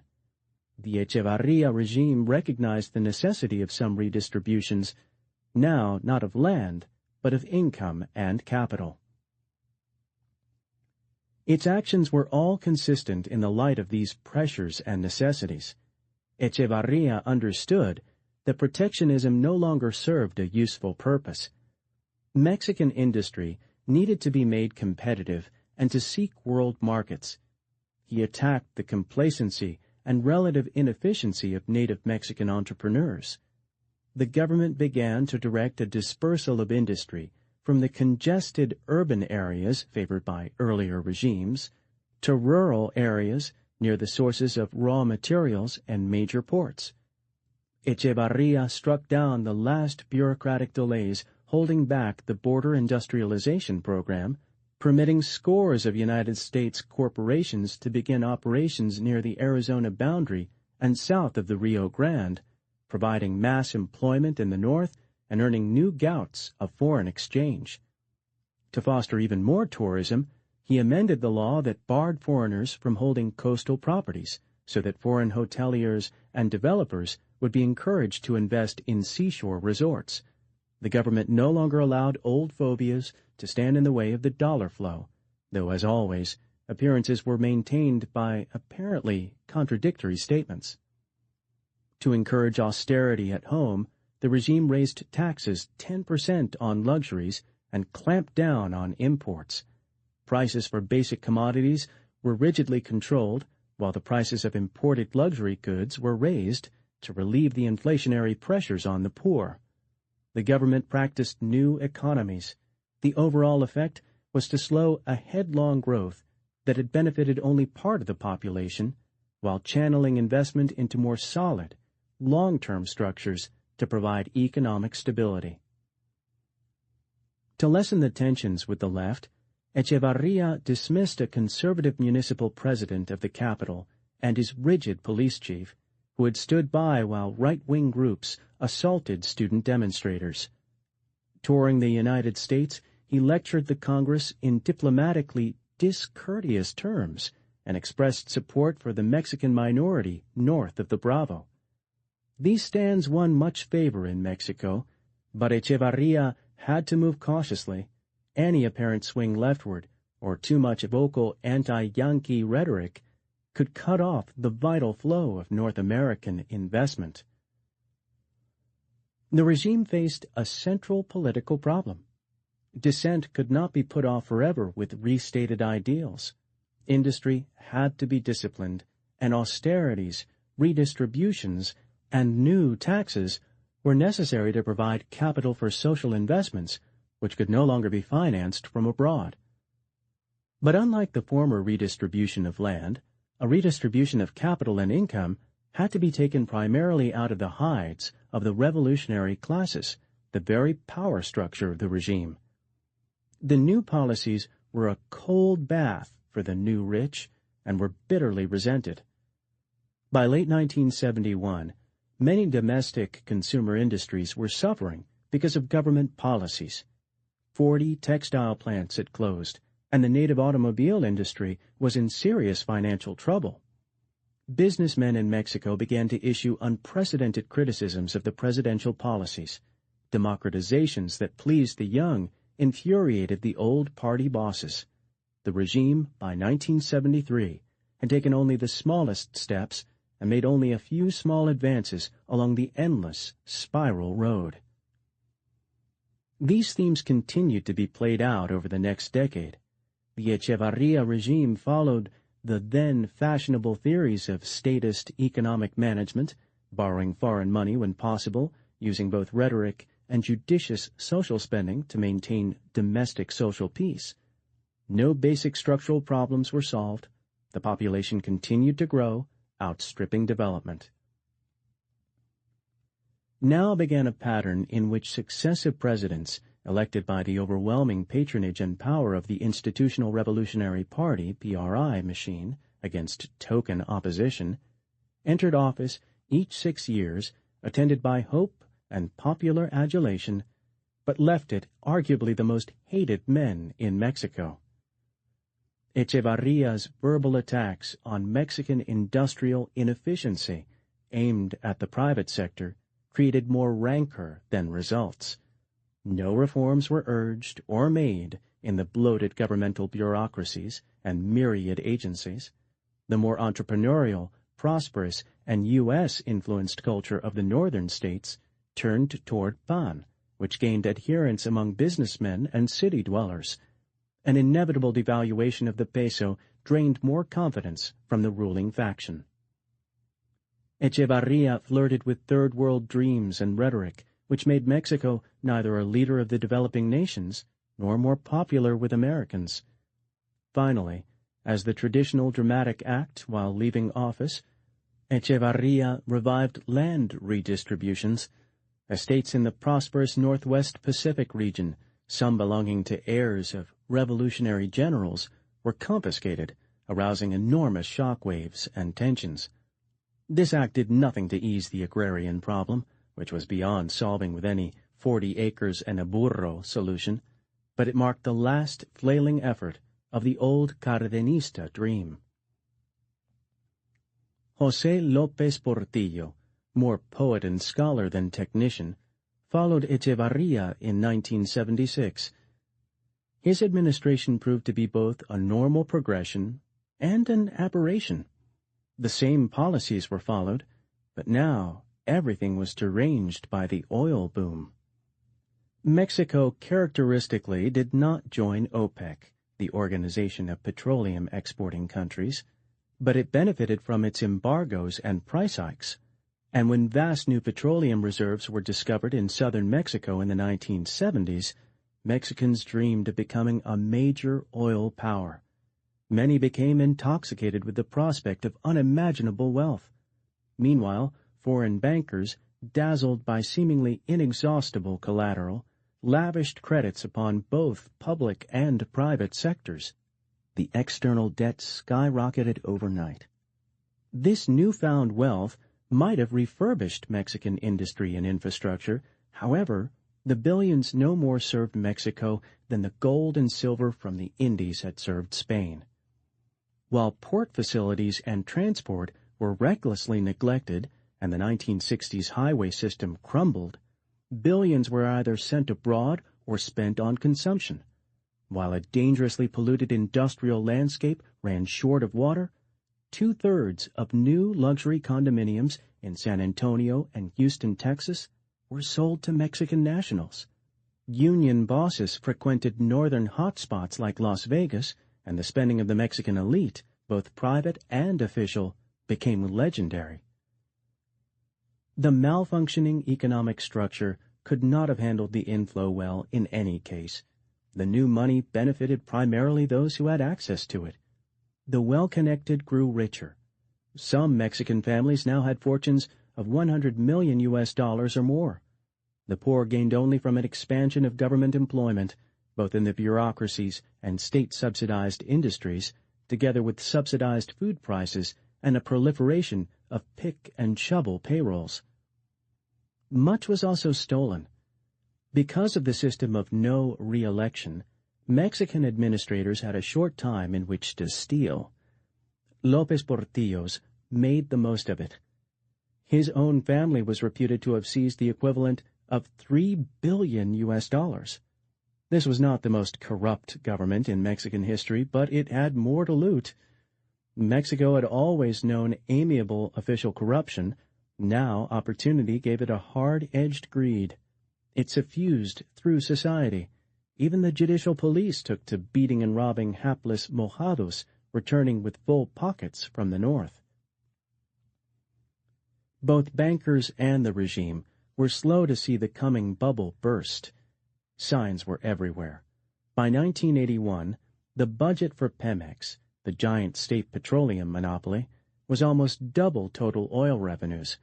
In 1982, Pemex alone spent $32 billion, while oil prices were sinking. Despite López Portillo's emotional vows to defend the peso, like a dog, the whole financial system teetered toward collapse. The currency could no longer be maintained artificially against the dollar. Fuming against profiteers and traitors, López Portillo lashed out at Mexican bankers, and as his last act in office, he nationalized, without meaningful compensation, all private banks. This, like Echevarria's confiscations, may have placated the left, but it created financial chaos. The business community lost all confidence in government. More money fled abroad. Worse, because of bank holdings, some 60% of all Mexican enterprise was now owned or managed by increasingly inept government agencies. Widely despised, López Portillo handed the wreckage to his successor, Miguel de la Madrid, in December 1982. This was the beginning of incisive change in both the government and economy of Mexico. De la Madrid and his coterie he brought to power were of the new generation of técnicos, mostly men who had earned doctorates in economics or technology at prestigious American universities. Unlike many of their colleagues in richer nations, they had no faith in statist methods or state management of economies. They had seen the results at first hand. Submerged during the oil-mad years, they were in fact free marketers. Before that philosophy became fashionable in the Hispanic world, they began a slow and painful process of turning things around. By 1982, Mexico was suffering from a rampant case of Brazilian disease, escalating inflation, gross official mismanagement, widespread corruption, stagnant industry, and fleeing capital. The foreign debt had reached $80 billion. Oil prices were collapsing. There was no succor from that sector. The government survived only by printing more money than its total revenues, which sent the peso into freefall against hard currencies. The peso, 4-to-1 to the dollar in 1946, sank to 1,000-to-1, 2,000-to-1, and lower. The country's infrastructure and industry could not operate without imported technology and equipment, but credit was exhausted. However, de la Madrid also inherited important strengths and assets. First was the immense power of the ruling party, controlling not only patronage, but most of the economy. Second was the enormous power this gave the presidency, dominating the Congress, all state governments, and the municipal presidencies of all important towns. No one reached important office without PRI and the direct approval of the president. There was the historic tendency of the Mexican population, especially the poor, to suffer hardship stoically. Finally, there was the utter lack of a core ideology within PRI, which represented every spectrum from professional to peasant and from left to center-right. All these afforded the new regime powers that few other ruling circles enjoyed. They allowed de la Madrid and his successor to carry out reforms successfully where in other parts of the world, notably the Soviet Union, they failed. As the technicians emerged and took control, there was always an uneasy alliance between them and the políticos, the politicians who ran the electoral machines. However, union chiefs and party bosses had one thing in common with doctorates from MIT and Yale. They all desired to hold power. The politicians, organized down to the last remote ejido and fetid, overcrowded barrio, could maintain the technocrats in power while they tried to save the nation. The progress was slow and painful, incremental, in fact. However, the results were swift and severe. The external debt had to be managed, some credit flow maintained. The regime accomplished this with some adroitness and more pain. Default was unthinkable. The pressures of external debt were now more acute than of old. Foreigners no longer sent invasion fleets, but they could cut off further credit. Now, both private bankers and foreign governments helped avoid a crisis. The debt was managed while rising to $100 billion. The price was austerity. Currency restrictions were imposed, dollar accounts impounded, hard currency paid out only under strict license. Public spending was reduced, not all at once, but gradually. Price controls were relaxed, and subsidies, which had made a shambles of the marketplace, reduced. The effect of this medicine was that initially prices, especially for subsistence, rose. Imports halted, industry stagnated, crippled for parts, and the standard of living, inflated during the boom years, fell as much as 50%. The very rich, who had sequestered funds abroad, survived. The newly affluent middle classes were devastated, both financially and psychologically. In many cases, their lifestyles were destroyed. They could take no trips, buy no imported luxuries, nor send their children abroad for education. Many had to sacrifice property bought abroad on credit. The poor, the majority of Mexicans, endured. The Mexican middle classes were enraged, but hardly revolutionary. Their reactions were more rhetorical than rebellious. They had never been organized politically along class interests, though now many voted for PAN, which was a revolutionary party only in the electoral sense. There were several reasons. Most middle-class Mexicans believed going to the barricades was futile. The now thoroughly professional army, entirely loyal to the government, would probably exterminate them as successfully as it did the various guerrilla bands that popped up here and there. In Mexico, hundreds of dissidents and journalists were killed or disappeared each year. But even more important, revolutionary ardor was dulled in the white-collar classes by the knowledge that uprisings against authoritarian regimes from Cuba to Iran had backfired tragically against the middle class. The Mexico they represented was a small, if vocal, minority. They were in no position to assume custodianship of the country. De la Madrid's presidency was, in some ways, analogous to Franklin Roosevelt's New Deal in the Depression-torn United States, though it had different impetus and goals. It did not solve the pressing economic problems, but it stabilized the situation, and things began to improve. The Mexican left, however, especially the large segment within the ruling party, was dismayed by the regime's acceptance of capitalist realities and subservience to foreign bankers. When it became clear that de la Madrid intended to reform the economy completely, standing much of the revolution on its head through the choice of his successor, the acrimony within PRI became rebellion. The natural rhythm of the revolution called now for a relaxation of austerity, more social spending, more pampering of the left. When Carlos Salinas de Gortari, a Yale-trained técnico, was anointed as PRI's candidate for 1988, the party itself exploded. The left-center split off, creating a separate party led by Cuauhtémoc Cárdenas, son of the legendary president. The new PRD, or Democratic Revolutionary Party, took many workers, peasants, and no few of the politicos with it.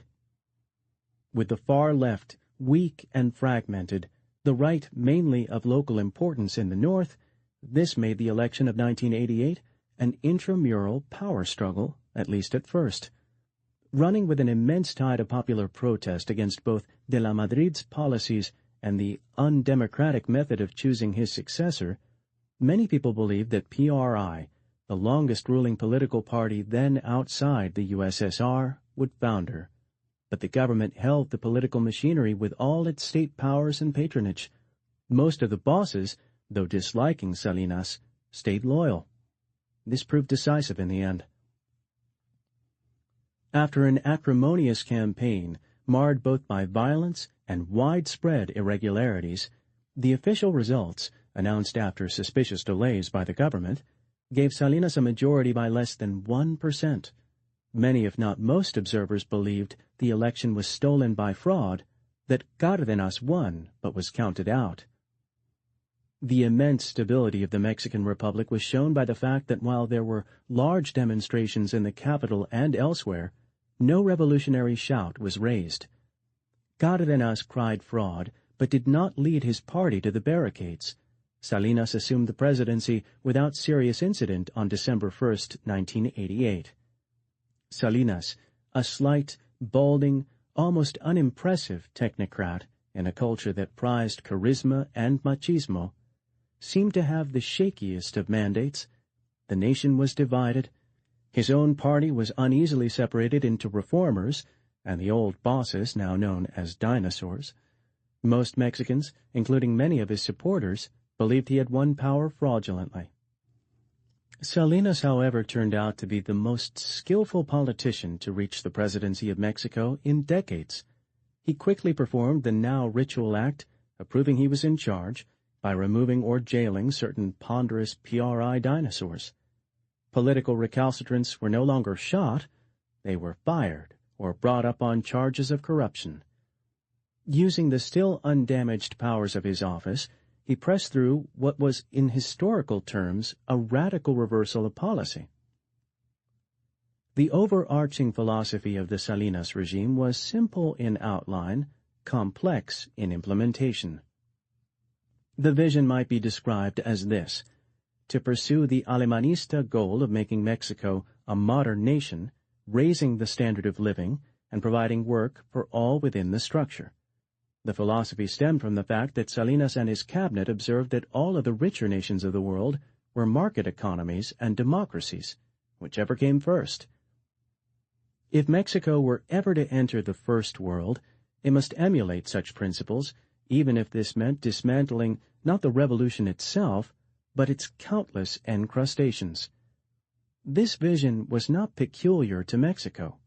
In the 1980s, it was sweeping the world, even into Hispanic America, the stronghold of statist mercantilism, where market capitalism, like democracy, had never had much chance. Both democracy and free markets, of course, were horror visions to political dinosaurs of the older school. In either case, they threatened to destroy PRI's eternal hold on power, and they were enormous gambles for a society such as Mexico's. With control of the legislature as firm as Augustus Caesar's of the Roman Senate, the president moved, Congress acted. Salinas quickly dismantled the prevailing autarky. The laws hindering foreign investment and ownership were repealed, even if it meant amending the Constitution. High Mexican tariffs were unilaterally lowered. State spending was reduced, mainly through attrition of the public workforce. The banks were reprivatized, along with scores of foreign government monopolies, nearly all of which had been losing money. With inflation lowered, the peso was stabilized against the dollar at a new rate of 3-to-1, the highest value it had held since the beginning of the century. Foreign investment poured in. The Mexican bolsa, or stock market, soared, though it remained nervous as all such markets, and trade with the United States increased fourfold. Mexican economists were painfully aware that despite every hindrance, the nation's percentage of trade with the United States had risen from about 60% to 70% in recent times. This led to a more radical notion: why not bring Mexico within the North American market area completely, letting nature take its course? Ironically, the greater push for NAFTA, the North American Free Trade Agreement, ratified by both countries in 1993, came from Mexico, where Salinas staked his prestige upon it. This was not an easy decision, given that the productivity of Mexican labor was 1/6 that of North Americans, or $4,000 to $24,000 per capita. These and other economic reforms were still simpler to bring about than the movement toward democracy. With reluctance even in his inner circle, Salinas sanctioned an independent electoral institute, removing control of balloting from PRI. Voting and registration laws were amended to make outright fraud more difficult. In the most acerbic confrontation of all, Salinas forced the PRI organization in 3 states to accept the election of opposition candidates, 2 for PAN in the north, 1 for PRD in the impoverished center. This did not bring Mexico to full democracy. The PRI, still the party of pork, patronage, and power, had enormous advantages over the poorly organized opposition parties, which had little but protest to offer, and PRI, in a process closed to the public, still chose all major candidates whose anointment was tantamount to election. The press was only partially free, the judicial process far from incorruptible. More was promised in good time. The results of reform were mixed, as always. The northern and Pacific states enjoyed rising standards of living, but the Gulf regions and southern states, from Guerrero to Chiapas, had steady or falling incomes. 80% of Mexican farms comprised less than 25 acres, 40% held less than 2.5 acres, some 30% of all Mexicans had no formal employment in 1993. The top 20% of families earned 54.2% of the national income. The bottom 80% received only 45.8%, a much greater spread than in most rich nations. Privatization also erected vast new Mexican fortunes for those positioned to take advantage of opportunity.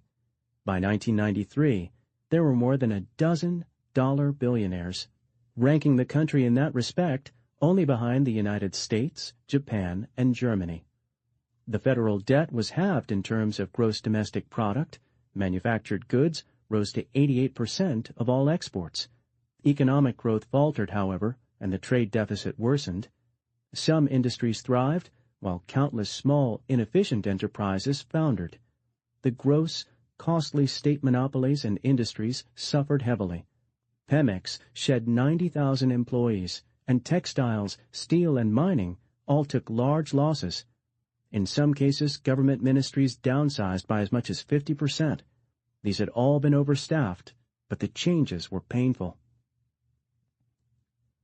The real income of Mexicans rose from 62% of the 1980 level, before economic reform began, to only 73% by 1993. Mexico was closer to the United States, but still far from prosperity. Realistically, the nation could not expect to enter the charmed circle of rich nations for at least 30 years, if ever. This was Salinas's gamble, that given hope, the masses might endure. He had increased social spending from 6.6% of the national product to 10.2%. He also directed this spending toward a new agency, Solidarity, which significantly he removed from party control, placing it directly under the president. However, against a sea of Mexican poverty, this was the proverbial drop in the bucket. Unlike his immediate predecessors, Salinas approached the end of his term not universally loved, but almost universally respected. Whatever the value of his programs, from relations with the North to reform of the economy, he had carried them off majestically. The great issue of the 1994 changing of the guard was, would this course be continued, or would there be a change of direction? Some reform would certainly stand. Both PAN and PRD, the opposition parties, had accepted NAFTA. However, PRD had moved significantly leftward, while PAN, though not quite co-opted, approved of almost everything that had been done except for the lack of protection of some Mexican industry and the continuing lack of open democracy. The crucial election year began with sound and fury, though in the end this seemed to signify little. The armed uprising in Chiapas, seemingly designed to be more a media event than a real revolution, succeeded. In that instance, it caught both the government and the world by surprise. In an era before cable news network, probably the Mexican army would have pursued and smashed the Indio rebels with much bloodshed. After all, small wars were continually being waged between dissidents and authorities in many areas. But this would have embarrassed the regime before the world, and the uprising stalemated into negotiations. Rarely noted by the visiting media, however, was that while the appearance of armed descendants of the Mayas and their mysterious spokesman, Subcomandante Marcos, energized the left, it also marginalized it. Most Mexicans sympathized with the Indians of Chiapas, but not to the point of desiring more dead bodies in the streets. A Zapata-style revolution held few charms for millions of modern Mexicans. In the same way, the shocking assassination in March of the chosen PRI candidate Luis Donaldo Colosio did not destabilize the government or nation. Whoever engineered the killing, the left, the PRD, or disgruntled elements within the ruling party, it was done probably because Colosio, a charismatic figure who promised far greater movement toward democracy and inspired confidence, was certain to win. How this changed history can never be determined. Salinas quickly chose another técnico, the Yale-educated and quite uncharismatic Ernesto Zedillo, who had played a major role in the reforms, and PRI, battered, surly, and shorn of much patronage and power, still could fashion one more hurrah in the face of invited foreign observers by the score and the cleanest election ever held in Mexico. There were certainly irregularities in many places, but neither foreigners nor Mexicans had much doubt that PRI and Cedillo won. He pulled 50.1%, with only a plurality needed, to an attractive PAN candidate's 26.69 and Cárdenas's 17.08. He had perhaps not caught quite the majority overall. Local ballot boxes could still be stuffed, but there was little question that the opposition lost. PAN would acquiesce, counting now on an opening process to bring it eventually to power.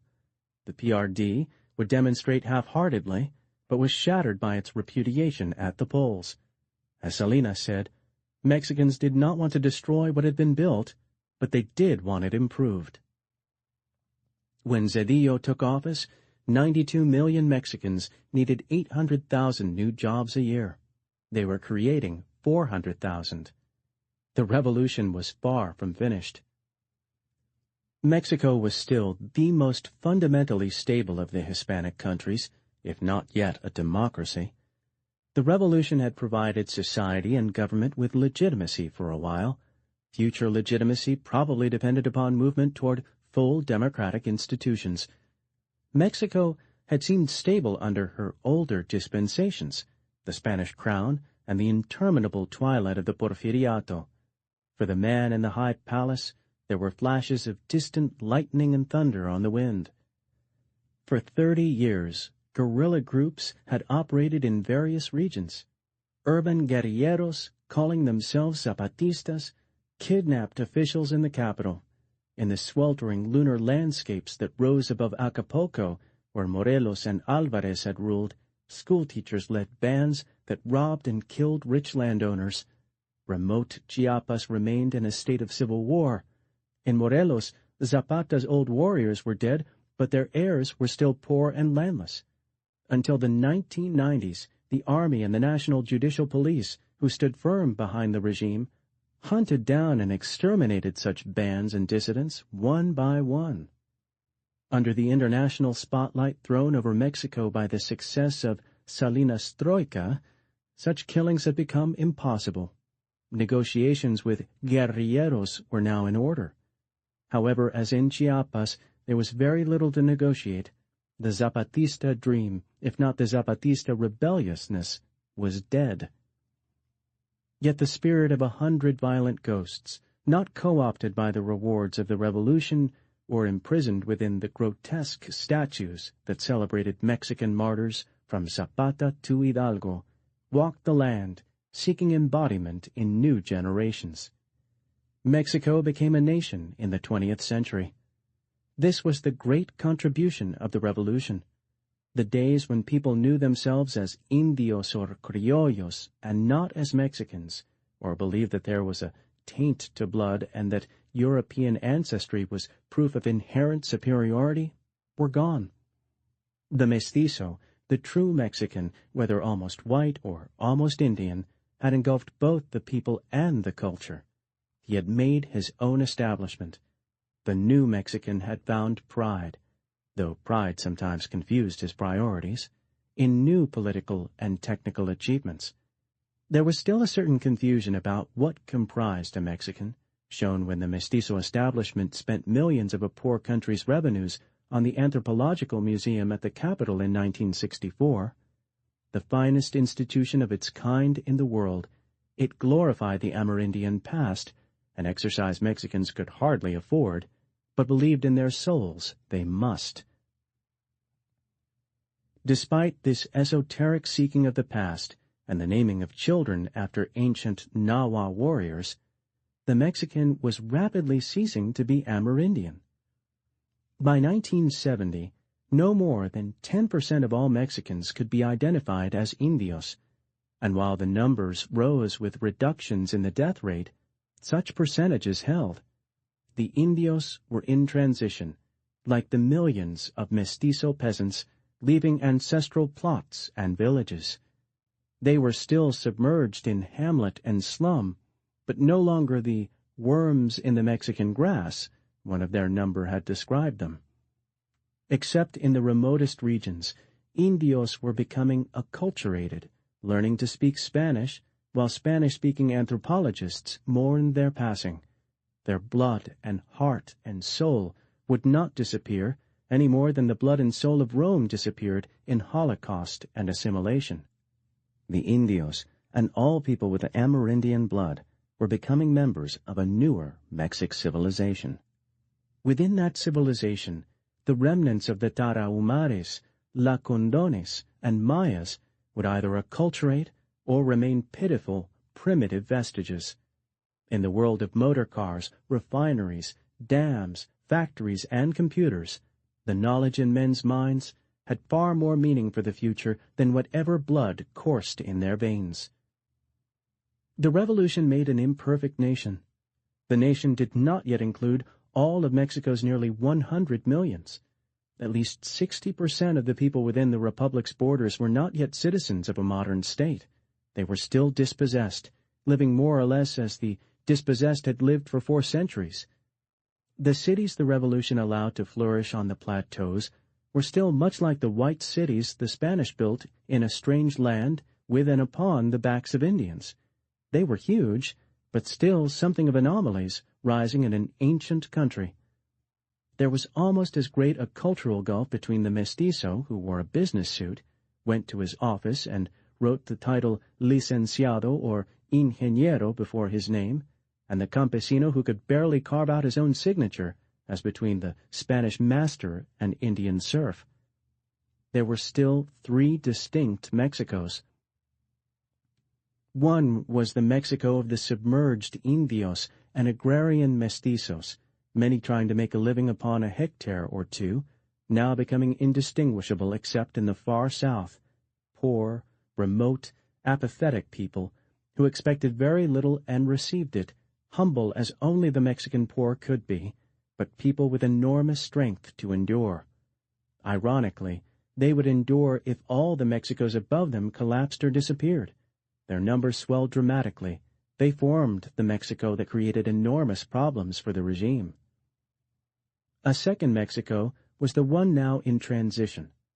This was comprised of the people who moved culturally from Indio to Mestizo and from jacales on arid, maguey-strewn hillsides to the burgeoning towns. They found what work they could, and their joys in gregariousness and garrulousness. Their spiritual ancestors had endured being outcasts for centuries, and those who had gone before them had emerged as the Mexican nation. Like the submerged mass from which they sprang, they were tough, enduring, and now increasingly aware. They lived in a world of petty caciques and day labor and neighborhood stores, a world now crumbling under the pressures of Celina's troika. Their aims and ambitions were immediate: work, food, a place to sleep, a few pesos. They were less humble than the country folk, for they had found hope even in the teeming slums surrounding Mexican cities. Most were aware of El Norte, the glittering colossus of the north. Many went there, many stayed home and bettered themselves. The third Mexico existed only in the great cities and on a few prosperous farms. This was the world of bureaucrats and businessmen, professionals, intellectuals, and technicians, supported by all the trained supporting classes of modern society. They were the only Mexicans who understood the world beyond the immediate neighborhood, or cared or worried about who or what they were. In 1970, there were only 2 million Mexicans who read newspapers, and no more than 5% read periodicals and books 20 years later. They were informed and proud of it, knowing that they formed the Mexican nation.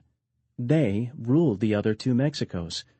A country with a tiny daily press, run however noisy, where 40% were barely employed and 60% mired in a struggle for mere existence, and took little part in organized economic or political life, except to vote as directed, was unready as yet to dispense entirely with custodians.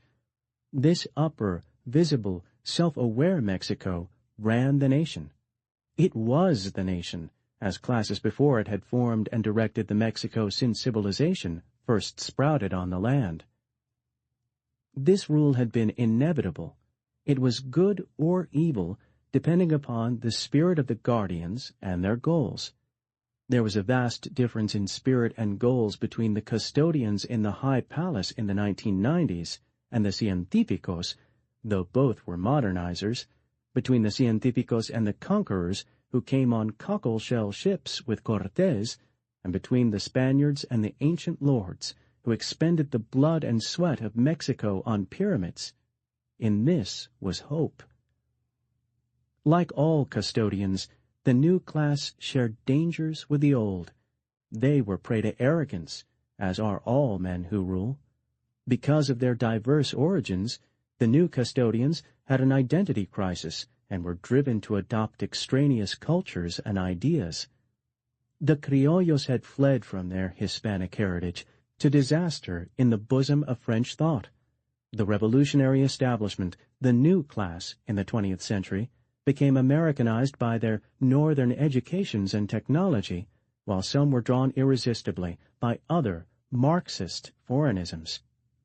People who adopt the artifacts and organizational forms of a diffused civilization cannot avoid being influenced by the thought patterns, habits, and manners of the diffusers. 3 generations of the new elite had completed education in an industrial society, and they were deeply imbued with its thrust and power. They increasingly lived the lifestyles and patterns of U.S. Americans, though in Latin color schemes. The new class drove to offices in cars. They observed the cocktail hour. Their women thought nothing of short skirts and entering bars. Their vast, warm, extended families were cracking under the strain of concepts of social mobility and constant career pressures. They were hesitantly forming a meritocracy from the presidency down, in a society where historically merit played little part. They had cracked one class system, but were creating another.